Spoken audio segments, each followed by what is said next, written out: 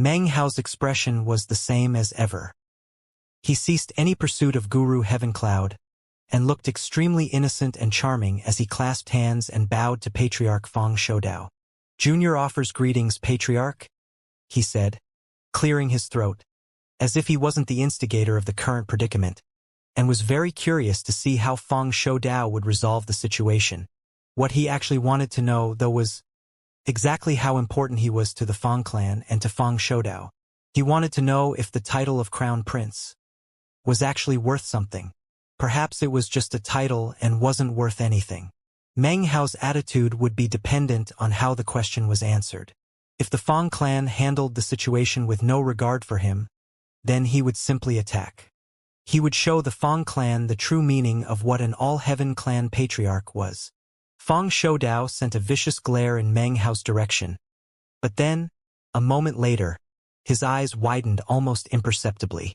Behind him were 5 or 6 clan elders, including the Grand Elder Feng Tongtian, all of whom heard Guru Heavencloud's enraged words as they walked out of the teleportation portal. Once again, Guru Heavencloud said, "Senior Shoudao, please take the lead in presiding over justice." At the same time, the magenta-robed cultivators in the bazaar all clasped hands toward Feng Shoudao and joined their voices together to say, "Senior Shoudao, please take the lead in presiding over justice." Their conjoined voices boomed out like crashing waves, causing an unsightly expression to appear on Feng Shoudao's face. Inwardly, he was slightly suspicious about exactly what was happening. He once again looked over at Meng Hao, expression grim. After a long moment passed, he gave a cold harumph and said, "Feng Tongtian, you and the other elders resolve this situation." Feng Tongtian looked back at him in shock. Even as he stood there hesitating, one of the other Feng clan elders stepped forward, clasped hands, and bowed toward Guru Heavencloud. "Fellow Taoist Heavencloud, please calm yourself." This truly was an instance of carelessness on the part of the Feng clan. We can explain. Meng Hao had seen this old man before. He was an elder from one of the neutral bloodlines. As the words left the man's mouth, Meng Hao's expression remained completely calm. However, his eyes turned icy cold. Meng Hao immediately apologized to Guru Heavencloud. "And give back the thing you stole," the elder said harshly. "As the crown prince, you must set a proper example for others. What you've done here is simply outrageous." There were 2 reasons this elder rushed to be the first to speak. The first was that he sensed that Patriarch Shoudao wasn't very pleased with the situation. The second was that he had many connections with the Heavencloud Bazaar, and wished for the situation to be resolved as quickly as possible. From his perspective, his decision not to side with Meng Hao was quite proper. After all, the Feng clan wasn't in a position to be antagonizing too many people, not even for the sake of the crown prince. Although Meng Hao had performed some incredible services for the clan, personal interests should never be placed above the interests of the group. Sometimes it was simply necessary to back down. He wasn't the only one who had similar thoughts. The other elders, even the 2 who were members of Meng Hao's bloodline, all felt that the best way to resolve the situation was to chide Meng Hao. One by one, the elders began to chime in. "Haoer, you shouldn't have killed anyone here. Apologize immediately. Fellow Taoist Heavencloud, this was just a matter of the Feng clan's crown prince acting a bit impulsively. Let's drop the matter. All right? That's right. Haoer, what are you doing just standing there? Apologize right now." As the elders spoke one after another, Guru Heavencloud began to laugh coldly in his heart, and also sighed with relief that the Feng clan members were reasonable people. In his mind, after Meng Hao apologized, there would be no way for him to pursue the matter further. He himself would be able to sell the jade pendant to the Feng clan, although for a higher price than before. After all, he couldn't quite resolve himself to the idea of letting Meng Hao away completely scot-free after what he had done. He felt certain that the Feng clan wouldn't be willing to antagonize people like himself lightly. After all, his cultivation base was at the point where all he had to do was make a breakthrough, and he could be a powerful enemy to any sect or clan. Once that happened, unless they went all out to exterminate him, he would be able to cause them unending problems in the future. Similarly, He didn't dare to deeply offend any of the powerful clans. That was why he always tried to maintain a certain level of imperiousness in his actions. He would never exceed that level too much, but he would likewise never become more submissive. As soon as he heard what the elders were saying, his face relaxed, and he clasped hands and bowed to the Fang clan elders. "Since this was a misunderstanding, then I'll let it go," he said with a light, casual sigh. "We can simply blame my junior brother for being too boorish, which led him to an unfortunate and terrible death. As for the stolen item, since the crown prince of the Fang clan took a liking to it, then please take it. In fact, I don't even want to have it returned. I just hope that the Fang clan won't slaughter me and my people." Although he was smiling bitterly, his heart was filled with venomous malice. In this situation, he was using a tactical retreat to advance his interests, using weakness to defeat strength. Instead of demanding that the Fang clan strip Meng Hao of his title of crown prince, he would force them into doing it themselves. He wouldn't just deal him a flesh wound, he would stab him to the bone. After all, he viewed himself to be the reasonable one. The people who had died were from the Heavencloud Bazaar. Not only had Meng Hao killed them, he had also stolen their goods. Guru Heavencloud was counting on all of that to lend weight to his demands. In the end, it seemed to work out exactly as he had expected. In response to Guru Heavencloud's words, the group of Fang clan elders frowned and began to rebuke Meng Hao even more harshly. "Hao, this is disgraceful. Apologize right this instant, Hao. Do you really want to humiliate the entire clan because of your personal affair? Meng Hao, get down on your knees." The last sentence was uttered by the first elder who had begun speaking moments ago, the one from one of the neutral bloodlines. Meng Hao's face had remained placid from start to finish.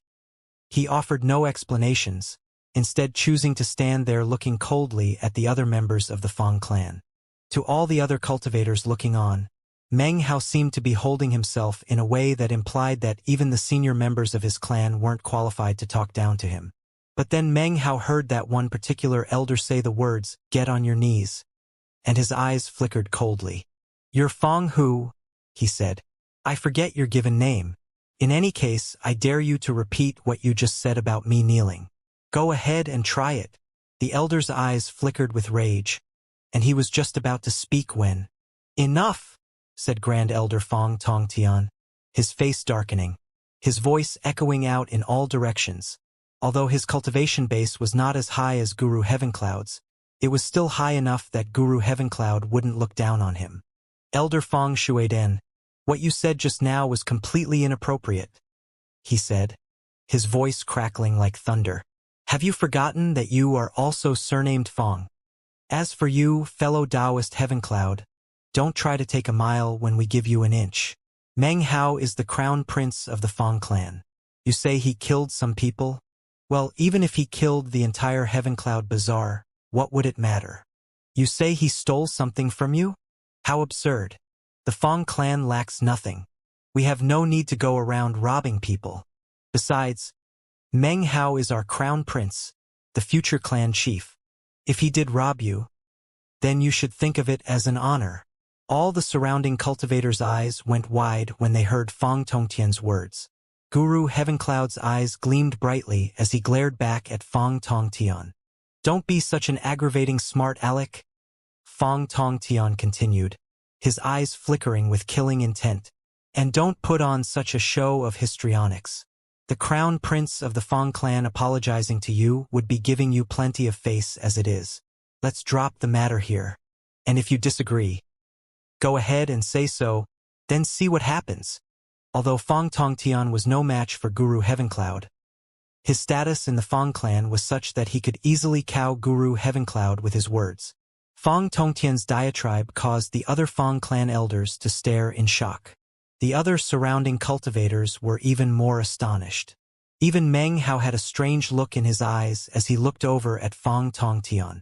If he remembered correctly, Fang Tongtian had been punished, locked away in secluded meditation because of the chaos that had broken out on planet East Victory on his watch. For him to appear here now indicated that he must have been pardoned. Guru Heavencloud glared at Fang Tongtian, then began to laugh in fury.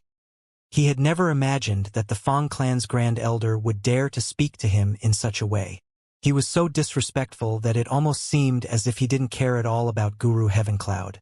He had practiced cultivation for ages, and in the many years after taking control of the Heavencloud Bazaar, he had had dealings with all the major sects and clans. They were always amiable, and neither he nor they ever tried to offend or antagonize each other. They always spoke very politely to him, so this was the first time he had ever heard any person from any sect or clan talk to him in such a way. As his angry laughter rang out, Guru Heavencloud seemed to struggle to control himself. He took a deep breath and then clasped hands and bowed deeply to Fang Shoudao. Gritting his teeth, he angrily said, "Senior Shoudao, is this the Fang clan's stance in this matter? You kill my disciples and steal my belongings. Do you want to force me into a corner? Senior Shoudao, I once again ask for you to take the lead." Before Guru Heavencloud could even finish speaking, Fang Shoudao suddenly flicked his sleeve. "Shut the hell up," he said, his voice booming like thunder. The entire asteroid field shook, and the Heavencloud Bazaar trembled on the verge of collapse. Numerous surrounding cultivators coughed up blood, and Guru Heavencloud was shoved backward, blood spraying out of his mouth, his eyes shining with shock and disbelief. It wasn't that he had never encountered Dao realm experts before. On the contrary, he had actually met most of them. Considering his status and cultivation base, Dao realm cultivators usually treated him very respectfully and even kindly. This was the first time that anyone in the Dao realm had ever disregarded him in this way. When Fang Tongtian saw Fang Shoudao's burst of anger, his eyes flickered, but he didn't say anything. However, the other elders' faces fell, and their hearts suddenly seized with fear. That was especially true of the elder who had rebuked Meng Hao and told him to get on his knees. That man's heart began to pound with confusion. From his perspective, Meng Hao had performed services for the clan, but even the Crown Prince, a direct bloodline descendant of the Fang clan, would be forced to back down in the face of the interests of the clan as a whole. And yet, Fang Shoudao's attitude seemed to be the opposite of that. Fang Shoudao suddenly turned to look at the clan members responsible for maintaining the teleportation portal. "Let me ask you, when Hauer sent word to us, what exactly did he tell you to say?" The clan members immediately began to tremble, and one of them responded, "The Crown Prince, he said, to ask the Patriarch, you sir, whether or not you wanted to change the name of the Heavencloud Bazaar to the Fang Clan Bazaar." Fang Shoudao paused to think for a brief moment, then looked up and spoke, his booming words echoing out through the entire asteroid field, and even echoing out into the void beyond. "The Heavencloud Bazaar is in collusion with enemy clans. They plotted to harm the Crown Prince of the Fang clan in order to foment civil war in Ninth Mountain and Sea. They even falsely accused our Crown Prince of robbing them, all with the intention of provoking us. This crime cannot be forgiven. Transmit orders to the entire Fang clan. Exterminate the Heavencloud Bazaar. Leave no one alive. Henceforth, this place will be called the Fang Clan Bazaar." Guru Heavencloud's mind spun, and his face was filled with an expression of shock and disbelief. "Senior Shoudao," he cried. Guru Heavencloud wasn't the only one who was shocked. All of the cultivators in the Heavencloud Bazaar were completely shaken by Fang Shoudao's words, and could scarcely believe what they were hearing. The title of Crown Prince was simply that, a title, and yet the Fang clan seemed ready to go to war, and even make an enemy of someone who could step into the Dao realm at any time. It completely defied reason. Even the other Fang clan elders gasped in response. "Patriarch, this?" The elder who had reprimanded Meng Hao the most severely began to speak, his voice hoarse. However, even as the words left his mouth, other Fang clan disciples stepped into the teleportation portal to go spread word to the Fang clan on planet East Victory. "Senior Shoudao, sir, what's going on?" asked Guru Heavencloud, his face flickering. "This was just a misunderstanding. Didn't we already make that clear?" His heart was now starting to thump. He actually didn't want to be forced to break through to the Dao realm. After all, it was a critical matter of life and death. The only thing that was explained clearly was why the Crown Prince of the Fang clan attacked you. Fang Shoudao responded immediately. What will happen now is that you will be punished for daring to use deadly force to try to punish the Crown Prince. My Fang clan's Crown Prince, Howard, has incredible latent talent and is matchless in the entire world. He is a Qilin of the Fang clan, and of all the members of the junior generation, I favored his grandfather the most. His father is also one of the young lads I look most kindly upon. And as for Meng Hao himself, I will risk my life for him, for the sake of protecting a chosen of the Fang clan. He is our future clan chief. He is our future patriarch. He is the most precious person in the entire clan, the most cherished one of us, the most important person. Fang Shoudao's proud voice echoed out in all directions, causing the other members of the Fang clan to stare with wide-open mouths. All of the other cultivators in the area were also looking on in shock. Even Meng Hao had to clear his throat. His face was a bit flushed, not with bashfulness, but with true embarrassment. Anyone who dares to provoke him is provoking the entire Fang clan, Fang Shoudao declared. Anyone who dares to harm him will provoke the Fang clan into instant action, even if that action is a war of mutual destruction. Howard is absolutely one of a kind in the Fang clan, and there's not enough time in the day to show our care and affection for him. Heaven Cloud, you brat. I can't believe you actually dared to berate Howard, much less slander him. I'm going to kill you. His voice echoed out in all directions, pouring into the ears of every person present, causing them to stare in shock. Virtually everyone who was listening got the impression that he was actually ingratiating himself to Meng Hao. For him to say such things in this situation really seemed strange. In fact, it was obvious that he wasn't making this speech to the bystanders. It was clear that he was speaking directly to Meng Hao. However, this in itself caused everyone to be even more shocked than before. To hear such fawning words coming out of Fang Shoudao's mouth, especially to a member of the clan's junior generation, actually revealed an even more stunning truth. Guru Heavencloud's heart was pounding, and from Fang Shoudao's words, he could tell that there was something he didn't know about. Obviously, Meng Hao's status far exceeded that of a simple crown prince. He was obviously so important that Fang Shoudao was willing to publicly brown-nose him. This left Guru Heavencloud shocked to a profound degree. And you? Fang Shoudao continued, turning to glare angrily at the elder who had reprimanded Meng Hao earlier.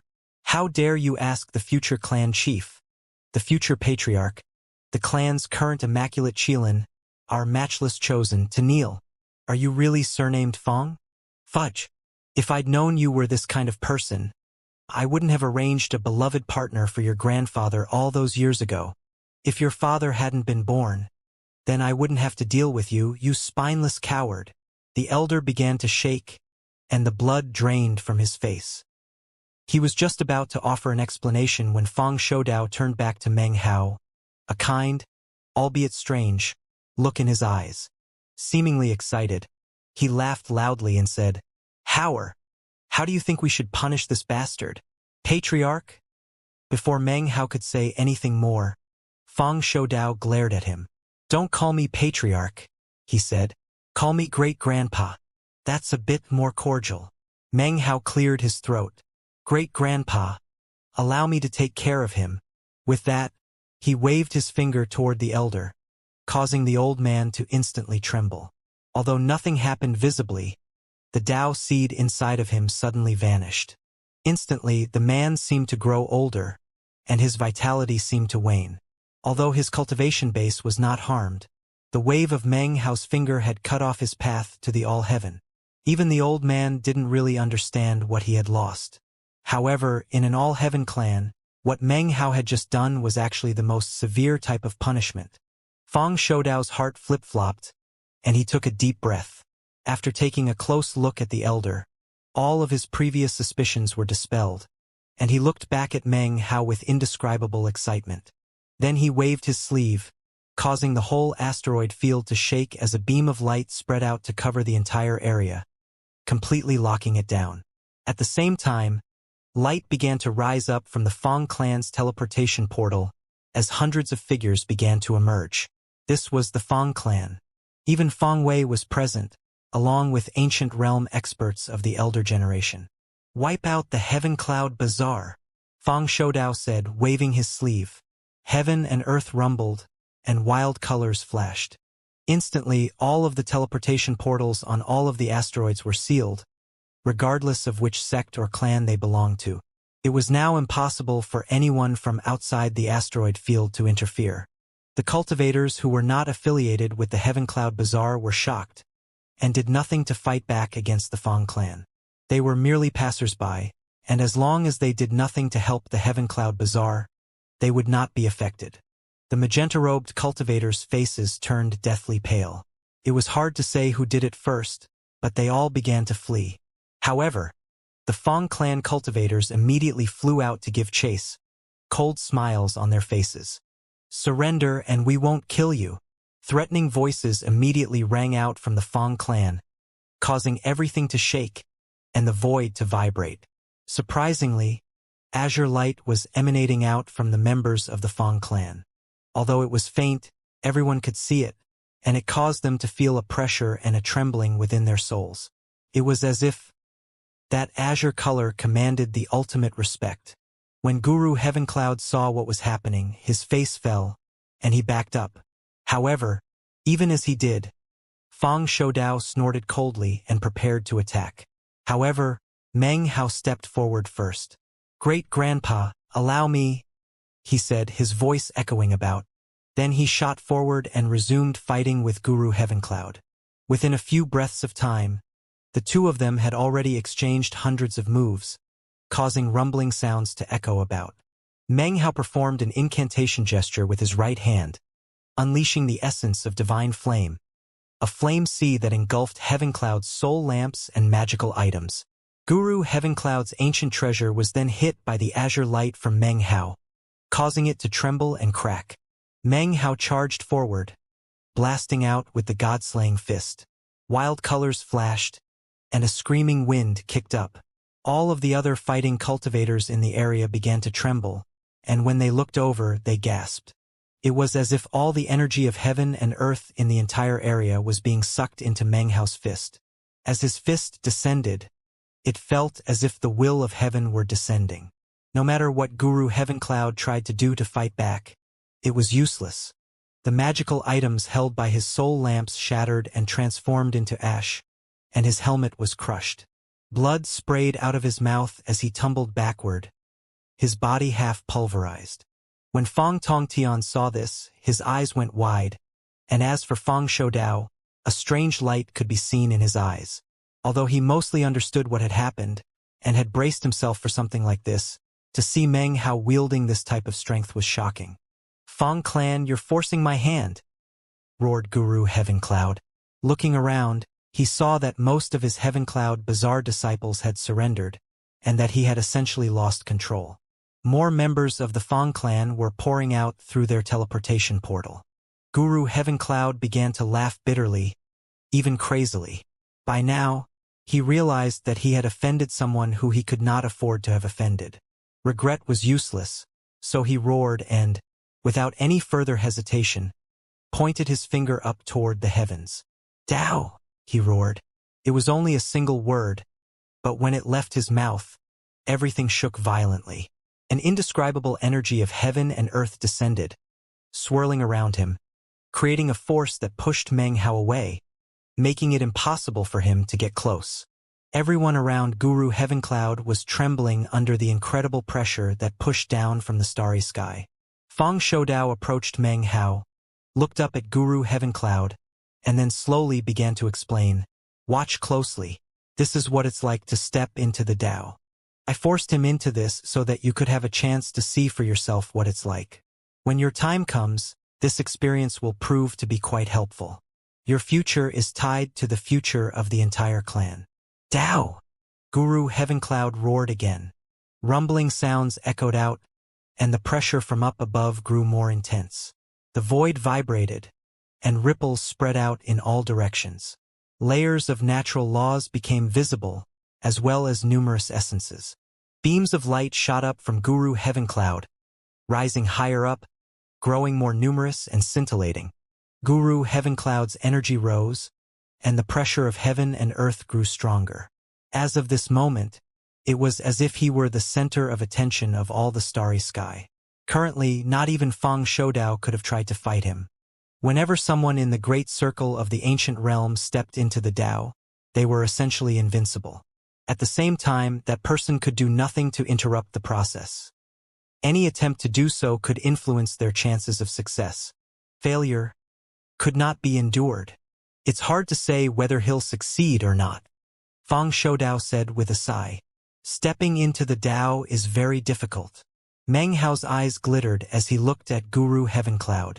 It was almost as if he were watching himself in the future, trying to step into the Tao. Tao! Guru Heavencloud's final shout caused the starry sky to tremble and roil as a huge vortex formed. Within that vortex crackled countless lightning bolts, and just beyond it was what appeared to be a path. It was impossible to tell exactly where that path led. That is the Tao and also a path. As Feng Shoudao's voice echoed out, Guru Heavencloud shot forward, going for broke as he charged into the vortex and stepped onto the path. A flash of concentration appeared in Meng Hao's eyes as he looked closely at everything that was happening. The Tao stepping path was a critical juncture when stepping from the ancient realm into the Tao realm. Despite all of his experience with cultivation, Meng Hao had never seen anyone step into the Tao before. Guru Heavencloud had offended someone he should never have offended, and now had no choice but to challenge this path. That was his only chance at getting out of the situation alive. Heaven and earth rumbled, and the starry sky shook. Most of the magenta-robed cultivators in the Heavencloud Bazaar had chosen to surrender. Those who had not were easily swept over by the Feng clan. By now, the Heavencloud Bazaar had truly become the Feng clan Bazaar. Guru Heavencloud himself was the only survivor. He was now charging toward the vortex at high speed.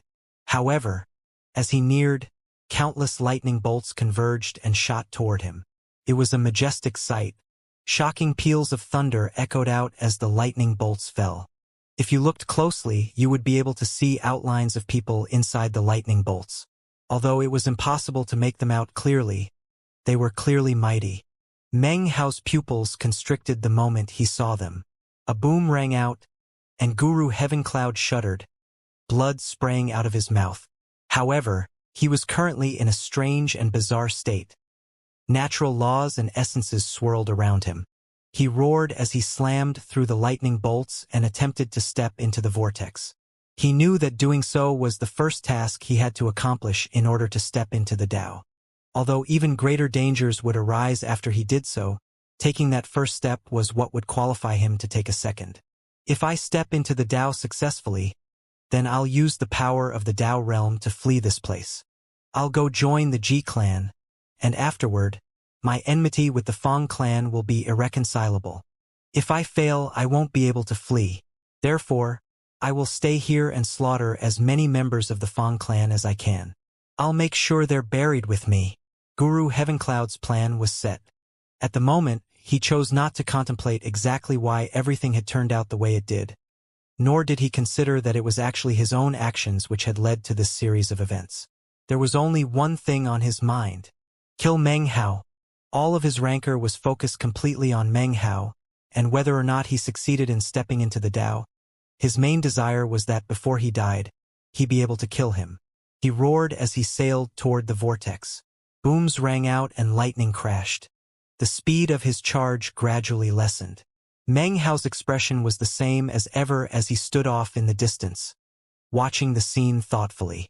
Feng Shoudao stood next to him, eyes also focused on the vortex up in the void. Guru Heavencloud has been ready to step into the Tao for years now, he said coolly as he watched Guru Heavencloud approaching the vortex. He just never dared to take that first step. Instead, he used his situation as a form of protection. Perhaps you could say that I'm helping him out, helping him to take that first step.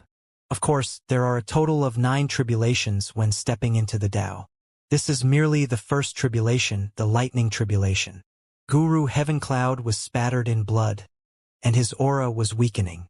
However, the feeling he gave off was that he would burst out with power on the verge of death. He roared, and shockingly, layers of mist and cloud formed around him, which alternated between transforming into rainwater and mist. Those were his essences.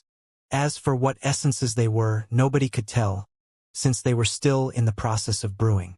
However, if Guru Heavencloud stepped into the vortex and then walked the path to the end, then his essences would fully and truly form. How far one could tread on the path, and the final realm one ended up in, was dependent on how many essences one possessed. Of course, the further one walked, the higher the chances of failure. A boom echoed out, and blood sprayed out of Guru Heavencloud's mouth. At the critical moment, he performed a double-handed incantation gesture, then pushed down on his forehead. Immediately, his cultivation base erupted, and he grew rapidly until he was several dozen meters tall. Then he shot onward toward the vortex. More lightning fell, and as it slammed into him, he began to shrink back down in size. Soon, he was only about 30 meters away from the vortex, and was already back to his normal height. His eyes shone with a light of madness. Roaring, he went all out, holding back nothing to charge forward. However, in the instant that he stepped into the vortex, a blast of mist shot out from inside. It transformed into a pike which pushed toward Guru Heavencloud. It barely poked him, but he let out a blood-curdling scream nonetheless as he was sent tumbling backward. No! As he fell back, countless lightning bolts descended, completely inundating him. Fang Shoudao shook his head. The second tribulation is coming, the weapon tribulation. This Heavencloud has an unstable Dao heart. His essences are not converged, and his willpower is shaky. It's not likely that he'll succeed in the weapon tribulation. Guru Heavencloud screamed as the mist pike continued to pursue him. The heavens trembled, and Guru Heavencloud began to laugh with bitterness as he fought back desperately. At the same time, more mist shot out from within the vortex. This time, the mist formed into 8 sharp weapons: saber, spear, sword, halberd, axe, hatchet, hook and trident. As soon as they appeared, they joined with the pike, transforming into 9 beams of light that shot toward Guru Heavencloud. By this point, the surrounding cultivators were all coming to the same conclusion. Guru Heavencloud was not going to succeed. "I refuse to accept this," he shrieked, fighting back with all his might. He refused to back down, despite the blood spraying from his mouth. With every wound that was inflicted on him, some of the mist of natural law and essence that surrounded him would merge into his body, restoring him. However, that restoration ate away at his power of natural law and essence, causing them to grow weaker and dissipate. When they fully disappeared, then that would indicate that his attempt to step into the Tao had failed. "The third tribulation is coming," Fang Shoudao said, looking into the vortex. Almost in the same moment that he spoke, shocking rumbling sounds could be heard from within the vortex, and 4 figures appeared. Each of these figures wore a black suit of armor. It was impossible to see their facial features, but all of them emanated indescribably murderous auras that caused the faces of all onlookers to flicker with shock. "The mountain and sea war generals," Fang Shoudao murmured, his eyes burning with fervor. As Meng Hao looked at the 4 figures, all of a sudden, the demon-sealing hexing magic inside of him began to stir. "Life-death hexing?" he thought. Almost as soon as he noticed the connection, the 4 figures suddenly turned toward him. Within their helmets, their eyes suddenly flashed with a strange light. As their gazes met, Meng Hao's mind trembled. Suddenly, it wasn't just the demon-sealing hexing magic that stirred inside of him. The Paragon's blood inside of his nirvana fruit was also affected. Gradually, he realized that there was some strange connection between himself and these 4 figures. "It's almost like I can control them," he murmured, shaken. "What did you just say?" Fang Shoudao asked, looking at him with wide eyes. In the same moment that Meng Hao was mentally shaken, Guru Heavencloud laughed shrilly, a laughter filled with desperation and madness. By now, he had also realized that he could not succeed. Stepping into the Tao was a difficult thing. To any cultivator of the great circle of the ancient realm, it was a deadly test that far exceeded the previous challenges of lamp extinguishing. The ancient realm was a terrifying place for any cultivator to be. After reaching that realm, they faced one deadly crisis after another. The only way to be free of such an existence was to successfully step into the Tao realm. Meng Hao, all of this is your fault, Heavencloud raged. His bitter laughter was tinged with even more madness than before, and his eyes were bright red. As of this moment, he chose what every person who failed to step into the Tao chose to do. Instead of hopelessly trying to continue to break through, he sucked the remainder of his natural laws and essences into his body, which would form his life force in the quasi-Tao realm. Anyone who failed to step into the Tao, and instead became a quasi-Tao cultivator, would have a severely limited longevity, which usually was linked to how many natural laws and essences remained after their failure. The more they had, the more longevity they would possess. If they had too few, then the number of years they had left could be counted on a single hand. Laughing bitterly, Guru Heavencloud sucked his breakthrough aura back into his body, along with the surrounding mist of natural law and essence. As he retracted the aura, the 9 mist weapons suddenly halted in place, ceasing their attack. Guru Heavencloud's body emitted rumbling sounds as the natural laws and essence merged into him. Then, his power erupted, passing the great circle of the ancient realm and reaching the quasi-Tao realm. He was now in a realm which was still half a step away from the Tao realm, and yet vastly exceeded the great circle of the ancient realm. After all, he still had natural laws and essences. Although they were incomplete, they were still shocking, to the point that even single-essence Tao realm experts would find it troublesome to fight him. After all, quasi-Tao experts were people who lived without hope and descended into madness. They knew exactly when they would die, as did everyone around them. And thus they were insane. Bitter laughter echoed out as Guru Heavencloud's body trembled and his aura changed. His life force faded away, and he was quickly surrounded by an aura of death. His longevity was consumed by the natural laws and essences. Assuming he didn't use damaging divine abilities or engage in combat, he would live at most about 100 years. When that time passed, he would be dead in body and spirit, without the slightest remnant of his existence left in the world. To mortals, 100 years was an entire lifetime. But to cultivators, 100 years would pass very quickly. Of course, if he ended up fighting in battle, his remaining time would decrease even more quickly. Limited longevity. Enmities must be avenged. Grievances must be requited. Guru Heavencloud laughed. It was a laughter more ugly than weeping. His eyes bulged, and the aura of death surrounding him grew even stronger. Madness filled his eyes as his deranged laughter echoed out in all directions, transforming into a tempest that caused all light to dim and the heavens to tremble. Boundless ripples spread out. Guru Heavencloud's energy was now greater than it ever had been in his entire life. Meng Hao! He cried venomously, looking over at Meng Hao with boundless killing intent. In the next instant, Guru Heavencloud stepped toward Meng Hao. Before he could get close, Fang Shoudao snorted and prepared to make a move. But then, Meng Hao reached out and blocked his path. How are you? Fang Shoudao looked at Meng Hao and noticed the strange look in his eyes as he looked up at the vortex. The vortex was slowing down, apparently having lost interest in Heavencloud. It began to dissipate, the 9 sharp weapons having already returned back inside. However, the 4 black-armored figures were still standing outside, almost as if they had forgotten about the vanishing vortex. They were all looking at Meng Hao, as if he was of incredible interest to them. Meng Hao's heart was pounding. He didn't have time to pay any heed to Guru Heavencloud. The sight of the 4 black-armored figures caused the Paragon's blood inside of him to seethe, and the demon-sealing hexing magic to churn. Shockingly, he was somehow connected to those 4 figures.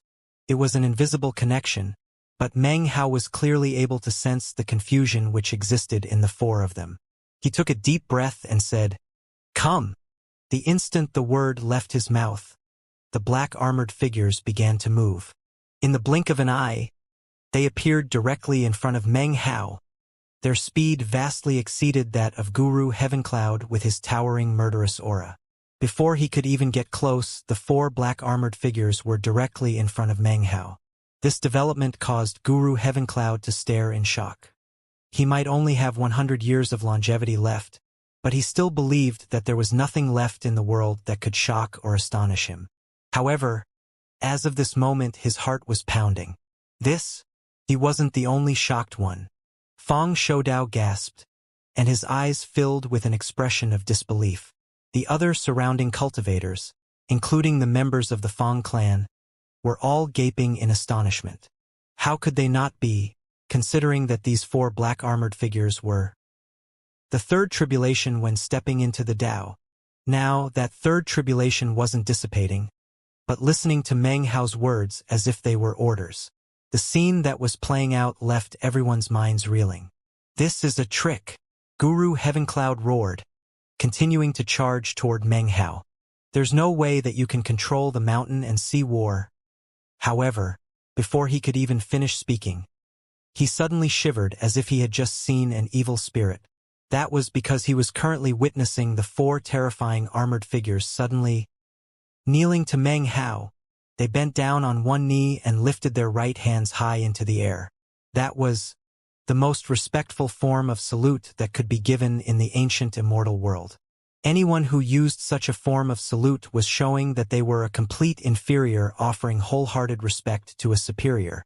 Massive waves of shock battered Fang Shoudao's mind as he gaped at the scene. He simply couldn't believe what he was seeing. Actually, he knew a bit about the history of his clan, and knew of the word all heaven. However, there were still many aspects of the matter that were unclear to him. Even his own cultivation base had been affected by the momentous bloodline changes not too long ago. A Tao seed had appeared inside of him as well, prompting an investigation by himself and Fang Yanxu. They had even gone to pay respects to the clone of the first-generation patriarch, and that was where they had gotten their answer. The clan's blood has changed. The will of the patriarch has come. He is the source of the Tao, the Fang clan's eternal patriarch. That was what the first-generation patriarch's clone had said. At the time, Fang Shoudao didn't quite understand what he meant. But as soon as he laid eyes on Meng Hao earlier, his heart had been shaken to the core. There was something completely shocking about Meng Hao, some aura that filled Fang Shoudao with fanaticism, and the desire to offer worship. Meng Hao could control the life or death of every member of the Fang clan, and could also control the Tao seeds within their blood. Even more astonishing to Fang Shoudao was that Meng Hao was clearly not an ordinary clan member anymore.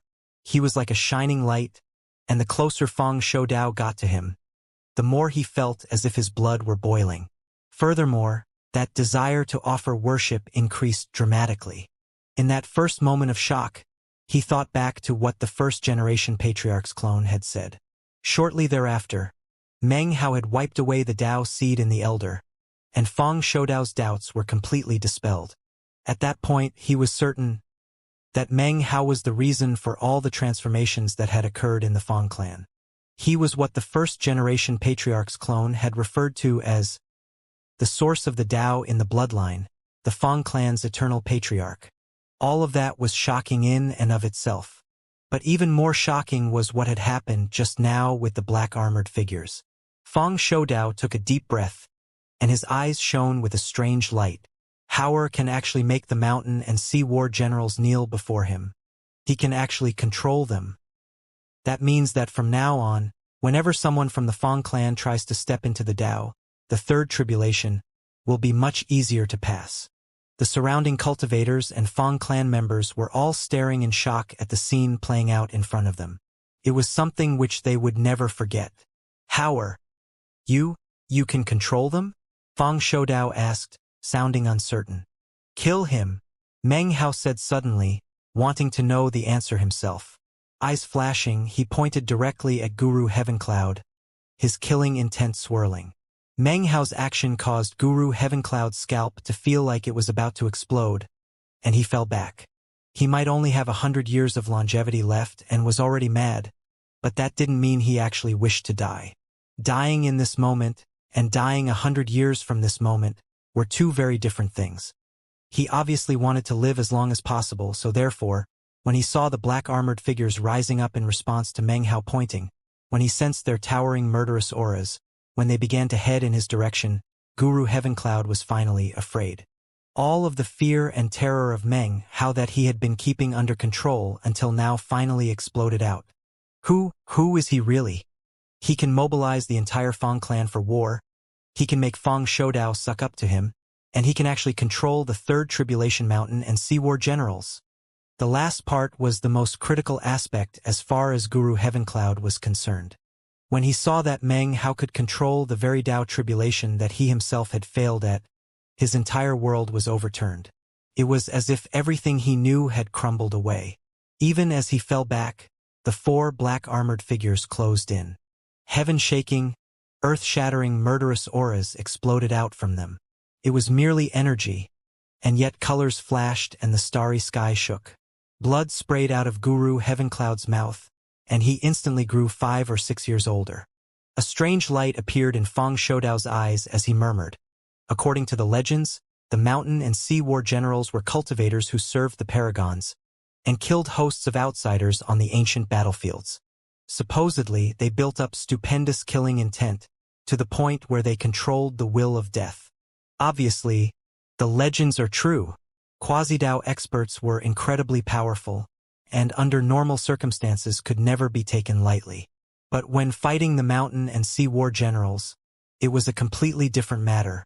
Their energy alone was enough to reduce Guru Heavencloud's longevity by 5 or 6 years. That alone attested to how terrifying they were, and left Guru Heavencloud in complete terror. He performed a double-handed incantation gesture and waved his finger in front of him, causing essence power to erupt out. Just as he was about to begin fighting, one of the black armored figures lifted its right hand and then made a chopping motion. That chopping motion caused the starry sky to rumble, as if it were about to be ripped apart. All of Guru Heavencloud's defenses crumbled. His body trembled, and in the blink of an eye, he aged by another 20 years. Blood sprayed out of his mouth as the second black armored figure made a chopping motion as well, followed by the third figure. The fourth black armored figure followed up with a fourth fluid chopping motion. Guru Heavencloud was completely incapable of evading these 3 strikes, nor could he resist them or fight back. Rumbling sounds filled the air, and more blood sprayed out of his mouth. He immediately aged by 20 years, 40 years, 60 years, 80 years. By this point, he had only a few dozen years of longevity left. He now looked completely ancient, and was surrounded by an aura of death. The mountain and sea war generals rebuke the Quasi-Tao realm. Fang Shoudao observed the 4 black armored figures with gleaming eyes. He could almost see images from some ancient era, in which a vast number of these mountain and sea war generals had fought with the paragons on countless battlefields. Meng Hao's mind also trembled as he watched the scene play out. Suddenly, Guru Heavencloud threw his head back and laughed bitterly. Meng Hao, do you dare to fight one-on-one with me?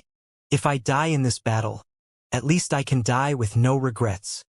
He feared the mountain and sea war generals, and how easily they could defeat him. He knew beyond the shadow of a doubt that he was going to die. But before that happened, he wanted to cut down Meng Hao. Meng Hao looked away from the 4 black armored figures toward Guru Heavencloud, and his eyes flickered with the desire to fight. You want to fight? Allow me to fulfill your desire. He began to stride forward, causing rumbling sounds to shake the starry sky. Shocking azure light rose up, and in the blink of an eye, he was in front of Guru Heavencloud. Immortal mountains descended, and the supernova magic exploded out, along with a violet moon. The 9th mountain appeared, and the blood demon roared. It all transformed into a maelstrom which rumbled out toward Guru Heavencloud. He attacked relentlessly and with a completely domineering air. The wave of a hand caused the essence of divine flame to rumble out, creating a burning sea of flames. Guru Heavencloud's face went pale, and he performing an incantation gesture, summoning countless divine abilities. In the blink of an eye, he and Meng Hao exchanged hundreds of blows. The battle was shocking, causing numerous asteroids in the asteroid field to shatter. The void vibrated, and the starry sky rumbled. At the same time, Guru Heavencloud's longevity continued to waste away. 13 years, 9 years, 6 years, 3 years, 1 year, 10 months, 7 months, 5 months, 3 months, 1 month, 27 days, 20 days, 13 days, 6 days, 1 day. Meng Hao's qi and blood surged, and his desire to fight soared. He took a step forward and punched out. It was the life extermination fist, followed by the bedevilment fist, and then the god-slaying fist. Die! He roared, his killing intent surging. These 3 fist strikes filled Guru Heavencloud with a sense of impending doom that was no weaker than what he had felt from the black armored figures. He threw his head back and roared bitterly, attacking with all his strength. Meng Hao was half a step into the all-heaven Dao immortal realm, and Heavencloud was a gasping, seriously wounded quasi-Dao cultivator. They were like 2 meteors which slammed into each other, causing colors to flash up above, and a huge wind to blast out. A massive tempest sprang up, obscuring everyone's vision. However, when it cleared, Meng Hao was hovering there in the starry sky, looking every bit like some sort of celestial warrior. In front of him was Guru Heavencloud, blood oozing out of his mouth as he looked at Meng Hao. His expression conflicted. He was filled with regret as his body cracked into pieces and transformed into ash that faded out into the starry sky. It was at this point that the 4 black armored figures clasped hands and bowed deeply to Meng Hao. Fang Shoudao and the other members of the Fang clan suddenly felt something inside of them, an azure light which shone out, just like Meng Hao's, eternal patriarch of the Fang clan. Fang Shoudao murmured excitedly. Guru Heavencloud was destroyed in body and soul. When he died, the 4 black armored figures bowed to Meng Hao and then transformed into beams of prismatic light that shot back into the vortex. The vortex had long since ceased rotating, and now looked like a black hole in the void. The 4 figures disappeared inside, and the black hole vortex vanished. As it did, the ripples in the starry sky faded away, and the void ceased to tremble. The pressure that came with stepping into the Tao disappeared, and everything returned to normal. However, the Heavencloud Bazaar forever had a new name. It became a new stronghold of the Fang clan. Fang Shoudao took a deep breath and concealed the expression of shock which had been pasted onto his face. He looked deeply at Meng Hao for a moment, then waved his hand, causing the shield to be removed from around the asteroid field. The teleportation portals were no longer sealed. Immediately, the terrified cultivators in the area began to leave. As they did, they glanced over at Meng Hao with fear and dread. To them, Meng Hao was not some immortal realm cultivator, but instead a powerful expert of the senior generation. He was an almighty figure who was completely removed from them. As can be imagined, the departure of all those cultivators almost immediately caused the news about Guru Heavencloud offending Meng Hao, and the resulting carnage to begin to spread throughout the 9th mountain and sea. It also ensured that Meng Hao's name once again was talked about far and wide. All clans and sects were shaken, and everyone realized that Meng Hao was a person who could not be considered to be in the junior generation anymore. He was on the same level as Quasi-Dao experts, or perhaps needed to be treated as even higher than that. The Fang clan's attitude in the whole matter explained everything. Everyone knew that if someone dared to treat Meng Hao with hostility, the entire Fang clan would respond with explosive violence. As for the magenta-robed cultivators who used to be disciples of the Heavencloud Bazaar, they stood there trembling, having long since surrendered. They were assimilated into the Fang clan, who had numerous ways of ensuring their future loyalty and devotion. The crowds departed, and soon, the only people left behind in the asteroid field were members of the Fang clan. There were a few hundred in total, all of whom were now looking toward Meng Hao with fanatical devotion. This was their crown prince. He could fight with Quasi-Dao experts and could even kill them. With a cultivation base and an identity like that, it was enough to cause the whole clan to be shaken and filled with zeal. Most important was the Dao seed inside all of the Fang clan cultivators. That naturally caused them to be even more respectful toward Meng Hao, although it was on a subconscious level that most of them weren't aware of. It was a strong subconscious desire, But after witnessing the grand display of Meng Hao slaughtering a quasi-Dao cultivator, it erupted out, causing their eyes to overflow with fanatical approval of Meng Hao. The handful of elders present were completely shaken. After exchanging glances, they looked around at the former Heaven Cloud Bazaar. Because of the scale and history of the place, it was a potential gold mine, and whichever clan member was assigned to watch over it would receive untold benefits. It was at this point that Grand Elder Fang Tongtian spoke up, immediately addressing the most important issue at hand regarding the bazaar. "Hower," he said, "who in the clan do you think would be best suited to running this bazaar?" His words also indicated to the other elders that Meng Hao had the ultimate authority.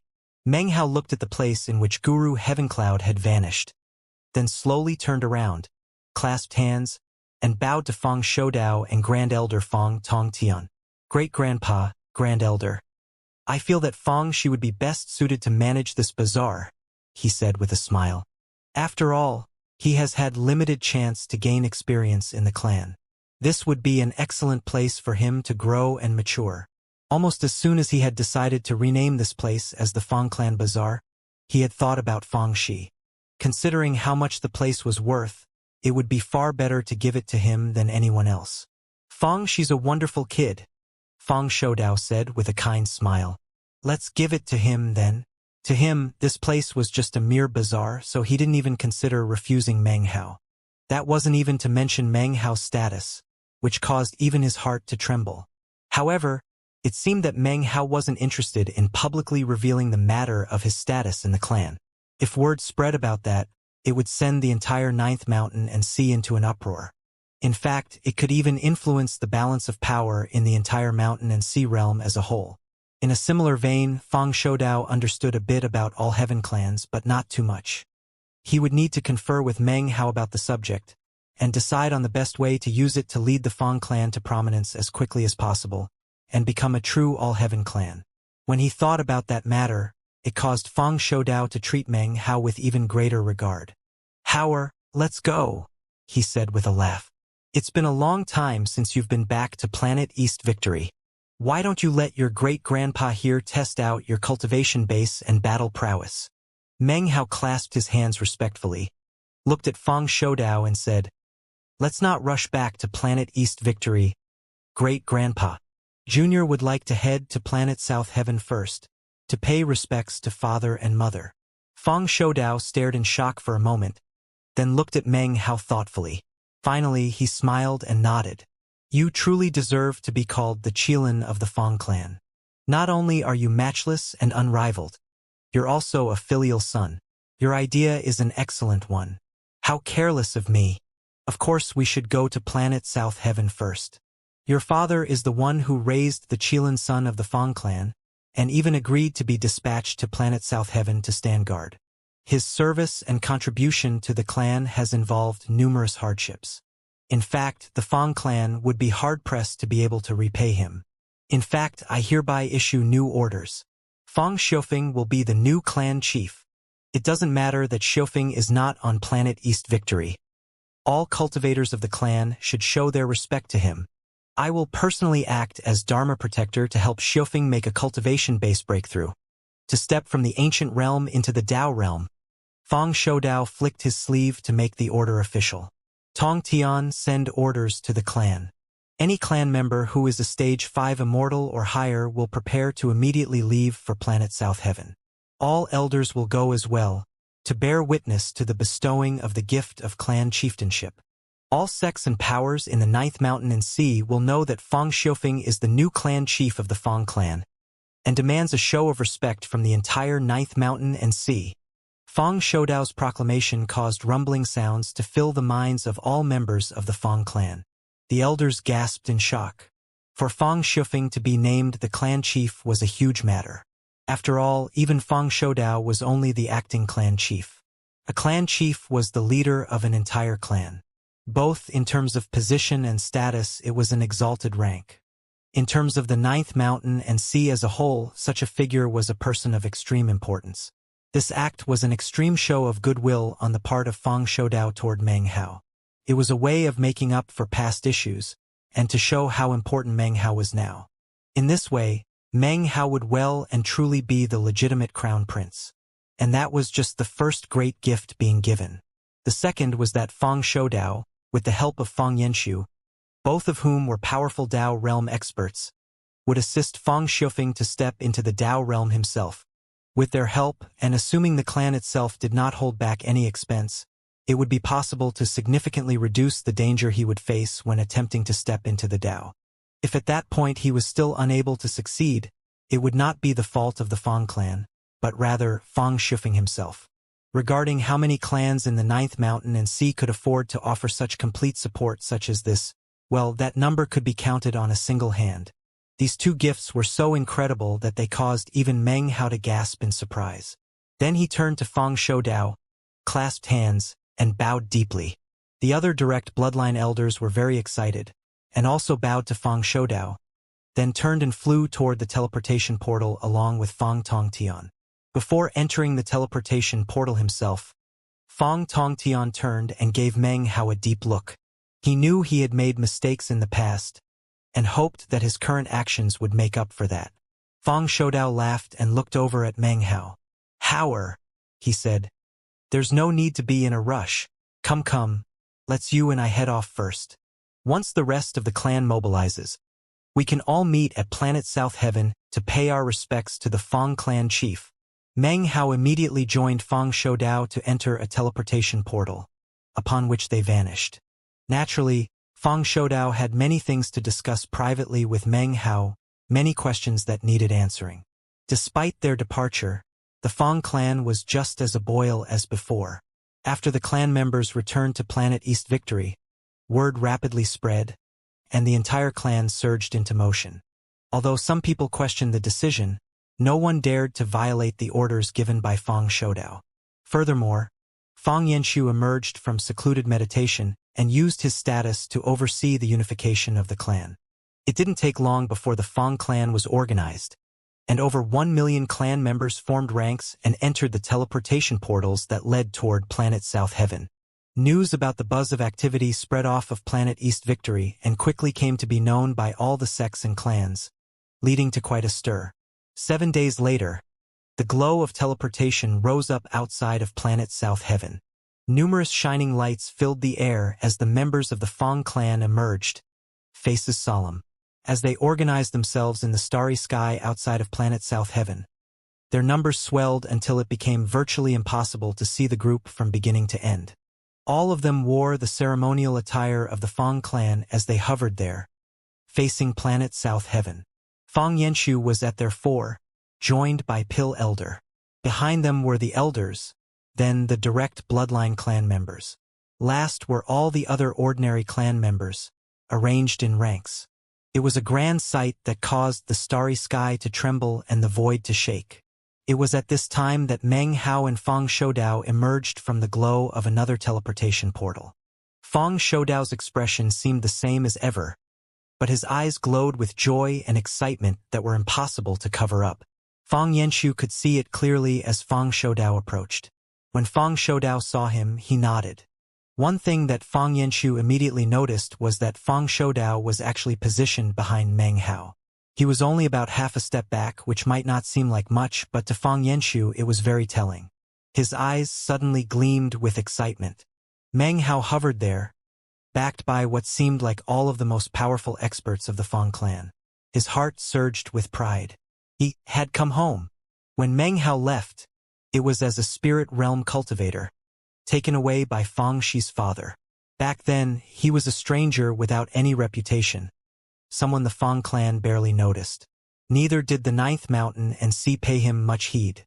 At that time, few people cared whether or not he lived or died. He left quietly, his parents looking on sadly. Upon leaving Planet South Heaven, he had told himself something. One day I'll come back, and I'll make Dad and Mom proud of me. Today he had come back. His cultivation base was no longer in the spirit realm. Instead, it was at the point where he could shake those of the terrifying quasi-Dao level. Even powerful experts of the senior generation would have to take him seriously and treat him as an almighty member of their own generation. He was no longer a stranger without any reputation. Meng Hao was so famous that his name came up in conversation virtually every day in the Ninth Mountain and Sea. After all, he was also Crown Prince Fong Hao. Nobody could afford to disregard him, not the Ninth Mountain and Sea, not Paragon Sea Dream, not the Mountain and Sea realm as a whole. He had come back, not alone, but rather with a host of Fong clan experts, all there to pay respects. Meng Hao hovered in the starry sky, looking in the direction of planet South Heaven, thinking about many things. Finally, he called out in a loud voice, "Dad, Mom, Howard has come back." As his voice rang out, all of the cultivators in the sects and clans of planet South Heaven trembled. They could all sense the massive pressure weighing down from the sky, and although they couldn't clearly see what was out there, they felt as if they were suffocating. It was as if countless beings were up above, emanating pressure, pushing heaven and earth to the point of collapse. In the great Tang of the eastern lands, in a tiny city controlled by the Fong clan, was a Tower of Tang. That was where Fong Xiufeng and Meng Li often went to look out into the starry sky and observe their children. That was where they had watched Meng Hao rise to prominence on planet East Victory, something which had filled them with happiness, anticipation, and hope. "Did you hear that?" Meng Li asked, quivering slightly.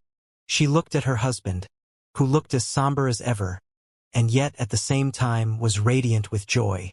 "I heard," Fong Xiufeng said, his tone extremely calm as he stood there. "You women are too excitable. You know how worldly wise I am, so this is nothing new. Isn't it just a big crowd? Why'd the kid have to make such a big deal over coming home? What a racket!" As he straightened out his clothes, Meng Li glared at him, clearly not very happy with his attitude. "Oh, be quiet," she said. "Don't tell me you're not pleased that your son got your whole clan to come pay respects. Stop pretending you don't care. You think I don't know you?" The two of them emerged from their house and flew up into the sky. "Women," Fong Xiufeng muttered coolly, ignoring his wife's words. They had just barely begun to fly up into the air when Fong Xiufeng suddenly blurted, "Wait, is this outfit all right?" He looked down and straightened out his garments one more time. "All we're doing is going to greet some elders and patriarchs, right?" Meng Li said, tongue-in-cheek.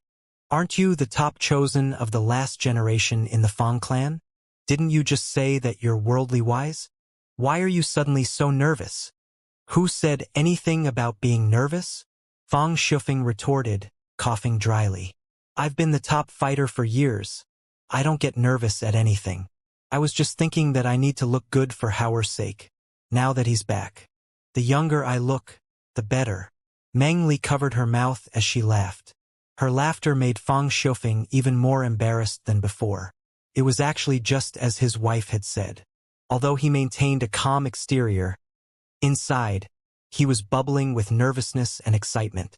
The Fong clan was his family, and although he had been willing to be stationed on planet South Heaven for Meng Hao's sake, he had never forgotten that he was part of them, not once. Therefore, to see virtually the entire clan here to pay respects was incredibly moving. Meng Hao's parents turned into two streaks of light that shot up into the starry sky outside of planet South Heaven, which was the border between it and the rest of the Ninth Mountain and Sea. This was the furthest they could go from the lands of South Heaven. As soon as they arrived, Fong Xiufeng looked at Meng Hao, at the two patriarchs standing behind him, and all the other countless clan members arrayed further back. Fong Xiufeng could keep his composure no longer. His face reddened as he clasped hands and made to bow. However, Meng Hao hurried forward and prevented him, then knelt down in front of him. "Howard pays respects to Dad and Mom," he said. Even as his voice echoed out loudly, all of the Fong clan cultivators, including the direct bloodline clan members, all clasped hands and bowed deeply. "We offer greetings, clan chief." As their voices echoed out in all directions, Fong Xiufeng stared in shock and disbelief. He looked at Meng Hao, and then all the familiar faces further off. Finally, his gaze came to rest on Fong Shoudao. "Patriarch, this Xiufeng, you are rendering a great service by standing guard here on planet South Heaven. Furthermore, you have made many other great contributions to the clan. I have already discussed the matter with the leadership in the clan, and from henceforth, you will be the clan chief of the Fong clan." Fang Shoudao gazed deeply at Fang Xiufeng, his expression somber as he also clasped hands and bowed. Fang Shoudao offers greetings to the clan chief. Fang Yanxu offers greetings too to the clan chief. As soon as the two patriarchs bowed, the direct bloodline clan members immediately lowered their heads and bowed. Greetings, clan chief! Greetings, clan chief! Their voices echoed out like thunder, causing the starry sky to tremble, sending ripples out into the void. The chorus of a million voices could even be heard down on the lands of planet South Heaven. Fang Xiufeng was trembling, and Meng Li gaped in shock. Meng Hao finally rose to his feet and walked over to his father and mother. He gazed at his mother for a moment, then gave her a big hug. How this? Meng Li was shocked at everything that was happening and looked at Meng Hao questioningly, unable to wrap her mind around what was happening. Previously, both she and her husband had assumed the clan coming to pay respects was a mere formality, an outward display of respect shown as a gift from the clan. However, despite guessing that there was another reason for the visit, neither of them could ever have imagined that it was to make Fang Xiufeng the clan chief. Mom, Meng Hao said, smiling. I'm the crown prince of the Fang clan. It's only natural that Dad should be the clan chief. I wouldn't accept anyone else but him. Although his words seemed casual, in truth, they carried a domineering air that only a select few could detect. Fang Xiufeng's eyes shone brightly, and he looked at Meng Hao with a somber expression. His lips moved slightly as he quickly transmitted some questions to Meng Hao. Meng Hao hid nothing. He briefly responded with a description of all heaven clans and Dao seeds, after which Fang Xiufeng trembled. So, it's called a Dao seed, Fang Xiufeng murmured. He had realized earlier that his energy was noticeably different than before, something he had previously found hard to believe. It had seemed completely outlandish. But now that he knew both the cause and the effect, Fang Xiufeng suddenly realized that it was just as Meng Hao had said. Other than himself, Meng Hao would never have approved of anyone else being the clan chief. That was one area that Fang Shoudao and Fang Yanxu had been worried about. Many thanks, Patriarchs Shoudao and Yanxu. Since the clan wishes that I be the clan chief, well then, I will do everything in my power to live up to the duty and obligation. Fang Xiufeng did not refuse. Suddenly, his energy grew more awe-inspiring. His eyes shone like lightning, and as he looked around at all the members of the Fang clan, his cultivation base erupted with power. In the blink of an eye, it turned into a tempest which shook the entire starry sky, causing all hearts to tremble. At the same time, soul lamps appeared around him, instantly revealing his cultivation base to be at the great circle of the ancient realm. He seemed not a bit less powerful than Guru Heavencloud. He was just a single step away from the Dao realm. Furthermore, that step could be taken at any time he wished. However, if he failed, he would end up in the quasi-Dao realm. The main reason he wished to avoid such an outcome was not because he feared death. No, he wanted to live as long as possible, so that he could strike fear into the hearts of any enemies of his son and daughter. As his energy surged out in all directions, the clan members who had previously been hesitant to accept this new development could suddenly sense how powerful Fang Xiufeng was. Furthermore, Fang Xiufeng was a sword cultivator. Sword cultivators were inherently powerful, so that, coupled with his cultivation base, made it so that at his full power Fang Xiufeng was clearly strong enough to fight with quasi-Dao experts. Even more shocking was that natural laws and essence also swirled around him. Although it might have seemed like he didn't practice cultivation while on planet South Heaven, the truth of the matter was that his cultivation had long since ceased to be practiced externally, and was all performed internally. The focus was no longer his fleshly body, but his heart. Up to this day, he had never revealed the full extent of his shocking power to anyone. Meng Hao's eyes glittered, and he suddenly waved his finger casually. No one other than Fang Shoudao could detect the meaning of that seemingly random act. As soon as Meng Hao's finger waved through the air, the Dao seed in Fang Xiufeng suddenly exploded with power. The azure glow which already existed inside of him grew more dazzling, until it was like a beam of azure light shining up into the starry sky. As soon as that beam of azure light appeared, Fang Xiufeng's energy grew even more powerful. Strange colors flashed, and all of planet South Heaven rumbled. Shockingly, the power of an all-heaven immortal was awakening in Fang Xiufeng. Because of that, the azure light in him grew even stronger. His cultivation base rotated and his blood surged. At the same time, an imperial will suddenly flickered in his eyes. When the members of the Fang clan saw this, they were completely shocked. As for Fang Shoudao, his eyes gleamed with a strange light and with excitement. Apparently because of the power of the bloodline, the initial awakening of the all-heaven immortal within Fang Xiufeng caused azure light to also shine up brilliantly from all the other members of the Fang clan. The starry sky shook, and the lands quaked. It was as if the entire ninth mountain and sea was being shaken. Even the mountain and sea realm trembled. Apparently, they were all bearing witness to the rise of an all-heaven clan. "Greetings, clan chief! Greetings, clan chief!" It was hard to say who began crying it out first, but soon the noise of the voices was even louder than before, echoing out like a storm. Meng Hao, on the other hand, looked exhausted. Although the wave of his finger had seemed simple, it left him feeling drained.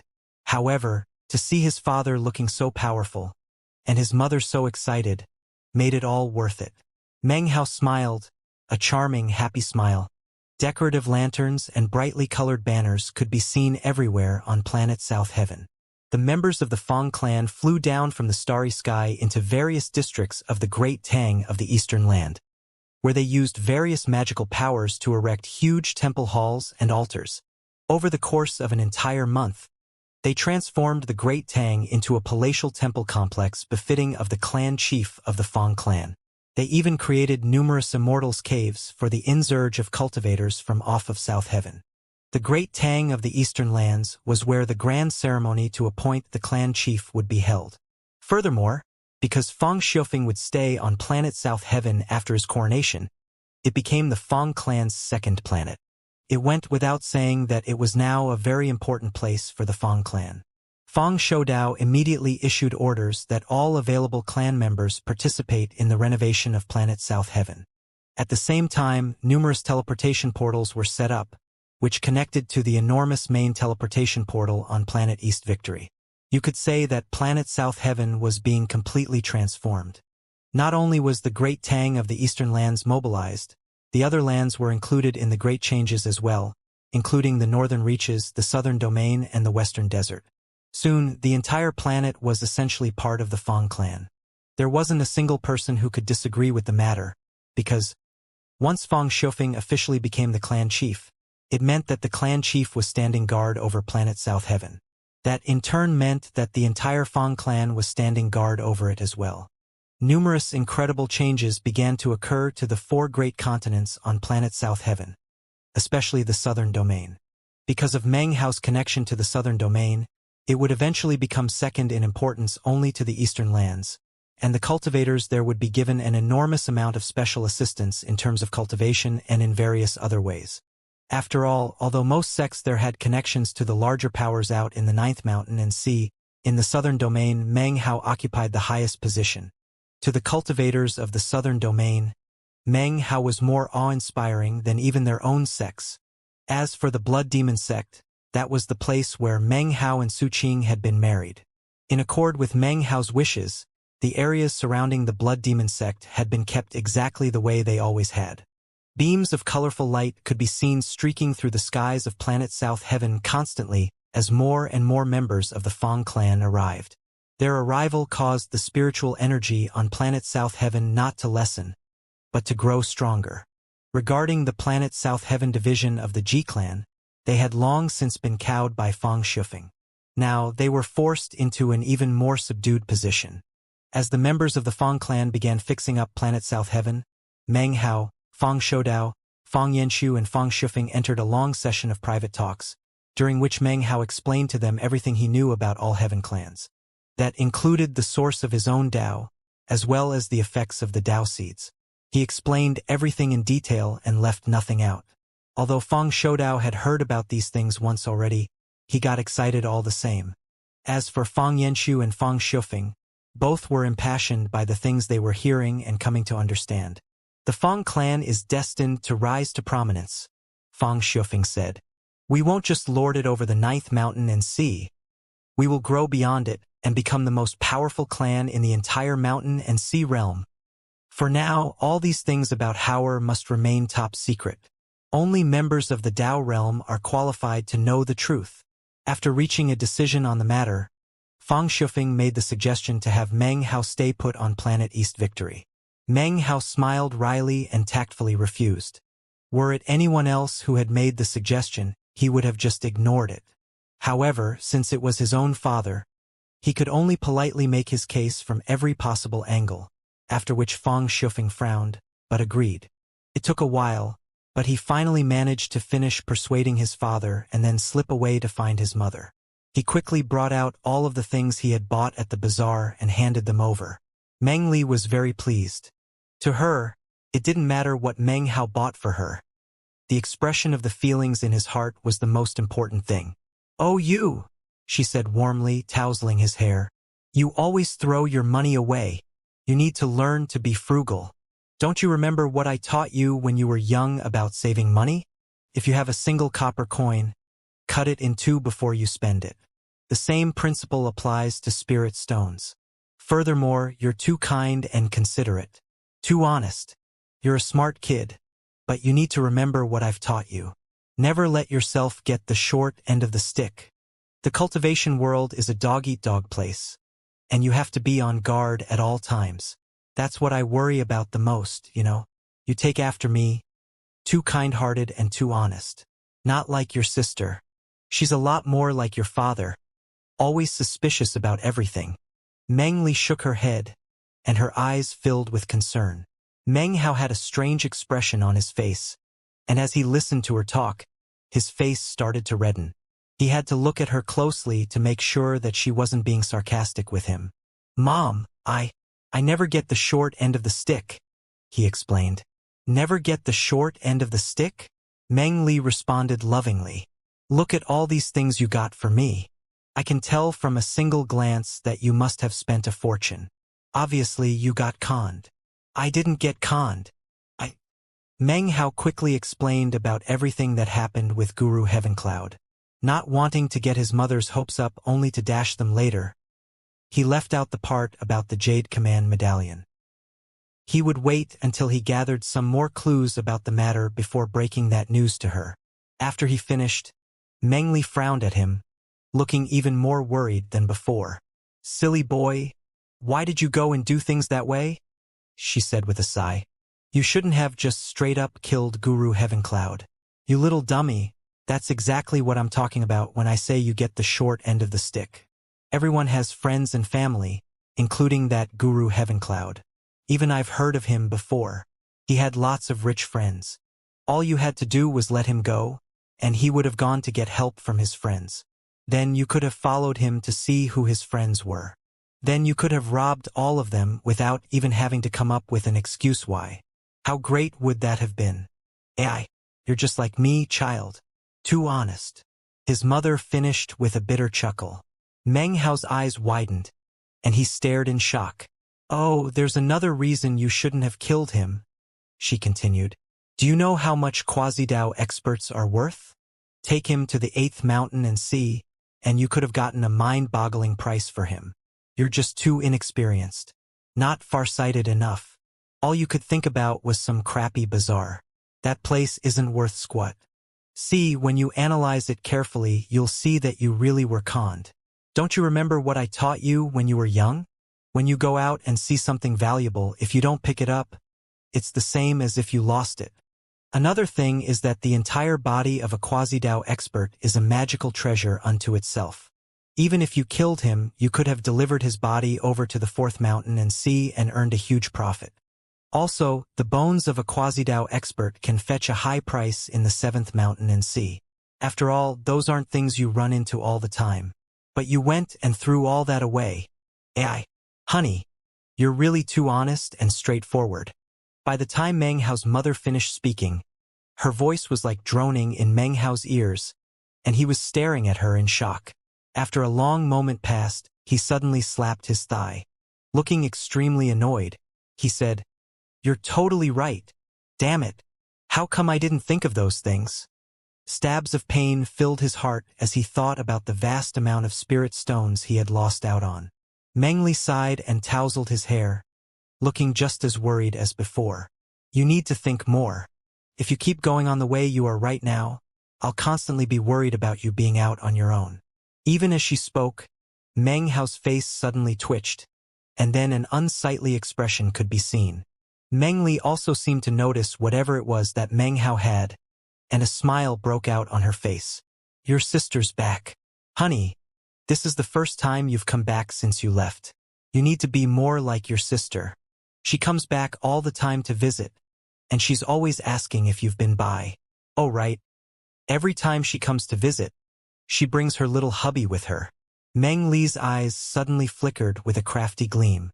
Just as she finished speaking, the front door of the building they were in collapsed inward with a booming crash. Meng Hao, you heaven-damned bastard. At long last I've managed to track you down. A young woman flew in through the rubble of the door, looking like an explosive dragon. Her cultivation base was profound. Apparently she was a stage 5 immortal. This was none other than Meng Hao's sister, Fang Yu. Thanks to Fang Shifeng's connections to the Emperor Immortal sect, she had been given a spot there. After joining, she continued to grow and progress. Although she couldn't be considered extraordinary among the members of her generation, she ascribed to the notion that slow and steady wins the race. With every breakthrough she made, her foundation grew stronger and more stable. The blow she had just delivered caused the entire building to shake. A look of astonishment appeared on Meng Li's face, and then suddenly she flashed off into the distance. You two haven't seen each other for years, she called out. Why don't you take some time to catch up? Howard, your sister had a fiery temper, but you're a big boy, so just grin and bear it. All right? Grin and bear it, my ass. Get back here, Meng Hao. I promise I won't beat you to death. I can't believe you foisted that bastard Sun Hai on me to get back at me. Why you? Am I your sister? Or is he your sister? Rage burning, Fang Yu roared and shot toward Meng Hao. You're my sister. He's a guy. He couldn't be my sister even if he wanted to. Meng Hao shot backward immediately. He actually felt a bit guilty, especially when he saw the fawning, servile baldy Sun Hai following close behind Fang Yu. Meng Hao's smile grew even more bitter.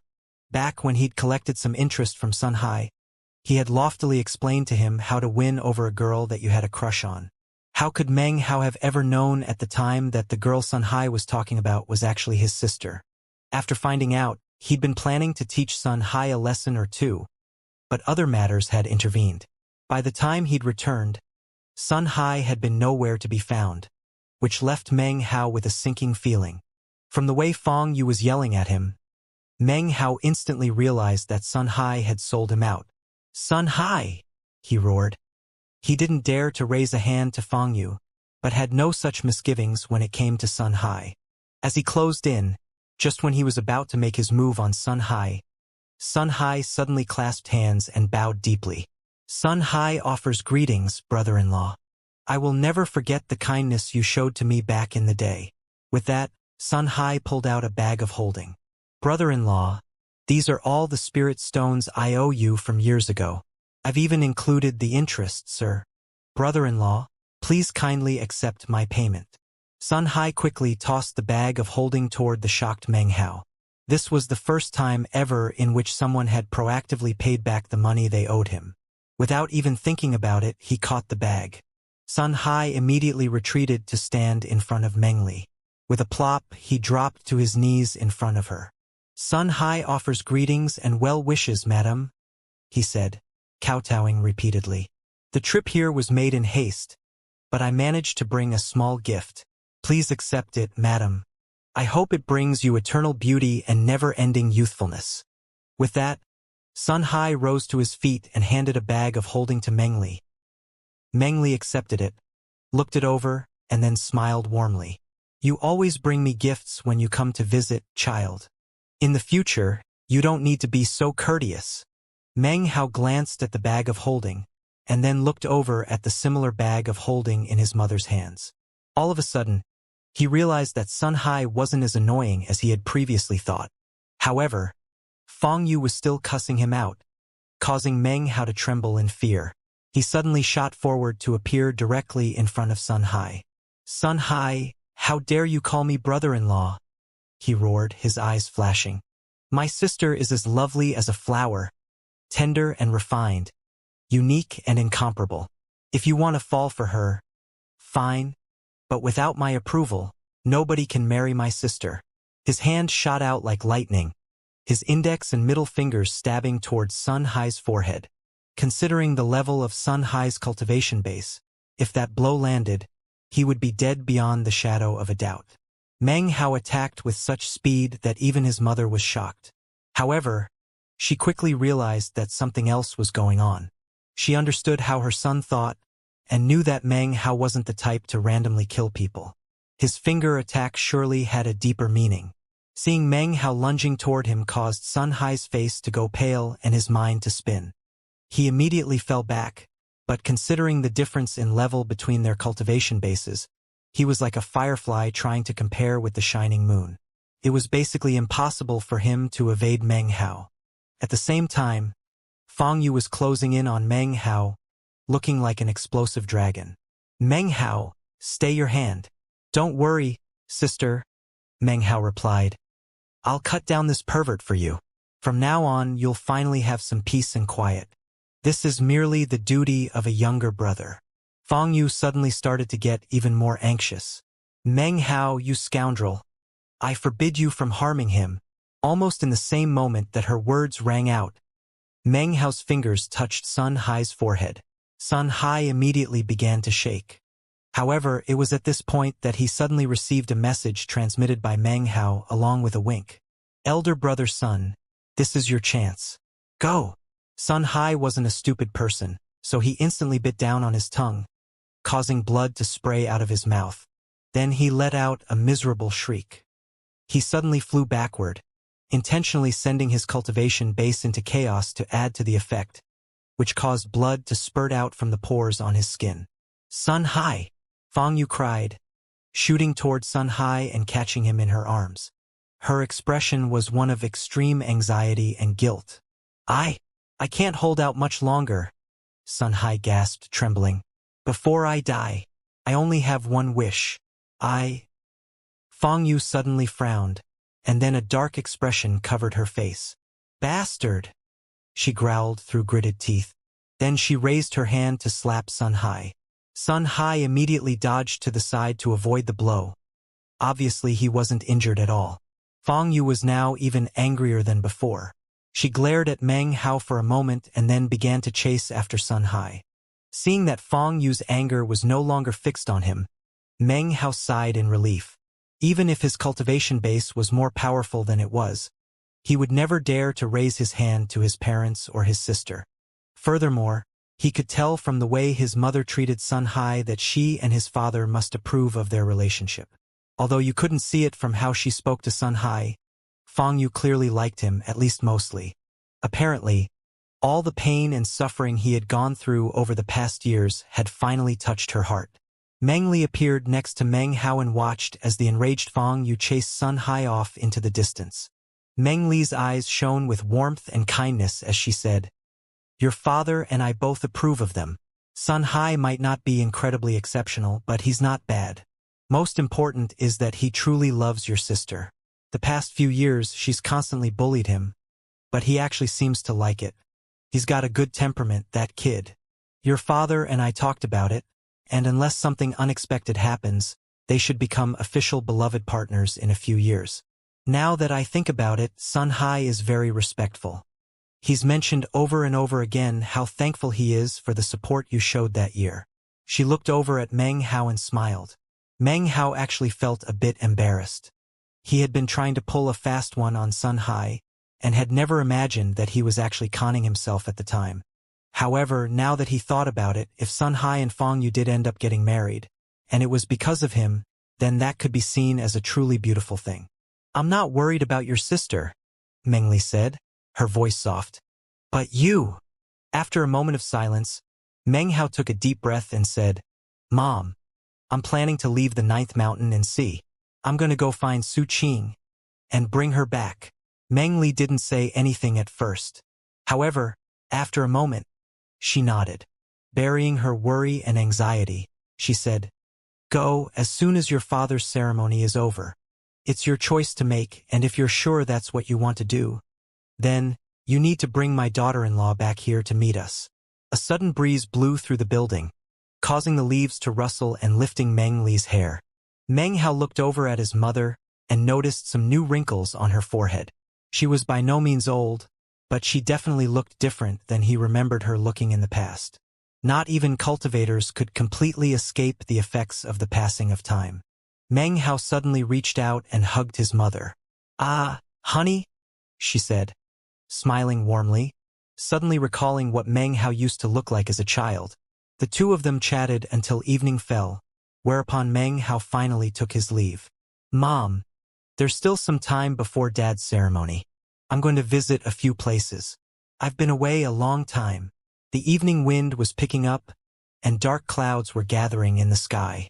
As Meng Hao left the courtyard of the Fang clan, the rumble of thunder could be heard, and great bean-sized raindrops began to pour down. Meng Hao used no magic to block the rain. Soon he was soaked through and through, and as he walked down the street, he looked around at the people scurrying about to avoid the rain. He shook his head and smiled. The rain made him think about the state of Zhao Mount Daqing and everything that had happened back in those days. Sighing, he continued along. As he walked, he could sense the boundless immortal power filling the lands of planet South Heaven. That came because of all the visiting Fang clan cultivators, who radiated an intangible energy. Among all that energy were two auras that shone as prominently bright as lanterns on a dark night. Those two auras belonged to Fang Shoudao and Fang Yenshu. Planet South Heaven was a unique place that Dao realm experts could not enter, so they had restricted their cultivation bases to the great circle of the ancient realm. As he sensed all of these things, Meng Hao's heart gradually grew tranquil. There was a lingering question that his mother had not asked him, and that he himself had not brought up. That was, if he left, when would he return? He didn't know. He had absolutely no idea how long it would be from the time he left the Ninth Mountain and Sea until he would be able to bring Suqing back to planet South Heaven to meet his parents. Maybe it will happen quickly, or maybe it will take a very, very long time. Meng Hao had a strange premonition that caused him to brood silently as he walked through the rain. He had lost track of time, and eventually he stopped and looked up, whereupon he noticed a distant wall. A huge gate could be seen in that wall, hanging outside of which was a lantern. The lantern swung back and forth in the heavy wind, and the heavy, driving rain plopped onto the canvas canopy, which covered the lantern, flowing together into a solid stream that then splashed onto the ground. However, the wick inside was of unconventional design and, although the flame flickered wildly, it didn't fade. It continued to burn, illuminating the character which was written on the canopy. It said, "Ji." This was the location of the Ji clan on planet South Heaven. This was the exact place where he had once broken down a gate to collect debts. He had never imagined that his strolling would subconsciously lead him here. "I guess it's just destiny," he thought. "I wonder if my old friends from all those years ago are still here." He walked up to the door and looked at the iron rings, thinking about how he had ripped the rings off of the doors back then. He chuckled, then reached up and knocked. The sound of the knock echoed out into the courtyard of the Ji clan. He only knocked once, then stood there waiting patiently. Almost immediately, the sound of a commotion could be heard inside the Ji clan ancestral mansion. Before long, the door slowly swung open, and Meng Hao could see several hundred members of the Ji clan lined up inside. At their head was the local Ji clan patriarch. He was no longer young like he had been before. He looked much older, and as he stood there looking at Meng Hao, a strange look could be seen in his eyes. After a long moment, he sighed, clasped hands, and bowed. "We offer greetings to the crown prince of the Fang clan." All of the other Ji clan cultivators bowed in unison with him. Ji Xiaoxiao was there in the crowd, wearing the clothes of a married woman. She was no longer young and pretty like she had been before. She looked old now, and she also had a conflicted look in her eyes as she looked at Meng Hao. It had been years since their last meeting, And yet, Meng Hao looked as dashing as he always had, or perhaps even more handsome than before. Every move he made caused an indescribable energy to spread out, creating a pressure that weighed down on everyone. It was as if he, standing there outside the door, were the center of the entire world. And yet, there stood Ji Xiaoxiao, long since married. An inexpressible bitter feeling rose up in her heart, and she bowed her head. Meng Hao looked around at the various members of the Ji clan and saw only a few familiar faces. A couple of the people he remembered fighting with in years back, plus there was Ji Xiaoxiao and Ji Tianyi. Ji Tianyi was now middle-aged, and his cultivation base was in the early Dao-seeking stage. He had since become an elder in the clan. He looked at Meng Hao with a complicated expression. Ji Xuelin? Meng Hao asked. He failed in spirit severing 7 years ago. He's dead. The person to answer Meng Hao was Ji Tianyi. Meng Hao stood there silently for a long moment. In the end, he decided that since he had just happened across this place while strolling about, he wouldn't enter. Looking at the familiar faces one more time, he clasped hands and bowed, then turned to leave. Wait a moment, Ji Xiaoxiao said through clenched teeth. As Meng Hao looked back, she threw a bag of holding over to him, which he caught. Those are all the spirit stones I owe you. The debt is clear now. Here's mine. Ji Tianyi also threw over a bag of holding. Meng Hao scanned them, then looked back at Ji Xiaoxiao and Ji Tianyi, and nodded. Henceforth the debt is clear, he said softly. The Ji clan paid special attention to karma. Were his cultivation base lower than theirs, they would be able to take the initiative in manipulating it. But now Meng Hao's cultivation base had long since reached the level that all they could do was look up at him from far below. They no longer had the initiative when it came to karma. He did. If Meng Hao wanted, he could refuse to clear the debt. As his cultivation base grew higher, the karma would grow even stronger, and the pressure on them greater. However, with the debt clear, they were finally free.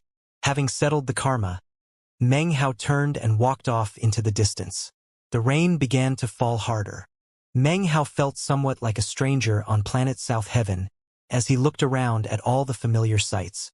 In his heart, this was his home, the place where he had grown up, and the place where he learned about cultivation. This was where he had laughed, developed his ideals, and thrived on his youthful energy. This was also the place where he had married Su Qing. The rain passed, and a rainbow appeared up above in the dawn sky. Meng Hao went to various places in the vast eastern lands. He went to the mountains where lay the immortal ancient Taoist Right Temple. Long ago, it had been a place of extreme danger to him. Now, nothing there was even worth paying attention to. He walked through the mountains, through that long, narrow path, and then finally reached the edge of the crater where the temple had once stood. He stood there for a long time, thinking. He recalled everything that had happened here, how he had taken the bronze lamp, and how everyone had chased him. The events in the subsequent days and nights had been like a sort of baptism. That was his first time he had truly become embroiled in the affairs of the ninth mountain and sea. As he stood at the edge of the crater, he sighed. Much time had passed. The mountains were still the same mountains, and there was grass everywhere just like before. However, the trees and other vegetation had changed. Although they seemed the same at first, their colors had deepened from the ones that he remembered. After a long while, he left. He went to the northern reaches and from there to the Milky Way Sea. As he passed over the water, he looked down at the waves and recalled everything that had happened there. He thought about Patriarch Reliance, the 10th Wang clan patriarch, and the Resurrection Lily. After crossing the Milky Way Sea, he found himself in the western desert. It was a vast place and was still mostly submerged by violet seawater. The violet sea was tranquil and lifeless. He proceeded along over the violet sea, eventually reaching the area the Crow divinity tribe had once called home. He sank down into the water there and looked at the mountains and valleys in the area, all places with which he was familiar. From there, he proceeded along under the water, telling himself that he was going to take all of the details about planet South Heaven and place them in his heart, in order to never forget. As he sped along under the surface of the violet sea, he eventually reached the south cleaving mountains, which seemed to stretch out endlessly. Eventually, he reached something that looked like a huge wall or a city gate, kept the violet sea out of the Black Lands. The Black Lands were now very different from how Meng Hao remembered them. They bustled, even thrived. Numerous cultivators scurried back and forth between there and the southern domain. Apparently, the southern domain was very accepting of the Black Lands cultivators. Over the years, the former powerful tribes of the Western Desert, as well as the native Black Lands power groups, had all thrived and grown powerful. Many northern reaches cultivators had settled down in the Black Lands and had come to call the place home. Their path of cultivation had been cut off by Meng Hao years ago. No matter how they cultivated, they could only reach a certain height. Their fates were sealed, and they were forced to atone for the crime committed by their ancestors from the northern reaches, when they had invaded the southern domain. The Crow Divinity tribe was now the largest tribe in the Black Lands and also the #1 power, with many other sects and clans subservient to them. Almost as soon as Meng Hao entered, he realized that there were statues everywhere. Some were large, some were small, but all of the important groups in the Black Lands had them. Those statues depicted Meng Hao. The largest of the statues was covered in spirit stones. When the sunlight fell onto it, it glittered resplendently with a multitude of colors. That statue was located on the highest mountain in the Black Lands, which belonged to the Crow Divinity tribe. That statue was the symbol of the Black Lands and represented the spirit of the cultivators there. Every so often, the members of the Crow Divinity tribe would gather around the statue to offer worship and sacrifices. As it happened, that was exactly what they were doing when Meng Hao arrived. He hovered there above the huge statue, looking down at all the Crow Divinity tribe members gathered around the mountain. There were tens of thousands of them, all prostrating themselves in worship. No one could sense Meng Hao's presence. It was as if he existed in a different world. 10 old men in resplendent robes stood apart from the tens of thousands of tribe members, eyes burning with passion. Raising their hands high into the air, they cried out, "Crow Divinity tribe, bow to the sacred ancient." In response to their call, tens of thousands of tribe members bowed low and joined their voices together in worship. As the sound echoed out, the tribe members looked at the statue with gazes of awe. From the look of it, if the statue were alive and gave them orders, they would follow those orders without question. Meng Hao's statue had replaced totems as the symbol of the cultivators of the Black Lands. Meng Hao hovered there in midair, looking down at the scene playing out below. He heard the voices of the crowds, and was also just able to detect that their worship contained vestiges of the power of Joss Flame. It was faint, but it was there. The 10 old men once again cried out with loud voices, "Crow Divinity tribe, bow to Patriarch 5th and Patriarch 3rd. Again, the crowds bowed in worship. A strange expression appeared on Meng Hao's face. He had noticed earlier that this particular statue belonging to the Crow Divinity tribe had a parrot attached to its shoulder, upon whose ankle was a tiny bell. The ceremony of offering worship continued. Meng Hao sighed, and was just about to leave, when all of a sudden, he said, eyes glittering brightly, he hovered in place and looked back down below him. What he saw was that the Joss flame power which emanated off of everyone because of their fervent worship was gathering around the statue. It then blasted up into the sky, where a vortex appeared. Although the cultivators down below couldn't see that vortex, Meng Hao could see it clearly. As it spun silently, a figure slowly appeared within it. It was a young man in a black robe whose appearance looked very similar to Meng Hao's. The main difference was that he had 2 black wings sticking out of his back. His expression was lofty as he descended from above to land upon the head of the statue. There, he sat down cross-legged, whereupon he began to breathe in the power of the Joss flame. He could not see Meng Hao, but Meng Hao could see him and knew exactly who he was. This was the creature which had been his follower for a brief period of time, the Black Bat. Although he now maintained human form, he still looked the same as before. Clearly, he was here to steal away the Joss flame sacrifice from the Black Lands. Meng Hao glared at the bat creature coldly. At the same time, he realized that the mastiff in his bag of holding had suddenly twitched and opened its eyes. A blood-colored gleam appeared, as well as an icy-cold aura. "You're interested in him, huh?" Meng Hao thought. He then recalled the so-called renegade spirit that the mastiff had absorbed back in the windswept realm, which had also been a bat. The black-winged young man was sitting there in meditation, absorbing the Joss flame power when, all of a sudden, he shivered. His eyes opened, and he looked around suspiciously. Although he didn't see anything, he still felt incredibly frightened, as if Meng Hao's presence caused him to be jumpy. He suddenly let out a bellow, causing ripples to spread out in all directions.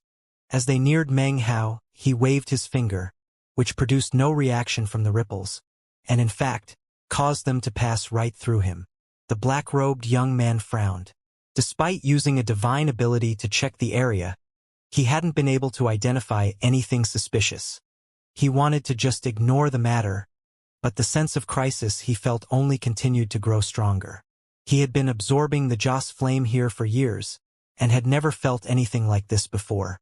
Finally, he gritted his teeth and flew up into the air to leave. He would rather abandon the Joss flame than run into any dangerous situations. However, in the same moment that he flew up, Meng Hao's eyes gleamed with a bright light, and he snorted. The sound seemed to reach out past the illusion that masked him, transforming into lightning which crackled in the sky.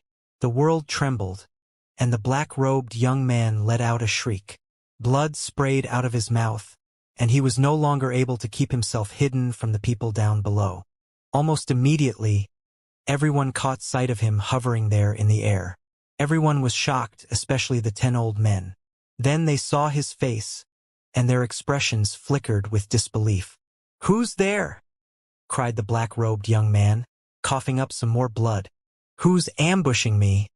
He was completely shaken, and yet, all he had heard moments ago was a clap of thunder, not a cold snort from Meng Hao. If he had heard Meng Hao, then he would never have been able to muster the courage to speak. "Sacred Ancient!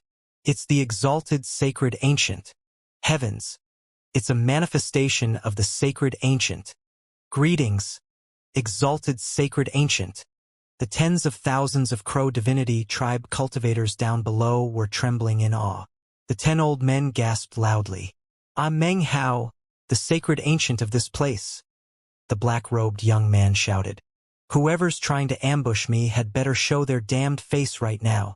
He took a deep breath, sucking in the Joss flame, causing a bright glow to rise up from him, and making him look every bit like a majestic immortal.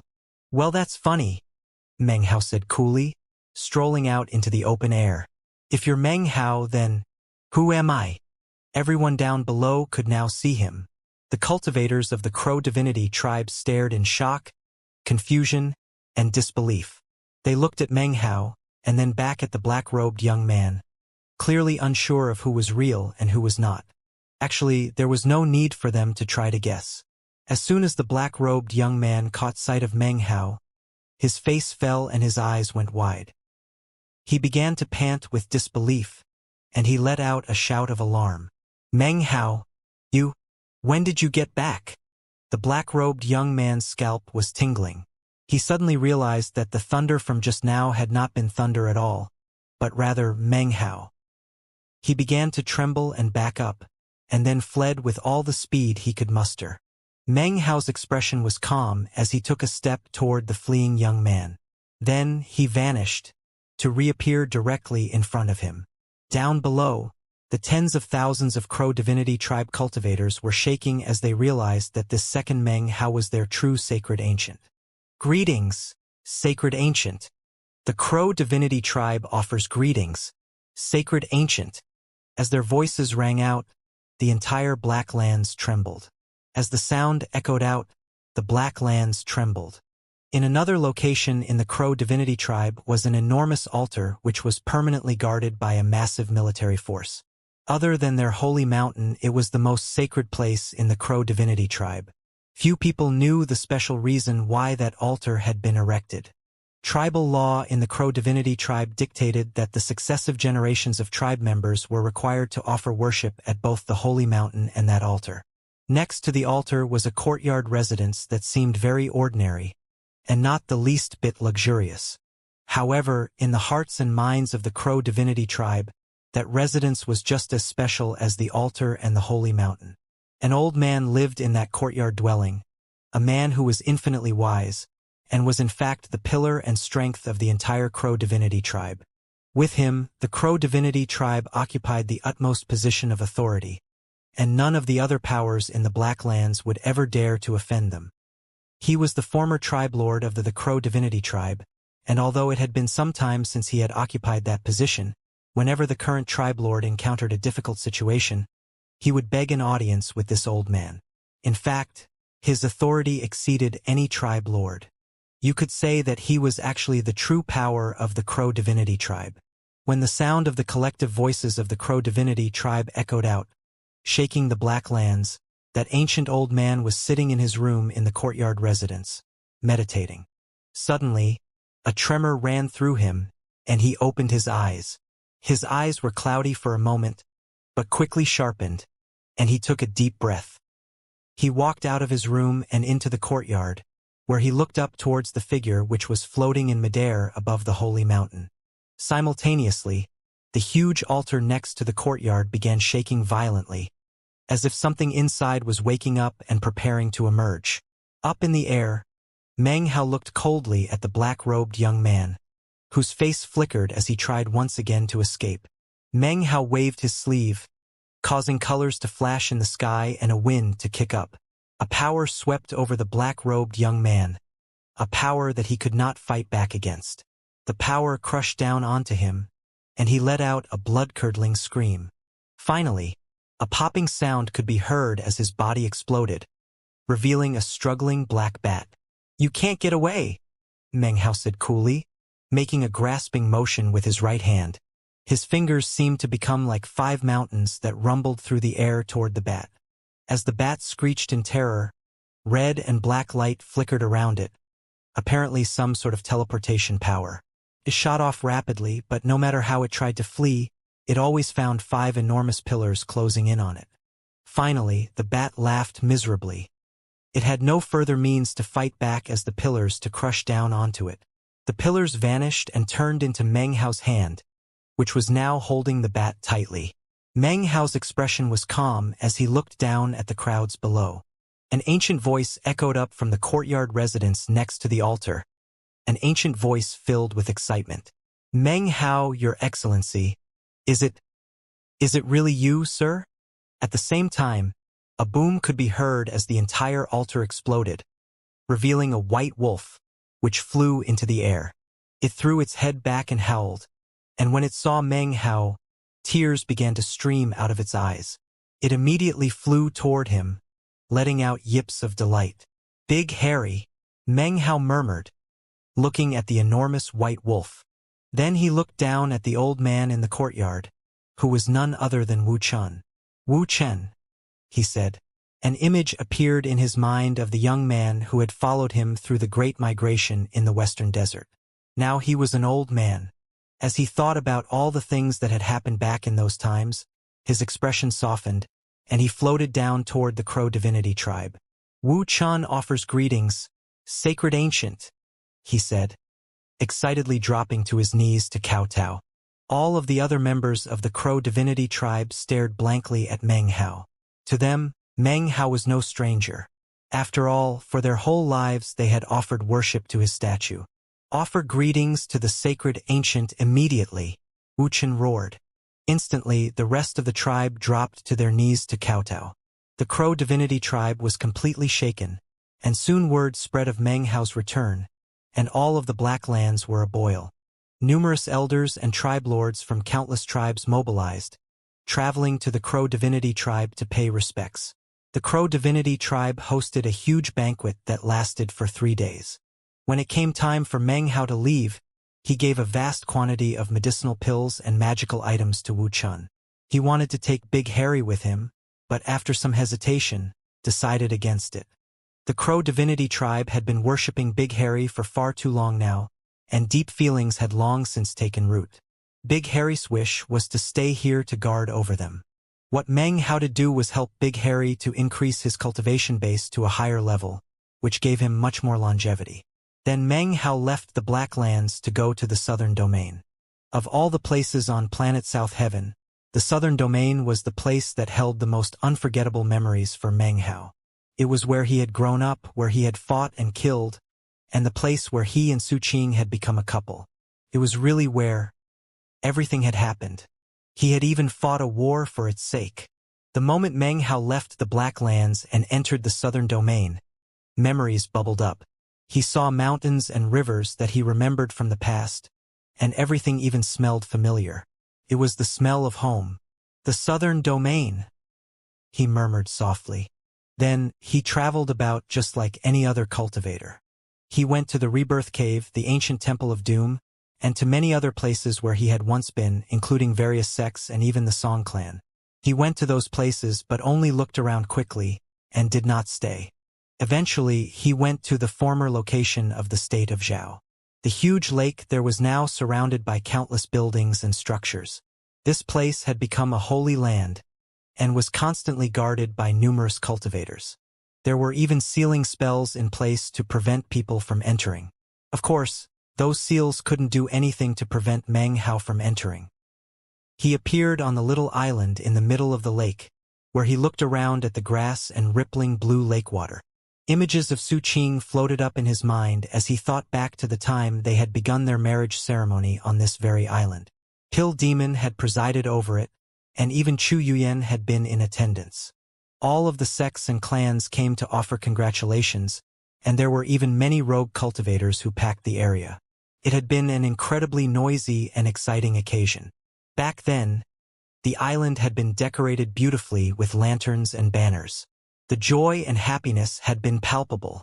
Meng Hao thought about these things as he strolled around. Memories upon memories flitted up, almost as if he had traveled through his dreams back to that jubilant day. Qing he murmured, his heart stabbing with pain. His vision swam for a moment, and he suddenly saw a young woman clad in bright red clothing. She stood there in front of him, looking a bit shy, but with eyes that shone like sparkling autumn rainwater. She was looking into his eyes, her gaze soft. Meng Hao smiled back at her, and then continued to stroll around the island. Every place he went on the island was familiar, and reminded him of the home he and Su Qing had originally planned to make here. Time passed, and soon it was evening. The setting sun reflected on the lake water, creating a scene of dazzling beauty that turned the island golden. Meng Hao stood on the shore, looking at the water, his expression somewhat melancholy. All of a sudden, he heard a voice from behind him. "Excuse me, what sect are you from? What are you doing here?" The voice sounded surprised, and also suspicious. Meng Hao turned to find himself looking at 3 cultivators approaching him. 2 were men and 1 was a woman, and Meng Hao had seen them earlier as they went about their work of maintaining and tidying the island. Considering the pious expressions on their faces, he had chosen not to disturb them, and had made his way about the island alone. "This is a holy land," the young woman said, doing nothing to mask the harshness of her tone. "You're not allowed to be here without permission. If you're trespassing, you'll be severely punished. Take out your identity medallion immediately." As she spoke, the 2 men fanned out to surround Meng Hao, their eyes glinting sharply. Suddenly, the setting sun illuminated his face, and one of the men suddenly stared in surprise. He had the feeling that he had seen Meng Hao somewhere before, but wasn't sure where. The other 2 had similar reactions. However, it was at this point that Meng Hao shook his head and said, "I don't have an identity medallion." The 3 cultivators' faces instantly darkened. "What gall," the woman said. "This is the sacred ancient's former residence. Every cultivator in the entire southern domain knows that it's forbidden to step even half a pace onto this island. You think this is just some random place? Sneaking in here is sacrilege." Incensed, the woman performed an incantation gesture with her right hand to unleash a magical technique. Simultaneously, she crushed a jade slip to notify her fellow sect members on the shore of the lake. "I never took this to be just some random place," Meng Hao replied softly. "This is my home." "Your home?" said one of the men, laughing coldly. his hand flashing an incantation gesture. Is that supposed to be a joke? This is the sacred ancient's former residence. It's... Meng Hao wasn't interested in giving explanations. Shaking his head, eyes still flickering with memories, he sighed and then took a step forward, vanishing into thin air. Almost in the same moment, 3 magical techniques shot forward, but hit nothing more than air. The 3 cultivators looked wide-eyed at the spot in which Meng Hao had vanished, then exchanged shocked glances. Did he look familiar to you guys? The young woman asked. Almost at the same time, the man standing next to her said, Did he say this place is his home? But this is the sacred ancient's former residence. Who does he think he is? The sacred ancient himself. As soon as the words left his mouth, his eyes went wide. The other man's face fell, and he gasped with disbelief. Voice hoarse, he said, Sacred ancient. He looked exactly the same as the sacred ancient. Even as they stood there in shock, dozens of beams of light suddenly shot in their direction. An intimidating old man led them, and as he neared, his eyes flashed with anger. Who had the outrageous gall to break into the sacred ancient's former residence? The old man immediately waved his hand, and in response, the dozens of people following him split up and began to search the island. He also sent his divine sense out but came up with nothing. Frowning, he turned to the 3 cultivators who had sounded the alarm and began to question them. When they told him that the intruder looked exactly like the sacred ancient, the old man's face flickered. Then they recounted how the intruder said this place was his home. He gasped. It was at this point that a glittering jade slip flew out of his bag of holding. He grabbed it and scanned it with divine sense, whereupon a look of bewilderment appeared on his face. Gritting his teeth, he said, We found him. He's in the sacred mansion at the center of the island. The old man disappeared toward the center of the island in a flash, simultaneously sending orders to his subordinates. Soon, all of the other cultivators who had spread out across the island were heading toward the building in the middle. The 3 cultivators followed along nervously. They were anxious, not because someone had come to the island. Rather, they were anxious about who that person was. It didn't take long before the old man arrived at island's center, where he caught sight of the disciple who had just notified him about Meng Hao's location. That disciple was kneeling on the ground in front of the sacred mansion, trembling. The structure itself was actually little more than a log cabin, and didn't look unusual in any way. In fact, many of the cultivators who had come here in pilgrimage throughout the years had often wondered why this seemingly ordinary log cabin was referred to as the sacred mansion. Meng Hao was currently standing in the doorway, facing away from everyone on the outside, examining the inside of the cabin. 2 statues could be seen inside, sitting there looking at each other. They were dressed in long red wedding gowns, and they were holding hands and smiling. The statues had been carved with incredible grace and skill, making them look extremely lifelike. One depicted Meng Hao, the other depicted Su Qing. Meng Hao stood there looking at the statues in somewhat of a daze. Memories poured into his mind like floodwaters. Outside of the sacred mansion, the old man looked at Meng Hao and could sense the terrifying, indescribable pressure that existed within him.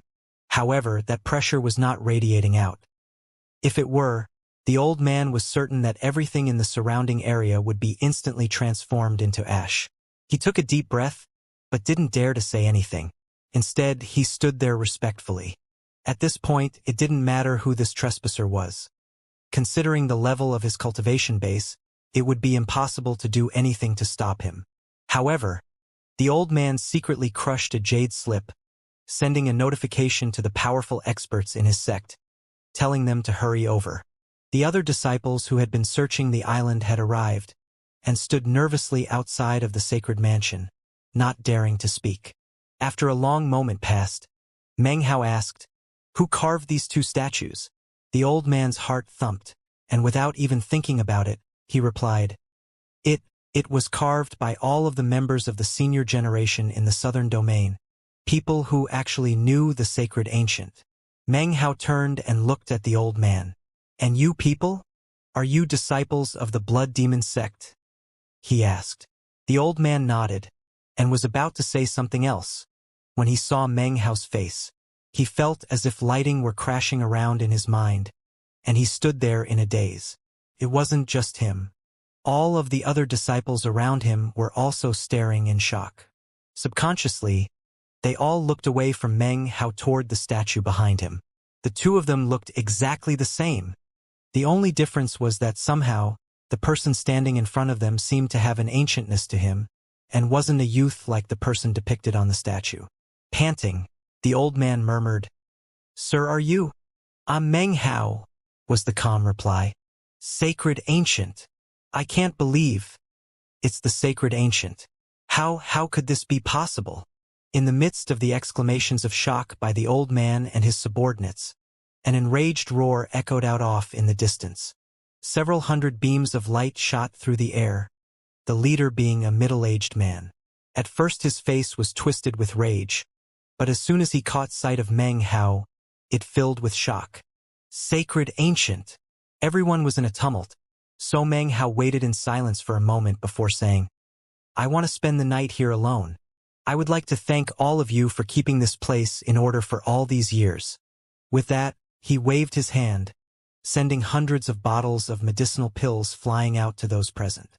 Then he turned and walked into the log cabin, slowly closing the door behind him. Soon, lamplight could be seen in the oil paper windows. Outside the log cabin was deathly silence. The middle-aged man and the hundreds of other cultivators he had led here could hardly believe what was happening. Exchanging glances, they transmitted messages to each other, not daring to speak out loud. Then they all fell back a short distance and sat down cross-legged, whereupon they began to send messages via Jade Slip back to Mount Blood Demon. From there, word quickly spread to the rest of the southern domain. As far as Meng Hao was concerned, this was one of the few occasions since he had left Planet South Heaven in which he had shown so much emotion. It was also one of the few nights he could spend in complete peace and calm. He sat in the log cabin, looking at the statue of Su Qing, and he soon lost track of time. In contrast, that night was a sleepless one for the entire southern domain. News spread to all the sects and clans that Meng Hao had been seen on the Holy Island. Soon, countless cultivators of the senior generation, veterans who had fought alongside Meng Hao in the wars of the past, were completely shaken. It had been years since Meng Hao had left, and although people had seen images of Meng Hao in his various escapades, this was different.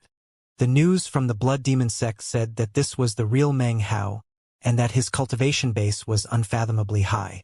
Most importantly, he was on the Holy Island. It didn't matter if it was really him or not. All of the powerful experts of the southern domain unhesitatingly made their way there.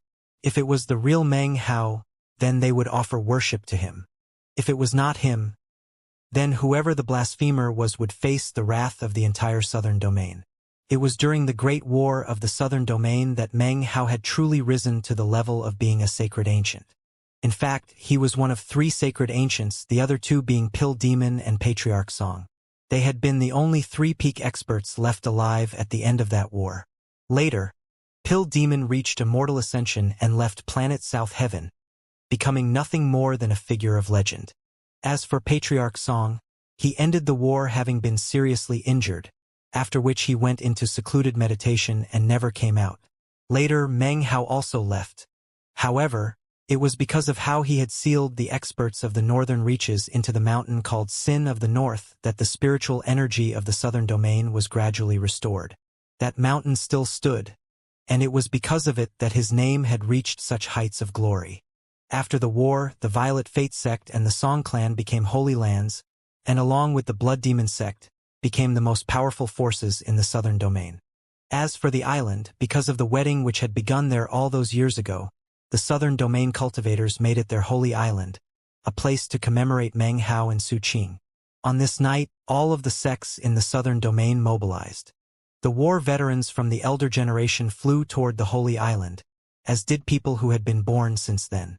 Even more surprising, deep in the Song clan, Patriarch Song, who had been in secluded meditation for years, suddenly opened his ancient eyes. When he heard the reports of what was happening, he sat there silently for a moment, then slowly rose to his feet. Filled with ancientness and exhaustion, He left the Song clan, taking his fellow clan members with him to the Holy Island. The emergence of Patriarch Song sent the whole southern domain into a huge commotion. Overnight, all cultivators were either thinking about the Holy Island or talking about it.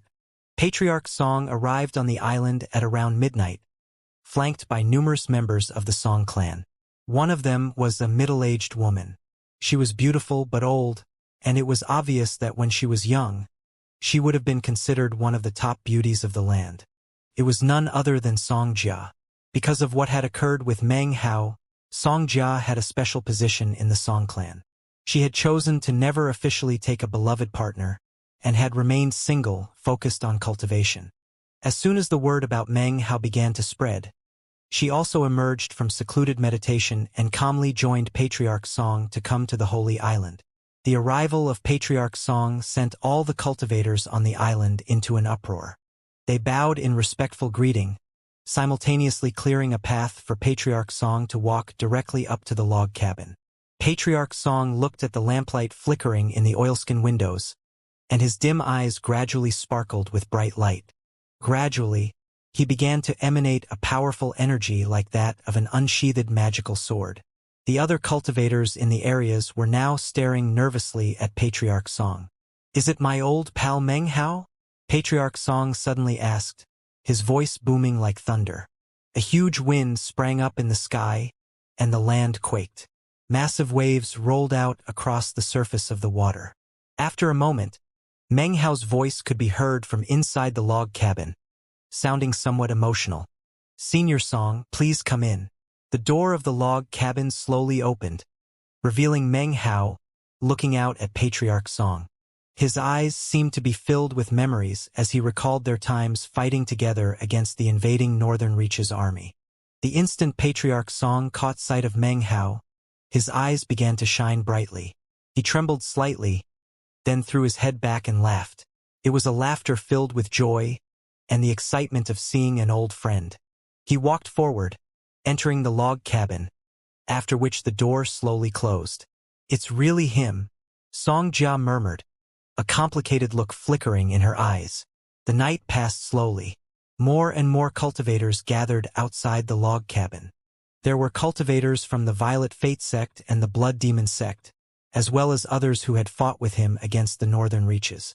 There were even cultivators gathering on the shores of the lake, packed tightly, their eyes filled with awe and reverence. To them, this was like a holy pilgrimage. The fact that Patriarch Song had entered the log cabin made it clear to everyone that this really and truly was the sacred ancient Meng Hao. The news filled everyone with excitement and anticipation. The veteran cultivators who had fought with him recalled their old comrade in arms. As for those who had never met Meng Hao before, they merely hoped to catch a glimpse of the majestic sacred ancient. No one spoke. They simply sat there quietly, waiting for the door to open. Gradually, the light of dawn filled the air. The door opened, and Patriarch Song walked out. He looked different than before. He didn't seem like an ancient old man. He was younger, and his eyes flickered with excitement. The injuries he had sustained during the war were now healed, and he looked far more energetic than before. He subconsciously patted his bag of holding. Inside was an immortality illumination vine, a gift given to him by Meng Hao which gave him the hope of reaching immortal ascension. A few paces outside of the log cabin, Patriarch Song turned, clasped hands and bowed deeply. Then he looked back up for a moment before leaving. The members of the Song clan were shocked at the appearance of their patriarch. They could sense that a heaven-shaking, earth-toppling transformation had occurred. Just as the Song clan cultivators were about to leave with their patriarch, a beam of light suddenly shot out from the log cabin toward Xianxia. Meng Hao's voice could then be heard once again. "It's nice to see you, old friend. Please accept this parting gift. Use it to nourish your spirit. It will make cultivation-based breakthroughs much smoother." Song clan looked at the light floating in front of her. It was an emerald green magical jade which emanated immortal chi, and was clearly not an ordinary item. Then she looked back at the log cabin, a complicated expression on her face.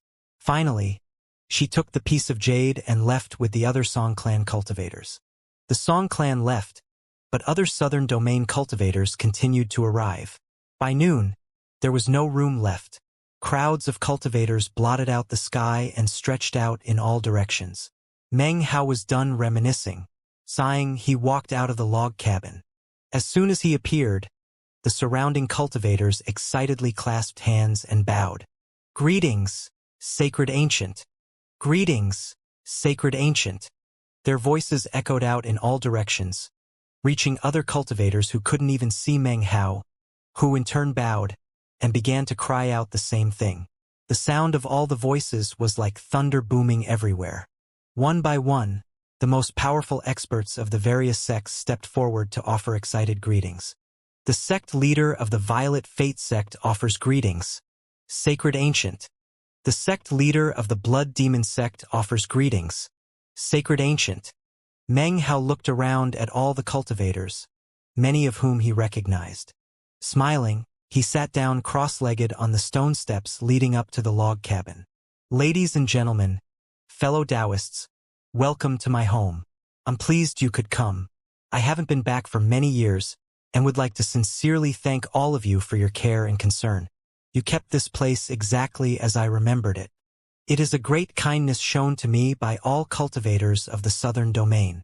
Therefore, I will speak of the Tao here for 7 days. During those 7 days, all southern domain cultivators are welcome to stay and listen.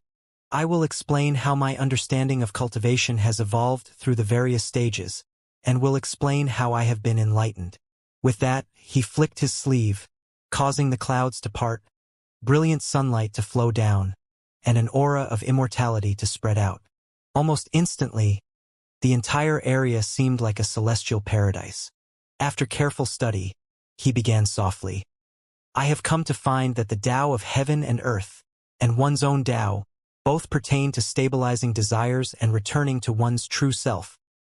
He had chosen to bestow some good fortune upon the cultivators of the southern domain, both as a means of thanking them for caring for his former residence, and also for the mere fact that he felt this place to be his home. It was different than Planet East Victory. Therefore, cultivation is also known as cultivating truth. Of the two characters which make up the latter term, the first refers to the method, the second refers to the mental state. His voice seemed to contain a bizarre power that caused it to spread out in all directions, causing every audience member, regardless of the level of their cultivation base, to slip into a strange trance-like state. Simply put, it is very similar to how I once described to someone the different realms of life. In the past, various people have asked me what the Tao is. My responses have varied depending on the occasion, the circumstances, and the level of my cultivation base. In fact, every single time I gave a different answer. I'm not even sure what my answer will be the next time someone asks me. However, there is one thing that will never change as far as I can tell, and that is that I don't know what the Tao is. There are too many answers to the question. All I know is that what I am pursuing is freedom and independence. To be free and unconstrained. That is my truth, and that is my Tao. In cultivating truth, what we cultivate is the heart. Meng Hao's voice reverberated out as he expounded upon his understanding of the Tao, and the enlightenment he had gained regarding cultivation. The words he spoke were like seeds that became buried in the hearts of the various cultivators. Perhaps most of them would never feel that seed for the rest of their lives. Or perhaps some would reach a certain point in their cultivation and then receive sudden enlightenment, good fortune which would result because of the seed planted in them by Meng Hao. You could say that what Meng Hao was giving them was not just a chance at enlightenment, but also a path to follow to immortal ascension. Given the right chances, it wouldn't be impossible for them to follow a similar path to Meng Hao's and reach true immortality. But even if they couldn't, they could gain enlightenment from that seed and break out of the spirit realm to become false immortals. This immortal seed which Meng Hao was bestowing upon the cultivators of the southern domain was very similar to the Tao seed in the blood of his clan. In any case, it was a benevolence on his part. He simply hoped that the cultivators from his home could become more powerful. If your heart is steadfast, it cannot be trampled by heaven or earth, nor can it be broken by any living thing. You will never bow your head in acquiescence, and you will be able to walk forward without hesitation. You will never stop because cultivating the heart and cultivating the truth are both the same thing. Cultivation. My life has been spent practicing cultivation. I started in the chi condensation stage, and now here I am, having experienced numerous twists and turns. My body, my mind, and my soul will merge together into an image which will become like a spirit in your heart. Observe it, contemplate it. It can become the truth and the heart which you cultivate. Meng Hao's voice seemed profound and ancient. The surrounding cultivators, be they on the island itself or elsewhere in the area, were all shaken, and many were instantly enlightened. Time passed. As Meng Hao sat outside his log cabin speaking of the Tao, more and more southern domain cultivators arrived. People even came from the Black Lands. The island became the complete focus of the entire southern domain. As Meng Hao spoke, it seemed as if every sentence and every word that he uttered originated from nature itself, and contained a great Tao. In fact, there were even some extraordinarily talented listeners who made immediate breakthroughs. Because of that, the spiritual energy in the area grew stronger, and more immortal chi built up. Cultivating in that area for one day was like cultivating for a year elsewhere. The place now truly deserved to be called a holy land. By the third day, it wasn't just cultivators who could be seen gathered in the area around the holy island. Numerous wild animals appeared. Normally they would be fierce and violent, but right now they were strangely docile. They soon filled the area, and it almost seemed as if they could understand what Meng Hao was saying, and were being enlightened. When cultivators and wild beasts could both gain Tao enlightenment at the same time, everything was peaceful and calm. If you looked around, you might see a huge python gaining enlightenment, or an enormous liger prostrating itself in worship. Powerful beasts were rarely seen in the open, but here they were, as if participating in some naturally occurring rite, gaining enlightenment from Meng Hao's Tao-filled voice. Birds circled in the sky overhead, and fish leapt out of the water of the lake as they attempted to hear more clearly. Even the grass and vegetation benefited from the Tao, and began to sway gently and emanate spiritual energy.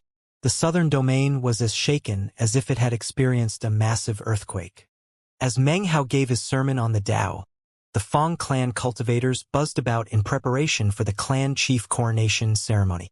Preparations were completed first in the vast eastern lands, where numerous altars and palaces were set up. Teleportation portals were also erected. The ceremony was set to begin in 3 months, and invitations were already being sent out through the teleportation portals to the various sects and clans in the Ninth Mountain and Sea. The entire Ninth Mountain and Sea was abuzz with the news about Fang Shufeng becoming the clan chief. It wasn't just an important matter for the Fang clan. It was a big event for the Ninth Mountain and Sea as a whole. The decision of who was to be the clan chief could affect everyone. For example, if the clan chief was a person fond of fighting and warfare, then it would be possible to predict that war would soon strike the Ninth Mountain and Sea. If the clan chief was calm and docile person, then other inescapable difficulties could arise.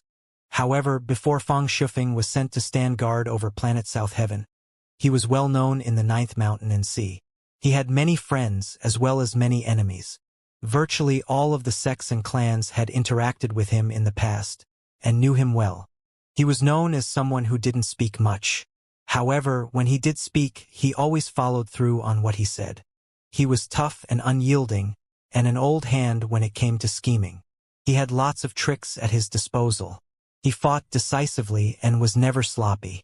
Back when Meng Hao had been small, certain clan members who coveted his nirvana fruit had once looked at him almost as if they wished to eat him. Meng Hao had run to his father in tears to tell him about what had happened. That night, Fang Shufeng drew his sword and went on a rampage. That night he killed dozens of subversive clan members, which shocked not only the Fang clan, but the Ninth Mountain and Sea as a whole.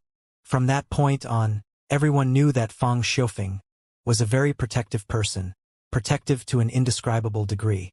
With a personality like that, Fang Shufeng ended up having many friends, and at the same time many enemies. It could well be imagined how busy and exciting it would be on the day of the ceremony, when the various sects and clans of the Ninth Mountain and Sea came to pay their respects.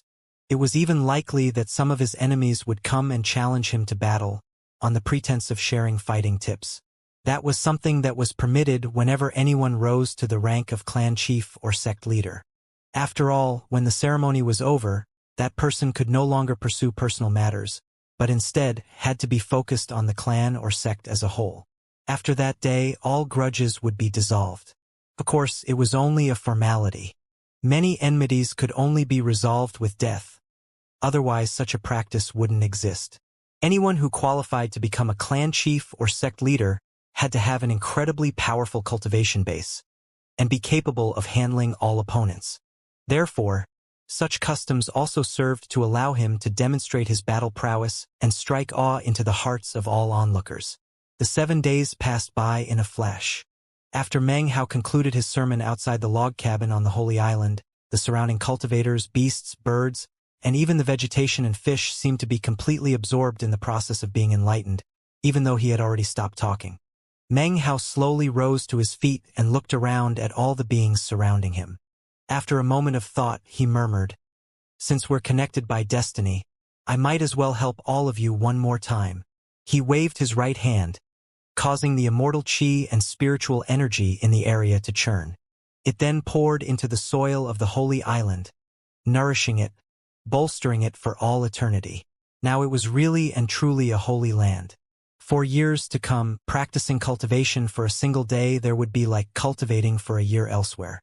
Even the land beyond the shores of the lake was affected. The effect wasn't as strong, but it still made the entire area incredibly suitable for cultivation.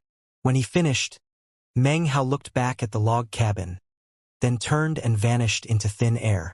The door closed, leaving behind the 2 statues in their red robes, which would remain sealed there forever, smiling and looking into each other's eyes. From that day forth, the Holy Island was open for all to visit. However, the log cabin was a place that could not be entered by anyone whose cultivation base was lower than Meng Hao's.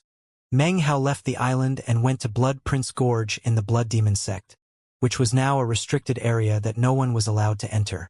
If the island was a holy land for the southern domain, then Blood Prince Gorge was a holy land for the Blood Demon sect.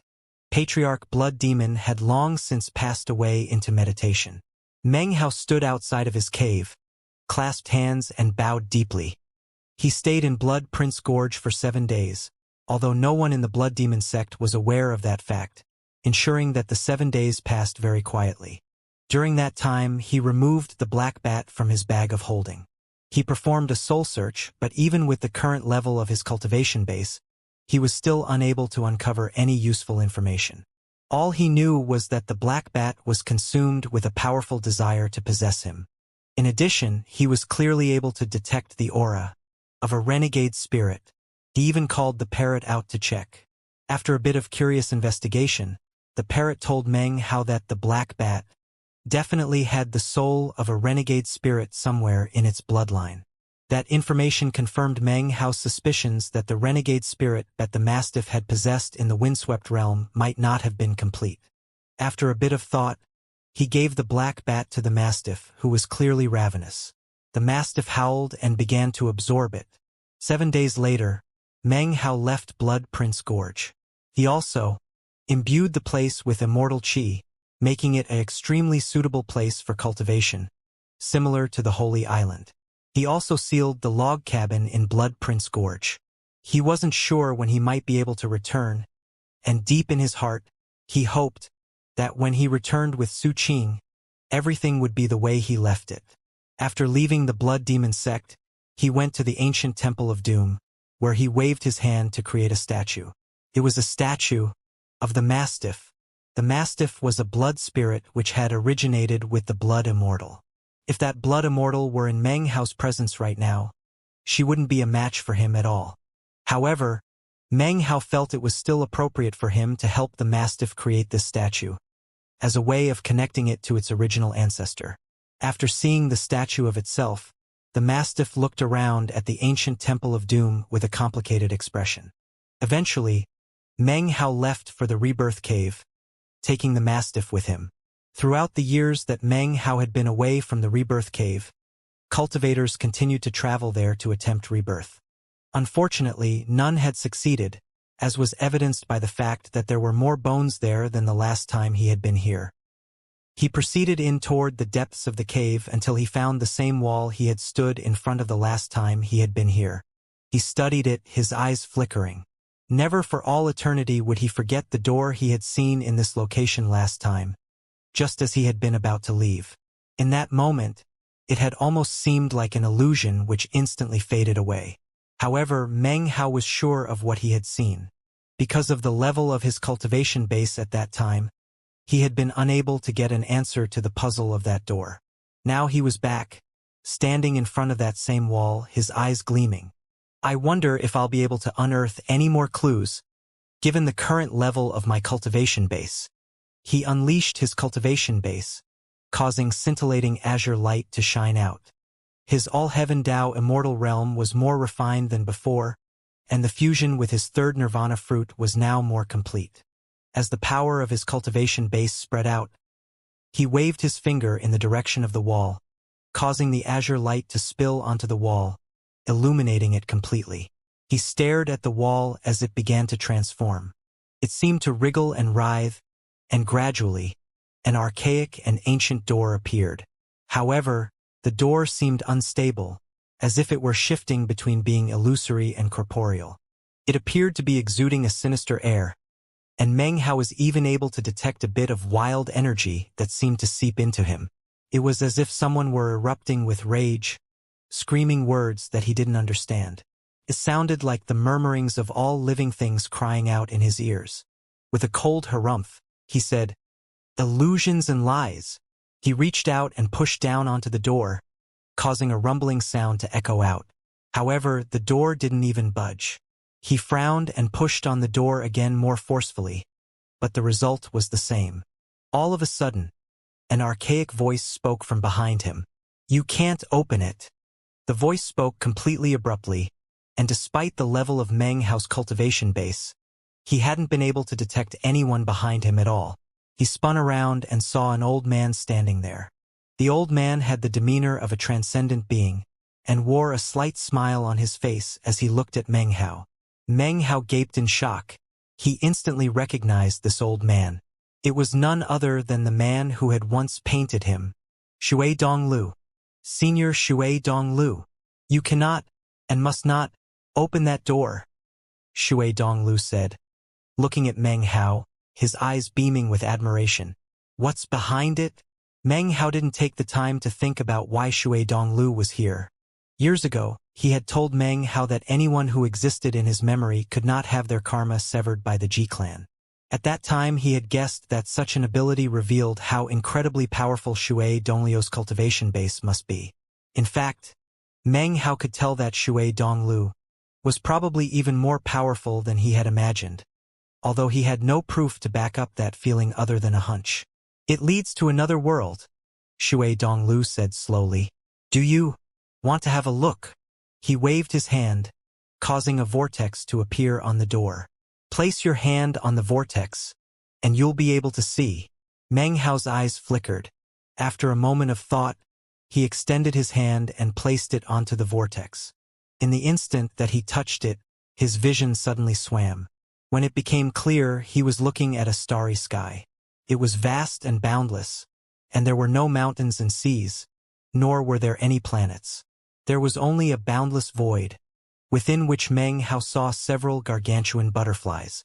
The butterflies were so indescribably large that entire worlds existed on their wings. There weren't just worlds, there were cultivators. As the butterflies flew through the starry sky, it was possible to detect lines stretching out behind them, connecting them to an enormous land mass, which they were dragging behind them. That land mass was shaped like a person. The butterflies dragged the land mass through the starry sky, and as they passed through the void, the stars shattered, and the heavens collapsed. Meng Hao took a deep breath as the vision of the world faded away, and everything returned to normal. The door on the wall was still there, but the vortex was gone. "They're going to be here soon," Shui Donglu said, his voice reverberating through the rebirth cave. "They're coming from outside the 33 heavens. When they arrive at planet South Heaven, then South Heaven will be displaced. In that moment, the catastrophe will begin. Meng Hao turned around again, and Shui Donglu had vanished without a trace, although the echoes of his voice could still be heard. Meng Hao stood there silently for a moment, looking at the door as it slowly faded away. The wall returned to normal, and Meng Hao stood there, lost in thought. Meng Hao knew a lot about the history of the mountain and sea realm, and knew that it was facing a grave crisis and catastrophe. He was also aware that it had something to do with the copper mirror in his bag of holding. "It's coming, and there's no hiding," he murmured. "However, before it comes, there's still time to get stronger." Then he turned his head in the direction of the ancient Dao Lakes, and his eyes gleamed with anticipation. Beneath the Dao Lakes was the divine flame world, a place he very much looked forward to visiting again. The last time he had been there, he had braved great danger to extract a bit of the essence of divine flame. In fact, that essence of divine flame had become one of his trump cards. Now he would go back to visit the ancient Dao Lakes again, and the divine flame world underneath them.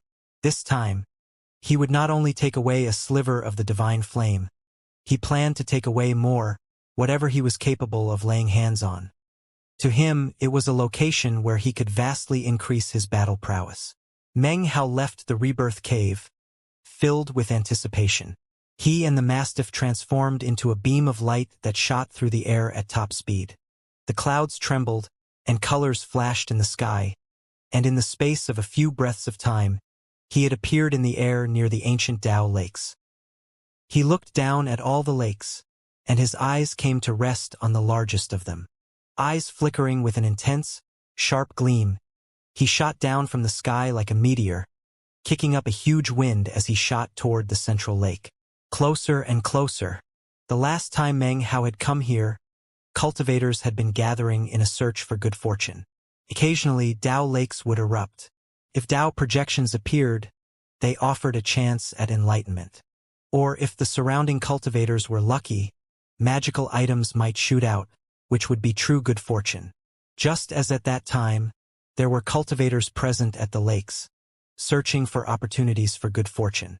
It was at this point that Meng Hao shot down from the sky like a meteor. What's that? A shooting star? No, it's a person. Cultivator. What's he doing?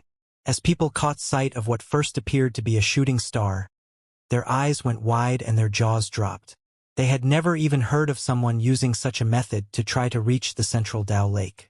After all, the pressure that weighed down on the region got more intense the closer one got to the center. Even Dao-seeking cultivators had to be careful.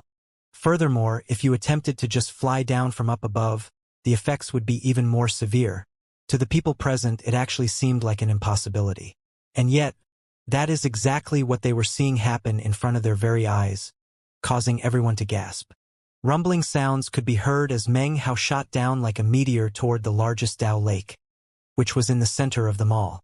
He moved with incredible speed, and nothing could impede his passage. It almost seemed like there was no pressure in the area at all, although the truth of the matter was that the pressure which did exist was completely insignificant as far as he was concerned. Meng Hao shot into the central lake, and the surface of the water virtually exploded up into the air. He shot down, and within the blink of an eye, was on the bottom of the lake where he spread his right hand out into a palm and pushed down onto the lake floor. The sludge at the bottom of the lake writhed, and was then shoved away from Meng Hao's location, revealing a teleportation portal. Meng Hao stood on top of it, then stamped his right foot down, causing the portal to shine with scintillating light that even people beyond the surface of the lake could see. In the blink of an eye, Meng Hao had vanished. When he reappeared, he was in the first level of the world down below, surrounded by mountains of magical items, and countless beasts who were in the process of carrying the treasures toward a huge door that hung in the middle of the air. The door itself was flanked by several huge beasts, which lay there dozing. A moment later, though, they trembled as if with excitement, and opened their eyes. When they saw Meng Hao, several of the beasts roared, but almost immediately, went as quiet as if someone had gripped their throats and covered their mouths. Their eyes went wide, and they didn't dare to make any more noise. They just lay there, staring at Meng Hao in terror and disbelief. What they saw was azure light radiating off of Meng Hao, a light which next caused all of them to suddenly fly forward and prostrate themselves in front of him. It wasn't just them. All of the beasts in sight dropped down in worship as soon as they saw Meng Hao. Their eyes shone with fear and shock, and they trembled in place. Meng Hao's aura filled with them with terror, as did the azure light. Not even Meng Hao had imagined that such a thing would happen. As he glanced around thoughtfully at the all-heaven Tao immortal light which surrounded him, the beasts joined their voices together and called out, "We offer greetings, Tao immortal." Eyes glittering, Meng Hao nodded slightly. Without saying a word, he shot past the prostrating beasts, entering the door and appearing in the second level beyond. That was the level with a huge altar that resembled a huge mountain. There was also a beast there at the top of the mountain who was enormous and emanated an ancient aura. After catching sight of Meng Hao, its eyes went wide with disbelief. It examined him for a few seconds, then took a deep breath. "So it's you again. You have become an all-heaven Tao immortal." Meng Hao flew up to the top of the mountain and looked around. There was no sign of the Northern Reaches cultivator with whom he had challenged this trial by fire years before. Seeing Meng Hao look around, the beast said, "He left." Then it clasped hands and bowed. "Greetings, exalted Tao immortal. I want to go to the next level." Meng Hao replied calmly. This time, the beast said nothing to dissuade him. It immediately backed up, leaving the way open for Meng Hao to enter the passageway to the divine flame world. Meng Hao took a deep breath, and his eyes flashed with determination. He shot forward, vanishing into the world of divine flame. The ancient beast remained behind, just as astonished as it had been moments before. When Meng Hao first came here, it could never have imagined that he would end up amazing it so much. The first time he came, he could barely get through the second level. The second time he came, he was strong enough to take a bit of divine flame. I never thought that the third time he came, he would do so as an all-heaven Tao immortal. In fact, his aura leaves me trembling and filled with fear. If he wanted to kill me, all it would take on his part would be a simple thought. The beast took a deep breath and looked fearfully at the passageway leading to the divine flame world. When Meng Hao appeared within the world of divine flame, he looked around and saw countless enormous pagodas, all of them surrounded by boundless divine flame. In addition to the majestic flames which filled the world, Meng Hao could also see endless piles of bones. The previous times he had been in this place, his cultivation base had been too weak, and he had been in too much of a hurry, therefore, he hadn't been able to examine them closely. But with his current cultivation base, he was not only able to see the bones scattered about below the pagodas, but could also see that the 990,000 pagodas themselves were made of bones. My cultivation base this time is much different than last time. I'm curious to find out what exists in this world of divine flame. I wanted to see whether or not anything exists here that I didn't spot last time. Eyes flickering, he sent his divine sense out to fill this third level, the divine flame world. Not only could he see the vivid image of 990,000 pagodas, but, just as before, the enormous city in the middle of them all. The city was pitch black, but covered with white vines and vegetation. Hovering in the air above it was a flame spark that seemed capable of burning for all eternity, a spark which cast boundless firelight into the world around it. As Meng Hao's divine sense slowly spread out, he suddenly heard a familiar roar. "Dao Feng, you must die. You killed me, Dao Feng, and if I'm reincarnated, I'll definitely kill you. The immortal world is doomed to experience tribulation. The immortal lands will grow old, and the immortals will perish. But I refuse to give in. I know the truth. No matter how long you suppress me, I won't admit defeat. Damned monkey. If I can get free, I'll have your hide. If I'm transmigrated, I will slaughter myself out of this place. If my transmigration fails, I will fall into oblivion like all other living things, with virtually no hope of reawakening even after countless cycles of reincarnation. Therefore, I will leave a dermic decree for this place. My decree contains the essence of my Tao flame, the last vestige of me, Huiyanzi. I hope that countless years later, that vestige will still exist, too, even with his current cultivation base. Hearing the words still left Meng Hao completely shaken. The voice seemed to come from within the spark, a spark which also seemed to contain a vertical pupil inside of it. The last time he had been here, it had been at this point that his divine sense felt as if it were being burned into ash, and he had been forced to give up. However, this time, despite being shaken, he was able to continue to send his divine sense out, past the spark, and then proceed further on. Meng Hao's face quickly flickered with surprise. On the previous 2 occasions in which he had come here, his divine sense had told him that this world was a small place. Now, though, as his divine sense spread out, he was shocked to find that this world was actually far, far larger than he had realized. There weren't just 990,000 pagodas, or perhaps it was more accurate to say that the 990,000 pagodas were simply one part of the world of divine flame. The world itself was divided into 6 regions. Meng Hao was currently in the central region, which was surrounded by 5 other regions.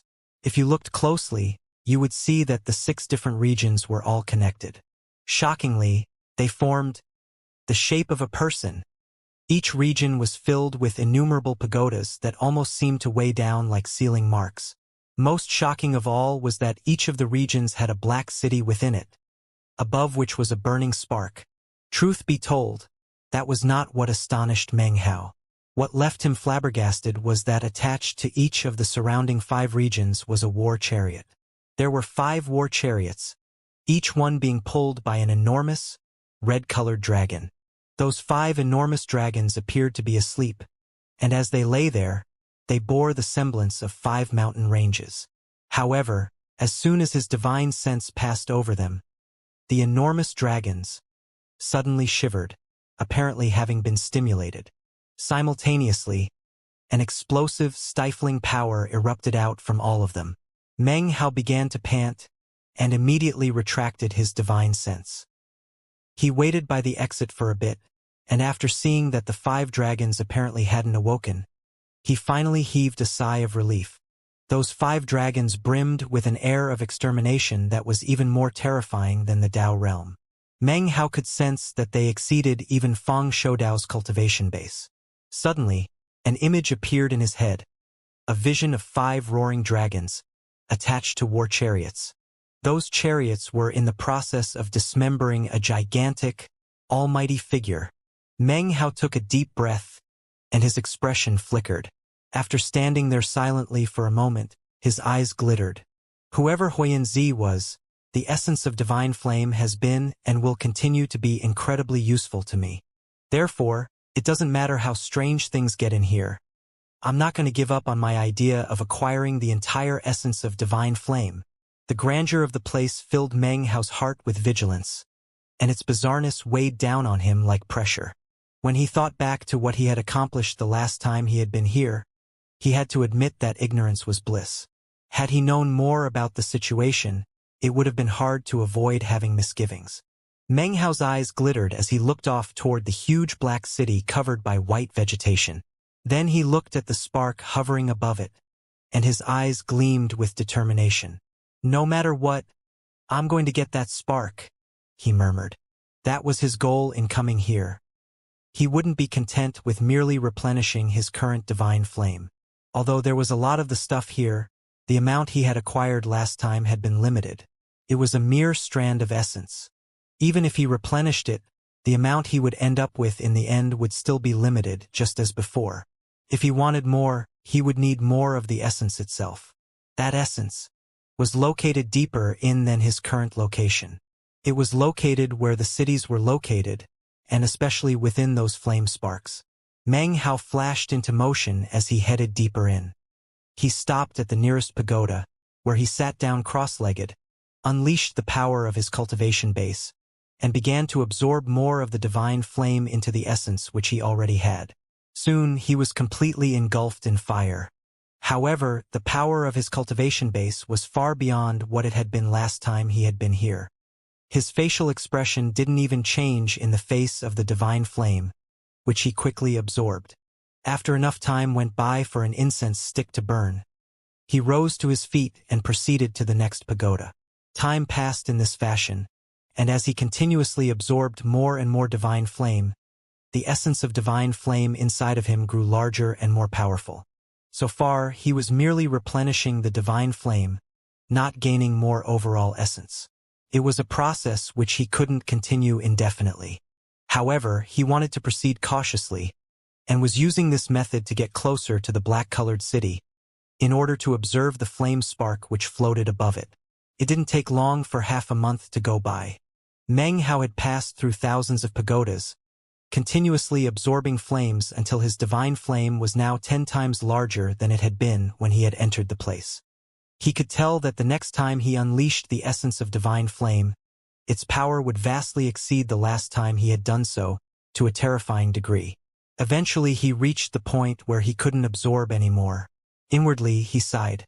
He knew that he was at his limit, and if he wanted to break through to a higher level, he couldn't just absorb the divine flame in the surroundings. He needed to get in deeper and absorb the essence itself. Those flame sparks seemed strangely dangerous, he thought as he sat there atop one of the pagodas, gazing at the black city off in the distance.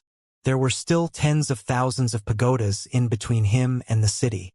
After a bit of thought, he proceeded onward, shooting along with such speed that he left behind afterimages. His determination was such that he ignored any feelings of crisis and charged ahead. Divine flame swirled around him, and even the sky was a sea of flames. However, Meng Hao flew through the fire at top speed, kicking up a huge wind as he passed, which in turn set the flames dancing. Soon he had passed more than 5,000 pagodas. Although the temperature of the flames continued to grow hotter, he didn't slow down at all. 8,000, 10,000, 15,000, 20,000, 30,000.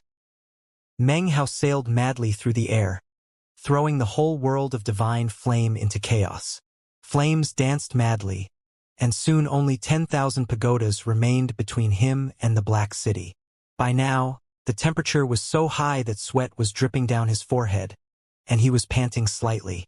Azure light sprang up around him as the power of an all-heaven Tao Immortal exploded out. He pressed onward, passing the final 10,000 pagodas to appear directly outside the Black City. Being this close-up allowed Meng Hao to clearly sense its might and majesty. When he looked at the white vegetation which covered the walls, it filled him with a strange and odd sensation. He took a deep breath, flashing through the air to appear atop the city wall. When he looked down into the city itself, his pupils constricted. Instead of seeing residential buildings, he saw an enormous, sprawling structure that resembled an imperial palace. In the very center of the imperial palace, in the very center of the city itself, was a collapsed temple. Shockingly, a huge golden throne could be seen in the rubble of that temple, upon which was lying a pile of human skin. The skin was intact and seemed to have belonged to an ancient old man. Apparently he had been skinned alive, and then that skin had been draped over the throne. It was a bizarre sight, and even more bizarre was that, hovering 3,000 meters directly above the throne, was none other than the flame spark. Meng Hao's eyes went wide. More vigilant than ever, he sped forward, leaving afterimages behind. In the exact moment in which he left, a hand suddenly reached out of the flames and closed around the afterimage he had left behind, as if it had been attempting to rip his heart out of his body. Meng Hao's eyes flickered with killing intent as he looked back at the hand of flame, which instantly began to retract back into the flames. However, Meng Hao stretched out his hand and made a grasping motion. "Get out here," he said, snorting coldly. The flames behind the hand suddenly trembled, and a figure was dragged out. It was a body composed entirely of fire, without facial features. Although it was shaped like a person, it was clearly no cultivator. "Flame spirit," he thought, eyes narrowing. The flame spirit screamed shrilly, causing the surrounding sea of flames to churn. Suddenly, hundreds upon hundreds of flame spirits appeared, brimming with brutality and rage. Even the flame up above in the air flickered. The flame spirits then charged toward Meng Hao. Meng Hao frowned as the more than 1,000 vicious flame spirits closed in on him. He extended his hand with a cold harumph, performing an incantation gesture and then waving a finger. Immediately, numerous immortal mountains appeared, shining with azure light as they crushed down toward the flame spirits. Miserable shrieks rang out as virtually all of the flame spirits were crushed. As they were destroyed, they transformed into divine flame which scattered about. Meng Hao didn't pause. He kept flying through the air directly toward the flame spark. As he neared it, he extended his hand and made a snatching motion. Immediately, a roar of rage could be heard from the sea of flames in the area. This is the holy land of the 5 dragons, and we are following the orders of the exalted Dao Feng to suppress Huiyanzi. Regardless of thine identity, begone immediately. Stay, and thou shalt be destroyed in body and soul. As the voice echoed out, the sea of flames churned, and a huge flame hand formed, which then shot toward Meng Hao. It looked almost like a hand which would appear in a tribulation. It bore down on Meng Hao as if to grab him and crush him out of existence. Meng Hao's eyes flickered with a cold light, and he performed an incantation gesture with his left hand, then pointed out. Immediately, rumbling sounds could be heard, and a rift opened up in front of him. Blood demon hands appeared, which tore the rift open further, allowing the blood demon to charge out toward the flame hand with a powerful roar. A huge boom rang out as the flame hand and the blood demon began to fight. At the same time, Meng Hao's right hand flashed like lightning, making contact with the flame spark. In that instant, his mind trembled, and cold laughter rang out from the sea of flames up above. Ignorant fool, so-called immortal. Throughout the years, countless imbeciles like yourself have come from the immortal world attempting to acquire the core Taoist teachings and doctrines of Huiyanzi. In the end, none of them ever succeeded. The only thing they acquired was an early death. And now, nobody will be able to save you either. Even as Meng Hao touched the flame spark, something that looked like a vertical pupil opened up within the flame. It looked at Meng Hao emotionlessly. Do you wish to acquire more essence? Do you wish to acquire eternal life? Do you wish to have a Taoist magic that can exterminate the heavens? Dao Feng once said that the immortal world was doomed to experience tribulation. He said that the immortal lands would grow old, and that the immortals would perish. Impossible. I refuse to give in. I refuse to admit defeat. I can give you my essence. I can give you my Taoist magic, and I can give you power. However, you must carry out my deepest desire. You must exterminate Dao Feng. Slay Dao Feng. Meng Hao's mind trembled from the sheer madness of the voice. It contained boundless hatred and obsession, and as it filled Meng Hao's mind, it also seemed to influence the lands of divine flame around him. The fire raged higher up into the sky. At the same time, the flame spark shrank down into his palm, fusing into his body, boring into him, becoming a part of him. Apparently, the flame didn't care whether or not Meng Hao agreed. It fused into him. If it succeeded, then on some level, Huiyanzi could be considered to have been reincarnated. Even if that reincarnation was merely as one of Meng Hao's essences, he would gladly accept that. If the process failed, then Meng Hao would die. Then the flame would wait for the next immortal to come and pass on its legacy. Eventually, someone would come who would be the successor of this essence. The world of the divine flames churned. Shockingly, innumerable flames suddenly began to surge through the air, shooting directly toward Meng Hao. If you could look down at the scene from up above, it would be more clear what was happening. The sea of flames was shrinking, with Meng Hao being the center. All the fire was now being sucked into him. He was on fire, and a roaring bellow echoed out from his lips. Flames erupted out from inside of him and burned out, and he was racked with indescribable pain. The feeling of imminent death filled him. He knew that he had 2 paths stretching out in front of him now. If he succeeded, then he would be able to truly control this essence, and would be far more powerful than before. If he failed, then he would be transformed into ash. There was no third option. The cold voice once again rang out from the sea of flames. Throughout all the years, no one has ever succeeded. I'm looking forward to seeing you burned alive. Apparently, the owner of that voice had seen many cultivators like Meng Hao die while trying to accept the legacy of this essence. Meng Hao's eyes were bright red, and it was impossible to tell what part of that red was blood and what was flame.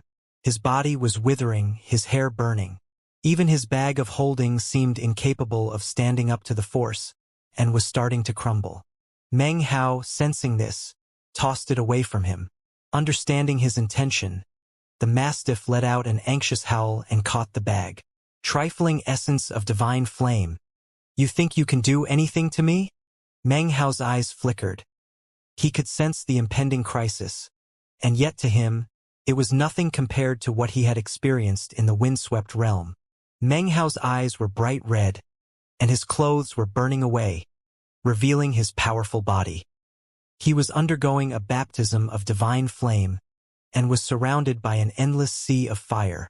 The sea of flames roared toward him, pouring into his eyes, ears, nose, and mouth. A fierce expression appeared on his face as he rotated his cultivation base, closing off all of his orifices, even the pores on his skin. The divine flame might be powerful, but it's not invincible. I'll use this flame to refine my body, to take myself to the next level. He waved both hands, causing his ancient realm fleshly body-soul lamps to suddenly appear. He had 9 in total, but only 2 were currently lit. The other 7 were dark. An ancient realm fleshly body like Meng Hao's was a rare thing, and was in fact in the anti-ancient realm. His ancient realm fleshly body-soul lamps started out dark, and were then lit aflame. As his fleshly body became more powerful, and as he practiced cultivation, he would light those ancient realm fleshly body-soul lamps, one by one. "Refine!" he roared, causing the flames to begin to spin around him. They were incapable of entering his body, but instead began to roast it from the outside. He trembled, and quickly performed some double-handed incantation gestures. He wasn't using some sort of body refinement magic, but rather a pill-concocting technique. Meng Hao's Tao of alchemy was one in which he could use heaven and earth as his pill furnace, and his body as the medicinal pill. In that way, pill-concocting techniques could be used to refine his body. However, what he was doing in this case, he was not using heaven and earth as the pill furnace but instead his own body. His body was both the pill furnace and the medical pill, as he attempted to use the power of the surrounding flames to make himself even stronger. Shocking rumbling sounds echoed out. Meng Hao's eyes were closed, and his body was bright red as he continuously performed double-handed incantation seals. His hands moved so fast they blurred, casting enchantments not on his surroundings, but on himself. Even the guardian of the place, who still remained hidden, was shocked. However, he quickly began to laugh coldly. No one can succeed. With the curse of the exalted Dao Feng in place, there is no one in the mountain and sea realm who can fuse with the flame spark of the renegade Huayanzi. Meng Hao's eyes suddenly snapped open, and they shone with bright red light. Staring up into the empty sky, he said, "Say that again after I absorb it." Although he couldn't see the person who was speaking, that guardian was as shocked as before at the energy which was rising up from Meng Hao. He threw his head back and roared as his fleshly body underwent continuous refinement. As the flame sea around him raged, as the essence battered him, his third soul lamp suddenly lit up. When that happened, rumbling booms echoed out from inside him. His body became mightier than before, his fleshly body power having broken through from the previous level. He was now far stronger than before. As his fleshly body grew stronger, he became increasingly capable of withstanding the sea of flames. However, as long as he had the flame spark within him, the surrounding fire would eternally burn him. Either he would be transformed into ashes, or he would eventually completely absorb the sea of flames. Refining my body was the first step. Only by getting my body to the proper level can I successfully absorb the divine flame. My body is like a pill furnace. If it takes too much heat, it will explode. He gritted his teeth, and his expression twisted. He rotated his cultivation base fully, fighting back against the sea of flames which sought to bore into him, and building up immortal power within his flesh and blood to once again refine himself. Booms echoed out as the sea of flames engulfed him. It was almost as if it really wished to melt him into a medicinal pill. The mastiff howled anxiously, but couldn't get near. Meng Hao had already transmitted strict orders to it that it must not get too close to him. Meng Hao was rapidly withering, and just when it seemed like he couldn't take it anymore, his eyes snapped open yet again. He threw his head back and bellowed as a fourth soul lamp flickered to life. The lighting of that soul lamp gave him a bit of breathing room. His body was now almost doubly as powerful as before. His eyes glittered as he performed more double-handed incantation gestures with even greater speed, producing even more sealing marks. "Bring it on!" he cried, waving both arms, allowing the sea of flames to once again engulf him. Soon, his fifth soul lamp was burning. His energy soared to a terrifying degree, and that wasn't because of his cultivation base. Instead, it came from the terrifying chi and blood of his fleshly body. The power on display caused the hidden guardian's face to fall. Suddenly, he appeared out in the open, a middle-aged man wearing golden armor. He looked like a celestial warrior, and currently, his expression was one of complete astonishment. He could never have imagined that Meng Hao would actually be able to last this long. In the past, nobody had ever been able to last more than 10 or so breaths of time before being killed. "The flame spark is eternal," the guardian said coldly, looking at Meng Hao as if he were a dead man. "The divine flame is boundless. Even if you hold on for longer, all it means is that the pain that you endure will increase." Almost as soon as the words left his mouth, Meng Hao's eyes opened again. He looked through the sea of flames at the guardian and smiled slightly. Because of the pain he was enduring, the smile seemed especially ferocious. "If I'm not mistaken, you can't do anything to me while I'm in the middle of absorbing the flame spark," he said. "In that case, why don't you just sit back and enjoy the show?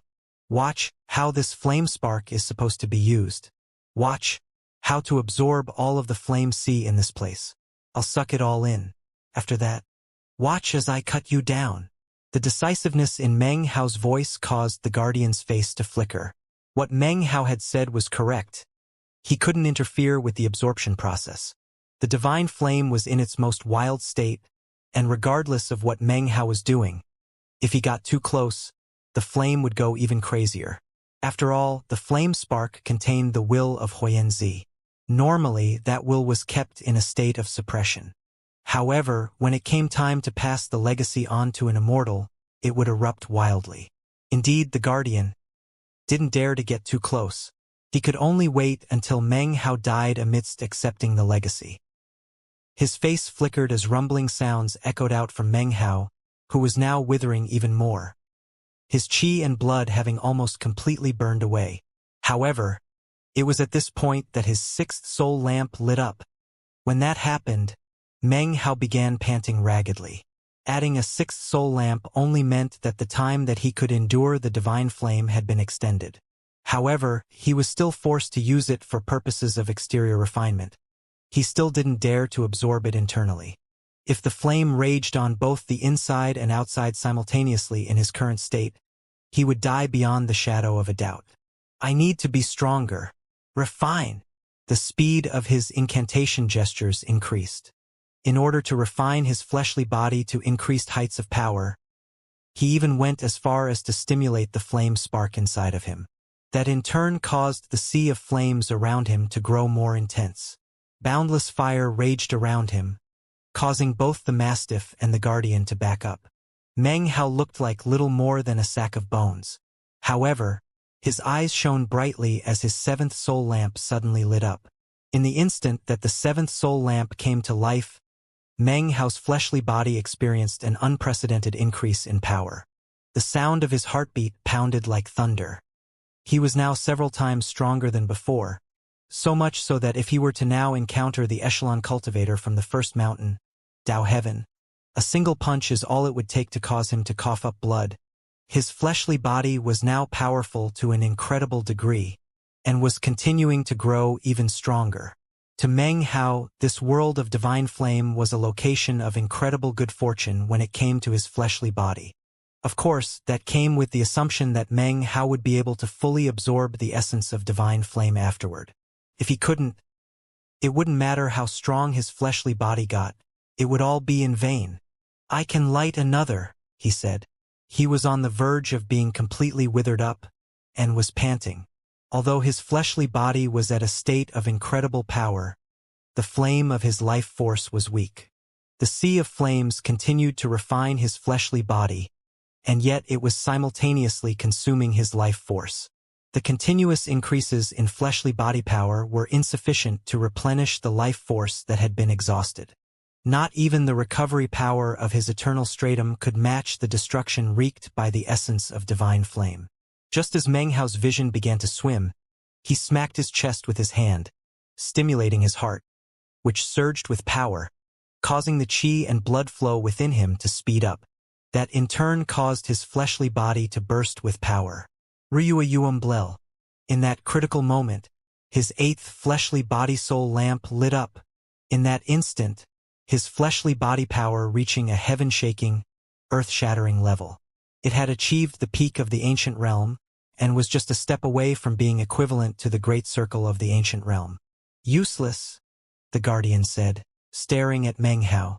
"What you're doing is like drinking poison when you're thirsty. The sea of flames is boundless, and moments from now, I can watch as you burn away into nothing more than specks of ash." Although the man was actually inwardly shocked, he still believed that it was impossible for anyone to overcome the curse of the exalted Daofeng. Meng Hao looked up through the flames at the man. "Well then, watch carefully," he said, voice hoarse. He suddenly caused his cultivation base to cease any sort of resistance against the sea of flames. He opened his pores and orifices, allowing the sea of flames to suddenly wash through him with wild abandon.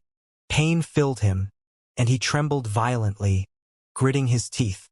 This type of pain far exceeded the type he had felt during the body refinement. Thankfully, his body was much stronger than before. Otherwise, the sudden onslaught would have transformed him into ash within a few breaths of time. The flame spark inside of him seemed to be calling the divine flame, causing it to seethe.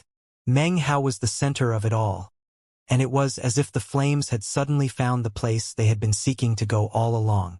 As they simultaneously poured into him, his cultivation base erupted with the power of an all-heaven Tao immortal. Azure light shone out, and his third nirvana fruit was more fully absorbed. When that happened, he went from being 60 to 70% of an all-heaven Tao immortal to even higher. The sea of flames around him roiled as it poured into his body. Shockingly, he was now using the flame spark to further refine his third nirvana fruit. First he refined his body, and then he refined his nirvana fruit. This was the idea that Meng Hao had come up with, to borrow the power of the essence of divine flame to grow more and more powerful, all for the purpose of fully absorbing the nirvana fruit. "That azure light, the middle-aged guardian's eyes went wide. Although he had seen the same thing earlier, he hadn't been paying very close attention. Now, the azure light glittered resplendently within the sea of flames, forcing him to pay it full heed. His face fell. "All heaven Tao immortal. Impossible," the guardian said hoarsely. "How could there still be an all-heaven Tao immortal in the mountain and sea realm? Impossible." He hadn't paid any attention to Meng Hao's azure glow before. After all, there were many Taoist magics and defensive magical items that could cast off green or azure glows. It wouldn't be realistic to think of all-heaven immortals every time such a light appeared. From what he could recall, all-heaven Tao immortals were the stuff of legend, and only almighty figures could be counted among their ranks. As a simple guard that had been conscripted into service here, all-heaven Tao immortals were the type of existence that was far above and beyond his station. If Meng Hao weren't currently engulfed in the sea of flames, shining with an azure light that outshone the divine flame, thus provoking a close inspection by the guardian, then he would never have recognized that it was the light of an all-heaven Tao immortal. A cold gleam flickered in Meng Hao's eyes, and rumbling sounds emanated out from his fleshly body. His cultivation base soared, and his nirvana fruit fused more fully into him, thanks to the divine flame. Soon he had reached 70%.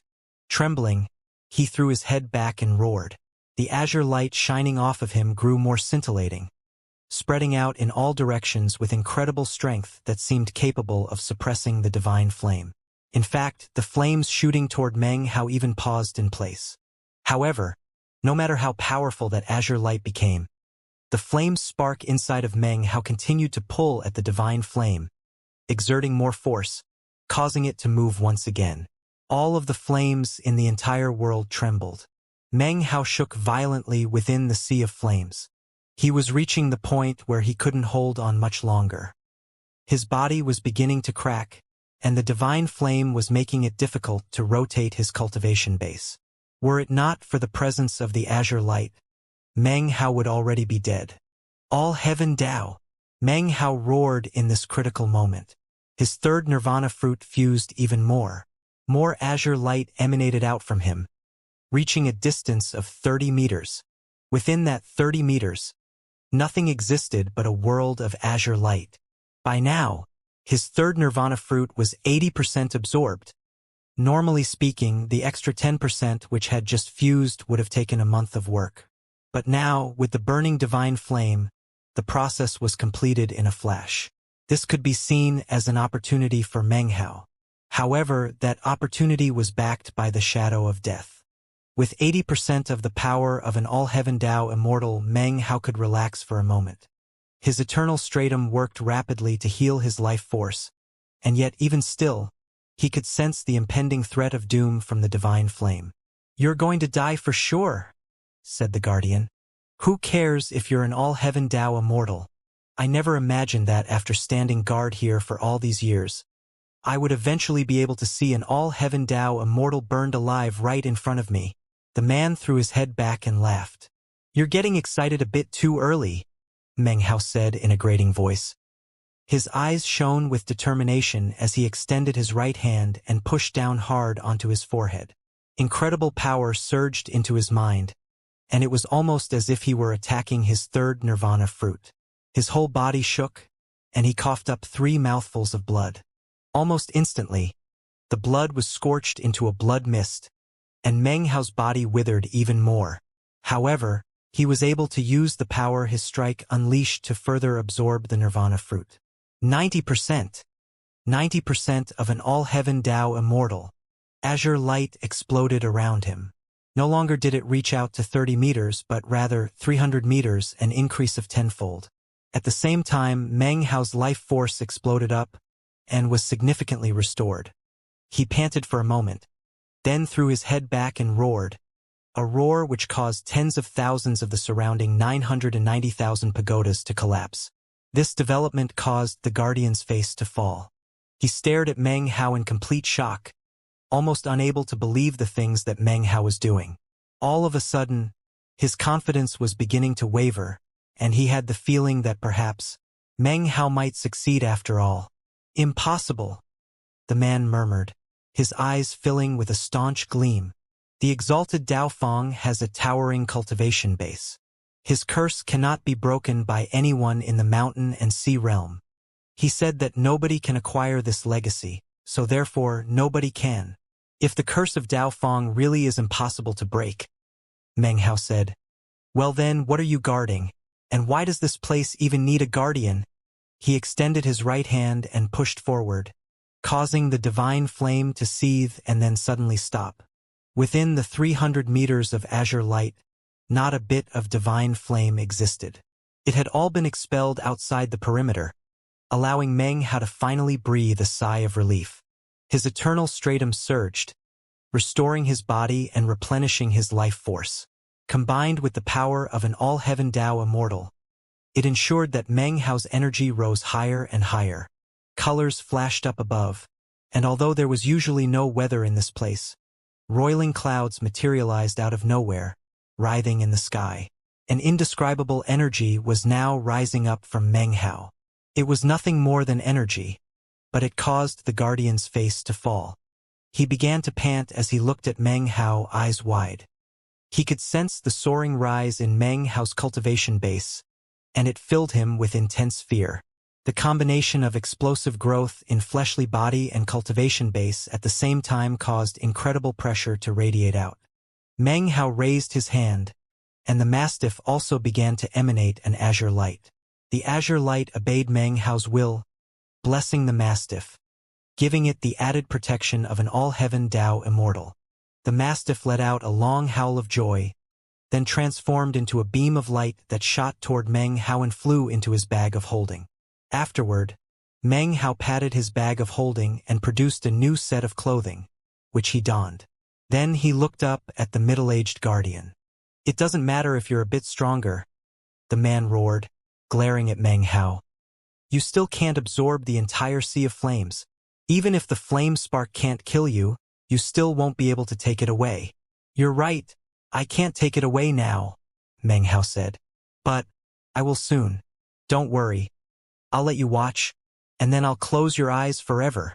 With that, Meng Hao closed his own eyes. Instantly, an azure magical symbol appeared on his forehead, not the echelon mark, but rather the symbol of an all-heaven immortal. It was circular, and was divided into 9 complete sections and 1 incomplete section. However, that incomplete section was rapidly filling in. In the space of a few breaths, the final 10% of the azure magical symbol began to glow with blinding azure light. The light was now several times more intense than before. Almost looked like an azure sun. Meng Hao's cultivation base rocketed up with increasing power. Heaven and earth trembled, and the entire world shook as ripples spread out in all directions. At the same time, the numerous pagodas in the world began to collapse one by one under the increasing pressure of Meng Hao's energy. Thousands, tens of thousands, 100,000, 200,000. As the pagodas collapsed, the whole world descended into rumbling that sounded like screeching roars that emanated from deep underground. Heaven and earth shook violently, almost as if doomsday had arrived. All of that was because of Meng Hao. All of that was because Meng Hao was an all-heaven Tao immortal. The azure light spread out in all directions, and as it did, the divine flame shot back to avoid it. In the blink of an eye, Meng Hao was the only person in the entire 3,000-meter area. Even the guardian was forced to retreat, feeling more astonished than ever. Meng Hao's body emanated boundless azure light, as if he were an azure-colored sun. His energy rocketed up, his cultivation base exploded, and he felt more powerful than he ever had in his entire life. If he met a quasi-Tao guru heaven cloud in his current state, he was completely confident that he could crush him as easily as dried weeds. He could even kill Tao realm experts as long as they had 2 essences or less. Meng Hao's eyes snapped open, and azure lightning shot out of them, smashing through the void and slamming into the middle-aged guardian's eyes. The lightning smashed his mind, crushing him like a wet branch. He screamed miserably, and blood sprayed out of his mouth as he tumbled backward, accompanied by terrifying booms. A single glance forced him backward by 7 steps, after which he exploded into bits. As his nascent divinity flew out, it was clear a single thought on Meng Hao's part could cause the surrounding azure lightning to destroy him.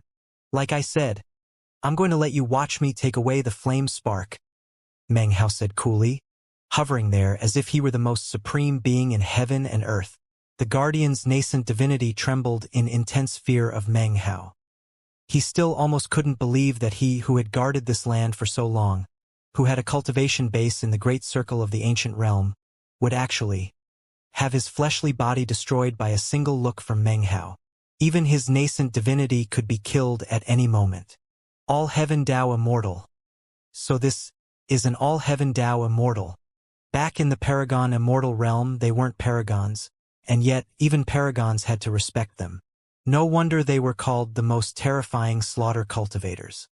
All-heaven Tao immortals. The man's nascent divinity was trembling as he stared at Meng Hao. His mind spun, and he just couldn't believe that he had actually seen a legendary all-heaven Tao immortal.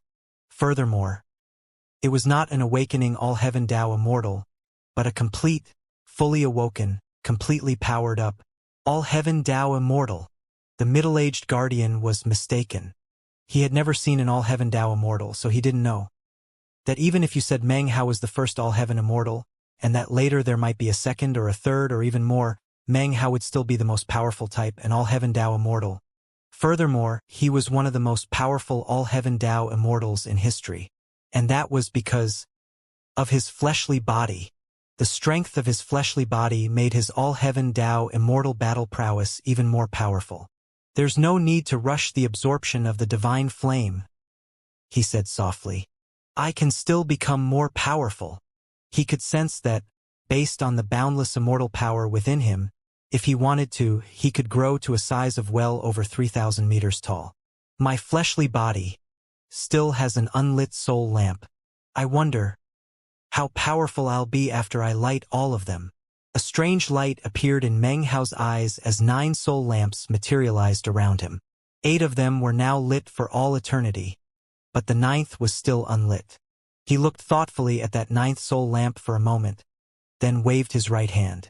Instantly, the 3,000-meter azure light vanished. Likewise, the pressure weighing down on the sea of flames vanished, allowing it to rage with fury. Instantly, the entire area was completely engulfed in fire that obscured all else. The guardian in nascent divinity form couldn't even catch a glimpse of Meng Hao. He remained within the sea of flames, eyes closed, allowing the fire to enter his body. However, he prevented the flame spark from absorbing the flames, and instead allowed them to build up inside of him.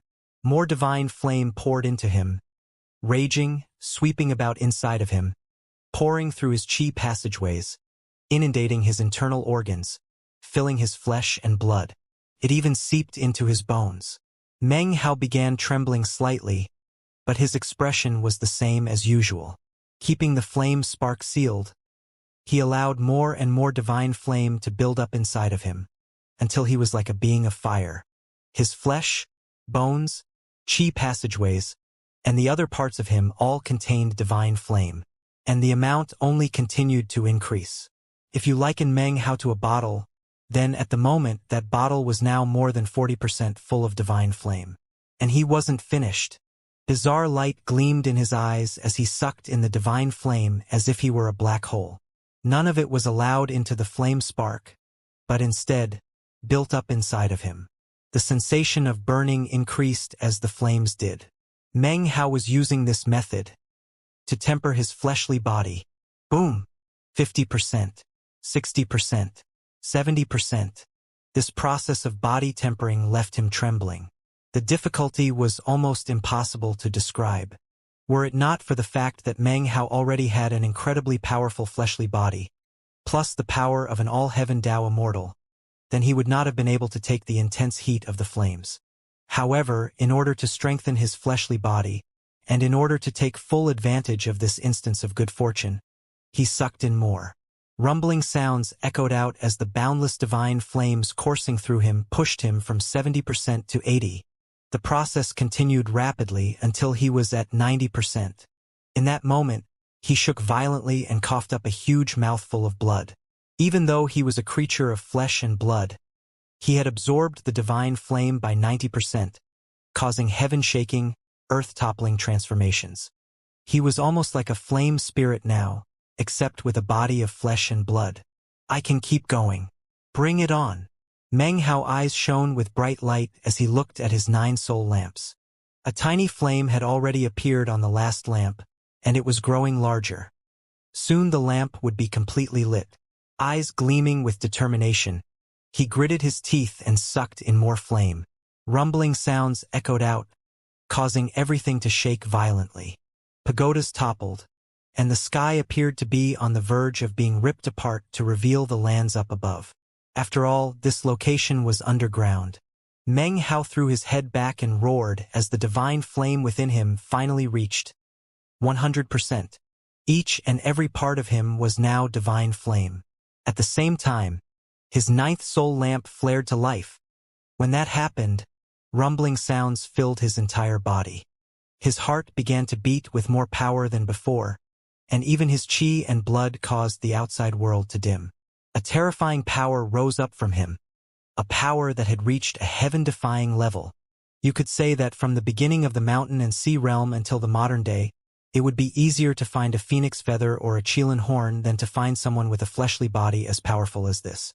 If he took a single further step forward, he would have a Dao realm fleshly body. As for Dao realm fleshly bodies, there was no need to even mention how rare such a thing was in the mountain and sea realm.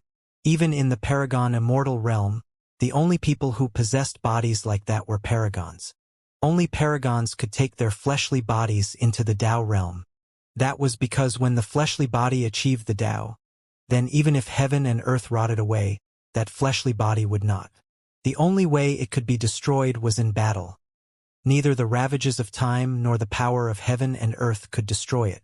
That was the Dao realm fleshly body. And right now, Meng Hao was only a step away from exactly that. His eyes snapped open, and he threw his head back and roared, causing the land overhead to crumble. Dirt and rocks fell down, and although the canopy above didn't collapse, the middle-aged guardian outside of the Sea of Flames was even more shocked than before. In response to Meng Hao's roar, the Sea of Flames around him churned, and hundreds of thousands of pagodas throughout the world toppled over into pieces. Up in the second level, the ancient beast trembled as the whole level quaked. The first level up above was the same, and even the Dao lakes beyond that were vibrating. Numerous Dao lakes erupted, shooting magical items and Dao projections up into the air, to the shock and delight of the gathered cultivators. Within the world of divine flame, Meng Hao's roars echoed out as his all-heaven Dao Immortal cultivation base exploded with power. There was no azure light though, and he now did nothing to prevent the divine flame from pouring into the flame spark. At long last, the flame spark could absorb the flames it had been blocked off from before. All of the fire outside of Meng Hao surged toward him in waves. He stretched his arms wide, allowing it to fully flow into the flame spark, which desired to consume all the fire in the world. "Flame spark, you're mine," he said, waving his sleeve and rising up into the air. The Sea of Flames rose up with him, and from a distance, the flames formed an image that looked like a mountain. The sight would be shocking to anyone who could lay eyes on it. If you looked even closer, it would appear as if Meng Hao had become an invincible bird, with the Sea of Flames being his wings as he soared through the heavens, laying waste to everything. All of the divine flame in the world began to converge, shrinking down and pouring into Meng Hao. The flame spark inside of him was shining brightly, and soon, an essence aura began to emanate off of him. That essence was no longer just a sliver. It was majestic and boundless, true essence. Flame essence. Henceforth, this would be Meng Hao's first essence. Meng Hao was the only cultivator ever to be able to control essence while in the immortal realm. He threw his head back and roared, and the flame sea around him slowly shrank. It was now 70% of its original size, then 50 and then 40. It was a thoroughly shocking sight. The guardian stared at Meng Hao absorbing the flames, and his previous conviction was now completely shaken. "The curse of the exalted Dao Feng," he murmured. "Nobody can acquire the flame spark. How could this be happening?" By now, the Sea of Flames was 30% of its original size. The more Meng Hao absorbed, the more resplendent his internal flame spark became. By now, the Sea of Flames could barely harm him at all, and after he completely absorbed it, fire would never be able to hurt Meng Hao again. Rumbling filled the entire world. The air shook as the Sea of Flames once again shrank down. 20%.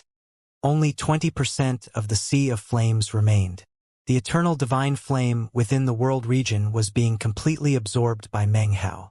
Although this was only a single one of the flame sparks, even someone in the Dao realm would insatiably lust after it. 10%. Brilliant light shone off of Meng Hao, and the flame sea continued to shrink. The essence aura on him grew more intense, and everything around him shook violently.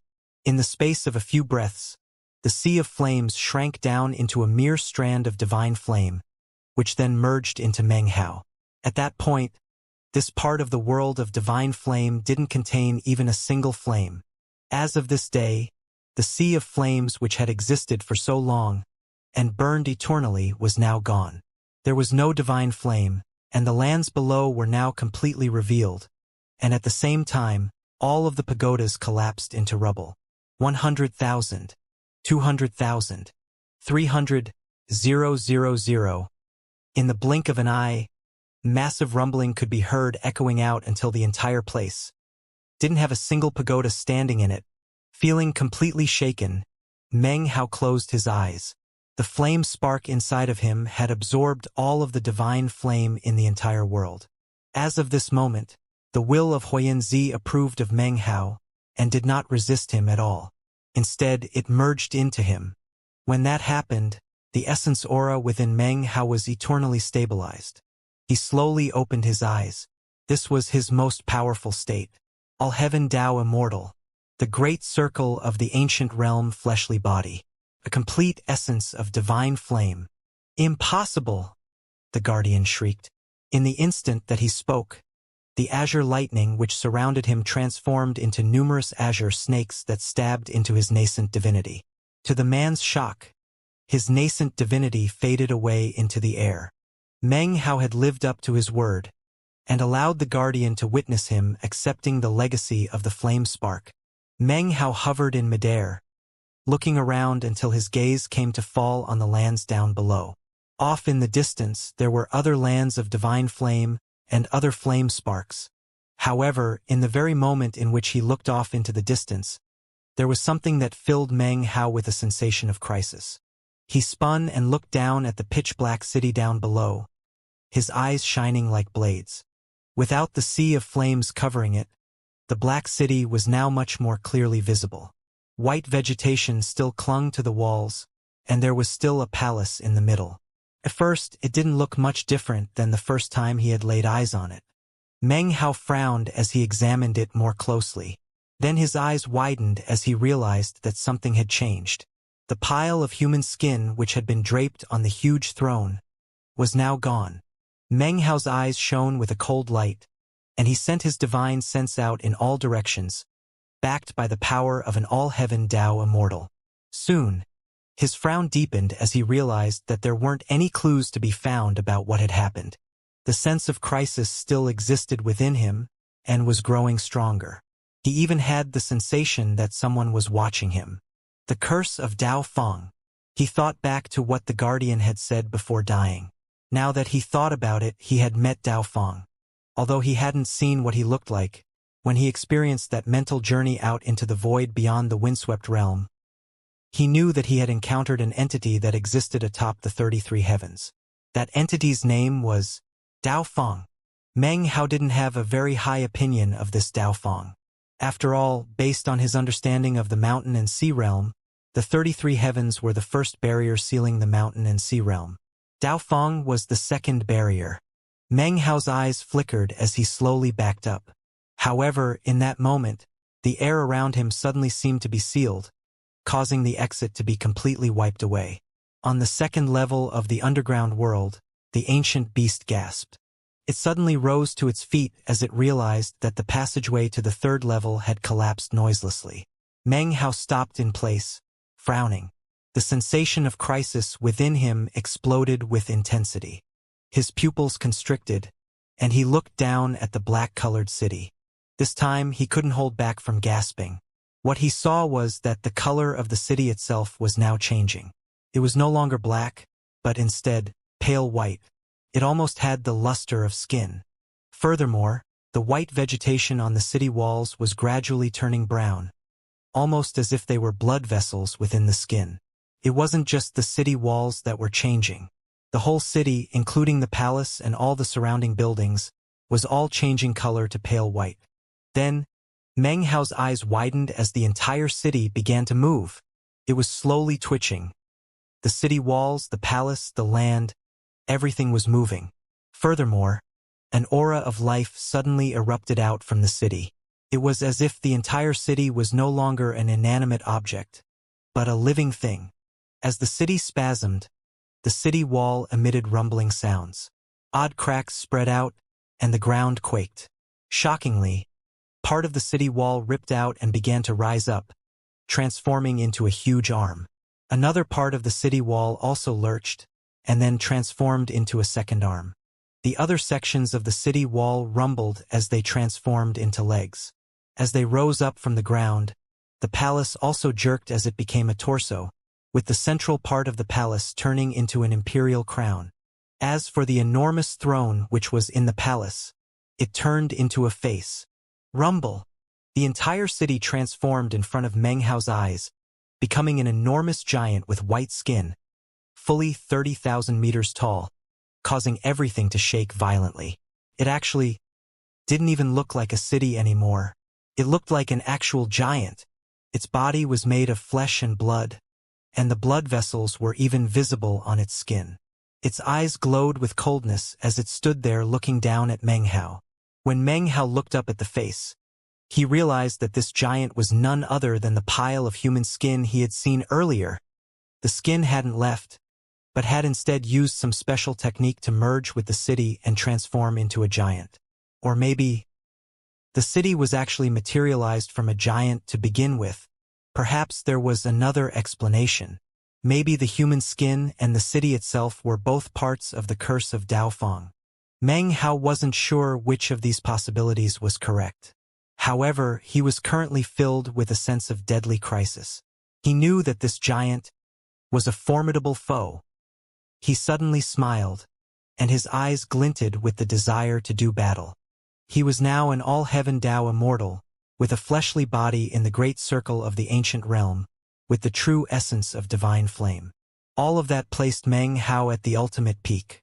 He could fight with the Dao realm, so this trifling giant only made him want to do battle to test out his new cultivation base breakthrough. He wanted to prove exactly how powerful he was. A powerful voice rumbled out of the giant's mouth, crackling like thunder, filled with awe-inspiring power like heavenly might.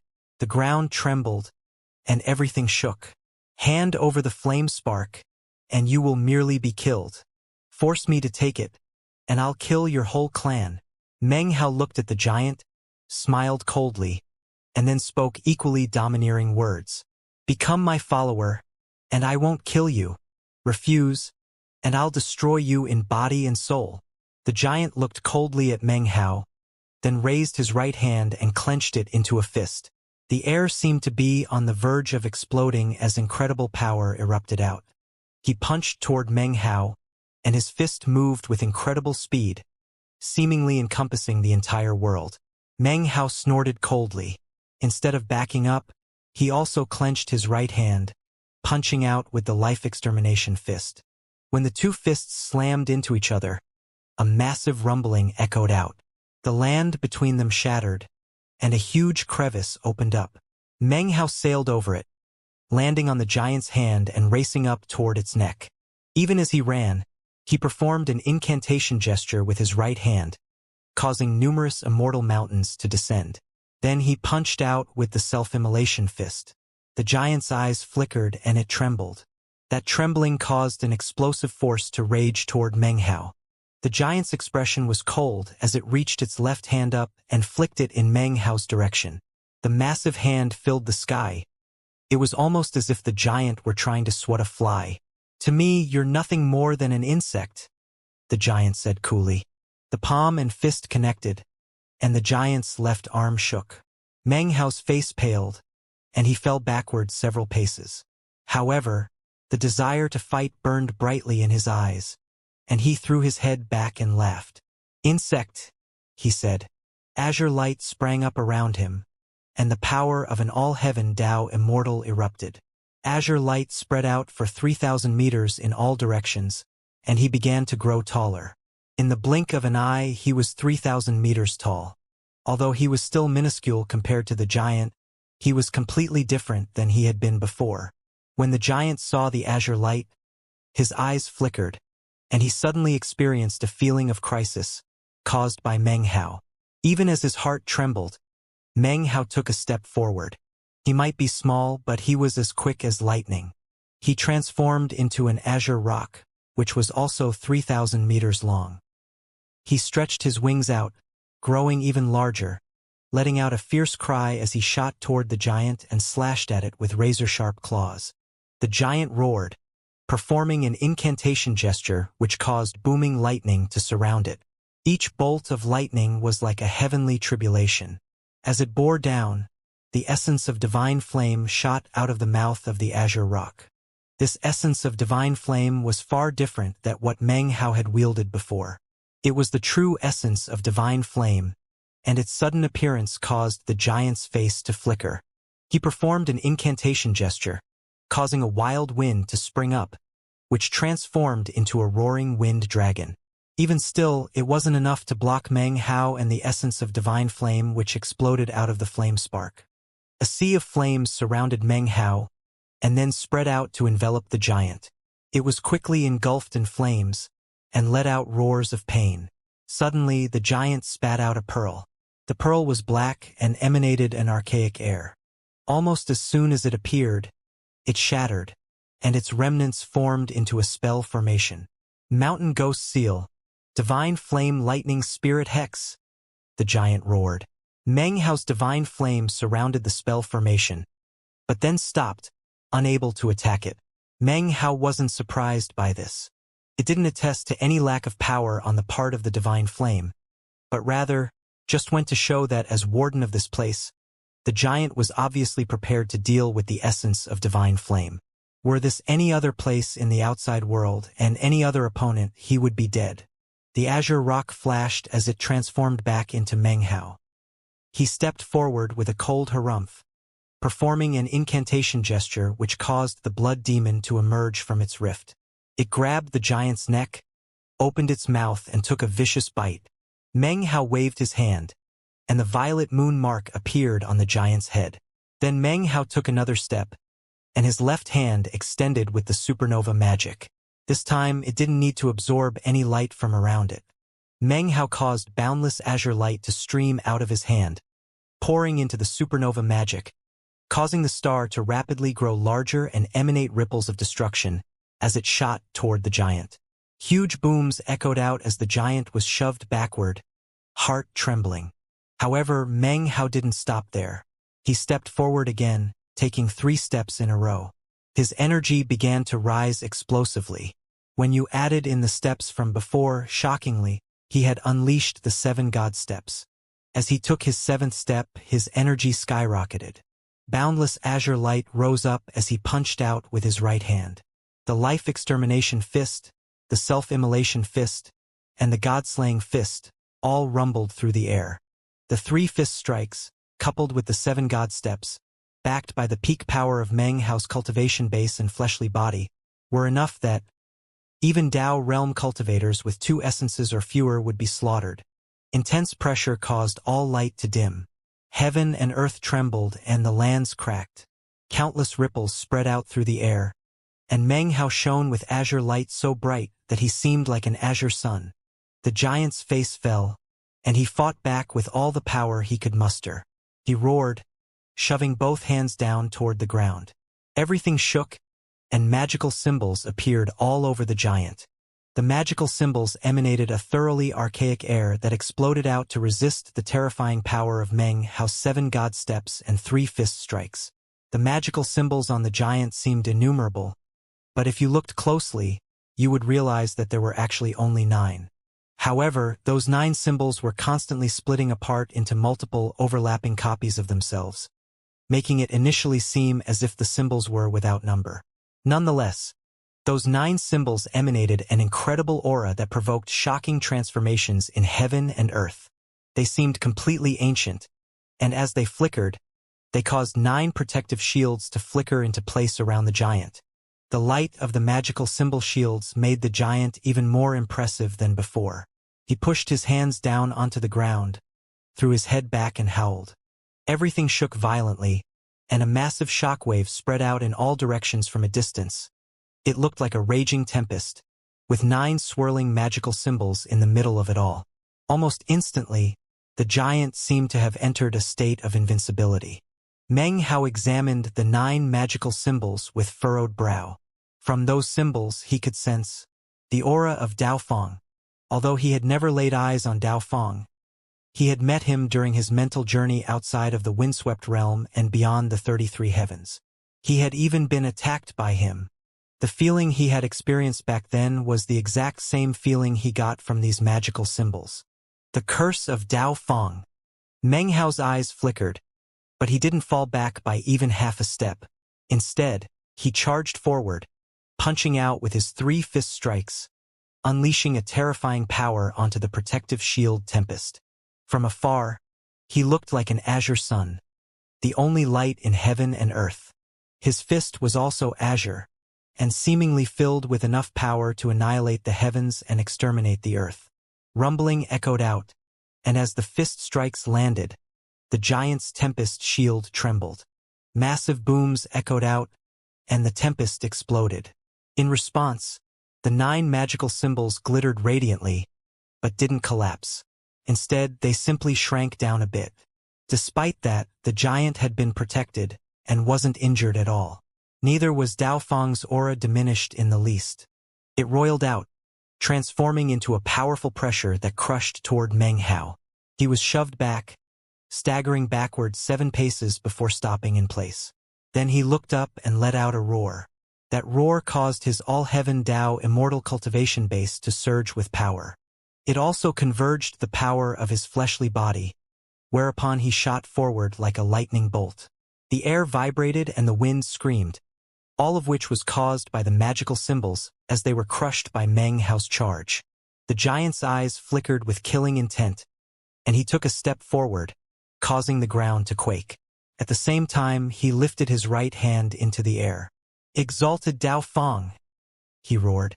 The sound of it caused the 9 magical symbols to glitter radiantly as they converged together. That convergence caused the aura of Dao Fang to grow even stronger. In the blink of an eye, the 9 symbols turned into a suit of armor that covered the giant, making it look like a powerful deity. It was ferocious armor, green and covered with bristling spikes and images of screaming, suffering faces which were in the midst of devouring each other. It was almost as if thousands of ghosts had been imprisoned inside of it. On the chest of the armor was a face which looked almost exactly like a monkey. The monkey's eyes were closed at first, but then they suddenly snapped open. As the monkey stared at Meng Hao, its eyes gleamed with a viciousness that caused Meng Hao's pupils to constrict. With this armor on, the giant's energy rocketed up, and the power level of his cultivation base doubled. Simultaneously, the giant roared, lifting his right hand up and the snatching out viciously. The lands quaked and shook, and numerous crevices opened up below, with the giant at the center. The lands almost looked like they would collapse.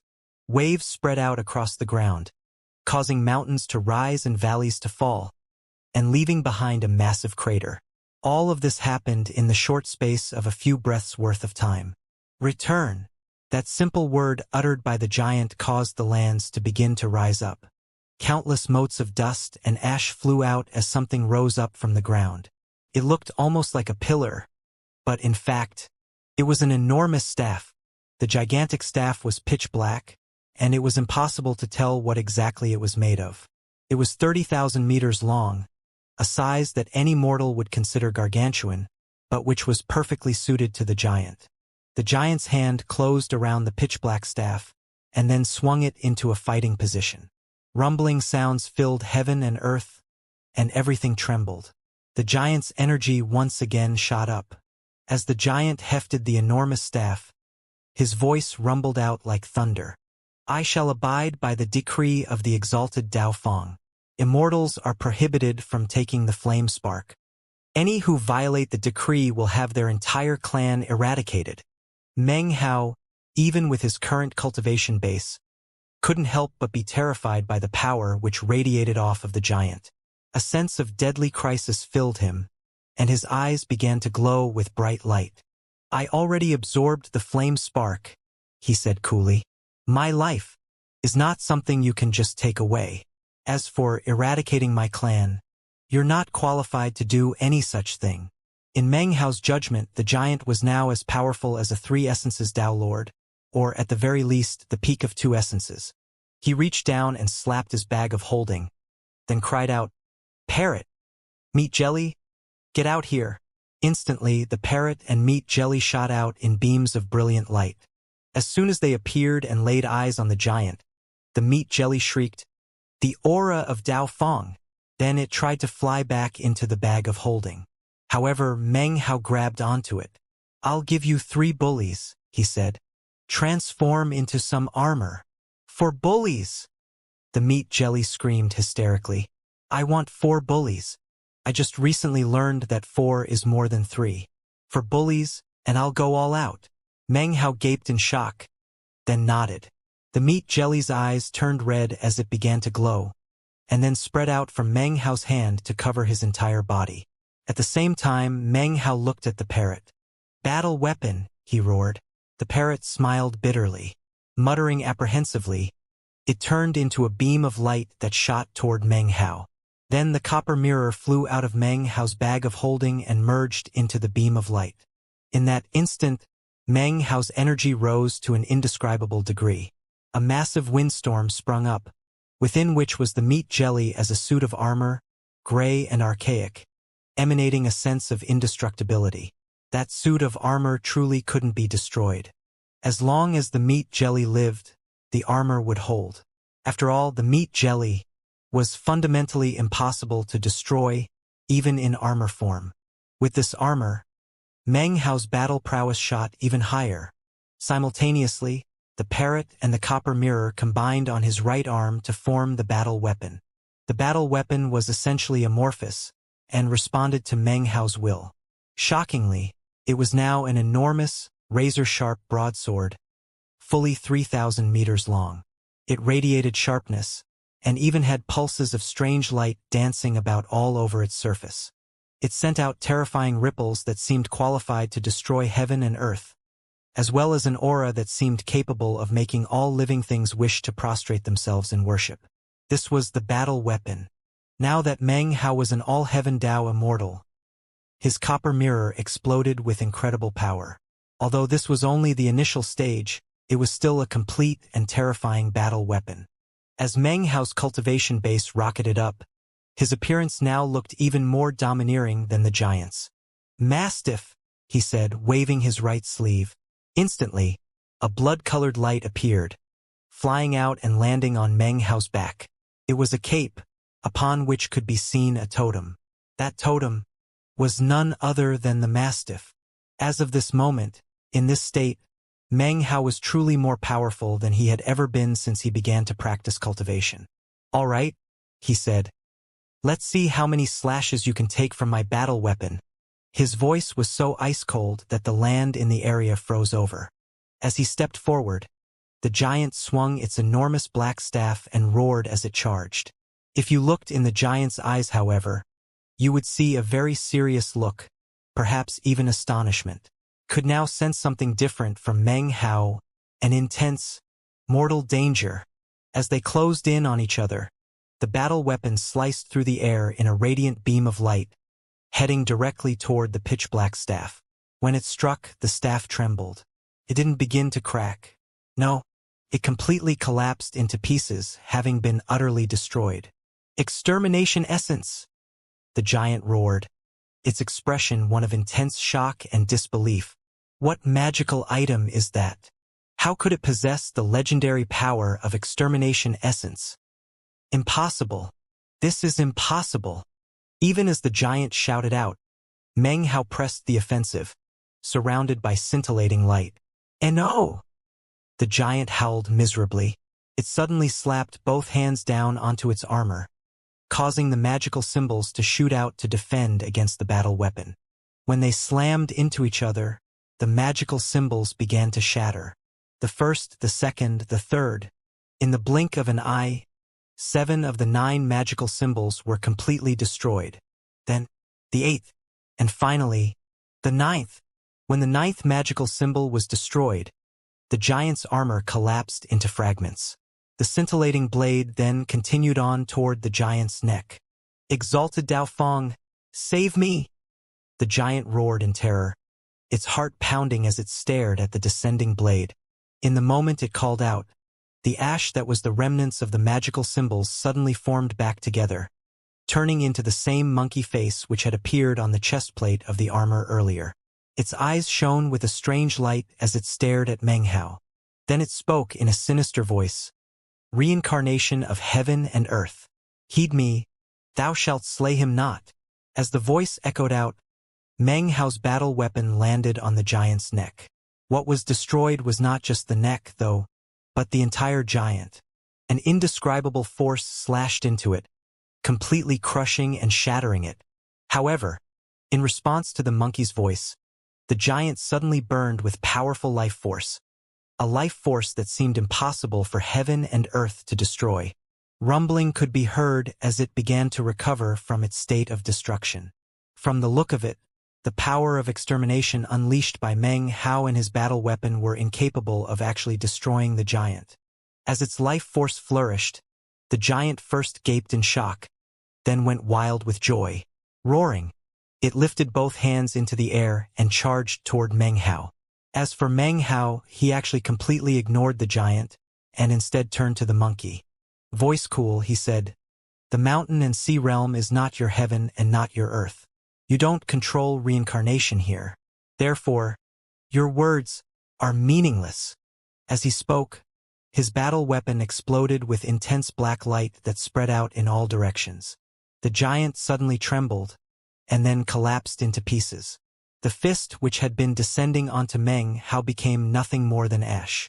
In the moment that the giant died, the face formed from magical symbols glared at Meng Hao, then began to fade away into the air. Meng Hao staggered backward, and the battle weapon vanished. The copper mirror and the parrot appeared again. The parrot looked very listless. After glaring bitterly at Meng Hao for a moment, it returned to his bag of holding. Meng Hao's armor and cape transformed back into the meat jelly and mastiff. They both looked exhausted, and he quickly put them away. His face was pale white, and he now lacked any energy to keep fighting. It would have been difficult for him to wield the battle weapon with only his own might. Therefore, he'd been forced to share the load with the meat jelly and the mastiff. That was what had enabled him to stay in that most powerful of states for a bit longer. Thankfully, it hadn't taken too much time to defeat the giant. Even still, Meng Hao was completely worn out. As the giant died, the magical seals in the area began to fade away, revealing the exit. Meng Hao's face flickered as he considered whether or not to go to the other lands in the area to acquire their flame sparks. But then, the ground suddenly began to quake. The other 5 lands that existed in the divine flame world then began to rise up into the air. As the lands shook, mighty roars echoed out from them. Meng Hao immediately sent his divine sense sweeping out and caught sight of 5 churning columns of black smoke. The black smoke rose into the air, rapidly forming together into an enormous head. That head had the face of a monkey. Meng Hao's face flickered as a sensation of deadly crisis filled him that was far, far greater than anything he had experienced earlier.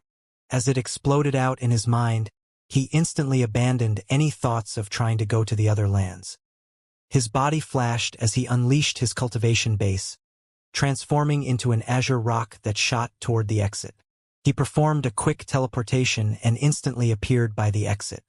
However, before he could step through, the monkey formed from black smoke suddenly howled. That howl immediately caused the air to shatter. It filled the 6 lands of the divine flame world, echoing out, causing everything to shake. An indescribable power of destruction filled that roar, and it caused blood to spurt out of Meng Hao's mouth. Shockingly, the exit itself also began to rumble and collapse. At the same time, the monkey face opened its mouth and lunged toward Meng Hao. The sensation of deadly crisis grew even greater, and Meng Hao coughed up another mouthful of blood, then stepped into the collapsing exit.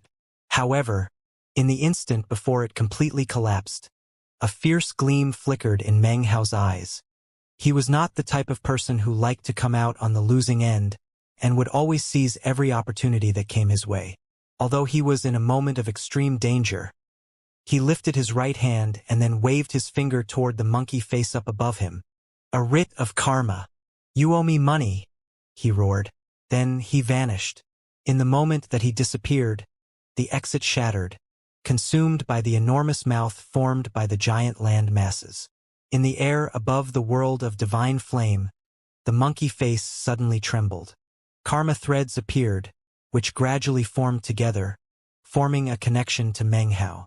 This was a special type of karma, and once formed, if Meng Hao wasn't repaid sufficiently, it could turn into an inner devil. "You damned bastard! How could you have a magical technique like this? You immortals are all completely shameless." The face roared, and everything collapsed. Wild colors flashed about as the special karma thread Meng Hao had tied was forcibly severed. Of course, that severing caused a huge backlash which also affected Meng Hao. Meng Hao appeared on the second level, coughing up a mouthful of blood. Before the first mouthful finished spurting out, he coughed up a second and then a third mouthful of pitch-black blood. After that, he swayed dizzily, and instantly knew that someone had broken a writ of karma. He had predicted that such a thing might happen, and was also aware that a backlash would occur. However, that didn't cause him to even pause to think about whether or not to use the technique. That was Meng Hao. If he was willing to treat himself viciously, then how much more so could he treat others viciously?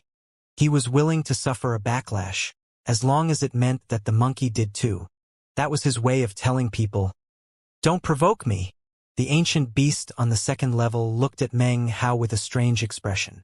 It saw the entrance to the third level collapse, and apparently wanted to ask about what had happened. However, it hesitated. Based on everything, it could guess that some monumental event had occurred. However, sometimes not knowing what had happened was far safer than knowing. Therefore, it maintained its silence and chose not to ask any questions. Meng Hao looked at the beast and nodded. Then he shot out from the second level's exit and left the underground world entirely. Although this adventure had ended with Meng Hao being injured, he had also acquired much. His only regret was that of the 6 flame sparks. He had only acquired 1. Well, there's no hurry, he thought. One of these days I'll come back. And then, I'll make sure that a writ of karma gets fully formed. Meng Hao had already come to the rough conclusion that the monkey face was likely Dao Feng. Huiyanzi had mentioned Dao Feng, who was also the same person standing guard outside of the 33 heavens. If I can fully solidify a writ of karma, then I'll hardly be able to wait until I leave the mountain and sea realm and charge through all the 33 heavens. When I see Dao Feng's true self, I wonder if he'll pay the money back first, or just attack me. Meng Hao chuckled coldly as his body flickered, then reappeared in the plains that surrounded the ancient Dao lakes of the southern domain. As soon as he materialized, Meng Hao took a deep breath, causing the spiritual energy of heaven and earth to roil toward him. He absorbed the spiritual energy and then breathed out again, completing a full cycle. His eternal stratum was hard at work, and he also produced medicinal pills which he immediately consumed. As his wounds rapidly healed, he sat down cross-legged and began to meditate. The area he was in was wild and rugged, filled with wild vegetation and lacking the slightest sign of human habitation. After sitting there for about 2 hours, his wounds were healed by about 90%. The worst injuries had been sustained, not during his battle with the giant, but in those final moments, by the roar of the monkey face.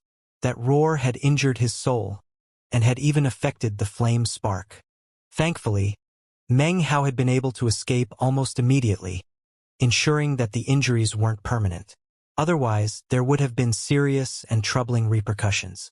He was about to continue the healing process when he realized that the final 10% would require several hours. At that point, he suddenly opened his eyes and slapped his bag of holding. A jade slip flew out, and when he pressed down onto it, Feng Shoudao's voice filled his mind. "It's time for you to return and help the 2 of us stand as Dharma protectors for your father to step into the Tao." Meng Hao's face lit up. His injuries weren't that important. What was truly important was helping his father step into the Tao. Both to him and to the clan, that was a matter of utmost importance. That was especially so after witnessing Guru Heavencloud's failure in attempting to step into the Tao. Meng Hao was worried for his father, but he also knew that Feng Shoudao and Feng Yanqiu were offering an incredible gift. Plus, his father was already in the great circle of the ancient realm. This step was a step that had to be taken. Meng Hao rose to his feet and transformed into a beam of light that shot toward the eastern lands. He was almost done with the things he needed to take care of on planet South Heaven. Once his father's ceremony was complete, it would be time to leave. Dao realm cultivators aren't allowed to enter planet South Heaven. Well then, What will Patriarch Shoudao do to allow Father to step into the Dao here? Feeling very curious about the matter, Meng Hao shot out of the southern domain at top speed, all the way to the eastern lands. It only took him the time it takes half an incense stick to burn before he was back in the Fang clan citadel. As soon as he got close, Fang Shoudao's voice boomed out from inside. "Howard, we've been waiting for you. Let's go." Even as he spoke, he flew out of the ancestral mansion along with Fang Yanxiu. Last to come out was Meng Hao's father, Fang Shufeng.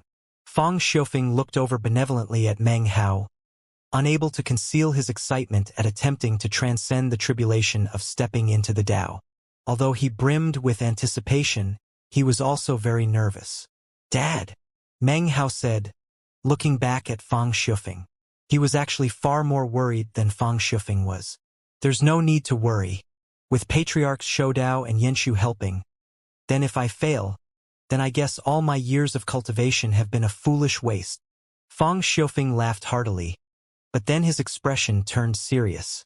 "I'm a cultivator and my life has been focused on eventually stepping into the Dao, from the spirit realm to the immortal, from the immortal realm to the ancient, from the ancient realm to the Dao. The further along you get, the less likely you are to succeed. However, that shouldn't be a reason to avoid the danger, nor an excuse to not take that final step. I have transcended the tribulations of ancient realm soul lamp extinguishing, one by one. What does this trifling Dao stepping tribulation count for? If I really fail, then at least I'll have 100 years of longevity left that I can use to protect you and your sister. My only regret will be that I will not be able to abide by my agreement to stand guard for 100,000 years. With that, no further trace of anxiety regarding stepping into the Dao could be seen on Fang Shufeng. He could have chosen to be like Guru Heavencloud to hold back from stepping into the Dao. He could have been cautious and thus lived longer. Without any tribulation, there would be no risk to his life, and he could have lived in safety. Actually, in addition to the danger of the tribulation itself, one of the main reasons that many cultivators chose to remain in the great circle of the ancient realm was because they couldn't suppress that desire to remain safe and alive. "Dad, you're gonna succeed," Meng Hao said staunchly. Those words were actually not uttered from the standpoint of a son, but rather were backed by his status as the future lord of the mountain and sea realm. Fang Shufeng smiled.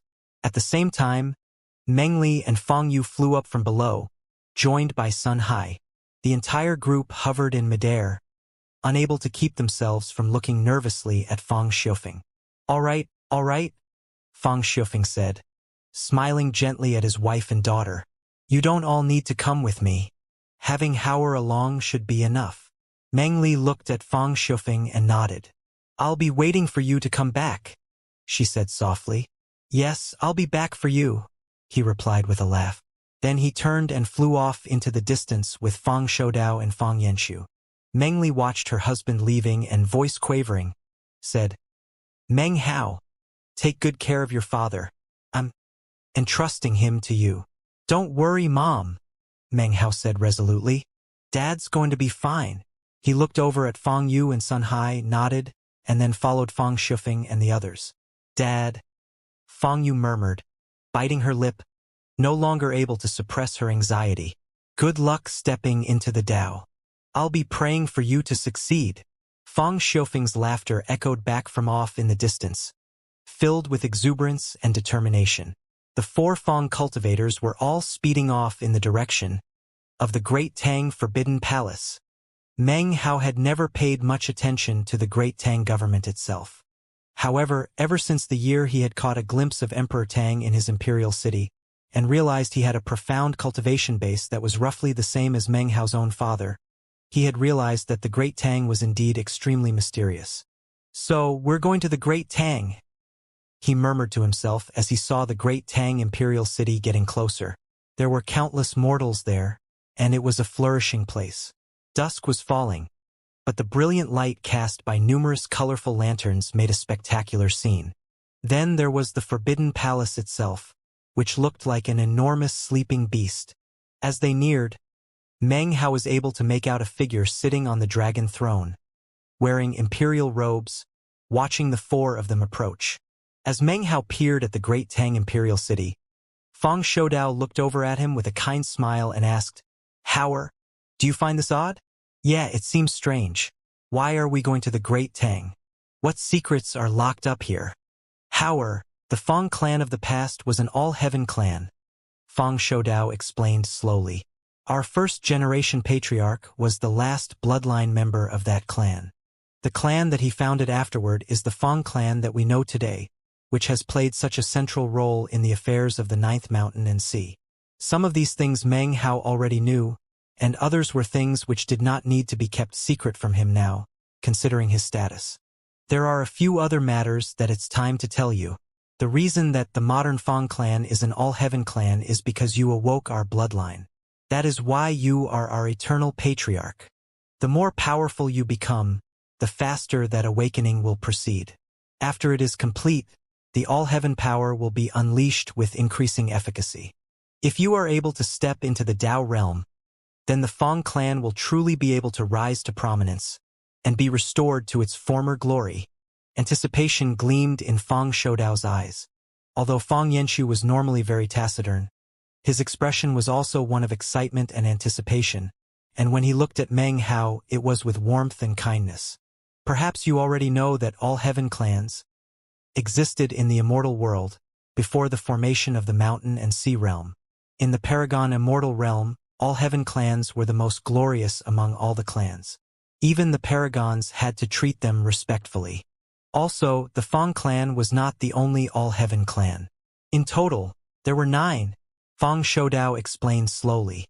Of course, the 9 all-heaven clans fell apart during the war, and countless of their people were killed.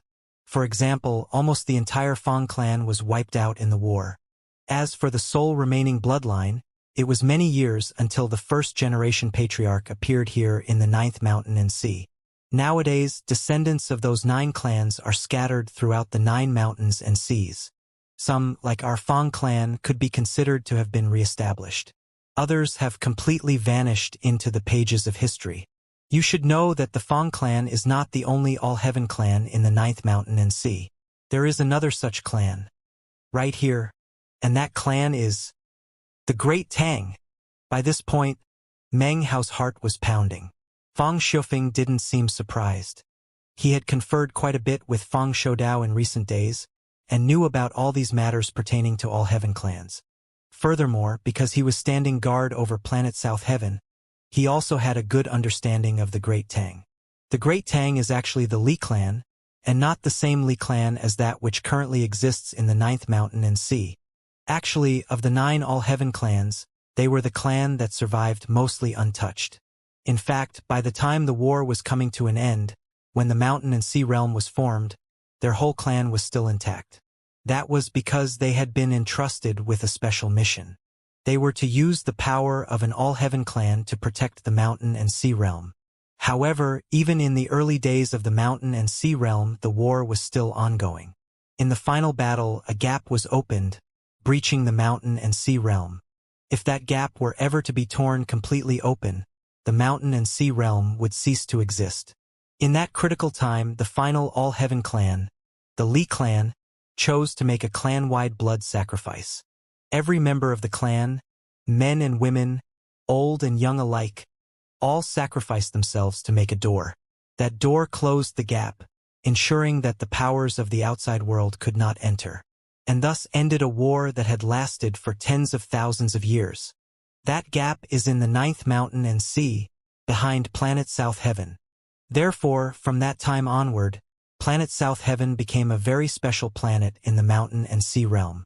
It also came to be known as the Door of South Heaven. From then on, there was a new empire on planet South Heaven, called the Great Tang. The entire Li clan sacrificed themselves to protect the mountain and sea realm, leaving behind only a single clan member to maintain their ancestral device and prevent the outside world from entering. It was the clan's mission, and even if there was only one person left to carry it out, that mission remained. And that is how things have continued, down to this day. All of these things were matters that had been revealed to Fang Shoudao after he had gone to visit the clone of the first-generation patriarch recently. Your father stands guard over planet South Heaven, and the Li clan stands guard over the door of South Heaven. It is because of the special nature of planet South Heaven that it is impossible for Dao realm experts to enter it. Only by suppressing our cultivation bases to the great circle of the ancient realm can we do so. Otherwise, planet South Heaven as a whole would view us as enemies and would eradicate us. However, that doesn't mean that it is completely impossible for Dao realm cultivators to be here. In order for a Dao realm expert to remain here, that person must gain the approval of planet South Heaven. Furthermore, the only person who can make that happen is the Great Tang, the Li clan. When Meng Hao heard all of this, his heart trembled. Although he already knew many secrets, quite a few of them were things he had been told, and did not understand based on experiencing them personally. As such, his understanding was incomplete. For example, he had been completely clueless regarding the identity of the Great Tang. He could only imagine what it must have been like years ago for the Li clan to watch one All-Heaven clan after another be exterminated while they, in order to accomplish their mission, were forced to hold back their power and not participate in the fighting. They must have felt torn, and at the same time they were obviously tenacious. When the gap opened up in the mountain and sea realm, they didn't hesitate to perform a blood sacrifice of their entire clan to create the door of South Heaven. They sealed the gap, accomplishing the mission of their clan. What a heroic sacrifice! Now he understood why, when first encountering Emperor Tang all those years ago, he had felt such a desolate loneliness within his majesty. He was the only survivor of his entire bloodline. Their sacrifice was like a curse for him. There had been many successive generations of people like him, the emperors of the Great Tang, all of whom were charged with upholding the original mission. For all eternity, they would protect the mountain and sea realm by standing guard over the door of South Heaven. Meng Hao's eyes filled with respect as he followed his father, Fang Shoudao and Fang Yanxiu. They flew into the Great Tang Imperial City and toward the Forbidden Palace. The sun was just about to set, and all of a sudden, Meng Hao recalled what Fang Shoudao had mentioned about Dao realm cultivators being unable to enter planet South Heaven. Then he thought about the giant he had fought, as well as the monkey face. Without gaining approval, the Dao realm will be exterminated? Meng Hao asked suddenly. Without exception, Fang Shoudao replied. Meng Hao's heart trembled, and he began to breathe heavily. Great waves of shock rolled through him, as well as doubts. As far as he could tell, there were only 3 possible explanations. One explanation was that the giant and the monkey were both approved of by the Li clan. However, that was clearly not possible. The second explanation was that the world of the divine flame was somehow unique. The third explanation was a possibility that left Meng Hao feeling even more shaken. Perhaps the giant and the monkey only appeared to be in the Dao realm, but the versions of themselves within the divine flame world were actually not in the Dao realm. For example, Meng Hao was currently capable of slaughtering 2 essences Dao realm cultivators, despite not being in the Dao realm himself. Despite that, he was not the subject of extermination by planet South Heaven. Although that third explanation seemed preposterous, Meng Hao could not help but come to the conclusion that it was most likely true. Meng Hao maintained his silence as they proceeded along toward the Great Tang. Soon, the 4 beams of light were just outside the Forbidden Palace. In the main hall up ahead, not a single person could be seen other than Emperor Tang on the dragon throne. Everything was quiet, with pressure weighing down from all directions. The lanterns in the area were dim, casting Emperor Tang in flickering shadows that made it difficult to make him out clearly. Only his 2 brightly shining eyes were visible. Fang Shoudao and Fang Yanxiu walked forward and, despite the level of their cultivation bases, clasped hands and bowed deeply to Emperor Tang. Fang Shufeng did the same. Meng Hao's eyes glittered like lightning, and his face was extremely solemn as he also bowed. He knew that although the patriarchs and his father were bowing to Emperor Tang, what they were showing respect to was the sacrifice of the all-heavenly clan for the entire mountain and sea realm. A clan like that deserved respect from everyone, even other all-heaven clans. They showed their bravery in the early days of the Immortal world calamity, when the war had just begun, and also afterwards when things were unstable. In the end, their clan-wide sacrifice was an even greater display of bravery. Everything was quiet, and no one spoke. After a long moment, a sigh could be heard from within the main hall, a long sigh filled with ancientness. As it echoed about, the entire hall lit up, and Emperor Tang rose to his feet from the dragon throne, then slowly walked out of the hall. He was a middle-aged man wearing a dragon robe, powerful and impressive as he stood there, as if all of planet South Heaven would be wreathed in shadow because of his presence. It was as if he was the Lord of South Heaven. Actually, as one of the successive descendants of the All-Heavenly clan who stood watch here, he really could be called the Lord of South Heaven. Although his cultivation base wasn't at the absolute pinnacle, he was the only person on planet South Heaven who could call upon the power of his bloodline, the will of his ancestors, to control the spell formation that had been formed by the collective sacrifice of the All-Heavenly clan. With that spell formation, he could cut down Dao realm cultivators as easily as turning over his hand. "Brother Xiufeng," he said slowly, "I'm aware of the purpose of your visit. It is an important matter, something which has never occurred before. I'm actually uncertain as to whether or not it will work. Hopefully it will. However, if it fails, then even if you do step into the Dao realm, you will be instantly slaughtered by the spell formation. Even I will be incapable of preventing that from happening. This will make your experience of stepping into the Dao even more difficult by several times. Are you really sure you want to try it?"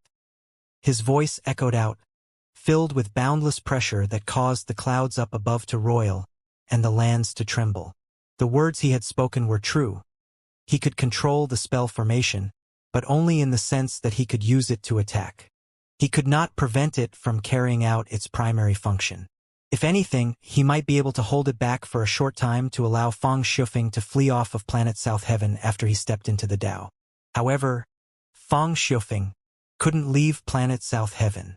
Things would be much easier for him if he ended up in the quasi-Dao realm. However, if he truly stepped into the Dao realm, he would essentially be facing certain death. When Meng Hao heard this, his heart trembled. He looked over at Fang Xiufeng, Fang Shoudao and Fang Yanxu, who were waiting to hear his father's response. Whatever it was, they would support him. In truth, it didn't matter that Fang Xiufeng wasn't in the Dao realm. He would still be considered the clan chief of the Fang clan. However, although that wouldn't be a problem in the short term, it would make it inappropriate from the clan's standpoint once Meng Hao left the Ninth Mountain and Sea, and it would be inevitable that some clan members would eventually raise objections. Therefore, Fang Shoudao and Fang Yanxu had both agreed that they would not hold anything back. They would do everything they could to help Fang Xiufeng step into the Dao. In that case, he would be the true clan chief, unshakable and unmovable. As for the particulars of how Fang Xiufeng went about doing that, it was his decision. No one, not even Meng Hao, could influence him. Fang Xiufeng was silent for only a moment. He didn't need a long time to think. He gave a carefree laugh and then said, "Since I'm here, what's the point in backing out? Brotherly, thank you for going out of your way to help." Fang Xiufeng's expression was calm. His eyes flashed with determination, and his heart was completely focused. He was the type of person who couldn't settle for being ordinary, and had always had lofty aspirations.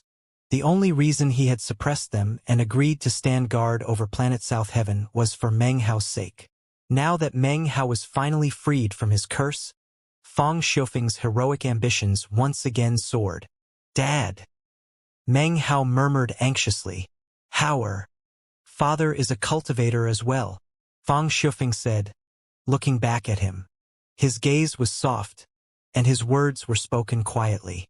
However, his simple sentence revealed the deep ambitions he harbored. It spoke to his pride, and revealed how focused he was on his cultivation. As Fang Xiufeng's words echoed out into the air, Fang Shoudao and Fang Yanxu looked on with sparkling eyes, and nodded slightly. "So you're set on doing this, Brother Xiufeng," said Emperor Tang. "I understand." Emperor Tang looked deeply at Fang Xiufeng, then turned and waved his sleeve. Colors flashed and everything shook. All of the lands of South Heaven trembled, and the entire planet seemed to shake. The shaking was even more intense in the Forbidden Palace.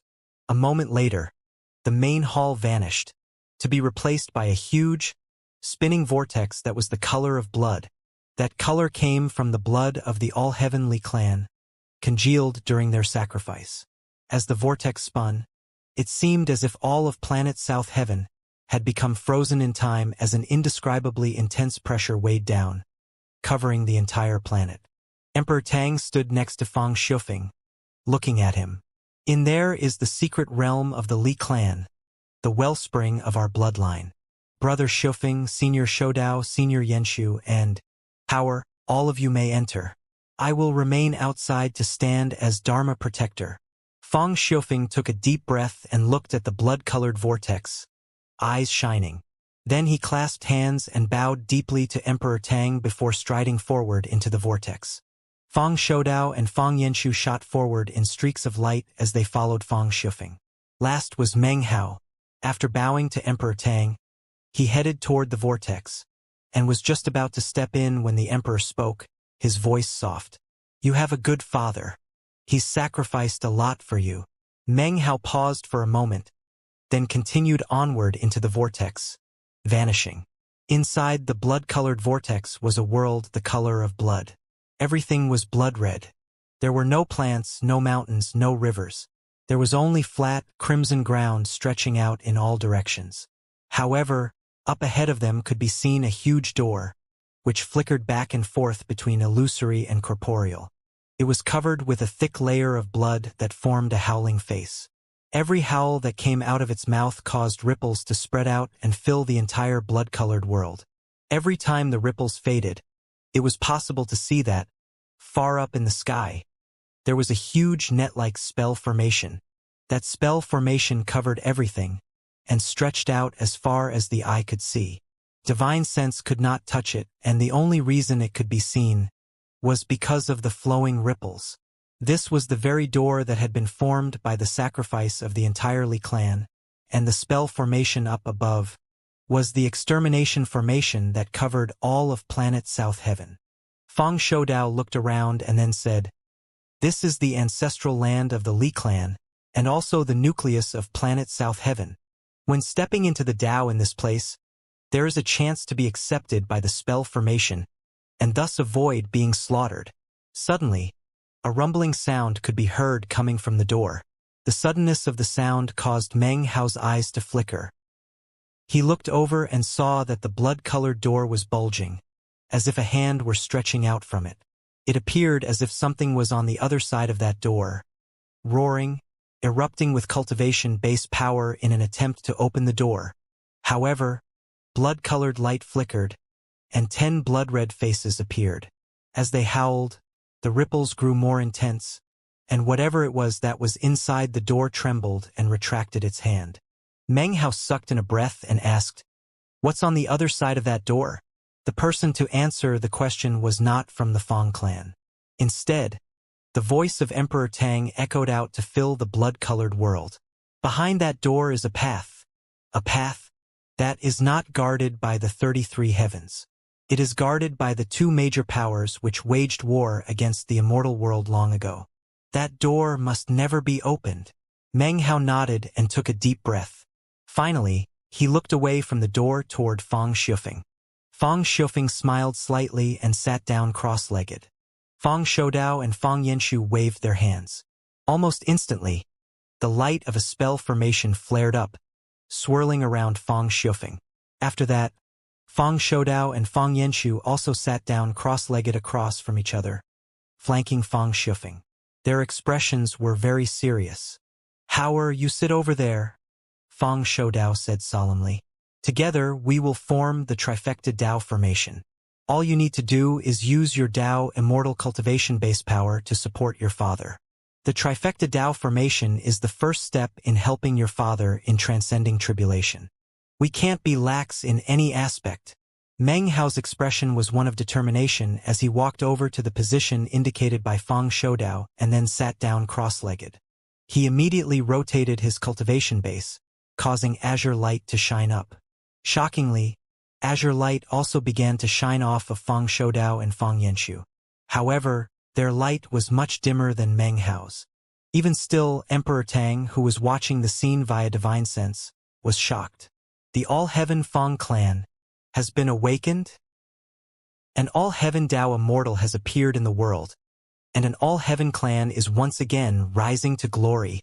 A strange light began to gleam in his eyes. Trifecta Dao formation, activate. Fang Shoudao roared. Xiufeng, what are you waiting for? Begin stepping into the Dao. As the sound of his words echoed out, Fang Xiufeng's eyes began to glow with a piercing light. He raised both hands and pushed up into the air. At the same time, his cultivation base exploded, as he used the full power of the great circle of the ancient realm to open the Dao stepping path. In almost the same moment that Fang Xiufeng's cultivation base exploded with power, the blood-colored sky overhead was ripped apart by seemingly invisible hands to reveal a starry sky. Simultaneously, a huge vortex appeared up above, whose rotation caused the entire blood-colored world to distort as the power of the Dao realm descended to planet South Heaven. All of planet South Heaven rumbled, and countless cultivators looked up into the sky with expressions of astonishment. What they saw was the sky distorting as a shocking vortex appeared. Its rotation caused innumerable motes of dust to float up into the air, and even the Milky Way Sea began to seethe. Everyone from the Fang clan sat cross-legged, expressions of anticipation on their faces as they looked up. They were filled with excitement, as they all knew that their clan chief Fang Xiufeng was currently transcending tribulation to step into the Dao. Meng Hao's mother and sister were in the Fang clan ancestral mansion, along with Sun Hai and many others. They were nervous, and Meng Li was even clutching tightly at her garments, shivering slightly as her heart filled with numerous anxieties. Meng Hao's sister was acting exactly the same. As of this point, the eyes of virtually everyone on planet South Heaven were fixed upon that vortex. The rumbling grew increasingly intense as a path slowly became visible. If one could step onto that path despite all of the tribulations, then entering the Dao realm was a possibility. In the blood-colored world, Fang Xiufeng's eyes shone with a strange light. He lowered his left hand and pushed onto his dantian region, while his right hand viciously slapped his forehead. A banging sound rang out, and his body trembled. At the same time, his flesh visibly withered. He threw his head back and roared, and all of a sudden, a ghost image of himself appeared. Shockingly, this was a type of clone, an image that looked exactly like Fang Xiufeng, which flew up into the air toward the vortex. Fang Shoudao began to explain. Meng Hao, this trifecta Dao formation uses the cultivation-based power of 3 people to help your father create 3 clones, all of them as powerful as his true form. By using these 3 clones to transcend the tribulation, he will have a much easier time succeeding. Meng Hao looked up into the sky and saw the huge vortex filled with crackling lightning, numerous bolts of which were already shooting down. Fang Xiufeng's clone shot forward to meet the powerful lightning that was actually larger and more terrifying than the lightning that Guru Heavencloud had faced. It was powerful enough to destroy worlds, and it transformed into a sea of lightning that smashed toward Fang Xiufeng. A huge boom rang out. Everyone watched as Fang Xiufeng's clone threw his head back and roared, then performed an incantation gesture to summon divine abilities and magical techniques that fought back against the lightning. Time passed, and everyone was shocked by the astonishing events playing out in front of their eyes. After the first tribulation passed, Fang Xiufeng's clone was injured and tired, but continued onward toward the vortex. It was at this point that rumbling sounds echoed out as the second tribulation descended. The weapon tribulation. Based on what Meng Hao knew from watching Guru Heavencloud stepping into the Dao, there were a total of 9 tribulations, each one successively more intense. If you could beat them all back, then step into the vortex, you would be half finished with the process. Having transcended the tribulations, you would be qualified to achieve the Dao. Guru Heavencloud had failed in the middle of the 3rd tribulation, and currently, Fang Xiufeng was facing the 2nd tribulation. Various weapons materialized, sweeping forth with astonishing power. Rumbling sounds echoed out as 9 of them bore down on Fang Xiufeng's clone. Meng Hao was looking on nervously as Fang Xiufeng's clone spread his hands wide, his eyes glittering with a cold light. He then waved his hands in front of him, causing colors to flash and the sky to tremble. The 9 weapons suddenly stopped in place for a moment, then trembled with energy and shot forward again. Booms echoed out constantly, and the roars of Fang Xiufeng's clone echoed out into the ears of all the cultivators on planet South Heaven. When his wife and daughter heard them, they became even more anxious than before. The direct bloodline clan members of the Fang clan were also waiting in nervous anticipation, waiting for their clan chief to step into the Tao. The sky flashed as the 9 tribulation weapons surged with power and a desire to cut down anyone who attempted to transcend the tribulation. As the rumbling echoed out, Fang Xiufeng's clone advanced relentlessly. "Get the hell out of my way!" Fang Xiufeng's clone suddenly sucked in a deep breath. As he did, his eyes shone with cold light, and boundless energy of heaven and earth roiled toward him and was absorbed. Wild colors flashed up above, and Fang Xiufeng's clone began to shine with brilliant light, making him look like a blazing sun. Suddenly, an illusory sword materialized in his outstretched right hand. He stepped out with his right foot, bending his body like a bow and then slashing down with the sword, unleashing a blinding stream of light. The sword chi pulsed with indescribable energy, causing everything else to grow dark and blurred. Fang Xiufeng's clone, and the sword he held, were the only things that were incomparably bright and clear. "My Tao is the Tao of the sword, and the sword is the king of all weapons. Trifling weapon tribulation, do you really dare to block my way?" The clone's echoing voice was filled with incredible pressure as the sword light shone out toward the 9 weapons of the weapon tribulation. When they slammed into each other, a massive boom echoed out.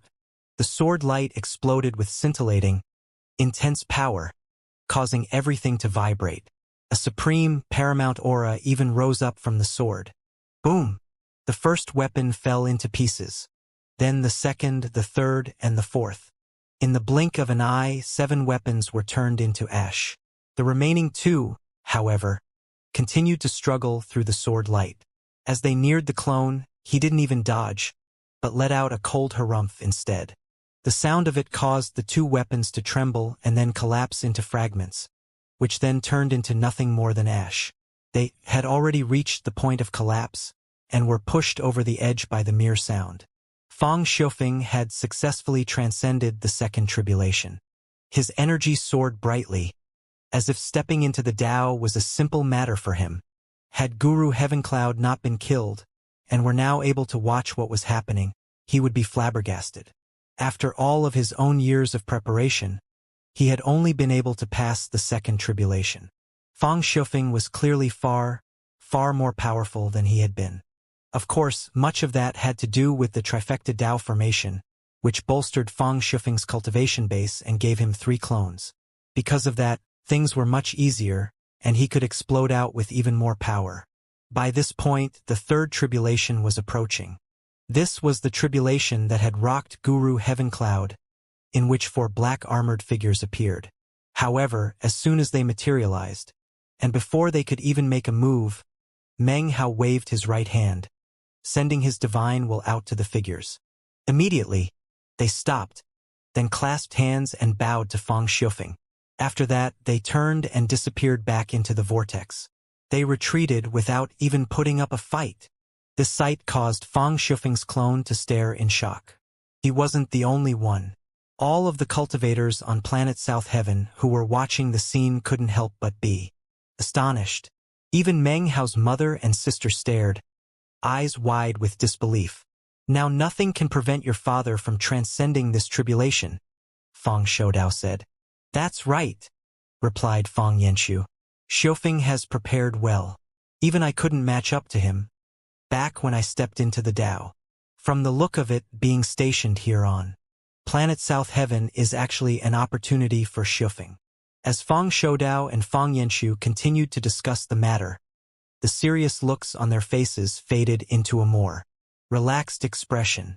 From their perspectives, whether or not he would transcend the tribulation was now not even in question. Fang Xiufeng had already proven that he could step into the Tao even without their help. Clearly, his eventual success was without question.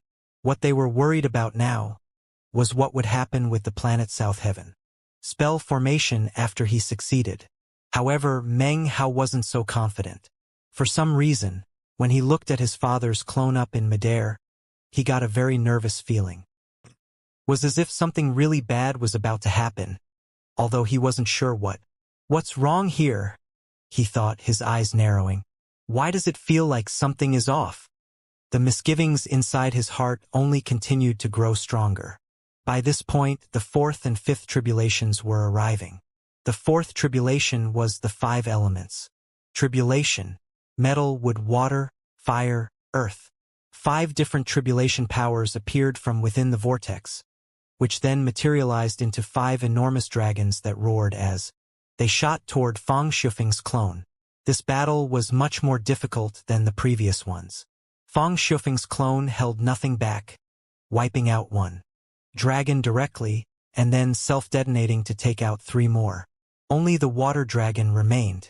At this point, Fang Yanxu roared, and suddenly, his body withered. At the same time, a ghost image stepped out of Fang Shufeng, who was still sitting in the middle of the trifecta Dao formation. This was his second clone, which flew up in a beam of sword light to slaughter the 5th and final dragon. There wasn't even a slight pause as the 6th tribulation descended.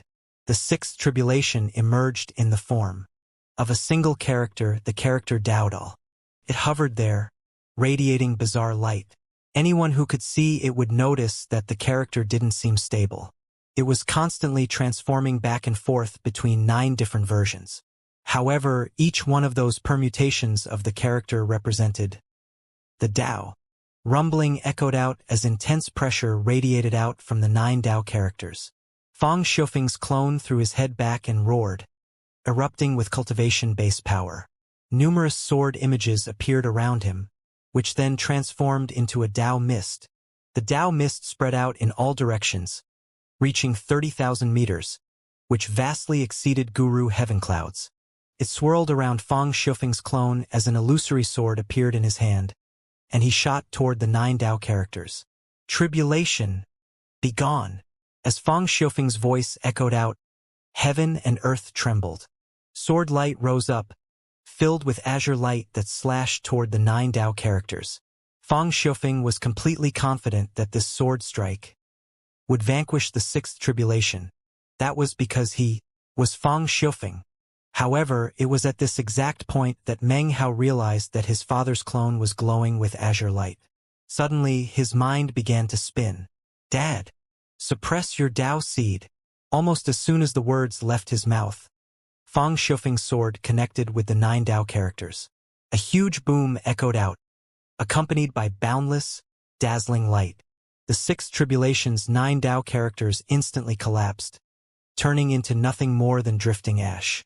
At the same time, the azure light shining up from Fang Shufeng grew even more blinding, as if it had been provoked by some catalyst. As the light grew even brighter, the Dao seed inside of him began to melt. As it did, a bit of all-heaven immortal aura appeared, something which Meng Hao was very familiar with.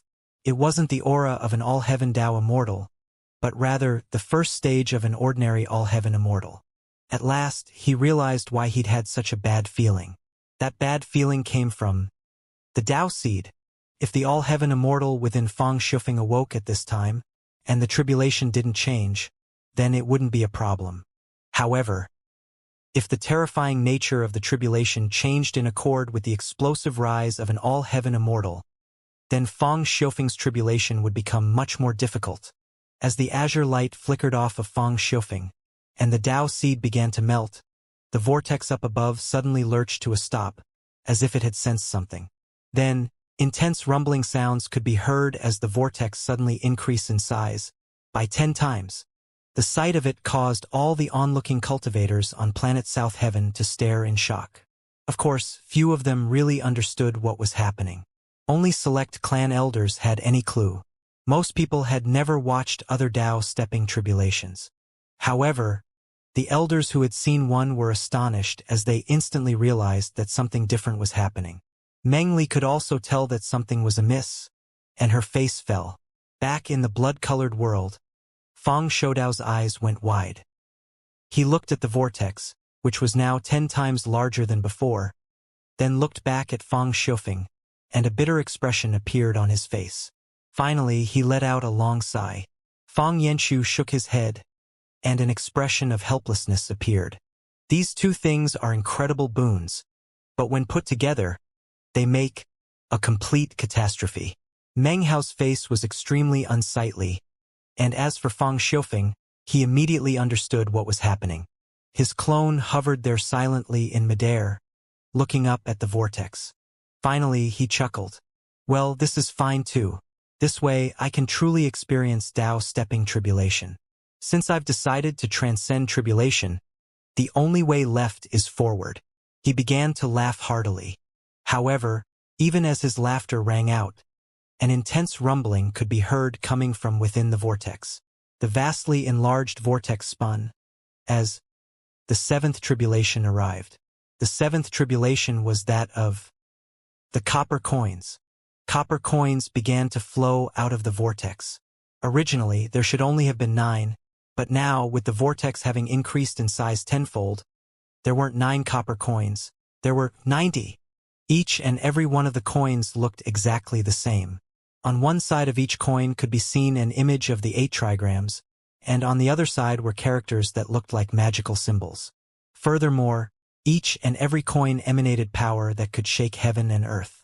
Intense rumbling filled the air as the coins descended. Mountain Ghost Lightning Decree Tribulation, Fang Shoudao murmured. The manifestation of a precious treasure of the mountains and seas. This Mountain Ghost Lightning Decree has heaven-rending, earth-crushing power. Up in midair, Fang Xiufeng's clone threw his head back and laughed.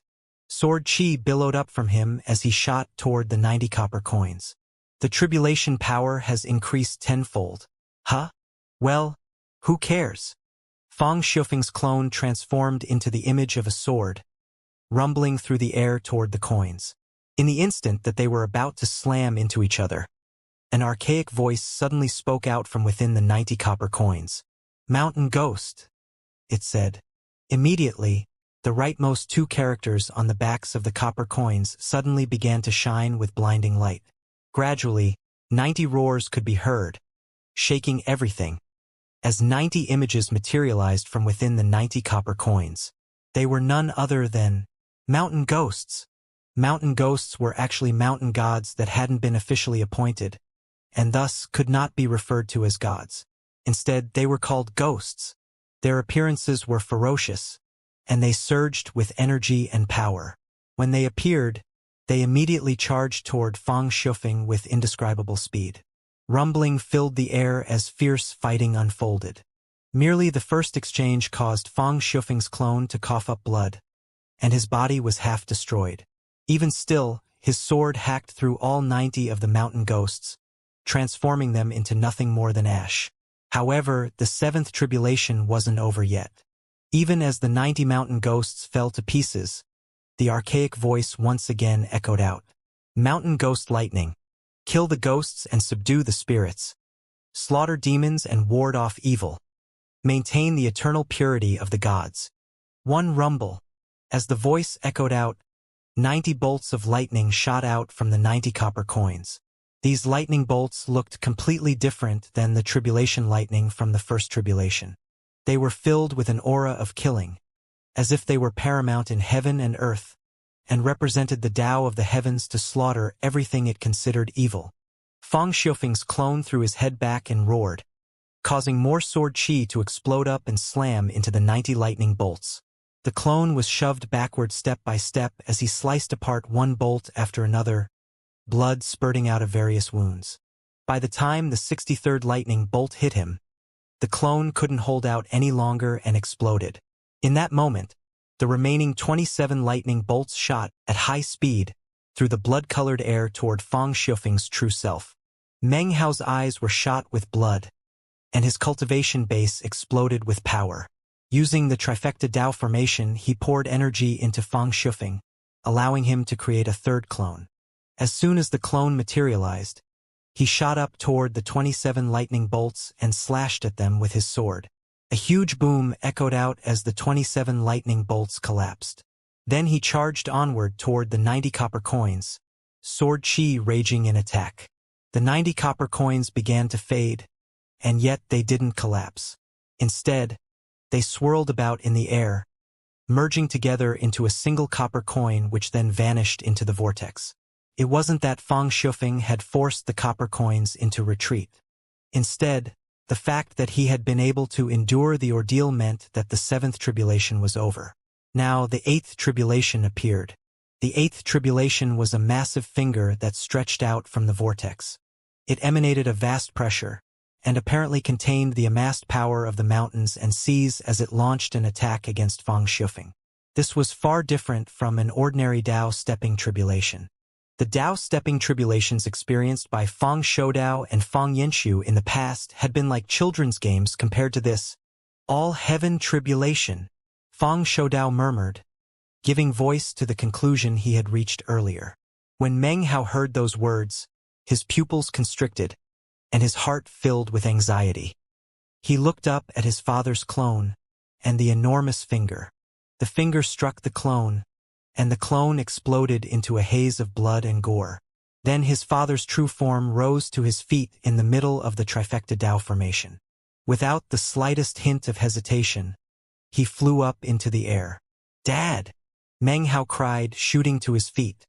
His eyes were shot with blood, and he couldn't hold back any longer. He had to directly assist his father in fighting back against the heavenly tribulation. "Hower," Fang Shoudao said, moving to block his way. "You're not in the Dao realm. This is your father's tribulation, and you can't interfere. If you do, you won't be helping him, you'll be harming him." Then he exchanged a glance with Fang Yanxu, and the two of them nodded. Decisive gleams appeared in their eyes as they raised their heads and looked up at Fang Shufeng facing the descending finger. Then, both of them took deep breaths and simultaneously let out an astonishing roar. "Dao!" they bellowed. The sound of it caused colors to flash in the sky and a huge wind to scream. Essence power erupted, and natural laws manifested. Heaven and earth distorted as they called upon the Dao to rebuke the heavens. As they joined forces, their essences, their Daos, and their natural laws appeared around Fang Shufeng, causing his Dao mist to instantly increase by tenfold. As it reached its peak, Fang Shufeng shot toward the finger and slammed into it. Blood instantly sprayed out of his mouth, as well as out of the mouths of Fang Shoudao and Fang Yanxu.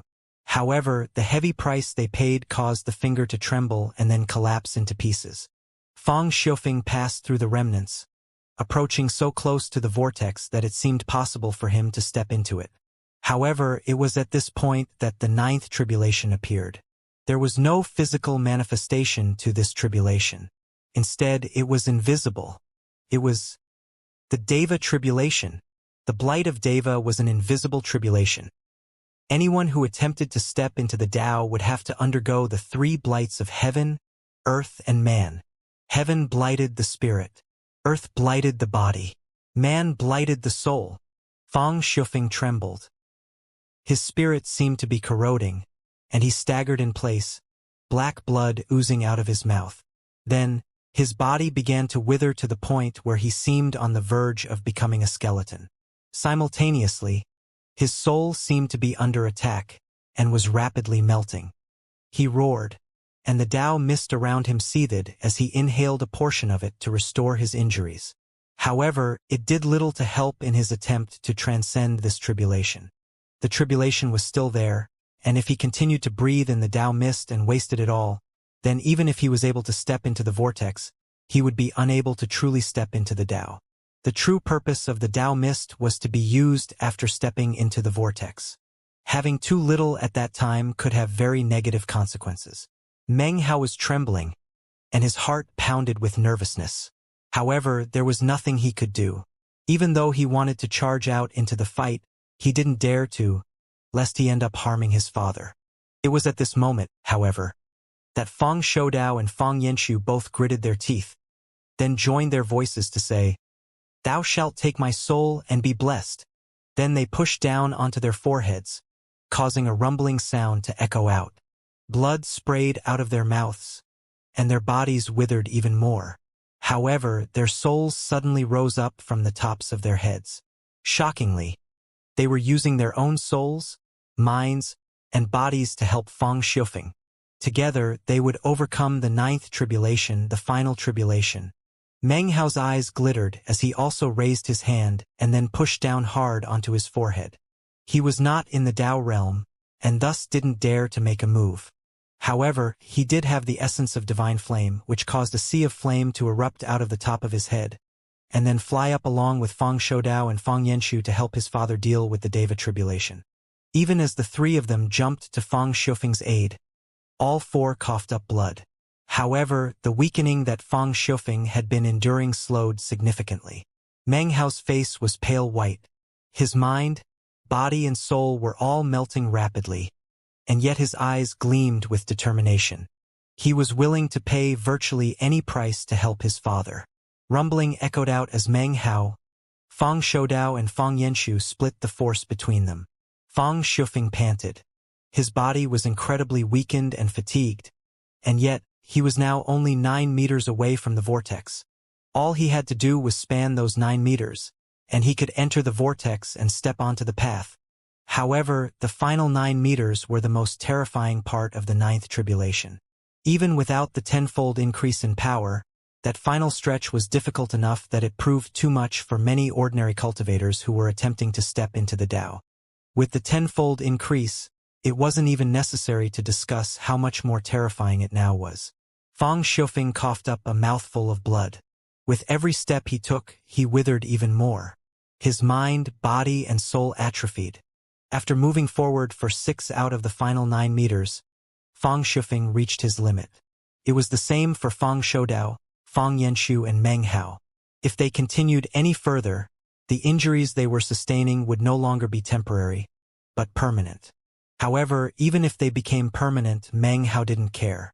Patriarch Shoudao, Patriarch Yanxu, allow me to sustain the permanent injuries, he said. Meng Hao took a deep breath. He was just about to explode with more mind, soul, and body power, to give the last bit of assistance possible to his father, when Fang Shoudao suddenly roared, the sound of which echoed throughout planet South Heaven. All members of the Fang clan will sacrifice their blood to help the clan chief step into the Tao. As his words rang out, all of the members of the Fang clan on planet South Heaven trembled. Without the slightest hesitation, they slapped their chests, causing blood to spray out of their mouths. The massive quantity of blood then shot up into the air. Meng Li's blood could not be added in, but Fang Yu's could. Without a moment of hesitation, she spit the blood out, holding nothing back. After she had done so, her body teetered back and forth, and her face was bone white. However, her blood floated up into the air to join the rest. Sun Hai rushed to hold her up. Although his heart twinged in pain at her sacrifice, he did nothing to stop her. A vast amount of blood soared up toward Fang Shufeng. His body trembled, and he almost seemed to be preparing to refuse the blood. He felt guilty at not being able to step into the Tao on his own, instead having to rely on the sacrifices of his fellow clan members. Those sacrifices were not impossible to recover from, but Fang Shufeng felt guilty nonetheless. However, he gritted his teeth and looked around at the seething Tao mist around him. Finally, he absorbed some of it, not to heal himself but rather to help Meng Hao, Fang Shoudao, and all the other clan members. "Shufeng, stop it!" Fang Shoudao cried. "You don't need to help us heal. Fang Yanxu and myself can do that on our own.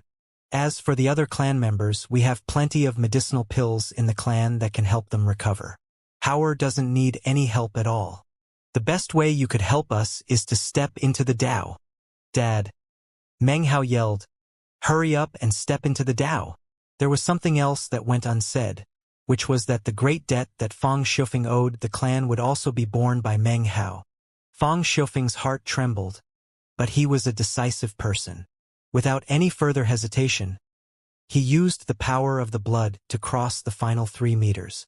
He was like the fish who leaped over the dragon gate. He stepped into the vortex and down onto the path that represented the Tao realm. In that instant, the Deva tribulation vanished, and the vortex stopped spinning and went completely calm. The tribulation ceased, and Fang Shufeng stood there alone on the path. At the same time, ripples appeared with Fang Shufeng at their center. Ripples that spread out through the whole 9th mountain and sea.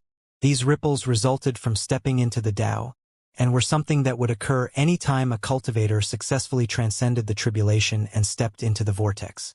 The result was that everyone else in the Tao realm became aware that someone had reached this point. Guru Heavencloud had not successfully entered the vortex, so nothing like this happened at that time. But now that Fang Shufeng had succeeded, the ripples spread out instantly. All of the other Tao realm experts in the Ninth Mountain and Sea could then sense what was happening, and sent their divine sense out to focus on planet South Heaven. Fang Shufeng is stepping into the Tao. The future clan chief of the Fang clan will be in the Tao realm. Wait a second, that's not right. How can he step into the Tao on planet South Heaven? If I remember correctly, in order to save his son, he agreed to never step half a pace off planet South Heaven. He even pledged an oath upon the mountains and seas which, if he violates, will destroy him in body and soul. I can't believe that he's stepping into the Tao on planet South Heaven. How is this possible? All of the Tao realm experts who sensed what was happening were shocked. It's not over yet. He's only halfway to a complete success. His chances of failing are still as high as before. If he does succeed after stepping into the Tao, he'll have to take 9 steps to get 1 essence. Fang Shufeng chose to step into the Tao with the sword, which is the most difficult of all Taos. Those 9 steps will be too difficult. By now, the shocked divine sense of all of the Tao realm patriarchs was focused around planet South Heaven. Meng Hao could no longer remain seated cross-legged.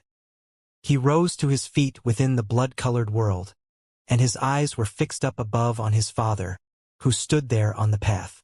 His Tao stepping tribulation was 10 times as powerful and difficult as usual. Normally, he could have stepped easily into the Tao, but with the increased difficulty, it would have been impossible without the aid of the whole clan. Otherwise, he would have ended up just like Guru Heavencloud, reduced to a quasi-Tao cultivator with a limited lifespan. That was something that Meng Hao could not accept, nor could his mother or sister. Seeing his father standing there on the path didn't cause Meng Hao to breathe a sigh of relief. Instead, he was even more worried than before. He could only imagine how difficult the 9 steps would be, considering how much more difficult they would be than normal. 9 steps for 1 essence, Fang Shoudao said. Your father's essence of the Tao of the sword is focused on killing, which is essentially a type of slaughter essence. That's fundamentally difficult. But now, it will be even more difficult because of the all-heaven. He sighed, looking older than ever. However, if he succeeds, Fang Yanchu said, his eyes shining brightly with anticipation. Your father might just be a 1-essence Tao realm cultivator, but his battle prowess will be comparable to a 3-essences Tao lord. All of the cultivators on planet South Heaven were looking at the vortex as Fang Shufeng took his first step. As he did, rumbling sounds echoed out, filling the vortex and causing it to shake. The only people who could possibly understand what it felt like to be on that path were Tao realm experts or perhaps quasi-Tao cultivators. Meng Hao had no idea. All he could see was his father trembling after having taken his first step. Ripples emanated out from the vortex, even more violently than before, causing all of the starry sky in the 9th mountain and sea to tremble. At the same time, the Tao mist converged over the top of his head, forming something that was impossible to make out. Then, Fang Shufeng struggled to take a second step, and he trembled violently. When he took the 3rd step, blood sprayed out of his mouth, and he looked like a lamp running low on oil, about to burn out. After taking the 3rd step, the ripples surging out from the vortex grew even more intense, shaking the entire 9th mountain and sea with their madness. From the level of intensity, it seemed that if all 9 steps were taken, the starry sky of the mountain and sea realm itself would be shaken. Furthermore, after taking those 3 steps, the Tao mist above Fang Shufeng's head consolidated, gradually forming into a shape that resembled a sword. However, Meng Hao wasn't paying attention to the sword. He was focused on his father. His face was currently ashen, exactly the same as the faces of his mother and sister. Stepping into the Tao involves 9 steps, each of which is critically dangerous, Fang Shoudao said through gritted teeth. He then lifted his right hand, and his fingers flashed with an incantation gesture. He waved his hand toward the outside world, affecting not Fang Xiufeng within the vortex, but instead, all of the Fang clan's spell formations out on planet South Heaven. They began to glitter and shine, and then erupted with explosive power. Shockingly, they appeared to be connecting to the teleportation portal on planet East Victory, forming a channel. What approached via that channel was not any cultivator, but rather, Dao Bell. Please protect the clan chief as he steps into the Dao. As Fang Shoudao's voice echoed out, the air above the ancestral mansion on planet East Victory shimmered as the Dao Bell appeared. It began to toll, sending the sound through the teleportation portal all the way to planet South Heaven. It passed through the void and into the vortex, and when Fang Xiufeng heard its toll, he trembled and took a fourth step, then a fifth and a sixth. It was as if his spirit had been bolstered. His energy surged, and the ripples outside of the vortex began to surge violently. All of the mountains and seas were trembling, and the starry skies were shaking. All of the Dao realm experts now became aware of what was happening. The Dao mist above Fang Xiufeng's head was rapidly forming together to form the shape of a sword. It even seemed to have a sharp edge now, and most shocking of all was that it was the color of blood. That was an omen of using the Dao of the sword to acquire the essence of slaughter. Fang Xiufeng took a seventh step, and he shivered. His energy was now waning. The assistance from the Dao Bell could only push him so far, and couldn't help him to succeed completely.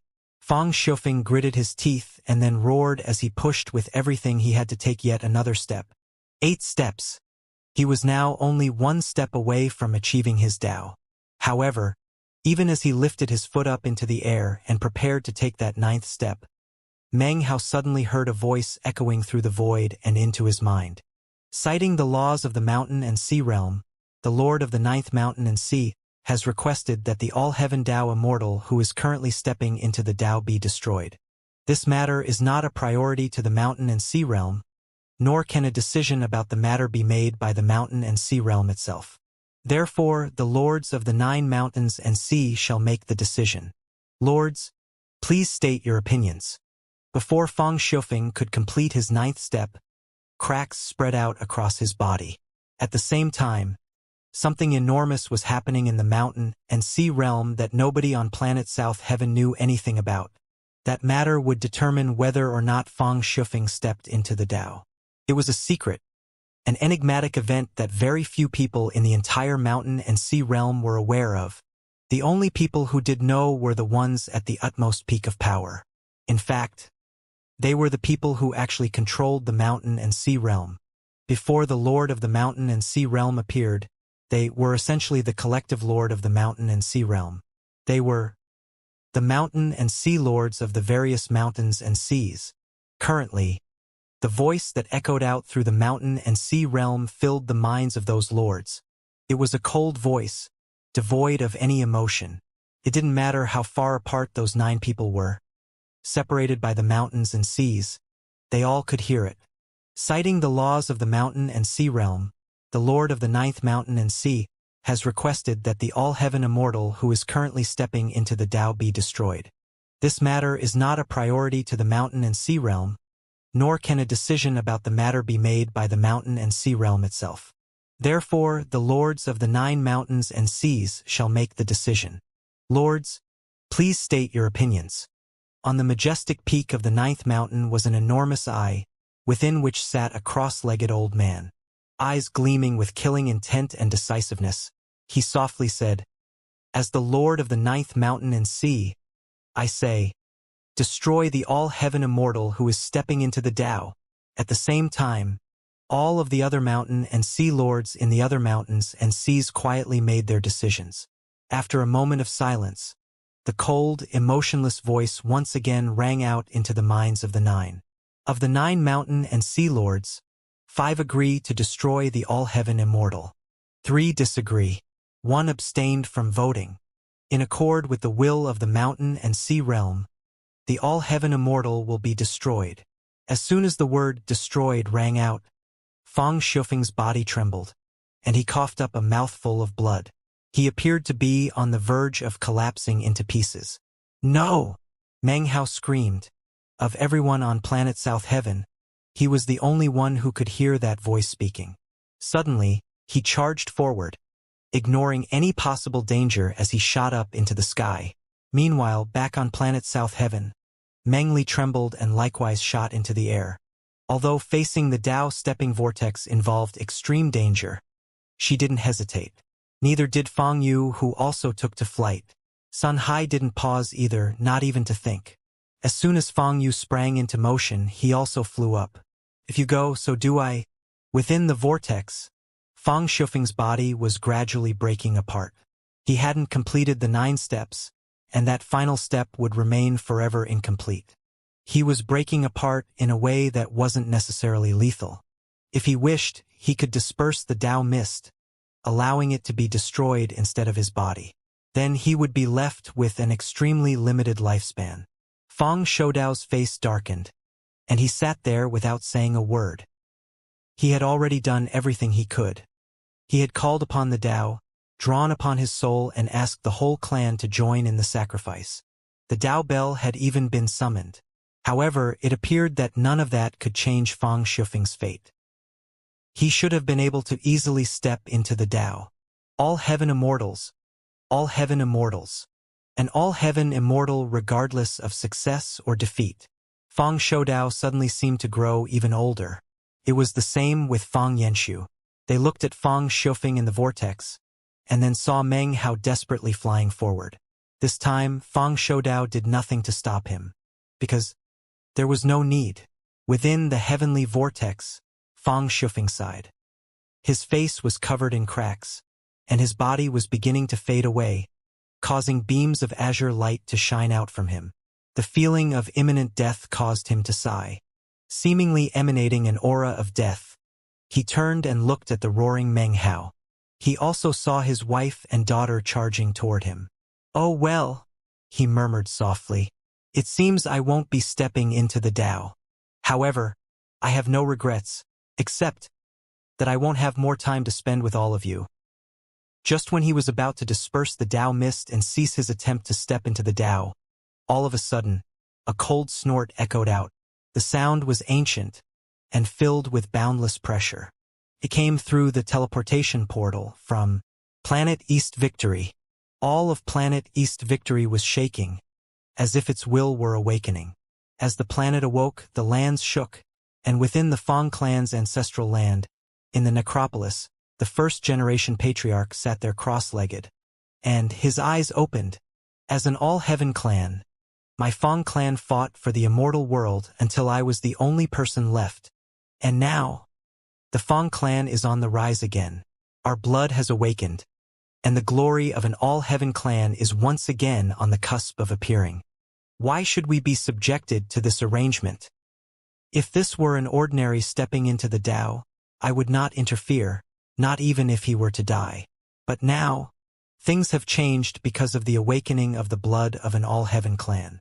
As for this tribulation, enough is enough. If Paragon 9 seals had not perished, even he would respect an all-heaven clan such as mine. And you are nothing more than a spirit automaton, formed out of natural laws. The lords of the 9 mountains and seas all maintain a portion of those natural laws, and therefore, I will not hold it against the mountain and sea realm itself. But as for the rest of you, lords of the mountains and seas, I will personally rectify your mistake of attempting to destroy my Fang clan. The voice echoing out was not audible to everyone. The only people who could hear it were the lords of the 9 mountains and seas, and considering his identity, Meng Hao. Simultaneously, a beam of light shot out from Planet East Victory.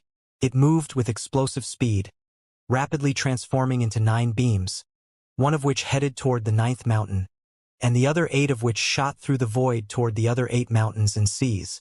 The 9th mountain rumbled, and the enormous eye let out a roar of fury. However, blood spurted out from it and dripped down, causing the entire G clan to be shaken. As for what happened in the other mountains and seas, nobody knew. However, back on planet South Heaven in the heavenly vortex, Fang Shufeng was suddenly pushed forward and took his 9th step. In the moment that his foot stepped down, Fang Shufeng's eyes went wide. Everyone watching gaped in astonishment. At the same time, the Tao mist above his head fully materialized into a sword. A blood-colored sword. The sword descended down into Fang Xiufeng through the top of his head, and suddenly, he erupted with the aura of the Tao realm. Ripples exploded out from the vortex, sweeping across the entire ninth mountain and sea before fading away to reveal Fang Xiufeng. He was confused about what had happened, and he wasn't the only one. Fang Shoudao and Fang Yenshu were shocked and panting. They almost couldn't believe what had happened, and all of the other Tao realm experts who had been watching Planet South Heaven were equally astonished. He clearly failed. How could he possibly have ended up succeeding?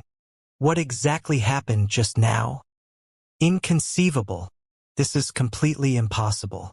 Throughout all the years that the mountain and sea realm has existed, nobody has ever mysteriously gone from a state of obvious defeat into one of utter victory. However, it didn't matter what people thought or said. Fang Xiufeng had successfully stepped into the Tao. The cultivators from the Fang clan weren't sure what exactly caused it to happen, but after seeing that Fang Xiufeng had stepped into the Tao, they were ecstatic. Greetings, clan chief. Clan chief. Congratulations on successfully stepping into the Tao. Congratulations, clan chief. Calls of congratulations swelled up, and all of planet South Heaven was shaken. Mengli flew up and embraced Fang Xiufeng, tears streaming down her face. Fang Yu and Sun Hai also approached, weeping. Dad, you did it, Fang Yu said, weeping and laughing at the same time. Congratulations, Dad, Meng Hao said, hovering off to the side. Seeing his dad safe caused him to sigh with relief. However, hidden behind that smile was something he didn't want his parents to see, and that was the cold, murderous feelings he held because of what had just nearly occurred to Fang Xiufeng. Meng Hao would never be able to forget the voices he had heard. He also gained a new understanding of his identity and how it pertained to the mountain and sea realm as a whole. The rise of an all-heaven clan was a threat to other mountain and sea lords, and especially to the Ji clan. That was why the Ji clan had taken such decisive, murderous action. However, true threat of death actually didn't come from any one cultivator, but from the mountain and sea realm itself, from the powers of natural law that had tried to cut down Fang Xiufeng. From Meng Hao's perspective, it must have occurred because the Ji clan's patriarch Ji Tian had paid a high price to make it happen. If any mountain and sea lord could blithely do such a thing, then no one would ever dare to challenge them to battle. But that wasn't the case. The mountain and sea lords could be supplanted. Therefore, as of this moment, Meng Hao decided that he would make Ji Tian pay for what he had done. Ji Tian, one of these days you shall die. Meng Hao's smile was as cold and sharp as a blade as he gazed up into the sky. He still wasn't sure why exactly Ji Tian had chosen such a method to try to kill his father. But he had to ask himself whether or not some undying enmity existed between his father and Ji Tian. Is it because of me? Or because Ji Tian can't get to father because of him being on planet South Heaven?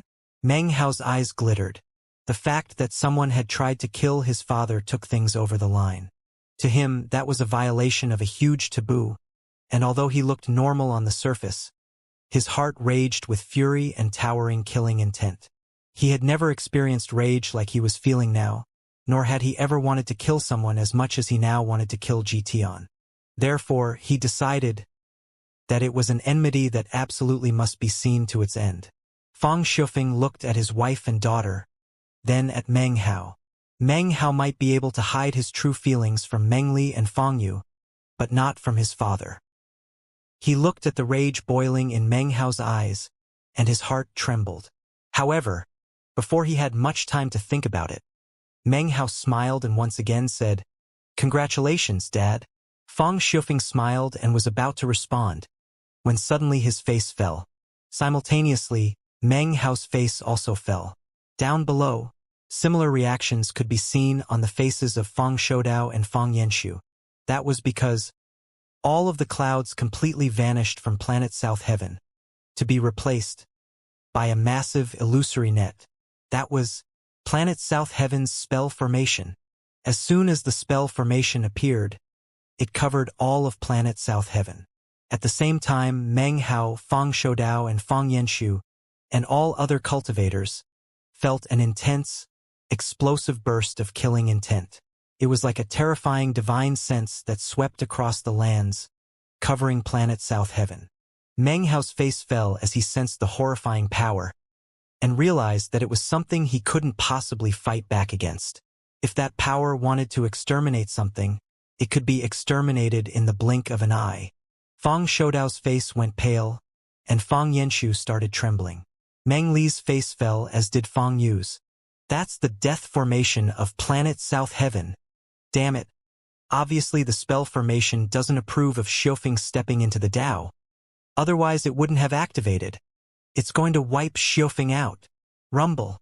Heaven and earth shook as an incredibly powerful force sprang into being, pushing everyone away from Fang Xiofeng. Nobody could resist it, not even Meng Hao, who was inexorably pushed away until Fang Xiofeng stood completely alone. It happened too quickly. Moments ago, everyone had been congratulating Fang Xiofeng on successfully stepping into the Dao. But now, everyone was gaping in shock at the massive transformations occurring in heaven and earth. Fang Xiofeng's eyes flickered. As soon as the killing intent appeared, he pushed his cultivation base down from the Dao realm to the great circle of the ancient realm. However, the killing intent only continued to get stronger and stronger. Peals of thunder echoed out from the illusory net as it shot down toward Fang Xiofeng, filled with a shocking murderous intent, which morphed into a power of extermination. In just a brief moment, the destructive power was nearing Fang Xiofeng. If Fang Xiofeng had failed to step into the Dao and become a quasi-Dao cultivator, then planet South Heaven's spell formation would not have appeared, regardless of whether it approved of him or not. After all, the spell formation only targeted the Dao realm. Unless Emperor Tang took control of it, it wouldn't harm quasi-Dao cultivators. Meng Hao's eyes were bright red as he exploded into action. The lightning cauldron appeared in his right hand, and electricity danced as he attempted to switch positions with his father. However, despite the dancing electricity, the lightning cauldron didn't work. Because of South Heaven's spell formation, it was useless. Meng Hao wasn't willing to give up. Eyes flashing with madness, he shot forward like an arrow, intent on piercing the net to help his father. However, as soon as Meng Hao touched the net, he felt a massive force pushing back against him, like a power of expulsion. He heard countless screaming voices shoving him away, preventing him from entering the area within the net.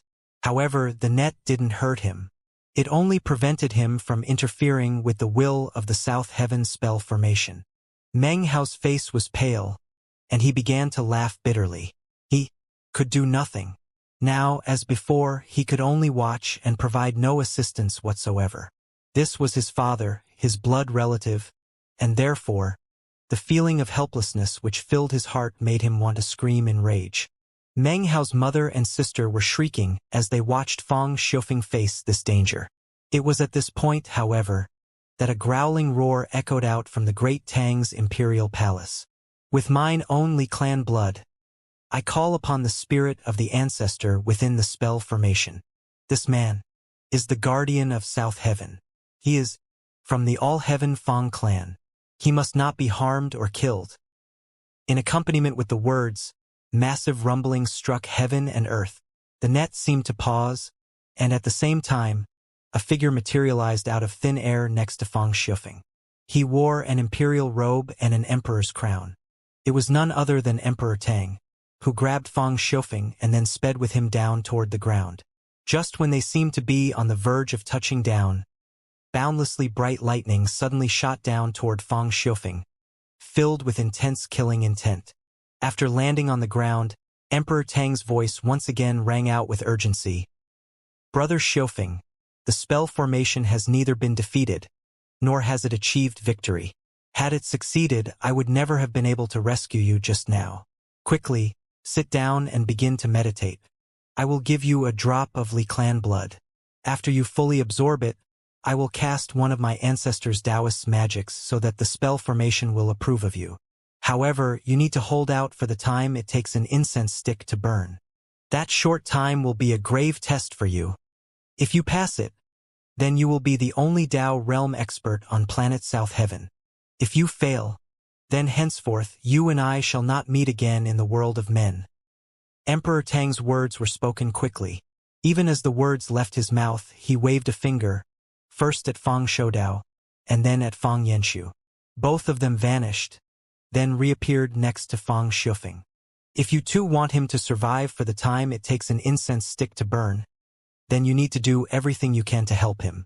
However, remember that you must not under any circumstances use the power of the Dao realm. If you do, not only will Fang Shufeng be defeated, you will also die." Having said that, Emperor Tang sat down cross-legged and waved his hand, causing a drop of blood to fly out and fuse into Fang Shufeng's forehead, who began meditating. Emperor Tang's eyes gleamed with concentration. He was just about to close them when a hoarse voice was transmitted into his ears. "Emperor Tang, let me in too," Meng Hao said, eyes bloodshot. Emperor Tang's gaze flashed, and he hesitated for a moment, but then he waved his finger. Immediately, Meng Hao vanished and then reappeared next to Fang Shufeng. Having done these things, Emperor Tang closed his eyes and performed a double-handed incantation gesture, utilizing a secret magic of the Li clan to help Fang Shufeng gain the approval of the spell formation. The enormous illusory web continued to rumble toward them. Although it didn't harm planet South Heaven in the least, the killing intent within it continued to grow stronger. Strange colors flashed, and the wind blew. Fang Shoudao's eyes shone with a bright gleam as he suddenly flew up into the air, followed by Fang Yanxu.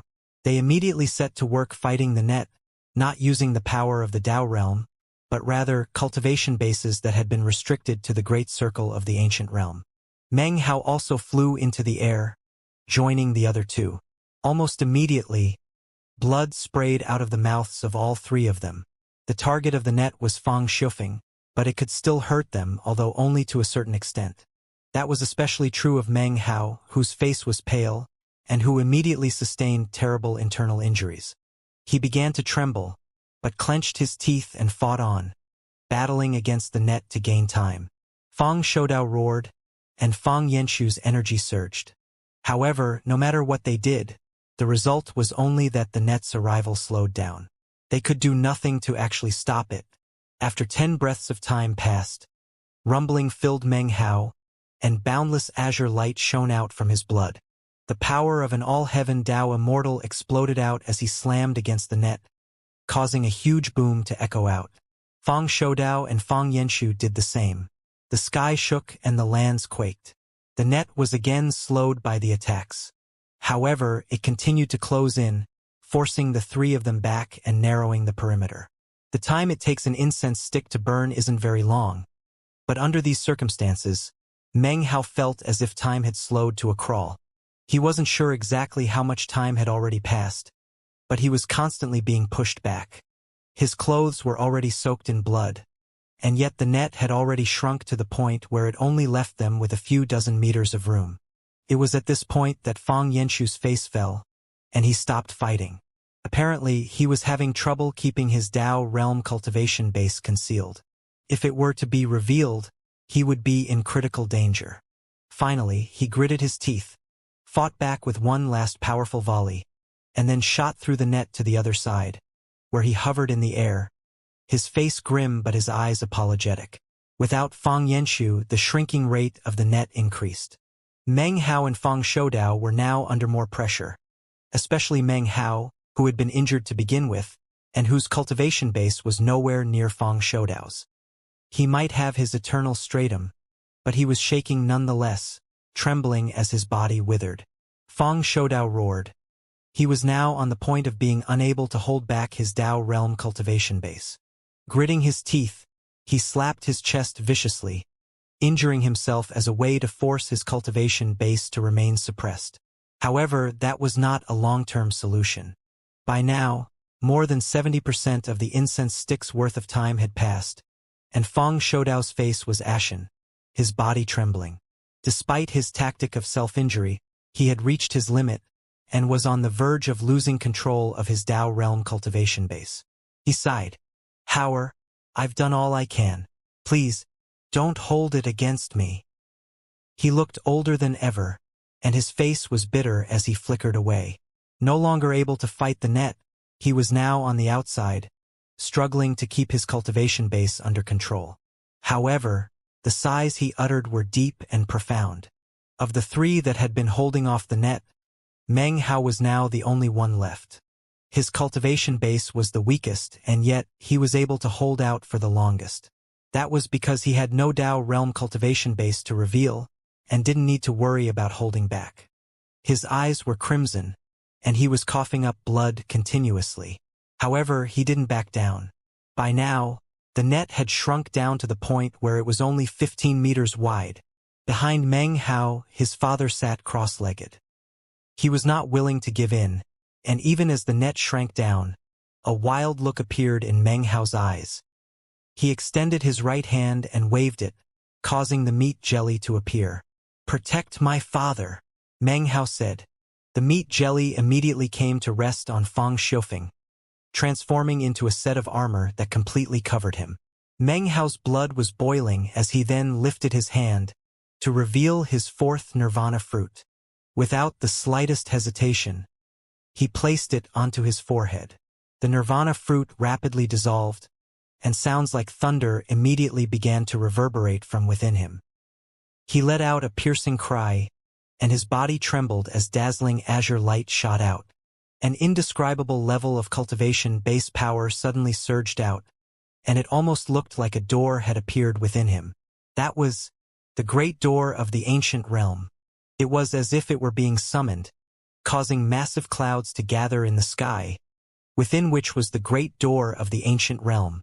Borrowing power from the fourth nirvana fruit, he raised both hands up and then slammed them down toward the ground. Rumbling sounds echoed out from within him as the blast shot down into the ground, then surged back up in a backlash toward the huge net.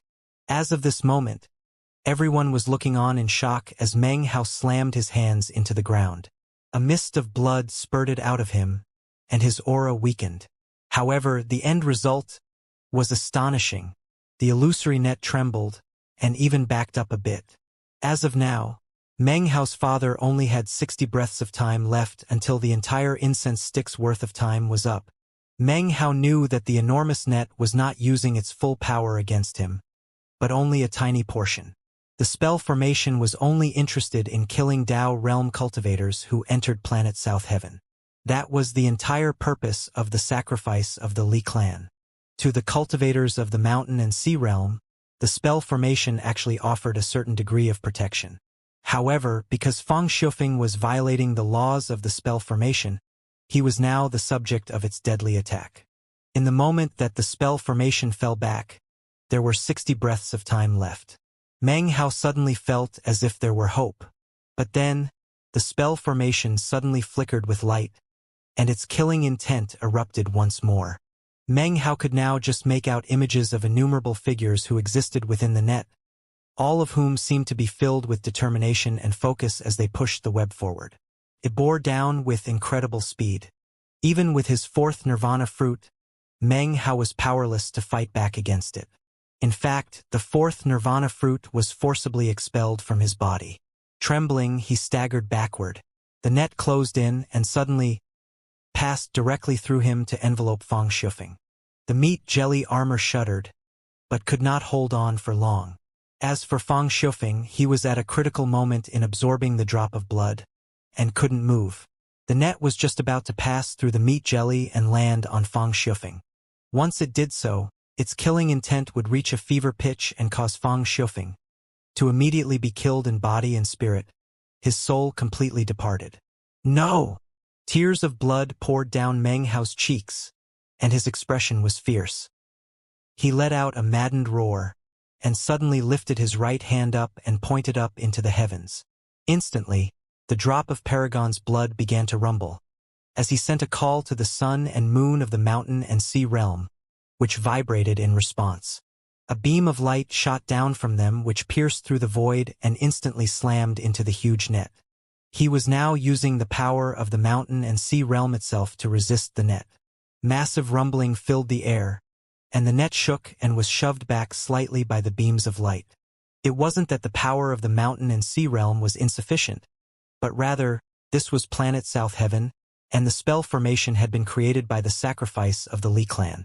The power of the mountain and sea realm wasn't willing to destroy it. In fact, unless there was absolutely no other choice, Meng Hao didn't want to do that either. He admired the Li clan and respected the spell formation. But this was a critical life-or-death moment for his father. Meng Hao's choice would always be to place family above anything else.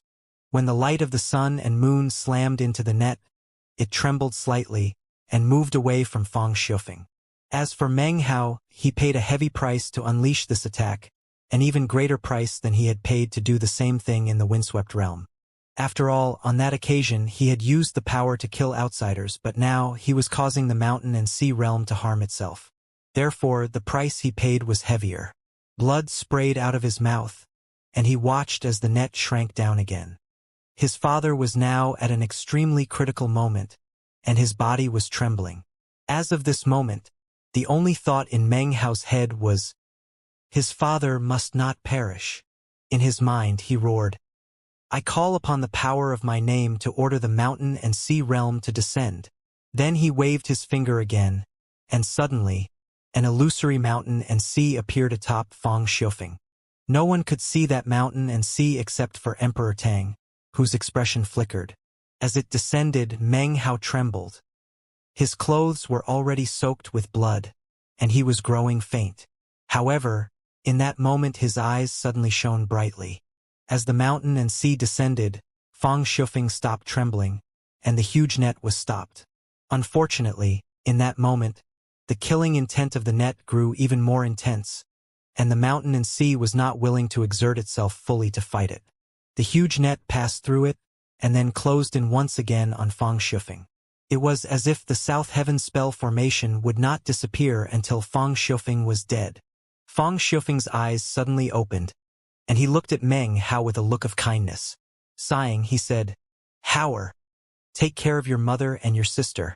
You might be the younger brother, but you're the man of the family now. From now on, they'll be relying on you. Dad! Meng Hao cried. His hair instantly turned white, and he was so withered that he looked almost like a sack of bones. However, he was completely focused. His desire to save his father had not been reduced in the slightest, and even burned hotter than ever. Dad, you're not going to die. Bring on the second mountain. Rumbling could be heard as a second mountain and sea descended to fight back against the huge net. Seemingly mad, Meng Hao waved his finger again, causing the paragon's blood to boil once more. Third mountain. Shockingly, a third mountain and sea appeared over Fang Xiufeng to fight back against the South Heaven spell formation. Rumbling echoed out as the net was once again forced back. To fight back with the power of 3 mountains and seas was the most that Meng Hao could do with his paragon's blood. He was shaking now, and his flesh was mangled. He had reached his limit. In terms of time, there were still 20 breaths left. Booms echoed out as the net passed through one mountain after another. Soon there were only 10 breaths of time left, and that was when the final mountain and sea vanished. The killing intent erupting from the net was maddeningly intense. By this point, the meat jelly wasn't effective at all, and from the look of it, Fang Xiufeng was just about to be wiped out. Expression serious, he turned to Meng Hao and roared, Hao, back down now. This is my choice. Parents are supposed to sacrifice themselves for their children, not the other way around. I don't need you to save me. Back off. Fang Xiufeng's expression was serious, and his heart twinged with pain. Currently, the bitterness he felt far exceeded Meng Hao's. He had no desire to perish or to affect Meng Hao in any other way. In fact, he would rather die than do so. Meng Hao's expression was one of determination. Completely ignoring Fang Xiufeng, he sent the essence of divine flame out. It was not a sea of flames, but rather the aura of essence. And that aura could also become the aura of a Tao. Meng Hao unleashed that aura completely, causing it to explode out with full power.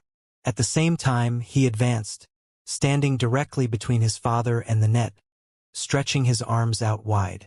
Shockingly, he was using his own body and his own Tao aura to fight back against the net. He was struggling to buy those final few breaths of time for his father. The net rumbled, enveloping Meng Hao and Fang Shufeng together.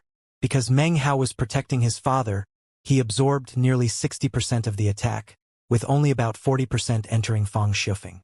As it did, the killing intent exploded out, and Fang Shufeng coughed up a mouthful of blood. His soul was on the verge of being exterminated. This time, the net did not pass through Meng Hao, but instead, because of his Dao aura, it had turned from being ethereal to corporeal. Blood sprayed out of his mouth, and his vision dimmed. The feeling of death had never been so close. Meng Hao suddenly thought of his mother, his sister, and also another woman, Su Qing. Regret filled him, and he wanted to say something, but was helpless. The world began to turn black. How? Fang Shufeng was trembling, and a madness surged within him. He shot up from his cross-legged position just as the 10 breaths of time had passed. The drop of Li clan blood was now fully absorbed. That was what Meng Hao had been fighting for. Were it not for him, the moment of Fang Shufeng's success would also have been his death. Simultaneously, Emperor Tang finished preparing his Taoist magic, and unleashed it. The enormous web, which had not yet completely sliced through Meng Hao, flickered and then vanished from both Fang Shufeng and Meng Hao. As of that moment, the South Heaven Spell Formation officially approved of Fang Shufeng. Fang Shufeng had successfully stepped into the Tao. However, the price that had been paid was enormous. For one, he was seriously injured. Furthermore, the injury was abnormal. Although it was not permanent, it would still require months of time spent in meditation to recover from fully. During that time, activity had to be limited, otherwise the injuries could end up lasting for all eternity. However, Fang Shufeng didn't care about his injuries at all. He immediately grabbed Meng Hao in his arms. Meng Hao's pale complexion and injury-covered body caused tears to begin to roll down his face. "Congratulations, Dad." After murmuring those 2 words, Meng Hao lapsed into a coma. Meng Hao didn't know it, but after he went comatose, the entire Fang clan was mobilized to help in his recovery. Fang Shoudao and Fang Yenshu held nothing back. Even the first-generation patriarch's clone sent some divine will to help. Shui Donglu came as well, although no one was aware of it. He stood next to Meng Hao's bed, looking down at him with an increasingly moved expression. So, for people who change their own destiny, anything is possible. His eyes began to glow with a strange light. After a long moment passed, he left. His departure was not detected any more than his arrival was. Emperor Tang also came to visit once. As he looked at Meng Hao, his heart trembled, although he didn't allow that to show on his face. He didn't tell anyone how he had seen Meng Hao summon the mountains and seas, nor how he now sensed the aura of the South Heaven Spell Formation on him. Meng Hao's injuries were very serious, whether in terms of his body, his mind, or his soul. He had been injured so badly that he almost died, and as such, his recovery time was also significant. However, with the full help of the Fang clan, his injuries were not the type that couldn't be recovered from. He remained unconscious the entire time, housed safely in the Fang clan ancestral mansion on planet South Heaven. His sister, mother, and father were constantly by his side to care for him. Time passed. Eventually, the time came for the grand coronation of the clan chief. Under the urgings of the other clan members, as well as Mengli, Fang Shufeng decided not to delay things any further, and prepared to begin the ceremony. However, although he might be the clan chief in his heart, he couldn't compare at all to his son. Eventually, the day of the grand ceremony arrived. The Fang clan was one of the 4 great clans of the 9th Mountain and Sea. In the past, they had struggled with Jitian for lordship over the entire mountain and sea. If you added in the events of the Battle of Planet East victory in which the first-generation patriarch exploded out with power, it truly showed that the clan was as strong as ever, despite the loss of blood and wealth due to the internal strife which had struck them. Although there would always be some suspicion that the clan was much weaker than they let on, given some time, they would surely be even more powerful than before. Then there was Meng Hao's status as an echelon cultivator. The news of that had already begun to spread. Coupled with the fact that he was strong enough to sweep over all the other chosen, it ensured that the Fang clan was clearly poised on the verge of having even greater influence. Everyone knew that the Fang clan had the first-generation patriarch, two Dao realm experts, and the most powerful chosen in the ninth mountain and sea. When a clan like that held a ceremony to appoint its clan chief, it can easily be imagined how much of a commotion it caused. Because Fang Xiufeng had successfully stepped into the Dao realm, the Fang clan's overall power was now one step higher. Aside from the three great Taoist societies or the Ji clan, no other sect or clan in the entire ninth mountain and sea could match up to them in terms of combat strength. As the ceremony got underway, numerous buildings were constructed on planet South Heaven. Countless majestic palaces sprang up, and one mountain after another was raised. The Fang clan's citadel was now like an enormous, sprawling beast. There were also numerous spell formations connecting planet South Heaven to planet East Victory. In fact, before long, planet South Heaven could very well become the nucleus of the Fang clan. Although there were certain limitations to the place, those limitations would also serve to protect the Fang clan. By now, they controlled two planets. Obviously, their rise to power was not something that could be stopped. Millions of Fang clan cultivators came from planet East Victory and spread out into various regions of planet South Heaven. The Fang clan's ancestral mansion was 100 times larger than before, and it was in its central square that the grand ceremony was to take place. On that day, starting at dawn, the teleportation portals on planet South Heaven flashed continuously as cultivators from all of the various sects and clans throughout the ninth mountain and sea arrived.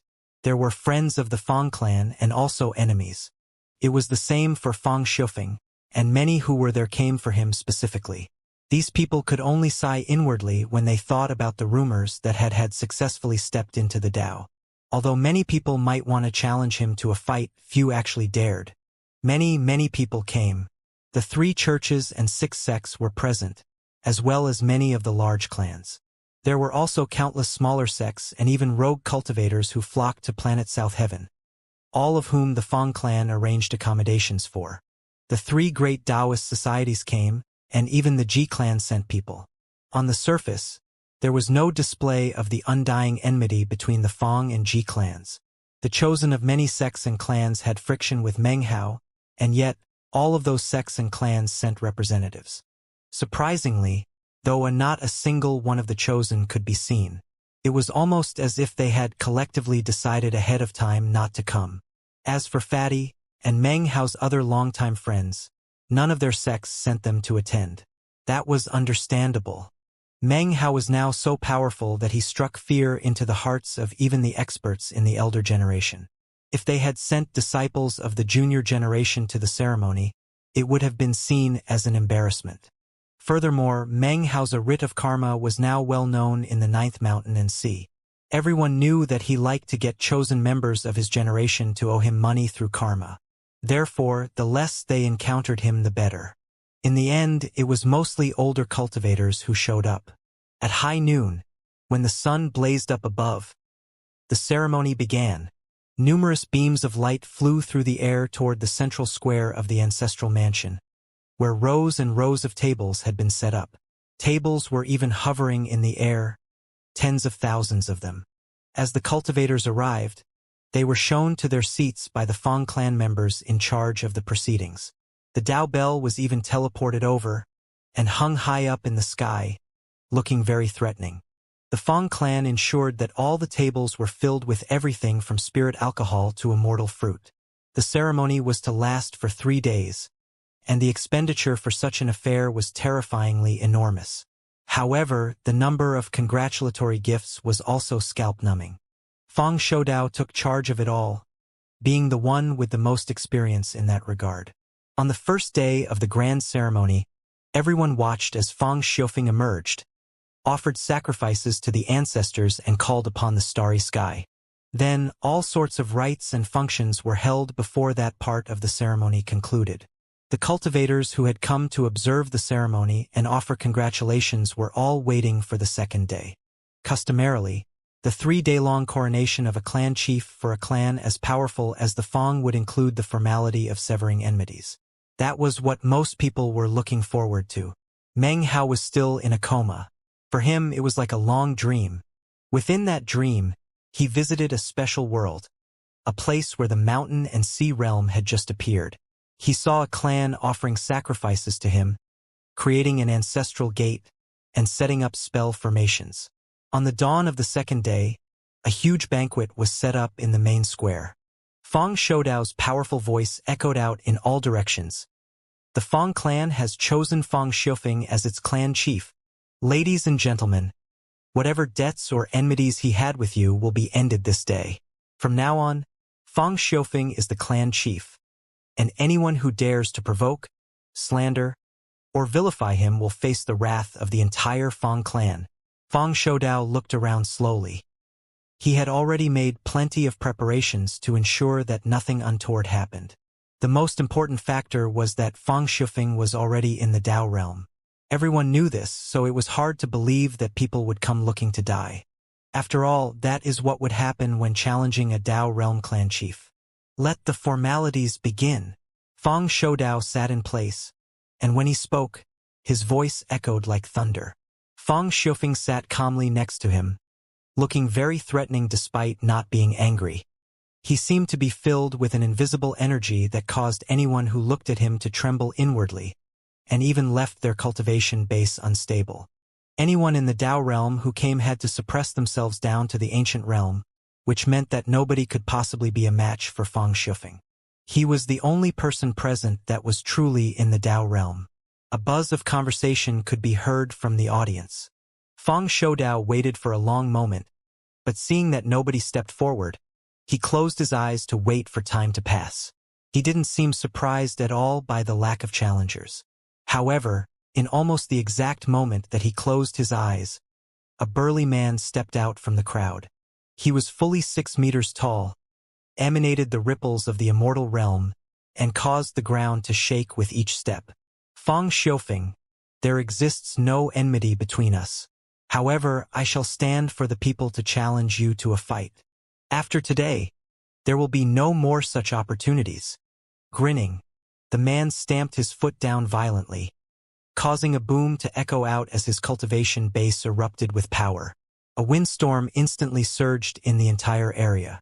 However, that windstorm was simply too small. His cultivation base was clearly only in the immortal realm.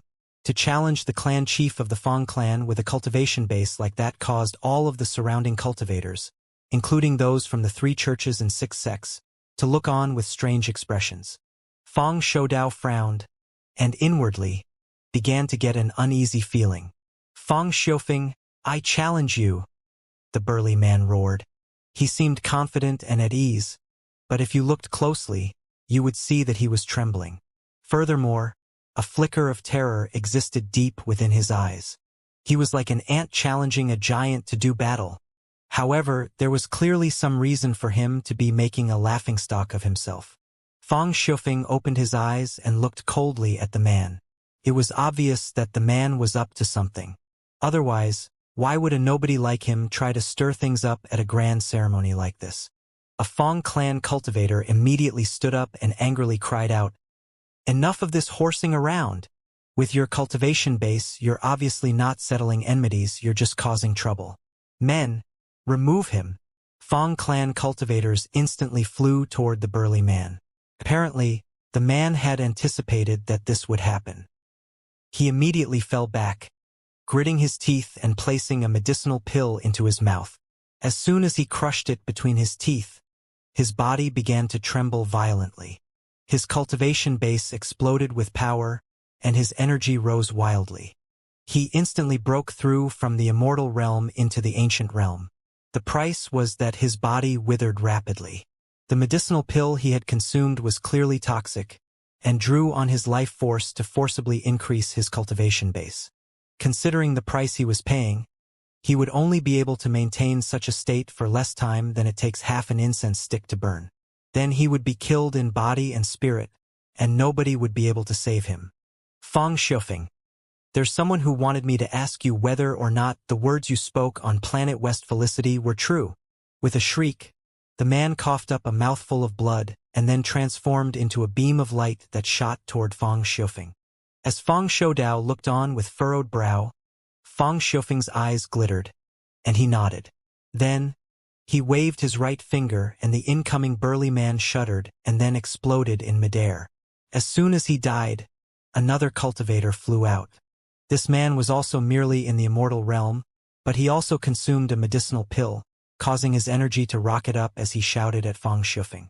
Fang Shufeng sat there thoughtfully for a moment before waving his finger again.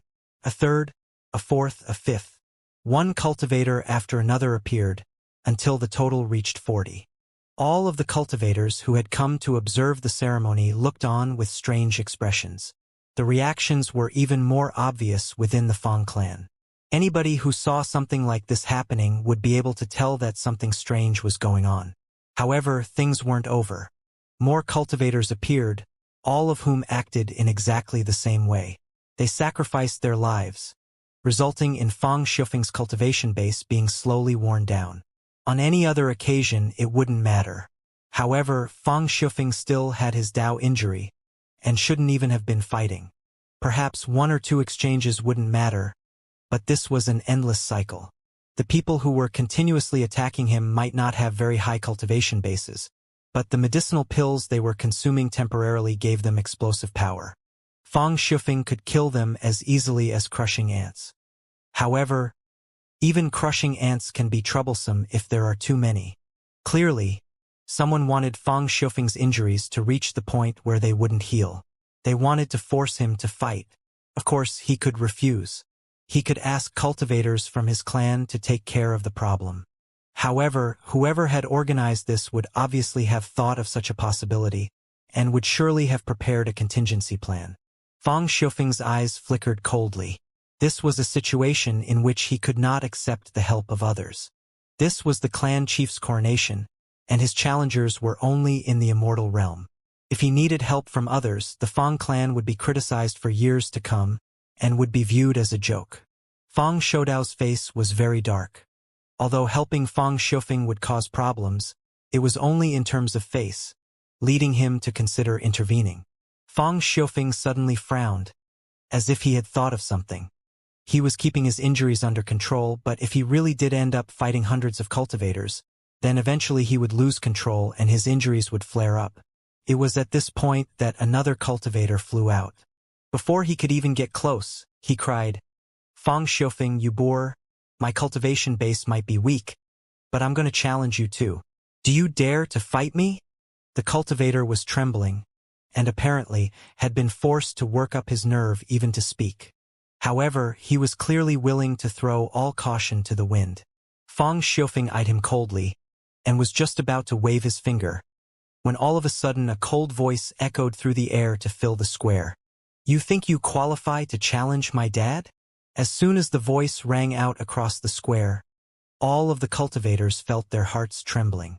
That was especially true of the Fang clan cultivators, who looked up enthusiastically. Even Fang Shoudao and Fang Yanxu had similar reactions. Fang Shufeng rose to his feet, looking very excited as he turned to see a young man in a blue robe walking toward them. It was none other than Meng Hao. His face was a bit pale, as if he had just recovered from a serious illness. He looked much weaker than normal, and very scholarly as he approached Fang Shufeng and clasped hands in greeting. "I can't believe you're awake," Fang Shufeng said, voice filled with love. "What are you doing here? You should be resting." "I slept long enough," Meng Hao said, smiling. "I'm done resting. It's time for a bit of exercise." His injuries this time had been serious enough to keep him in a coma for more than a month. As soon as he woke up, he sent his divine sense out and saw what was happening, which was why he had come. As soon as the immortal realm cultivator saw Meng Hao, his face fell and he backed up a few paces. "Meng Hao! You're Meng Hao! I challenged your father, not you. You don't have the right to do anything." Hearing this, Meng Hao spun around, eyes flashing coldly as he looked at the cultivator. "You know who I am and yet dare to speak to me like that?" he said coolly. "You might be looking to die, but if I feel like keeping you alive, I have plenty of ways to do so. You think I don't have the right to fight you? This is the Fang clan, so if I say I have the right, then I have the right." His voice echoed out, filled with a domineering air. As he finished speaking, he stepped forward, and was suddenly directly in front of the other cultivator. The man's face fell, and he was about to try to flee when Meng Hao let out a cold snort. It crashed like thunder, slamming into the cultivator's mind, prompting a blood-curdling scream. Then, the man exploded in a burst of gore. It was a quick and efficient kill. Meng Hao didn't mind that blood and guts were raining down everywhere. Clearly, he did things differently than his father. His father was the clan chief, and had many things to consider. Meng Hao was not the clan chief, and his goal was to intimidate. "Well, who's next?" he asked coolly, waving his arm to flick some blood off of his sleeve. His question was met by utter silence. All eyes were fixed on him. Many people present had only seen illusory images of Meng Hao, making this their first time seeing him in person. Now that they could lay eyes on him personally, his visage was indelibly burned into their memories. From the way he spoke and how he acted, it was easy to see how domineering he was. Many eyes widened as they realized that this was a person who dared to defy laws and principles, even of the heavens. Fang Shufeng smiled slightly, but said nothing. Off to the side, Fang Shoudao's eyes also flickered with a smile, then exchanged glances with Fang Yanxiu. Both nodded inwardly. Meng Hao clearly knew that there were many ways for them to resolve the current situation.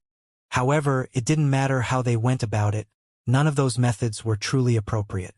Considering their position in the clan and considering the circumstances, the things that were normally handled in secrecy just couldn't be done. Meng Hao had shown up in domineering fashion and had instantly killed someone.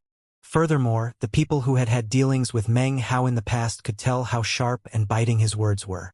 After all, he hadn't met too many people who could get the upper hand on him in a debate. Meng Hao waited for a moment, but nobody stepped forward. Voice calm, he said, "Nobody? You're looking to die, child." Suddenly, a gale-force wind sprang up, within which was a middle-aged man who was charging Meng Hao. He was not in the immortal realm but rather the ancient realm. "I'm not looking to die. I'm looking for death." "Your death."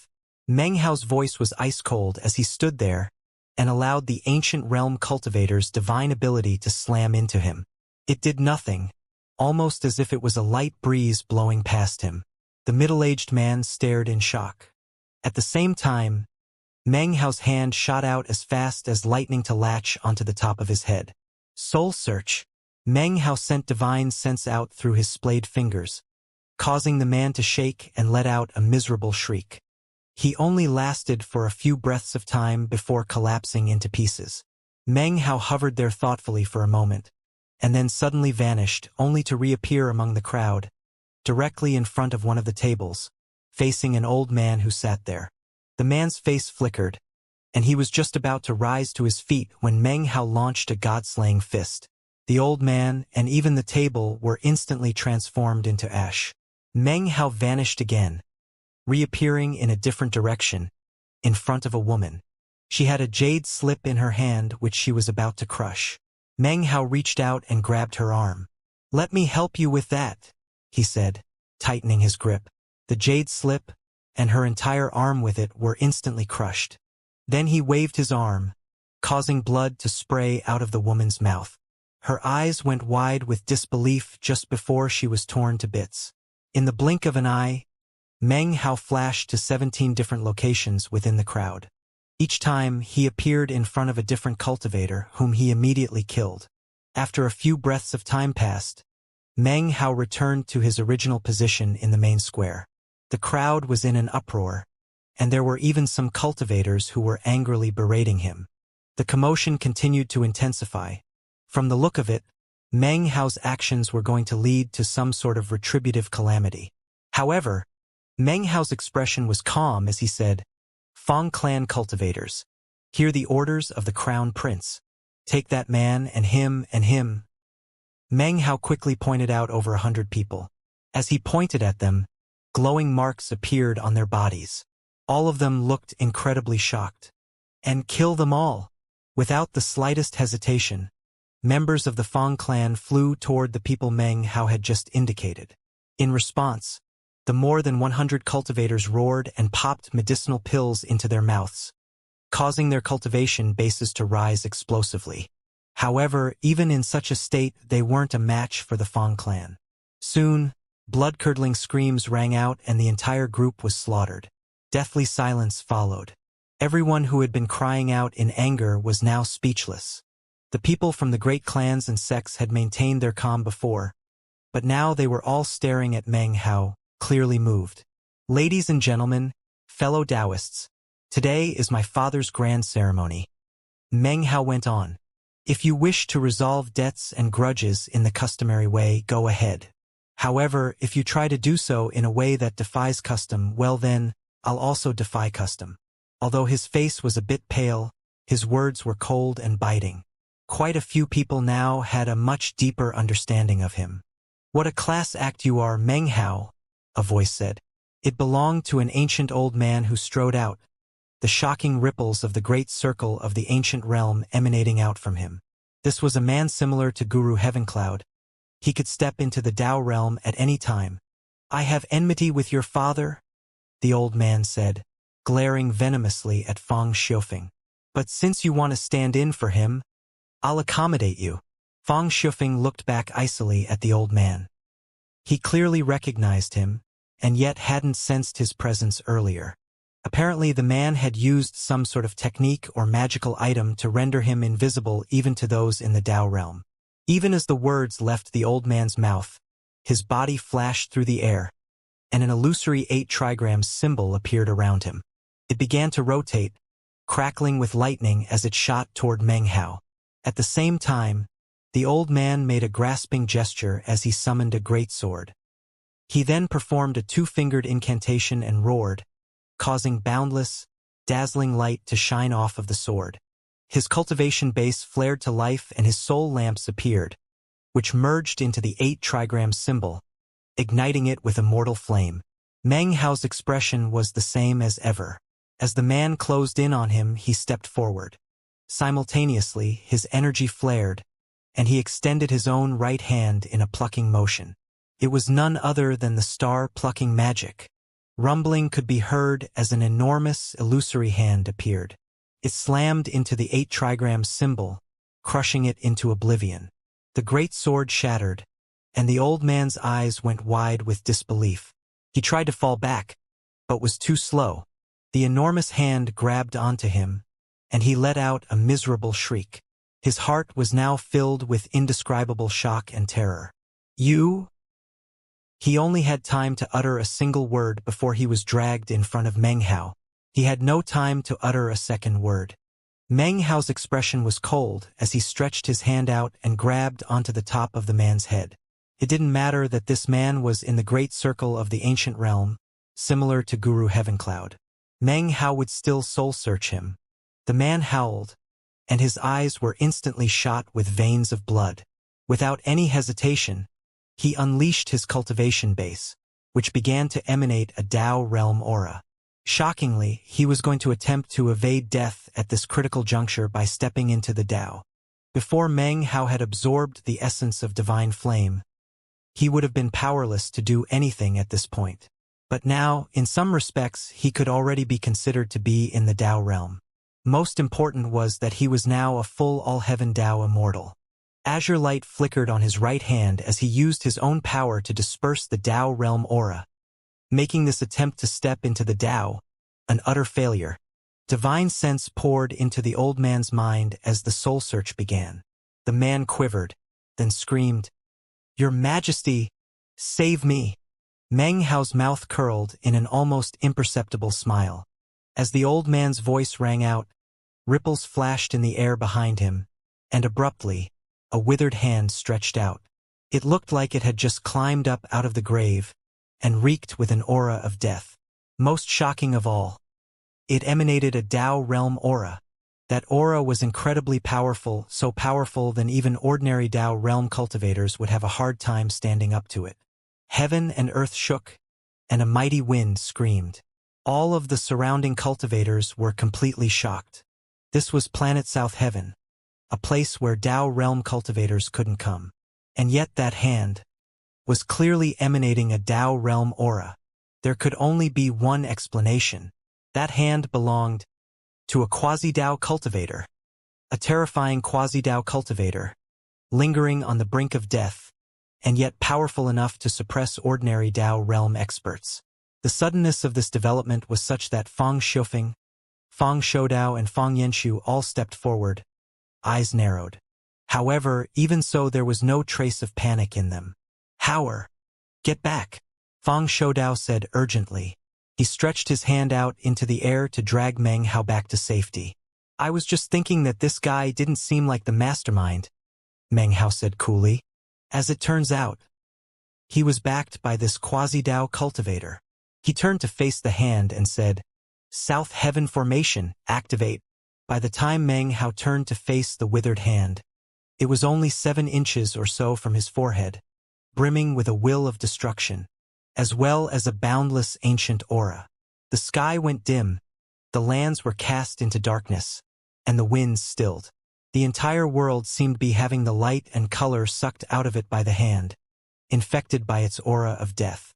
The withered hand's skin had blotches and bruises on it, as though it were difficult for the blood to pump through the veins therein. A faint stench of decay emanated off of it, which filled the area. The area around it seemed to be another world, a world in which that hand was like an immortal divinity. All it had to do was wave a finger, and all life could be taken away. The hand appeared so quickly that nobody had time to react. However, this was the grand coronation of the clan chief. How could Fang Xiufeng and everyone else, even the ordinary clan members, not be prepared for unexpected circumstances? After all, because of Planet South Heaven's spell formation, even Dao realm experts who came here had to lower themselves to the great circle of the ancient realm. However, quasi-Dao cultivators existed in the longevity-limited area between the ancient and Dao realms, and therefore didn't need to reduce their cultivation bases. Planet South Heaven's spell formation would do nothing against such people. For example, had Fang Xiufeng failed in his attempt to step into the Dao, even if the South Heaven Death Formation didn't approve of him, the net of destruction wouldn't appear. Fang Shoudao, Fang Yanxu and Fang Xiufeng all flew out to try to pull Meng Hao back. However, Meng Hao had already made a different decision. He looked coldly at the incoming hand, and then spoke the words South Heaven Death Formation. In that instant, massive rumbling echoed out through the lands. An indescribable aura suddenly rose up from the ground. The air, the mountains, the rivers, the seas, the plants and vegetation, from planet South Heaven itself. The aura exploded out everywhere, felt like a wellspring of killing intent. As the killing intent converged, it covered over planet South Heaven, becoming an enormous illusory net. It was none other than the South Heaven Death Formation. It seemed to appear slowly, but in actuality it happened in almost the exact same moment that Meng Hao spoke out the 4 words. Apparently, he could control the formation. It was a development that left even Fang Shoudao and Fang Yanxu astonished and in a state of disbelief. Fang Xiufeng's eyes went wide, as did the eyes of all the other members of the Fang clan. As for the cultivators from the various sects and clans of the 9th Mountain and Sea who had come to offer congratulations, their hearts trembled, and they gasped. "That's the South Heaven Death Formation? What indestructible power! That formation can wipe out anything. The South Heaven Death Formation is amazing. But why can Meng Hao summon it? How could this be happening? Don't tell me that Meng Hao can actually control the South Heaven Death Formation." Right now, all minds were reeling because of the shocking events which they were witnessing. Meng Hao hovered there in midair, surrounded by the swirling killing intent of the South Heaven Death Formation. However, considering that he was at the very center of it all, it almost seemed true that he could actually control the South Heaven Death Formation. Being able to control the Death Formation meant that he could control planet South Heaven. And that meant that on planet South Heaven he was invincible. Some distance away in the imperial palace of the Great Tang, Emperor Tang stood in the main hall, looking off into the distance. He was shocked, but after a moment of thought he shook his head. Even back when Meng Hao had slipped into a coma, he had been able to detect that he had the approval of the South Heaven Death Formation. As far as Fang Xiufeng went, the formation was tentative about not killing him. But Meng Hao, who had been so willing to sacrifice himself for his father, gained its complete and utter approval. It was as if Meng Hao's actions in saving his father had moved some ancient Li clan ancestor within the South Heaven Death formation. As such, the entire spell formation approved of him to the point that it would listen to his commands. Something else happened in that same moment. In a stretch of barren mountains in the eastern lands, Shui Donglu was walking up a path cut into a cliff. He suddenly stopped in place and looked up into the sky. "People who change their destiny," he murmured, his eyes gleaming with anticipation. Smiling, he continued on walking.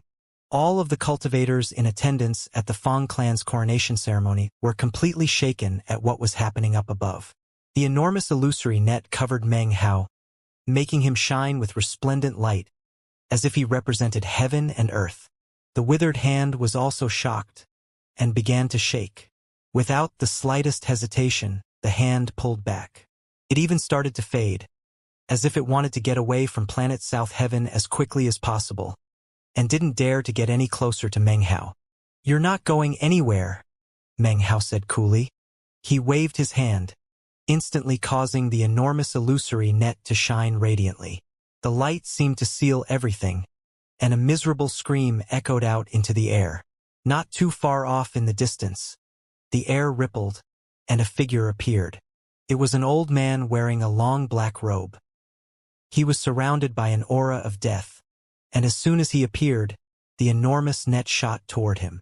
Seeing the net closing in on him, the old man threw his head back and let out a piercing howl. Rumbling could be heard as the aura of death grew more explosive. He seemed to age even more, and his legs seemed to be on the verge of transforming into ash. He was paying a heavy price to unleash incredible power with his cultivation base, which was now so powerful that heaven and earth flickered with light. If that were all there were to it, it might not be a big deal, but then he waved his right hand, causing a single copper coin to fly out of his sleeve. The copper coin was bright yellow, and had a magical symbol on one side and an 8 trigram symbol on the other. As soon as Meng Hao saw it, his eyes widened. He wasn't the only one. Fang Shufeng gasped, and as for Fang Shoudao and Fang Yenshu, they had similar reactions. "The Mountain Ghost Lightning Decree," Fang Shoudao said in disbelief. "That is exactly what it was. The Mountain Ghost Lightning Decree from the 7th Tribulation of Dao Stepping. Normally it was a force that appeared during the tribulation, and yet here it was in plain sight. The Fang clan recognized it, and there were people from the other sects and clans who also recognized it. Those people shot to their feet, expressions of shock on their faces. Their eyes instantly began to shine with a strange light that soon transformed into greed. It didn't matter whether or not the item was real or a fake. Its mere appearance instantly shook everyone. Although everyone could now see exactly what the old man looked like, nobody recognized him. Not a single one of the visiting cultivators from the various sects and clans knew who he was. Fang Shufeng frowned.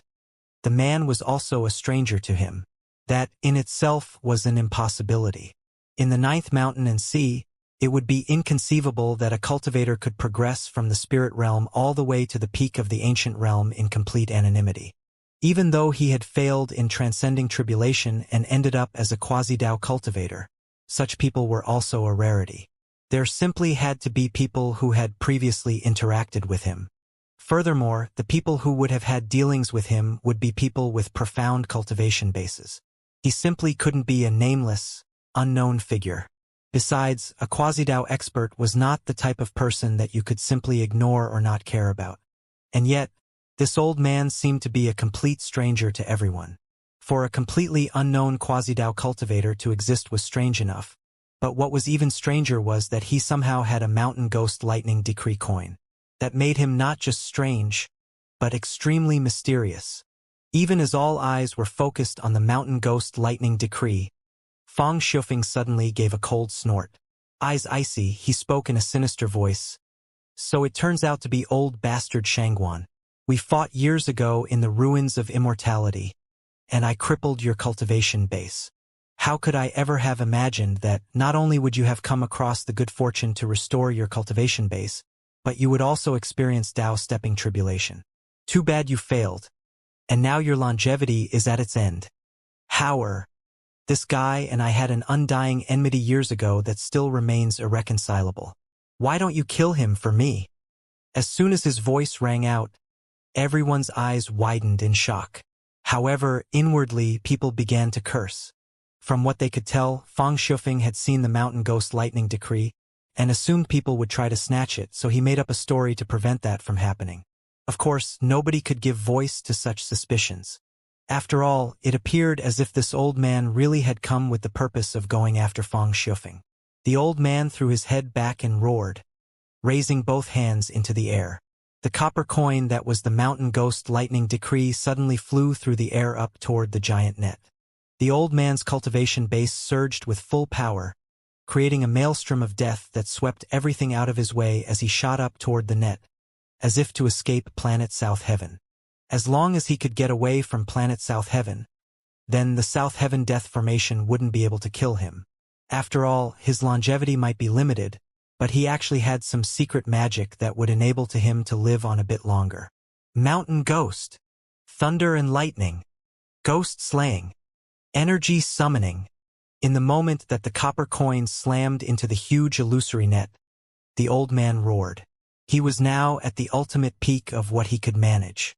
The copper coin flashed with bright yellow light, and suddenly, the awe-inspiring image of a mountain ghost appeared, stretching its hands out toward the huge net.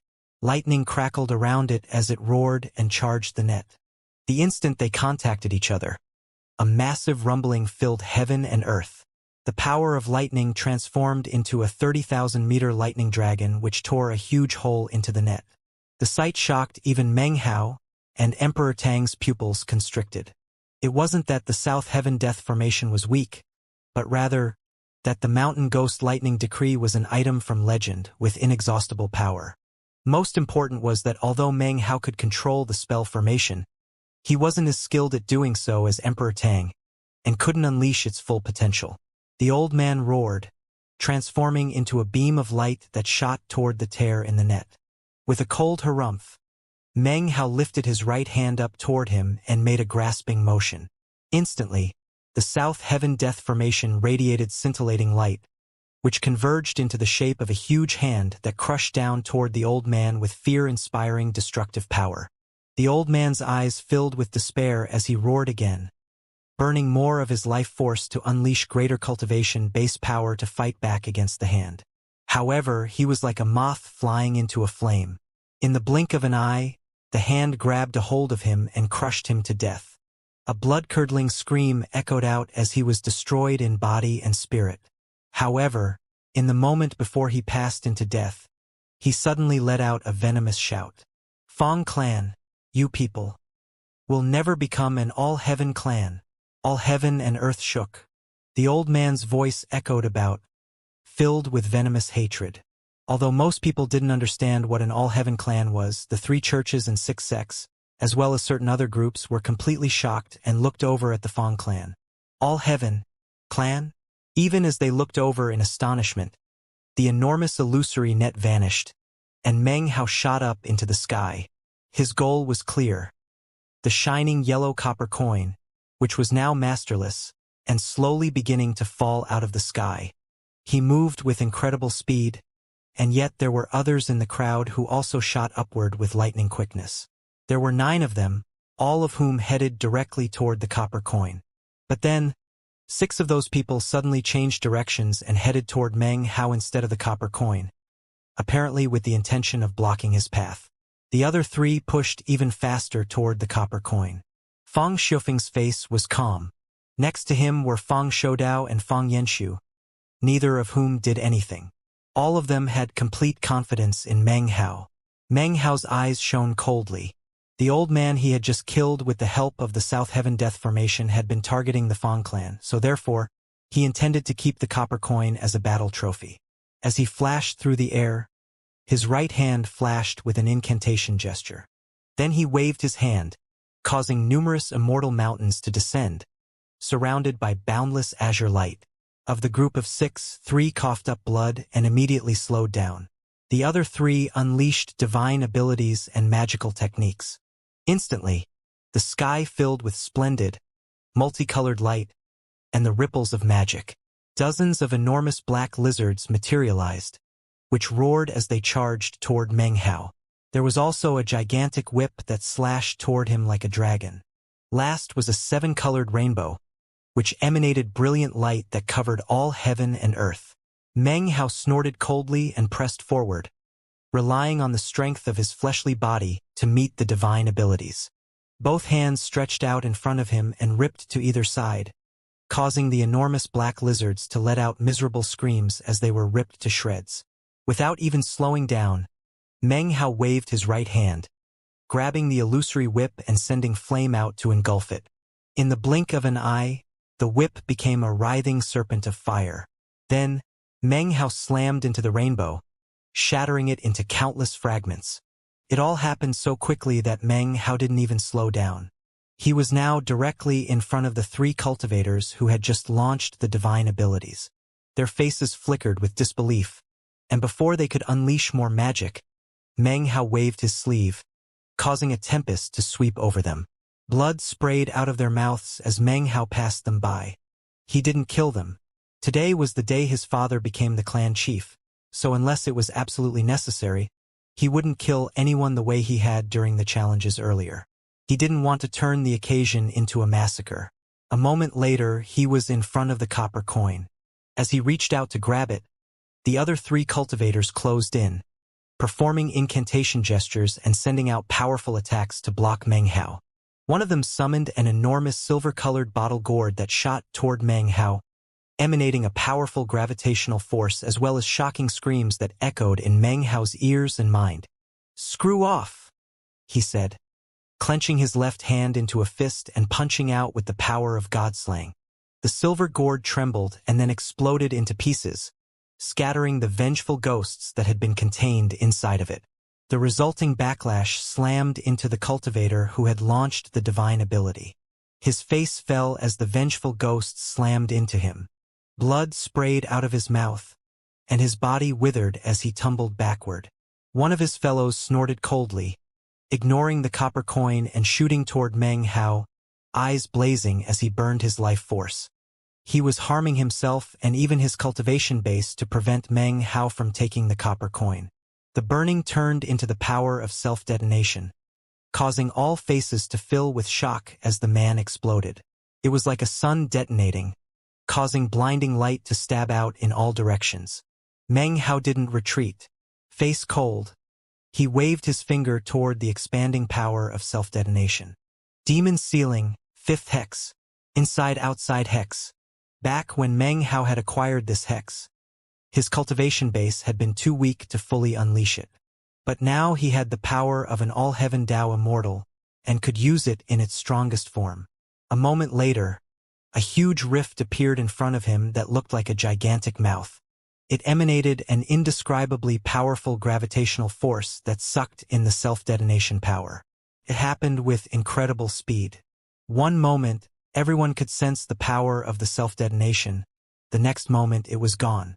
Everyone stared in shock as they realized that there were now only 2 people near the copper coin: Meng Hao and another middle-aged cultivator in a black robe. The man was staring at Meng Hao, eyes wide with fear. He could never have imagined that so many people wouldn't even be able to slow Meng Hao down. Now there were only 2 of them vying for the coin. 2 hands reached out simultaneously to grab it. The middle-aged man's eyes flickered as the aura of karma suddenly emanated out from him. Instead of reaching out with his hand, countless karma threads shot out, swirling around him and then snaking toward the copper coin to entangle it. "G-Clan," said Meng Hao, his eyes gleaming with killing intent. This middle-aged man had a cultivation base in the great circle of the ancient realm, but because of the bizarre nature of G-Clan divine abilities, his power surpassed that of other people in the same realm as him. "That thing belongs to me," the man cried out in a domineering voice. His karma threads latched onto the copper coin and jerked it toward him. "Dog fart of a G-Clan," Meng Hao roared. Azure light exploded off of him. He didn't need to perform any incantation gestures. His magic responded to his very will.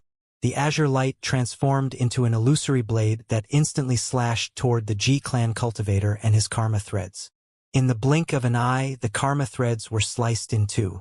Blood sprayed out of the man's mouth, and his body withered. At the same time, Meng Hao grabbed the copper coin. Without even looking at it, he branded it with divine sense and then tossed it into his bag of holding.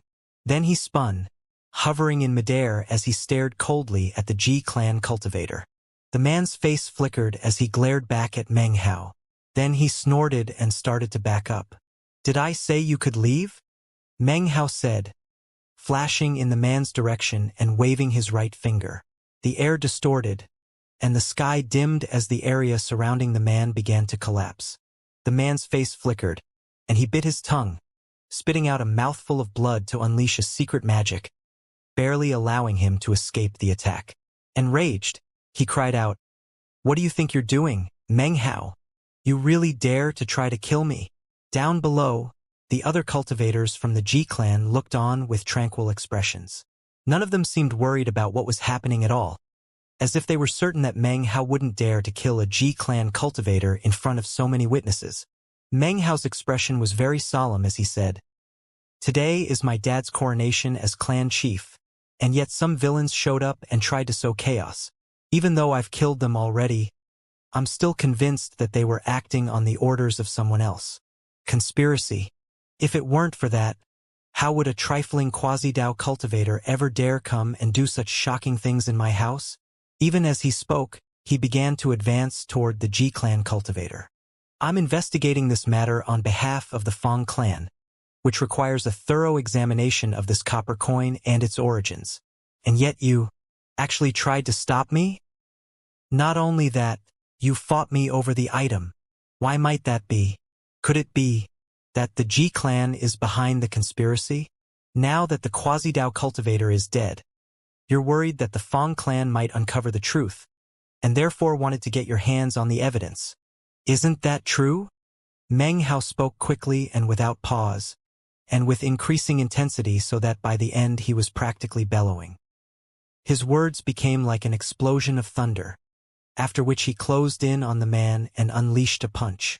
The G-clan cultivator's face fell, and he fought back with all his power. However, blood sprayed out of his mouth as he fell back. At the same time, the G-clan cultivators down below rose to their feet and looked up coldly at Meng Hao. "Meng Hao, cease this slander," the man cried. "The G-clan had nothing to do with what happened. And even if we did, we wouldn't need to hide the truth." Oh, I understand. It wasn't the G-clan. It was just you acting alone. So, you're the person behind it all. What gall, you traitor. You wish to provoke the Fang clan and G-clan into a war. I'm going to kill you right here and now, as a warning to anyone who dares to try to incite strife between the Fang and G-clans. Eyes flashing, Meng Hao shot forward. Faces falling, the other G-clan cultivators present were about to block him. But then Meng Hao extended his hand and unleashed the fifth demon sealing hex. This time it was not the inside aspect but the outside aspect. A massive force exploded out, which was none other than the massively destructive self-detonation power from moments ago. Heaven and earth distorted as the middle-aged cultivator was engulfed. Before, the explosion's energies were directed outwards in all directions. But now it was being focused completely on the G-clan cultivator by means of the fifth hex. The man couldn't even fight back. Rumbling sounds echoed out as he was instantly killed in body and soul. "Meng Hao!"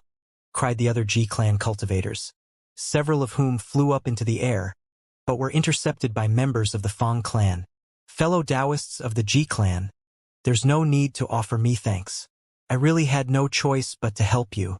This man dared to incite violence between our two clans, and thus deserved to die." Smiling, Meng Hao clasped hands and bowed to the members of the G-clan. Most of the members of the G-clan were old, but one appeared to be a young man of about 30 years of age. He wore ordinary clothing, nothing extravagant, and yet all the other G-clan cultivators seemed to be following his lead. Without looking closely, that fact would never be obvious. In fact, he even stood towards the rear, making him seem like nothing other than an ordinary clan member. However, while the other clan members were crying out in rage, he was doing nothing more than frowning. That in itself made him stand out to Meng Hao.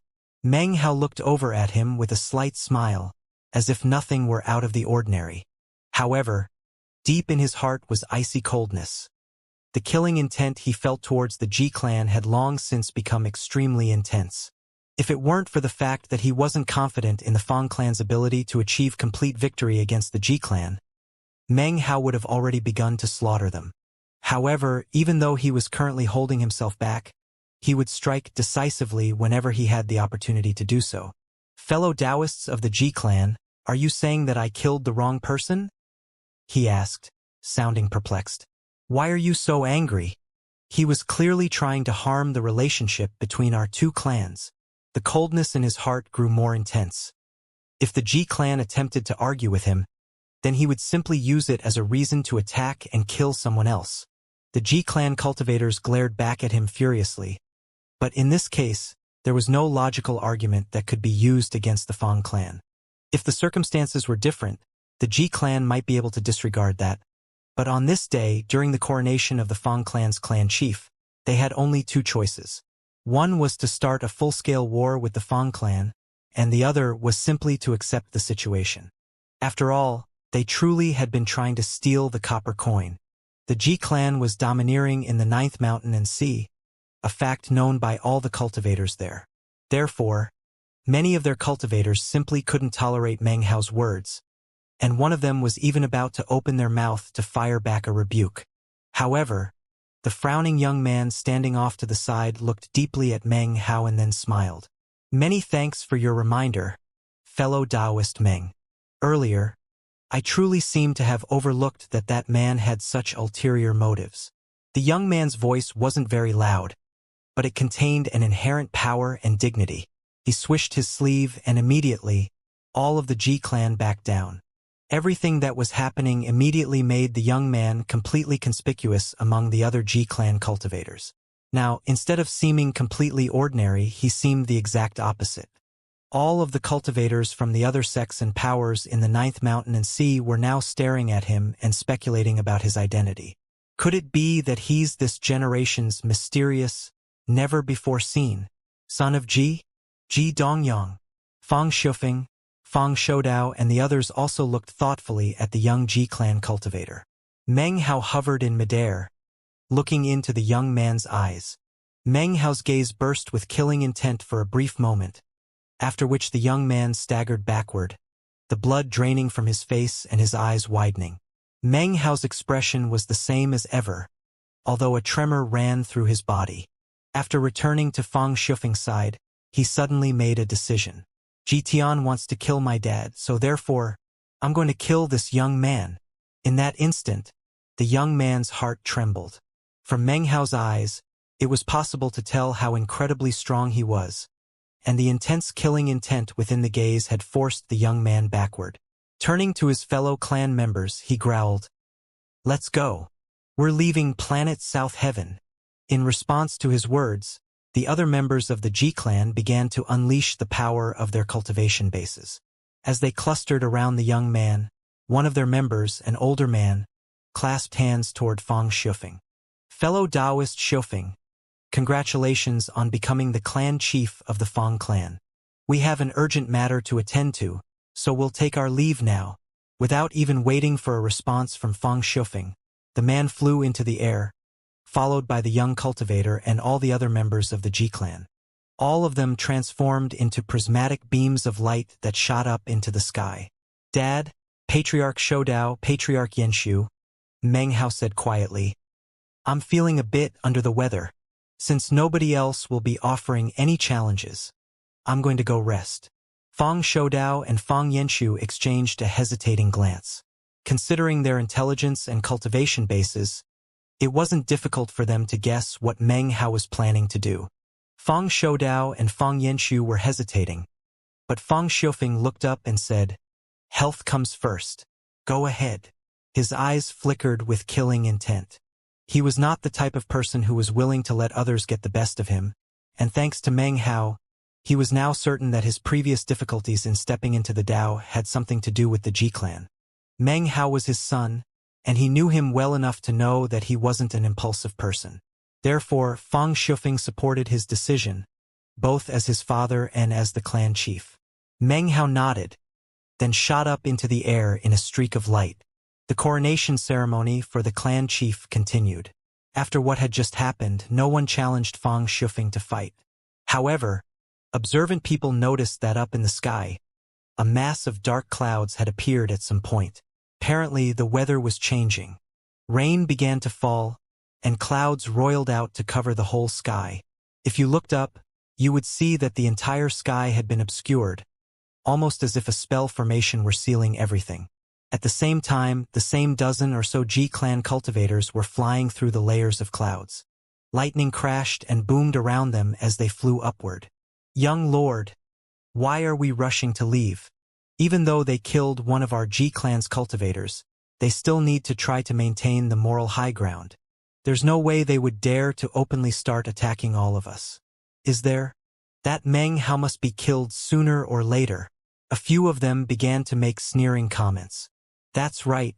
If they dared to attack us in the open, our patriarchs, I would certainly see it. He can see everything in the 9th mountain and see. Even if the Fang clan were more foolhardy than they already are, they still wouldn't dare to make a move on us. That Meng Hao really does defy laws and principles, even of the heavens. One of the older cultivators said, snorting coldly. It's too bad there were so many other cultivators present, plus the Fang clan backing him up. Otherwise, if he dared to act so audaciously, we would have just cut him down. He got lucky this time. Just wait until next time. When there aren't any members from other sects or clans around, we'll definitely exterminate him. Would you shut the hell up? The young cultivator said, looking around at the clouds. Do you really think Meng Hao didn't consider all of that? You think that the other sects and powers made it so we couldn't attack him? You think Meng Hao got off lightly? Well, from my perspective, those people actually saved us. Consider the matter dropped. Let's get out of planet South Heaven. Damn it. I can't believe Meng Hao can actually control the South Heaven Death Formation. The other cultivators followed along quietly, although none of them agreed with his decision. They were the G-clan, and after all these years they had grown used to being above everyone else. No matter where they went in the 9th mountain and sea, all they had to do was reveal that they were from the G-clan, and everyone would instantly act very respectfully and even shake in fear. After all, the G-clan was the lord of the 9th mountain and sea. With a position and standing like that, they never really needed to spend much time thinking about anything in any situation. They always viewed themselves as the strongest party, like emperors. As such, why would they need to spend time considering the common people? The young cultivator looked at his companions and sighed inwardly with remorse. He was well aware that the members of the G-clan were too used to being in a superior position and had lost their ability to sense danger. It was at this moment that they emerged from the cloud layer and found themselves at the very edges of the skies above planet South Heaven, just a short distance away from the void of space. Suddenly, the young man saw something which caused his pupils to constrict. Meng Hao! He wasn't the only surprised one. The other G-clan cultivators' faces fell as they caught sight of Meng Hao, standing in the air above them, eyes shining coldly, lightning crackling and crashing around him. Voice cool, he said, now that nobody's around to stop me, I'm going to cut down some G-clan cultivators. Lightning crashed and danced in all directions. Meng Hao extended his hand and pushed it down toward South Heaven. Rumbling sounds echoed out as, all of a sudden, a huge illusory net appeared around him, which was none other than the South Heaven Death Formation. The Death Formation net rapidly transformed into a huge hand, which radiated boundless killing intent, causing colors to flash and thunder to boom. The young G-clan cultivator's face flickered, and he performed a double-handed incantation gesture. He roared as innumerable shocking karma threads appeared around him, transforming into innumerable magical items that shone with dazzling light and shot toward the hand. Simultaneously, killing intent began to roil off of all the other G-clan cultivators, and the dozen or so of them joined together in unleashing their entire cultivation bases to defend against the hand. When the magical techniques and divine abilities, as well as the magical items, slammed into the huge hand formed by the spell formation, they were completely powerless. They shattered into nothing, crushed like dried weeds by the spell formation hand. Rumbling echoed out as the hand then slammed into the G-clan cultivators. Almost instantly, 3 of their number screamed and exploded into pieces, transforming into a rain of blood that fell down through the clouds. Meng Hao, how dare you kill G-clan cultivators? Our patriarch is going to slaughter you. In the following instant, another 3 G-clan cultivators were killed. Blood sprayed out of their mouths, and they exploded. The cries they let out before dying never went beyond the clouds, nor did they echo out into space.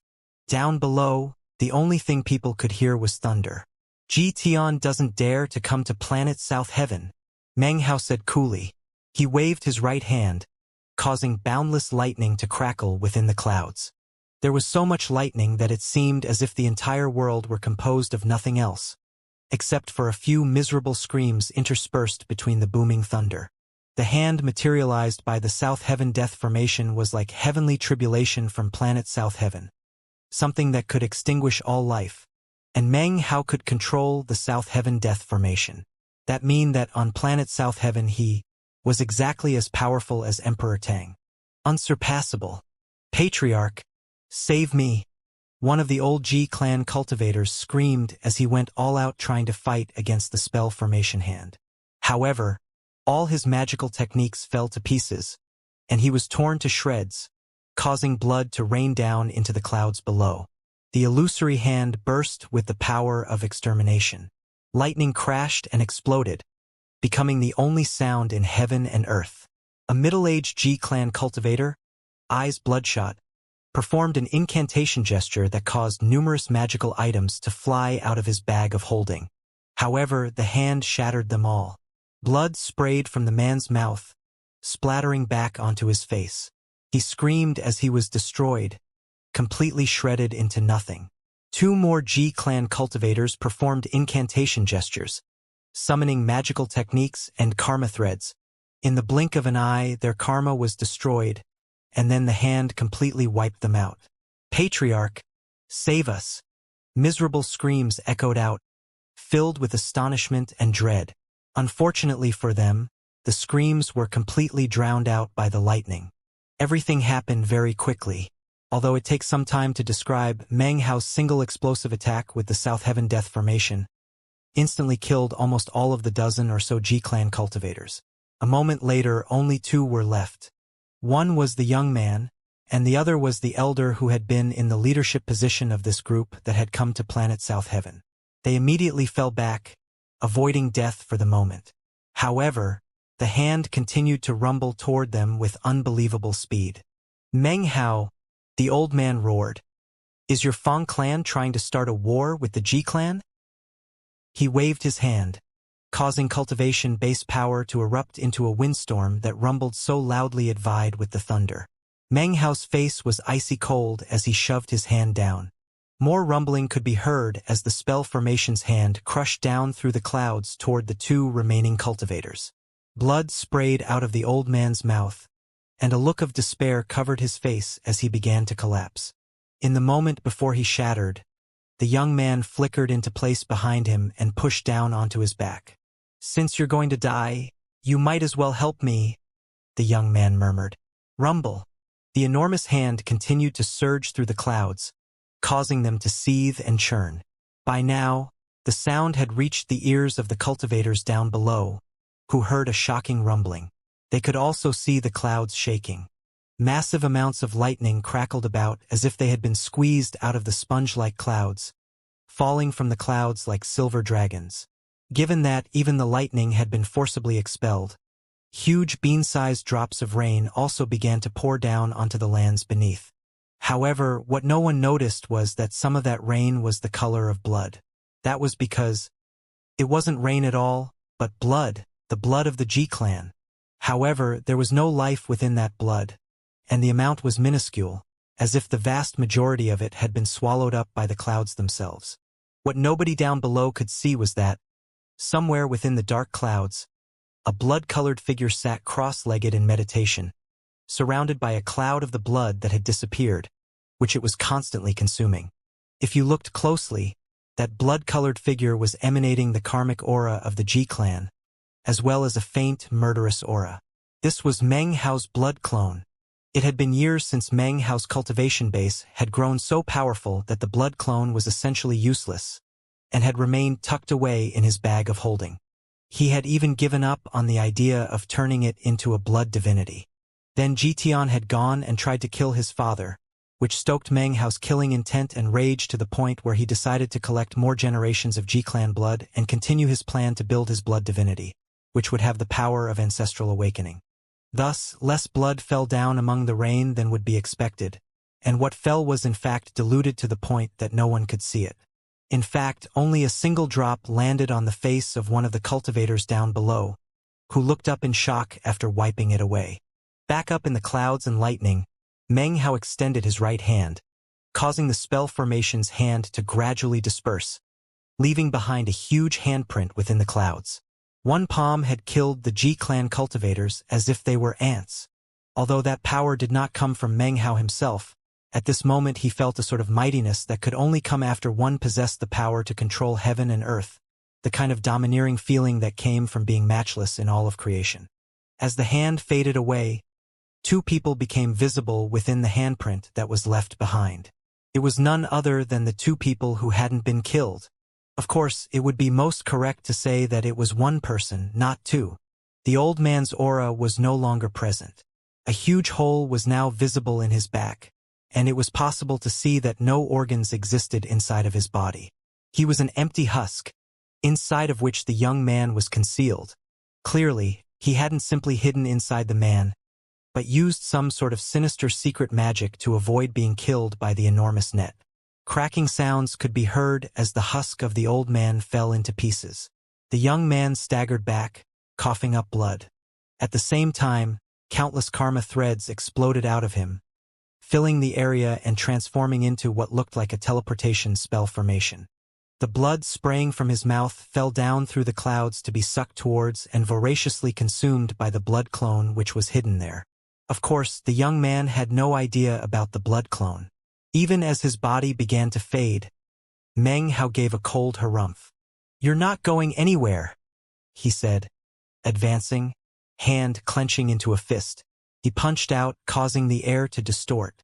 However, as he closed in on the young man, Meng Hao suddenly felt a sense of crisis, and it was in that moment that the young man smiled eerily. "You finally got close," he murmured. Instead of dodging out of the way of Meng Hao's fist, he actually charged directly forward to meet it. Rumbling could be heard as the young man's body was shattered, causing blood and gore to spray out in all directions. However, his laughter continued to echo out in the air. "Meng Hao, our karma has been tied. Next time we meet, what's yours will be mine. Remember our shared name. We are called Ji Dongyang."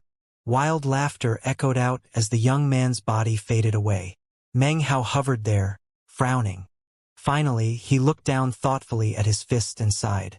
"I wanted to kill him, but apparently, that was part of his plan. What a clever fellow, this Ji Dongyang. All of the Ji-clan cultivators he brought with him were being used as a smokescreen.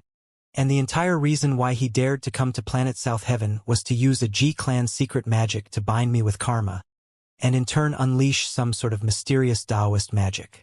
I was luring him into a trap, and he was doing the same to me. He didn't want to be killed by the South Heaven death formation. He wanted to be killed by me personally." Even as he hovered there thinking, the blood clone which had been hiding in the clouds below slowly floated up. It was now very different than before, more powerful, and emanating a powerful aura of Ji-clan karma. In fact, it even seemed to be poised on the verge of a breakthrough. With a little more progress, it would finally break through and take a step closer to being a blood divinity capable of ancestral awakening. If the ancestral awakening occurs, I wonder if whatever appears will be as powerful as Ji Tian himself. Eyes flickering, he ceased worrying about the matter of Ji Dongyang. All he could do now was be on guard against this new powerful adversary. After putting his blood clone into his bag of holding, he shot back down through the clouds. Meanwhile, in the Ji-clan on the 9th mountain, there was a restricted area that was a graveyard. 9 coffins were lined up there, all of them bronze and carved with complicated magical symbols. 7 of those coffins had no lids and were empty. Only the 8th and 9th coffins were closed tightly. Suddenly, powerful rumbling like that of thunder could be heard, and the lid of the 8th coffin opened with a bang. A powerful aura immediately surged out from within. A hand stretched up from inside the 8th coffin. At first, it was trembling, but then it grew steady and grabbed the side of the coffin. Person slowly sat up, then stood. His body was shriveled, like a corpse, so desiccated that it was difficult to make out his facial features. A mark could be seen on his forehead, and despite the withered nature of his body, that mark was clearly visible. Unexpectedly, it was an echelon mark. Shockingly, this man was an echelon cultivator. He took a breath, sucking in all the energy of heaven and earth in the area. As he did, his body rapidly regenerated. His blood and flesh wriggled, and life flooded back into him as he rapidly transformed back into a young man. His facial features slowly filled back in, and in the end, a face appeared which no one had ever seen before. "I still prefer the appearance of my 7th life," he said in a raspy voice. "He was my favorite among the junior generation." Then the face rapidly changed, transforming into Ji Dongyang. "The karma has been bound, and my 8th life body has been awakened. I've also secured the host for my 9th life. Meng Hao, once we share the same body, then you will be my 9th life." Ji Dongyang began to laugh. A strange and sinister laughter filled with an ancient air. He looked up, and shockingly, a huge eye appeared up above him, within which sat an old man. The two of them looked at each other. The most eerie thing was that if there were a third person present to observe the scene, they would find that the look in the old man's eyes, and the look in Ji Dongyang's eyes, were exactly the same. The rest of the coronation of the clan chief came to a conclusion without a hitch. All sects and powers in the 9th mountain and sea would henceforth treat Fang Shufeng with incredible politeness. After all, Fang Shufeng now represented the entire Fang clan.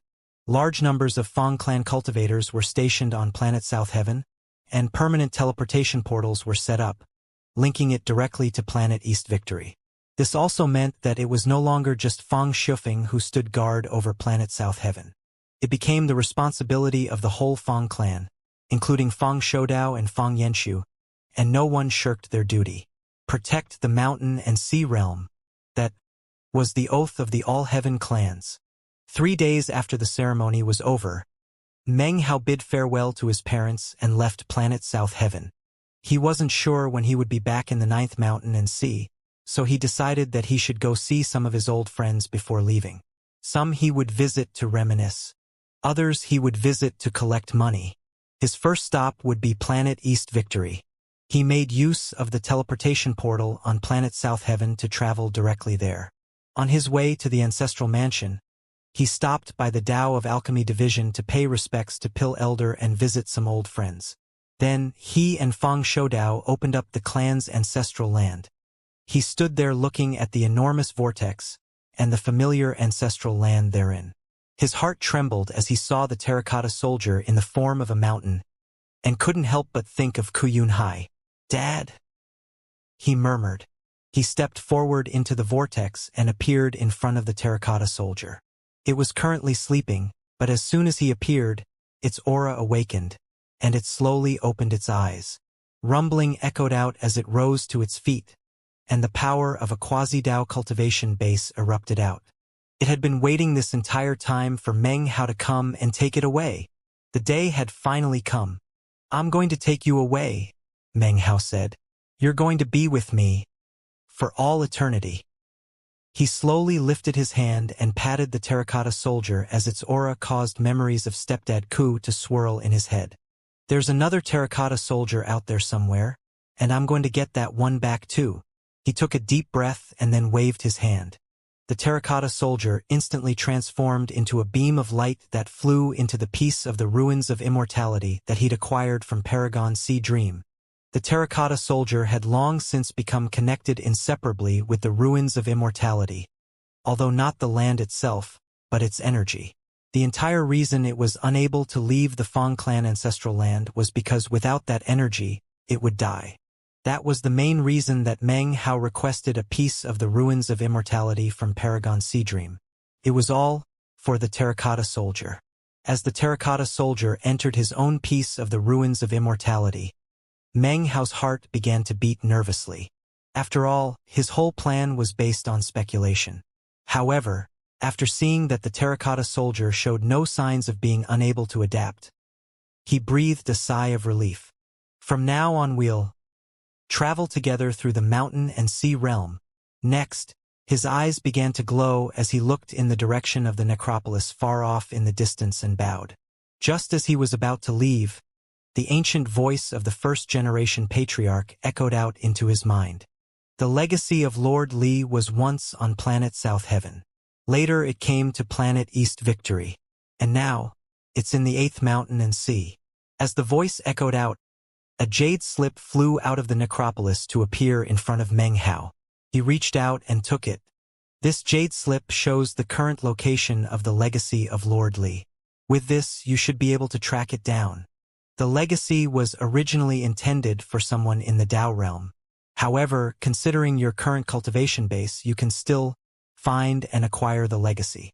It will be of great help to you.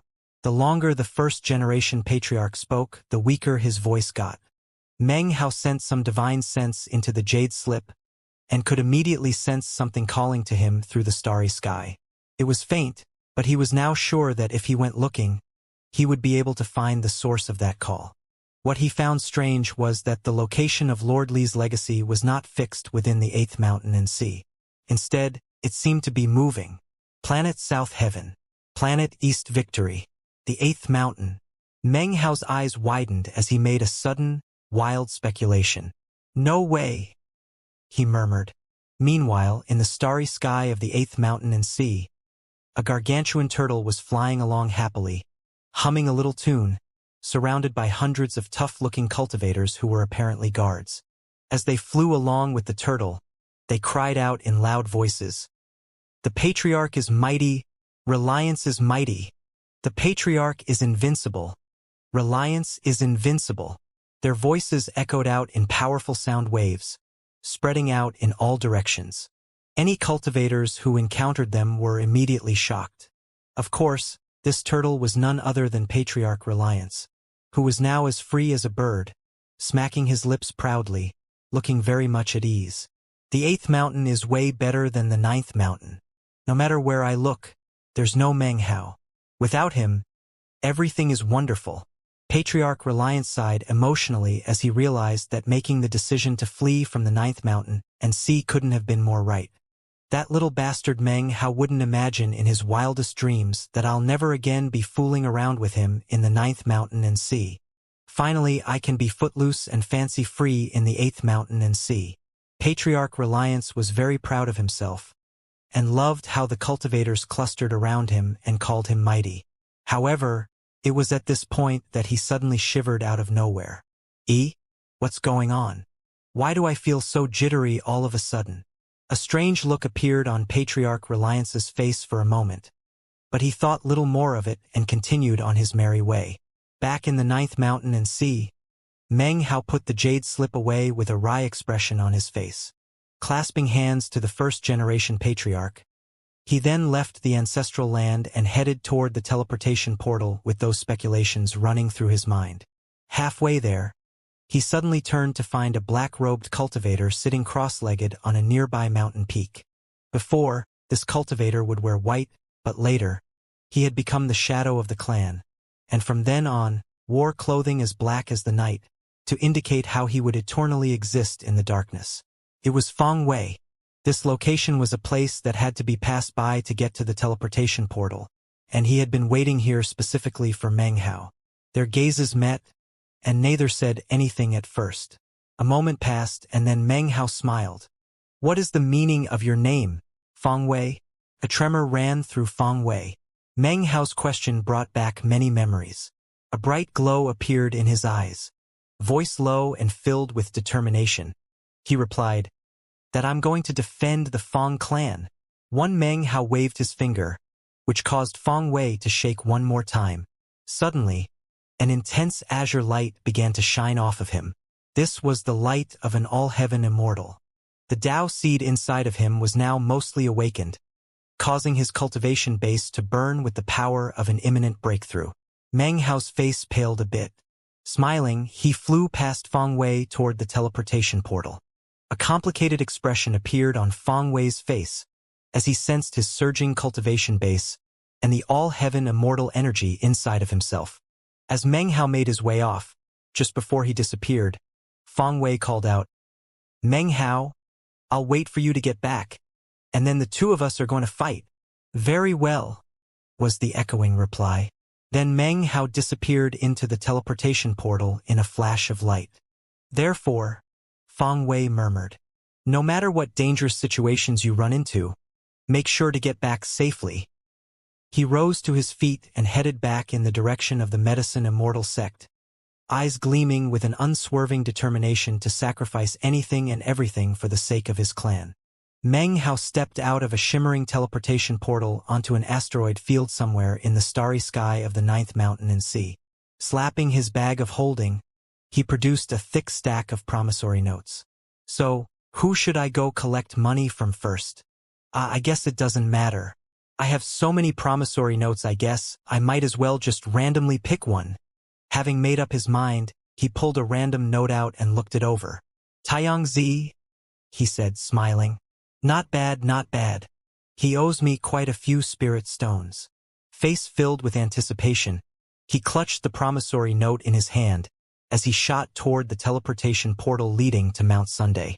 As soon as the disciples manning the teleportation portal saw that it was Meng Hao, their faces flickered. Ignoring them, Meng Hao stepped into the teleportation portal and was surrounded by the glowing light of teleportation. When he reappeared, he found himself in front of a world of scorching heat. It was like a desert, and there was no starry sky up above. This was its own unique, special world. The sky was dark, and the lands were parched. Countless mountains could be seen stretching out in all directions, all of which were spontaneously erupting volcanoes. In fact, in the moment that Meng Hao arrived, he saw a dozen or so of them belching out black smoke and shooting out bright glowing arcs of light that looked almost like meteors. This was Mount Sun. According to the legends, it was a fragment of lands shattered by the impact of the immortal world's sun when it fell from the heavens. Because it was so large, vast amounts of sun power could be found there, which was also why there were so many powerfully destructive volcanoes. That was also why it became a unique location to practice cultivation. Gradually, it came to be called Mount Sun, and after many years, became one of the 5 great holy lands of the 9th mountain and sea. Different teleportation portals could be used to get into and out of Mount Sun, and all of them were manned by Mount Sun disciples. Once Meng Hao appeared, they immediately recognized him. "That's Meng Hao." There were over 100 disciples in the area of the teleportation portal, and all of them looked at Meng Hao with flickering expressions.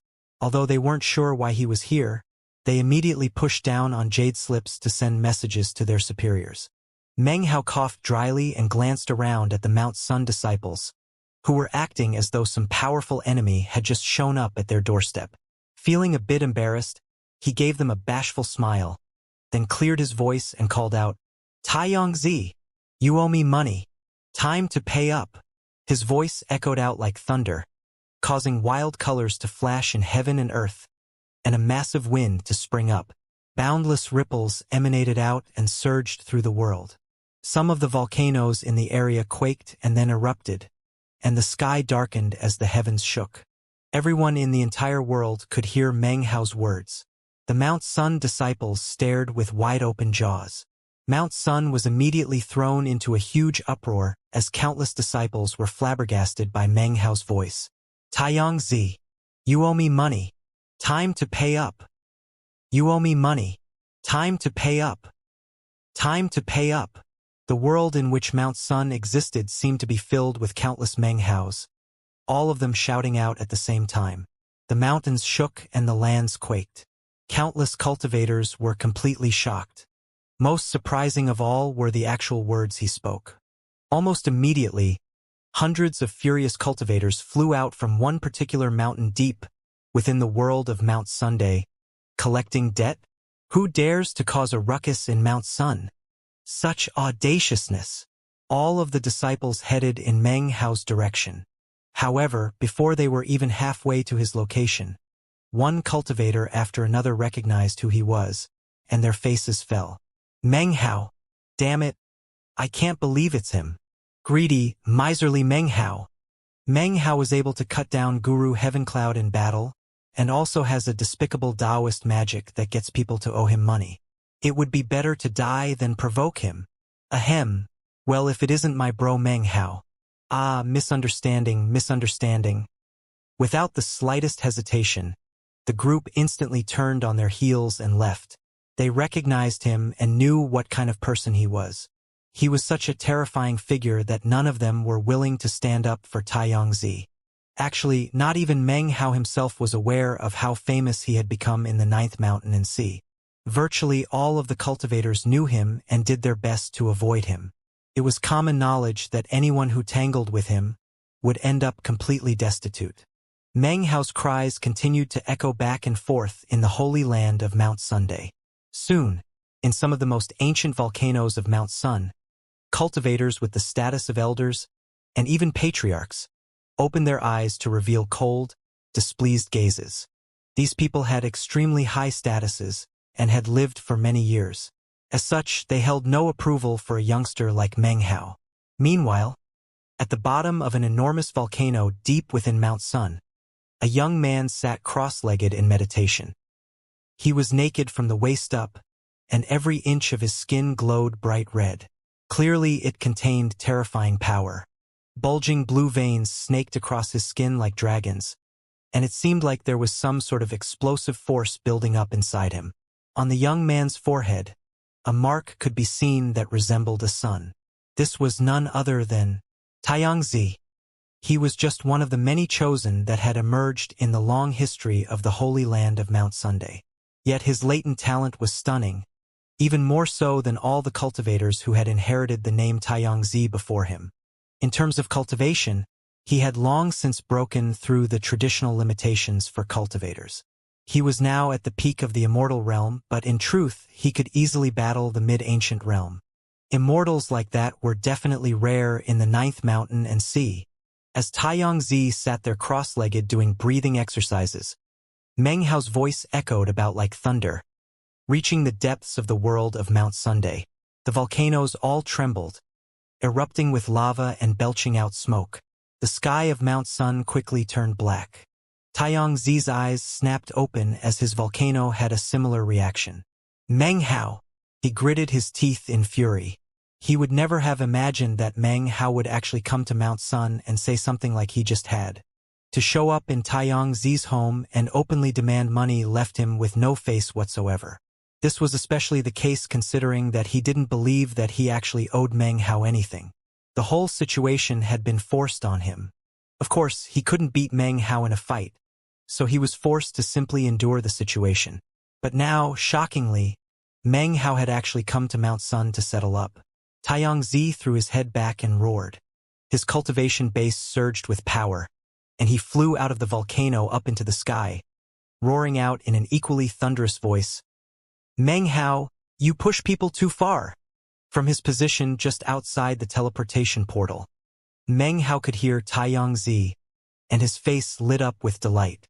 What he feared the most was going to collect debts, only to find the person not at home.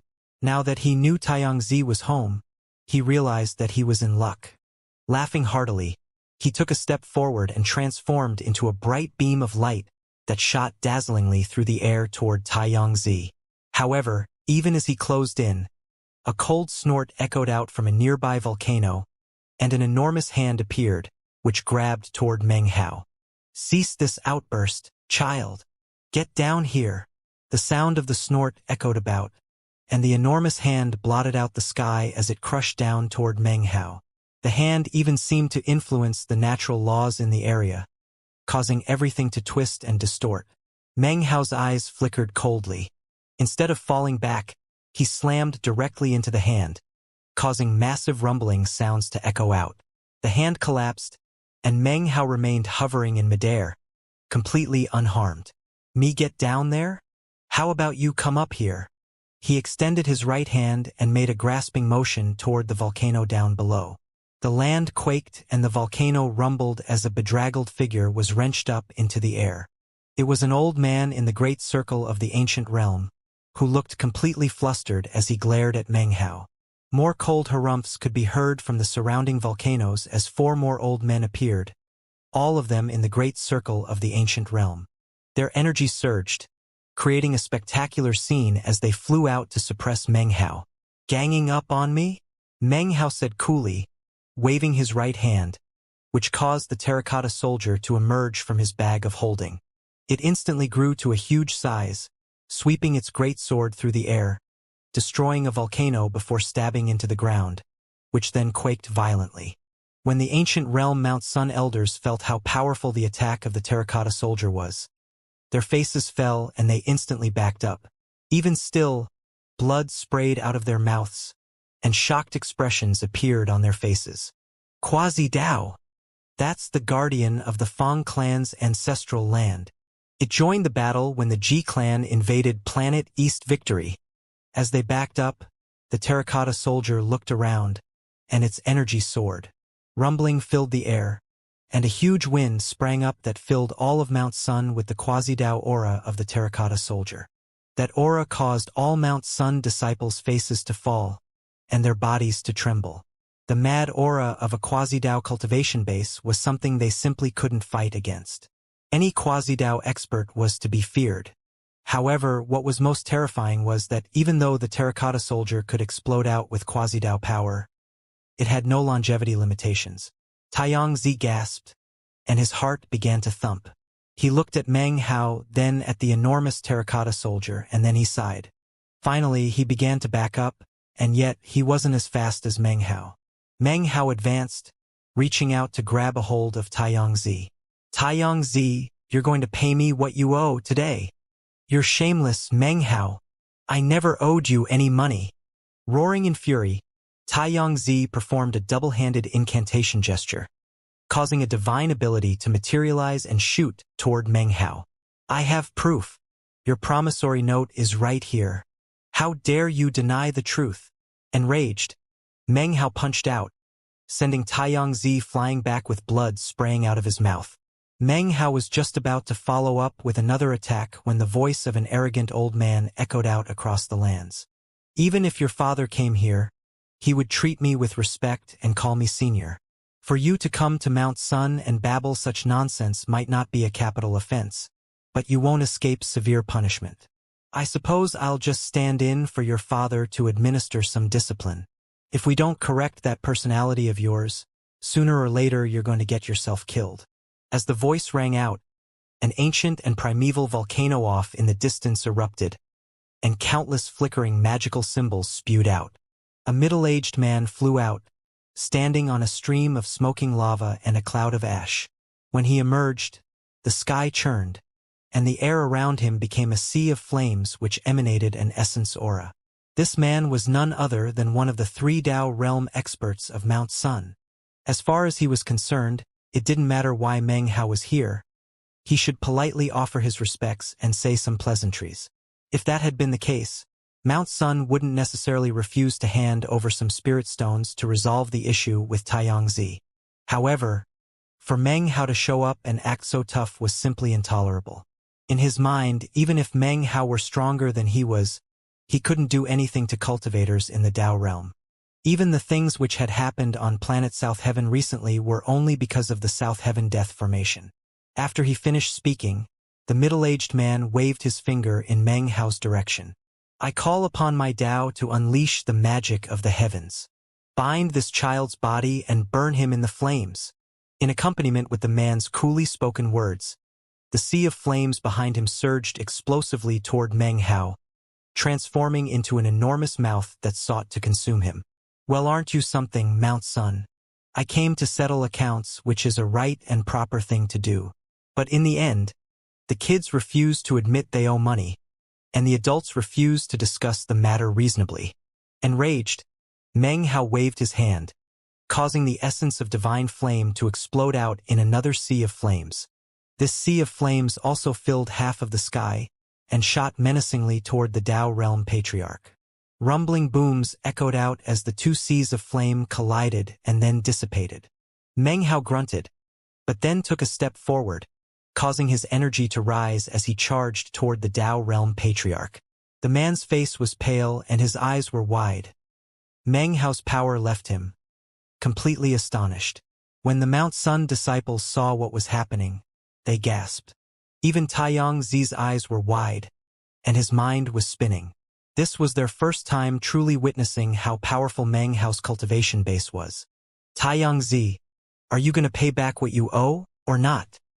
Meng Hao took a second step, and his energy rose, causing him to emanate what felt like the might of the heavens throughout the world of Mount Sunday. Enough with the ruckus. The Tao Realm Patriarch's eyes glinted with coldness. Although he was shocked by Meng Hao's battle prowess, he still couldn't believe that he himself was no match for him. Although he wasn't of a mind to kill Meng Hao, he fully intended to teach him a lesson. Even as the words left his mouth, he took a step forward. As his foot descended, he stretched his arms wide, causing a tempest to spring up. All of the volcanoes in Mount Sun trembled, and the black smoke in the sky seethed and churned as they gathered towards him. Even the lava that covered the surface of the ground began to rise up into the air and converge together. In the blink of an eye, a huge sealing mark formed. It was bright red, and filled with Tao Realm essence power that was strong enough to shatter heaven and destroy Earth. Fully 300 meters wide, it floated there in front of the Tao Realm Patriarch, who then waved his hand, sending the sealing mark directly toward Meng Hao. I'll put you in your place and then call some adults from your clan to come take you away, he said coolly.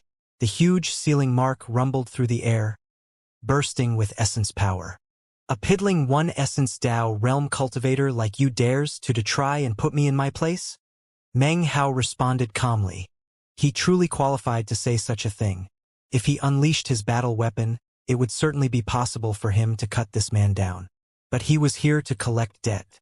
Although this Tao Realm Patriarch was blocking his path, after some thought, Meng Hao realized that he should act in good faith and help Mount Sun consider the gains and losses that could be had. I might not have a sealing mark, but I have this. Eyeing the incoming sealing mark, he extended his right hand out into the air, making a snatching motion. Heaven and earth trembled, and the air in front of him collapsed as a land mass shot out from his palm. The piece of land started out very small, but in the next moment, it grew to the enormous size of 30,000 meters, blotting out the sky and casting everything into deep shadow. A boundlessly archaic aura emanated out from the land mass, as if it had existed for countless years of time. That land mass had apparently existed for innumerable eons, and even seemed to contain the will of a paragon. It wasn't the specific will of an individual paragon, though. It was the supreme will of the land mass itself. This 30,000-meter stretch of land was none other than a piece of the ruins of immortality, enormously heavy, and now being wielded by Meng Hao as if it were a magical item. Immediately, he sent it smashing down toward the sealing mark down below. Apparently, there was nothing in heaven and earth, nothing in the mountain and sea realm, no precious treasures that could remain unshaken by this land mass. And even if there were, the sealing mark was not one of them. The Tao Realm Patriarch's face fell as he saw the chunk of the ruins of immortality descending. That's part of the ruins of immortality. This is impossible. You actually have part of the ruins of immortality. It was a spectacular scene in which everything trembled violently. When the land mass smashed into the sealing mark, the mark trembled. Incapable of standing up to the attack, it collapsed, and the chunk of the ruins of immortality continued to rip through the air and then slammed down toward the ground. If it crashed into the ground, a large portion of the land would surely collapse. The ensuing earthquake would also cause all of the volcanoes in Mount Sun to erupt. Everything that was happening caused the Tao Realm Patriarch to gasp. How could he ever have predicted that Meng Hao would have a piece of the ruins of immortality? This fact only added to his astonishment. His heart had long since begun to pound wildly with shock. It was at this point that an ancient voice rang out from a distant volcano, filled with surprise. So, You actually have a piece of the ruins of immortality. In the blink of an eye, an old man had appeared beneath the ruins of immortality. After reaching his hand up and pushing against the descending land mass, he was shoved down several hundred meters before coming to a stop. He was able to resist the ruins of immortality with his power alone. The old man's explosive aura contained swirling essence power, not that of a single essence, but rather 3. Shockingly, this old man was a 3 essences Tao Lord. After successfully collecting the power of 3 different essences, one was referred to as a Tao Lord. The old man's energy soared, and rumbling echoed out from his hand as he floated up, pushing the ruins of immortality back up into the air. Meng Hao, young friend, please put this thing away, the old man said, his eyes gleaming with somberness. Meng Hao's expression was the same as ever. If there was no one in Mount Sun who could catch his chunk of the ruins of immortality, then they didn't qualify to be one of the 5 great holy lands. Even still, Meng Hao was convinced that if his piece of the ruins of immortality were larger, then even Tao Lords would be incapable of shouldering it. He waved his hand, and the land mass flew back into his bag of holding. Meng Hao looked at the old man and said, I came here today to collect some debts, not to duel with magic. The middle-aged Tao Realm Patriarch was apparently on the verge of saying something, but the old man silenced him with a look. The middle-aged man nodded, and the old man suddenly said, Taiyang Zi. His voice echoed out like thunder, causing Taiyang Zi to hurry forth and kowtow. Greetings, Patriarch, he said, head bowed. Inwardly, he was completely shaken to a heaven-shaking, earth-toppling degree. Although he knew that Meng Hao was powerful, he could never have imagined that he was strong enough to face off against Mount Sun's patriarchs. In fact, it was even appropriate to say that Meng Hao was now capable of shaking the entire 9th mountain and sea. With a cultivation base like that, now that he had come to settle accounts, there was nothing Taiyang Zi could do other than smile bitterly. He wasn't sure whether to feel honored or to sigh. How much money do you owe our young friend Meng Hao? The old man growled. Taiyang Zi opened his mouth, but couldn't find any words. Deep depression filled his heart, and actually, he couldn't recall exactly how much he owed. After all, he had never admitted to actually owing Meng Hao anything. When Meng Hao saw what was happening, he coughed dryly and patted his bag of holding. Immediately, a stack of promissory notes appeared, which he began to shuffle through. Oh, not much, he said, kindly deciding to remind Taiyang Zi of the amount. Let's see. The trifling sum of 1 million immortal jades. That's all. It wasn't that much, Taiyang Zi blurted, trembling as he turned to look at Meng Hao. Even though Meng Hao's cultivation base was so much higher than his, this was too much for him to bear. There's interest on that too, Meng Hao said, clearing his throat seriously. All right, never mind. Just give me the original amount, 1 million immortal jades, and we'll call things even. Taiyang Zi wanted to cry, but no tears would come. You? He was about to continue speaking when the old man waved his hand, causing a bag of holding to fly out to Meng Hao. Meng Hao caught it and scanned it with divine sense. Inside were 1 million pieces of immortal jade neatly arranged. Meng Hao immediately looked delighted. Putting the bag of holding away as quickly as possible, he clasped hands respectfully to the old man. Many thanks for presiding over justice, senior. Well then, unless you have other business to discuss, I'll take off now. I still have quite a few other places to go collect debts. Waiting for too long will give them too much opportunity to prepare and make the accounts too difficult to settle. With that, he turned into a beam of light that shot back toward the teleportation portal, then vanished. Everyone in Mount Sun was completely silent, and many strange expressions could be seen. When Meng Hao vanished, there were many hearts that still blazed with rage at the utter humiliation which had just occurred.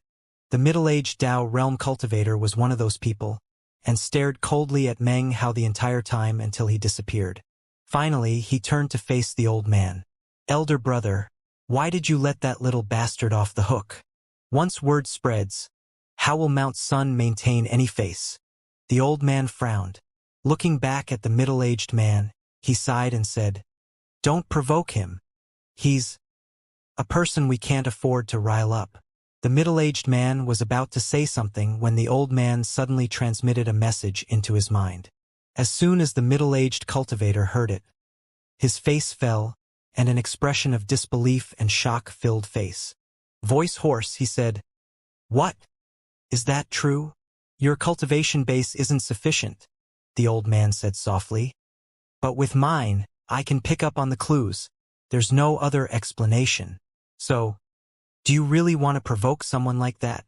The middle-aged cultivator took a deep breath, then turned and spoke out loud. "Disciples of Mount Sun, from now on, none of you are to have any dealings with Meng Hao whatsoever. Do not incur debts of gratitude, nor should you sow any enmity. We must maintain a respectful distance from Meng Hao." Xianxia stared in shock. Although he wasn't sure what secret messages the two patriarchs had passed between each other, from the look of things, Meng Hao was harboring some incredible secret that was powerful enough to cause the two patriarchs from Mount Sun to fear him. Xianxia's heart was filled with many complicated emotions. He couldn't help but think about all the times he had interacted with Meng Hao. From the moment he had met him on planet South Heaven down to this day, Meng Hao was always in the lead and had transformed into an insurmountable mountain. The speed of his ascent was incredible, such that Xianxia could do nothing more than look up at him from down below. In the following days, all of the sects and clans in the 9th Mountain and Sea were thrown into a huge commotion. All of them heard of or experienced what it was like to have Meng Hao come and settle accounts. Any chosen who had a promissory note in Meng Hao's hand would eventually find him at their doorstep, asking for money. All of the sects and clans were shaken by Meng Hao and his show of power. As a result, his debt collecting went fairly smoothly. After all, he was not the youngster that he had been in the past. He was now so powerful that he could rock Dao realm experts. Therefore, the trifling debt and the promissory notes prompted everyone to simply pay up. Even Meng Hao would never have guessed that his actions of collecting debt would quickly become the conversation topic of all the cultivators in the 9th Mountain and Sea. Whenever he stepped out of a teleportation portal, everyone who caught sight of him instantly got excited. Word would spread, and countless cultivators would gather to personally watch him go to settle accounts. It was because of this that Meng Hao happened to step out of a teleportation portal at one point, and was instantly recognized. People then began to take out jade slips to notify their sects of what was happening. Strange. There's no sect or clan in the vicinity of this teleportation station. This asteroid field is merely a transfer station. Look, his destination is actually near the 9th Mountain. People looked on in confusion as Meng Hao vanished. When he reappeared, shockingly, he was walking out of another teleportation portal in another asteroid field. He looked up into the starry sky above him at a stretch of crumbled stone. Those bits of stone had once been complete, and when they had formed a bridge. That bridge had actually been constructed in the ancient demon Immortal sect. It was the all-powerful bridge of immortal treading. In this case, it was Meng Hao who owed someone else. He owed a debt of gratitude. "Big bro Han Shan, I've come to repay your kindness," he said softly. Then his body flickered as he shot up into the starry sky. The bridge of immortal treading. At one time, it was a majestic bridge that spanned the starry sky, constructed by the ancient demon Immortal sect. But then, in the war waged by Jian, it was destroyed. That was the bitter, bloody war which was fought when the Ji clan betrayed the ancient demon Immortal sect. During that war, the ancient demon Immortal sect was completely destroyed, and Blood Demon was seriously injured. With his life force mortally damaged, he fled to planet South Heaven, where he was forced to divide his nascent divinity and become a clone. The war also saw the body of the Frost Soil Demon Emperor destroyed, and his soul collapsed. Only a tiny aspect of his soul managed to escape, and was later reincarnated. Mysteriously, no reports surfaced of the Withering Flame Demon Emperor having died. No one knew what fate he met by the time the war ended. The Fang clan led the resistance against the Ji clan, vying with them for the lordship of the 9th Mountain and Sea. Even after the ancient demon Immortal sect was laid to waste, the fighting continued to go on for years. Eventually, the eighth mountain and sea was drawn into the conflict. Two great mountains and seas fought battle after battle. In the end, Tian secured victory, becoming the new lord of the ninth mountain and sea. The mountain and sea war ended. The civil war was over. Such historical facts were common knowledge among cultivators of the ninth mountain and sea. Furthermore, the ruins of the bridge of Immortal treading bore testimony to the brutality and carnage of the war.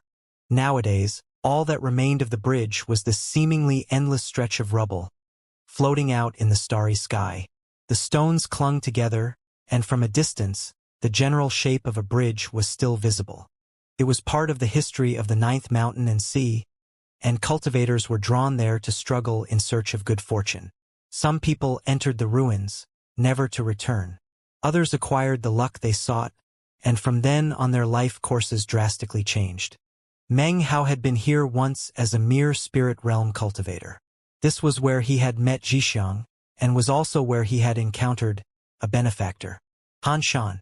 He was the reincarnation of the ancient demon Immortal Sex Frost Soil Demon Emperor, Han Shan. Han Shan's wife had been eternally imprisoned within the bridge of Immortal treading, and Han Shan had been willing to pay any price to come to this place, find her, and awaken her from her state of sleep. Were he unable to do so, then he was willing to remain there forever with his wife. He gave his sword, his alcohol flagon, and his frost soil to Meng Hao, connecting them with ties of destiny. He had helped Meng Hao succeed in his efforts, and had also created a bit of hope for himself and his wife. At that time, Meng Hao had promised that when he achieved his Tao, he would come to repay the kindness. Han Shan knew that if Meng Hao was the type of person to honor his promises, then he would definitely come back. If Meng Hao was not that type of person, then there was nothing that could be done about the matter. Such future matters were impossible to predict. Back then, Han Shan had no idea what would happen in the end. Perhaps if Han Shan had remained conscious, he would have occasionally thought about Meng Hao's promise.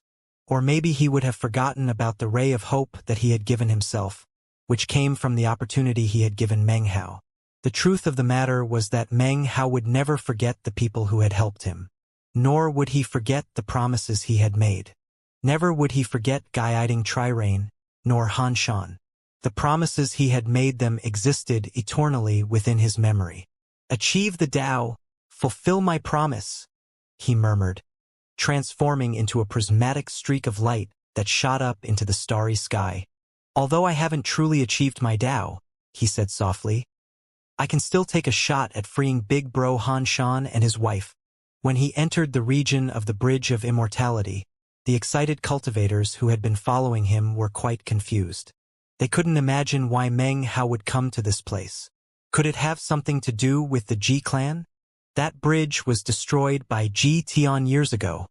As people made their speculations, Meng Hao passed into the bridge, shooting along without even a pause. He was not the only person inside the Bridge of Immortal treading. Other cultivators were there, all of them in the spirit realm, come from other planets to participate in various trials by fire. It was just the same as when he had come here years ago. Meng Hao flew through the various crushed stones that made up the Bridge of Immortal treading, revisiting places that he remembered from the past. He flew along silently, traveling ever deeper into the ruins. He saw cultivators, some competing, some cooperating as they sought after good fortune. As he passed familiar places, he thought about his own experiences in the past. He did nothing to interfere with any of the cultivators he saw, nor did they even see him as he passed by. They continued on with their struggles and fights, completely oblivious. He followed the same path he remembered taking last time. As he proceeded along, he soon realized that there was nobody else present in the locations he had visited formerly. He didn't stop to check if there was potential good fortune available. His only goal was to repay the debt of gratitude. Soon, a land mass of broken rocks appeared up ahead, and the color of frost soil became evident. Meng Hao had finally reached the depths of the Bridge of Immortal treading, the place where he had watched as Han Shan found his wife. The only difference was that now that he had once again returned, there were none of the soulless bridge slaves in sight. All he saw was boundless frost soil. But then he spotted a cliff in the center of that soil. Sitting atop that cliff were a man and a woman. The woman was leaning up against the man's shoulder. Her eyes were closed, and a faint smile could be seen on her face. She seemed very content. The man's hand was intertwined with her beautiful hair, and he was looking down at her, also smiling. It was a tender, beautiful sight, and anyone who looked at it would be able to see how much they cared for each other. However, they were surrounded by seemingly endless frost soil, even the cliff, all of which looked like a deep blue block of ice. The ice did not emanate any coldness, and yet, it seemed to be sealing them, eternally preserving the two people where they sat. Apparently, the will of his wife's soul was also sealed there. Meng Hao walked up silently and stood next to the cliff, looking at the man and the woman. Their familiar faces instantly gave rise to numerous memories. "Big bro Han Shan," he said, his voice hoarse. Considering the level of his cultivation base, he could tell at a glance that Han Shan had sealed himself here intentionally. Rather than live on soullessly, he had somehow used the power of the Frost Soil Demon Emperor to seal both himself and his wife. There they would sit, waiting quietly for a future day when they might awaken. Meng Hao looked at the man and the woman sitting there on the cliff, and softly said, "Unless I can dispel the all-outrage of the bridge of immortal treading, then even if I am able to undo this seal, Big Bro Han Shan and his wife will have to remain here silently, year after year, unable to leave." The outrage of the bridge of immortal treading was born because of the G-clan. It would require a sacrifice of G-clan blood to dispel. Unfortunately, I don't have the power to do that right now. I can only try to use my cultivation base to shake the bridge of immortal treading. Maybe I can force it to submit. He took a deep breath and sat down cross-legged beneath the cliff. He closed his eyes, rotated his cultivation base, and drew upon the power of an all-heaven immortal. Explosive azure light immediately began to shine out in all directions. In the blink of an eye, the light shone for 30,000 meters, creating an entire world of azure light. At the same time, the bridge of immortal treading began to tremble. Just as Meng Hao had said, he would make an attempt using his own cultivation base to try to shake the bridge and wipe out its outrage. As his divine sense spread out to fill the area, his hands flashed in a double-handed incantation gesture, and then he pushed them down onto the ground. Massive rumbling could be heard, rolling out in all directions to fill the entire bridge, with Meng Hao at the center. All of the stones that made up the bridge of immortal treading were shaking, and soon, heaven-shaking, earth-shattering shouting could be heard from each one. The shouts occurred so abruptly that all of the cultivators participating in trials by fire were shocked, and their faces fell. Next, images which appeared to be souls rose up from the stones. Those numerous souls were all parts of the soul of the bridge of immortal treading. They floated up from each stone, and then rapidly flew together, converging into the actual soul of the bridge of immortal treading. It floated there above the ruins of the bridge, emanating an indescribable pressure filled with outrage and unyielding hatred that descended upon Meng Hao.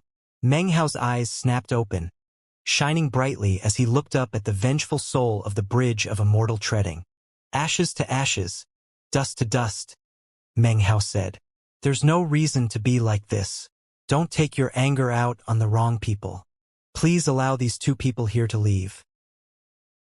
His voice echoed out throughout the entire bridge of immortal treading, causing all of the cultivators who heard it to stare around in wordless shock. From what they could tell, some almighty expert had descended from the starry sky to force the bridge into capitulation. They weren't the only shocked ones. The cultivators who had been following Meng Hao earlier also looked around with wide eyes, completely shaken. They could see the soul of the bridge of immortal treading, and they could sense the boundless outrage and animosity radiating off of it. All of a sudden, they realized why Meng Hao had come here. He's actually going to try to use his own power to dispel the outrage of the bridge of immortal treading. This bridge's outrage will last for all eternity. The bridge hates the G-clan and is outraged at the ninth mountain and sea. It is that very outrage which allows it to stay in the rough form of a bridge, despite having been destroyed. This Meng Hao might be powerful, but how could it be so easy to dispel the outrage of the Bridge of Immortal Treading? It was at this point that the soul of the Bridge of Immortal Treading, radiating boundless, sinister light, formed into an enormous face which then glared at Meng Hao. "No!"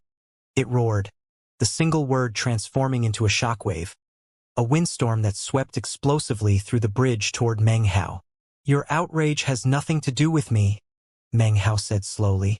"I came here to take away these two people. If you agree, fine. If you disagree, I don't care. I'm going to take them." He waved his arm, causing the entire starry sky to tremble as yet another bridge suddenly appeared. That bridge abounded with the energy of a paragon. This was Meng Hao's paragon magic, his Paragon Bridge. He planned to use the Paragon Bridge to subdue the Bridge of Immortal Treading. Rumbling echoed out as the entire Bridge of Immortal Treading shook, and the enormous face roared. Towering killing intent rose up from the bridge, materializing in the form of 8 huge hands that shot toward Meng Hao. "Die!" the huge face howled. All of the cultivators participating in trials by fire on the bridge were completely shaken, and the people out in the starry sky were equally astonished. They looked on in complete disbelief as the 8 arms bore down on Meng Hao from all directions. The 8 hands were born of outrage and were filled with madness. Any one of them would be shocking on its own, and currently they were just on the verge of slamming into Meng Hao. His eyes flashed, and he snorted coldly as he pushed his hand downward. The gesture caused the land to quake, and immortal mountains and divine flame to appear up above. The mountains slammed into the hands, causing a deafening roar to echo out. The hands fought back, causing everything to shake violently. At the same time, Meng Hao's Paragon Bridge began its descent. When it slammed into the soul of the Bridge of Immortal Treading, the soul issued a miserable howl, and the Bridge of Immortal Treading shook intensely. Meng Hao's plan was to use the Paragon Bridge to suppress the Bridge of Immortal Treading. He wished that he could sate the Bridge of Immortal Treading's outrage with the blood of the G-clan, but with his current cultivation base, that was impossible. However, once he left the 9th mountain and sea, there was no telling when he might return. Although there was no time limit attached to his promise to Han Shan, the way Meng Hao saw it, if at any point he had the ability to resolve his obligations and thus free himself, he would not put it off any longer than necessary. As the Paragon Bridge descended, the soul of the Bridge of Immortal Treading let out a frenzied shout. "No!" The gigantic face looked at the Paragon Bridge and screamed with grief and madness. "The Paramitha Bridge! The Paramitha Bridge!" it cried. Meng Hao gaped in shock, and a tremor ran through him. As he looked closely, he suddenly realized that the Bridge of Immortal Treading and the Paragon Bridge actually looked similar. Although both were merely bridges, and would naturally have similar aspects, the feeling they gave off made it seem like one was an imitation of the other. Even some of the ornamentations on the bridges were similar. Meng Hao had never noticed before, because the Bridge of Immortal Treading was in a state of collapse. However, now that the 2 bridges were next to each other, it was immediately apparent. Paragon Bridge. Bridge of Immortal Treading. His eyes gleamed brightly. The Bridge of Immortal Treading built all those years ago by the ancient demon Immortal sect was actually an imitation of my Paragon Bridge. Or perhaps it's more accurate to say that it was an imitation of the bridge that I had committed to memory in the depths of my heart. The bridge from which I gained enlightenment regarding my Paragon magic? The Paramitha Bridge. Meng Hao's eyes went wide as countless implications of this coincidence ran through his head. He suddenly shot to his feet and waved his arm, causing the pressure from the Paragon Bridge to increase in intensity, and causing azure light to begin to emanate from it. Rumbling could be heard as the soul of the Bridge of Immortal Treading howled in its attempts to fight back. However, under the pressure of the Paragon Bridge, the shattered remnants that formed the Bridge of Immortal Treading were completely shaken. From the look of things, the stones themselves were trying to free themselves from the force that kept them confined to the Bridge of Immortal Treading, attempting to fly up and be absorbed by the Paragon Bridge. It was as if a counterfeit had met the original and could not prevent itself from being sucked in. Furthermore, One of the most important aspects to the whole situation was that Meng Hao's Paragon Bridge was not complete. What he had seen back in the ruins of immortality was a mere section. It was only by collecting all the insights he had gained during his enlightenment into creating his Paragon magic that he could barely produce a complete bridge. However, Meng Hao knew that he had never actually witnessed the entirety of the bridge, and thus his Paragon magic, despite appearing whole, was actually incomplete. But now, he had come across a stupendous opportunity and good fortune. If my Paragon Bridge can absorb this imitation that is the bridge of immortal treading, and thus become complete, then it will be far more powerful than before. Most importantly, if I can do that, then I won't need to dispel its outrage to free Big Bro Han Shan. That will be because, if I succeed, there will no longer be any bridge of immortal treading. Meng Hao took a deep breath. What a bizarre and miraculous place the world was. If he had not come back here to pay his debt of gratitude, he would never have come across this opportunity for spectacular good fortune. Big Bro Han Shan, you don't need to wait for me to destroy the G-Clan to dispel the outrage of the bridge of immortal treading. I can save you and your wife today. Eyes shining with this new enlightenment, he now felt even more confident in being able to rescue Han Shan and his wife. Rumbling could be heard as the huge face that was the soul of the bridge of immortal treading roared and struggled madly in its fight against the pressure of the Paragon Bridge. Meng Hao's eyes glittered as moved forward and suddenly appeared atop the Paragon Bridge. There, he took a single step forward. In that instant, the entire Paragon Bridge trembled, and the azure light shone boundlessly. The power of the pressure increased, causing the soul of the bridge of immortal treading to twist viciously and struggle even harder. After all, the Paragon Bridge was incomplete, and Meng Hao was not yet in the Tao realm. Furthermore, the bridge of immortal treading had existed for countless years, and although it had been suppressed, it was still explosively powerful. Despite that power, the bridge was still fragmented, and held together only by the outrage born from its destruction. As the bridge trembled violently, suddenly, a few pieces began to rise up toward the Paragon Bridge. They were absorbed into it, causing the pressure from the Paragon Bridge to grow stronger. Within the azure light shone beams of whiteness, emanating out from the Paragon Bridge itself. Apparently, those extra pieces it had just absorbed made it more complete and real. Meng Hao's face brightened. Based on what was happening, it appeared that his theory was correct. The day that the Paragon Bridge will be completely rebuilt is this very day. He waved his sleeve and took a second step forward. Rumbling echoed out, and the pressure from the Paragon Bridge increased. As the soul of the bridge of immortal treading howled and struggled to free itself, brilliant colors flashed about. No matter how hard it fought, though, it was unable to prevent another piece of stone from flying up, then a second, and a third. 20 pieces, 50 pieces, 100 pieces. Gradually, more and more stones flew up to be absorbed by the Paragon Bridge. The scene which was playing out in front of all the various cultivators left them completely astonished. That was especially true of the cultivators who were actually on the bridgestones. They felt like they were in a living nightmare, and unprecedented levels of terror rose up in them. The image of Meng Hao standing on top of that bridge was something they would never forget for the rest of their lives. Even if their cultivation bases rose higher and higher until they reached the Tao realm, and they became patriarchs, they would never be able to forget that picture of Meng Hao and his bridge. Every step he took caused proverbial lotuses to blossom, as if he were the most supreme existence in the world. Meng Hao didn't want to make things difficult for those cultivators. So as the stones flew up into the air, the cultivators were picked up by a gentle force and taken to float out in the void, unharmed. More intense rumbling could be heard as Meng Hao took a third step, then a fourth and a fifth. Countless bridgestones rose up to merge into the Paragon Bridge, causing it to become even more majestic and real.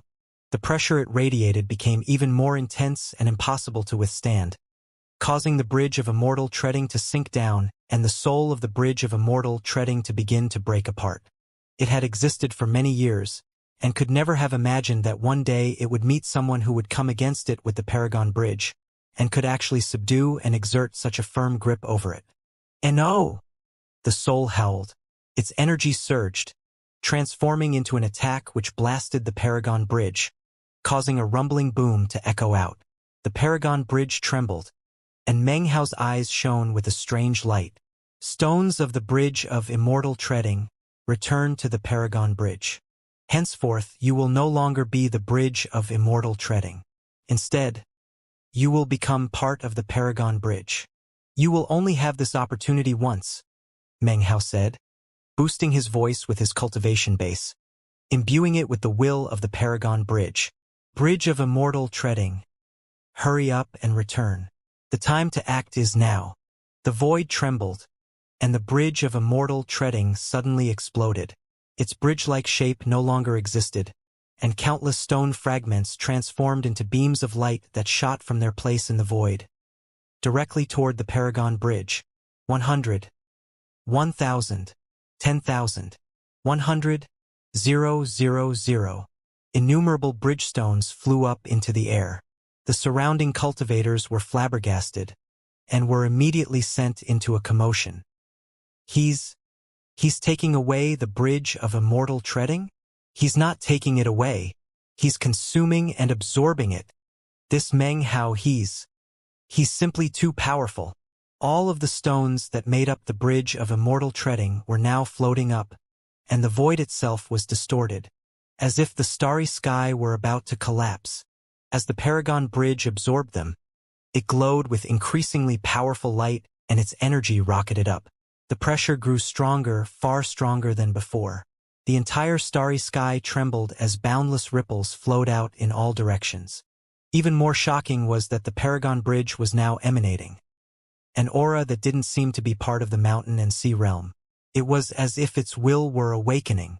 In fact, the will of the Paragon Bridge was actually the will of the Paramitha Bridge, a will of heaven trampling that will cause the entire 9th mountain and sea to rumble. Then the 8th mountain and sea was affected. After that, the 7th mountain and sea, and then the entire mountain and sea realm. At the peaks of the 9 mountains, within the 9 pools of water, 9 holy Xuanwu turtles suddenly let out a powerful howl. It was almost exactly the same as when the outsider from the 33 heavens had appeared.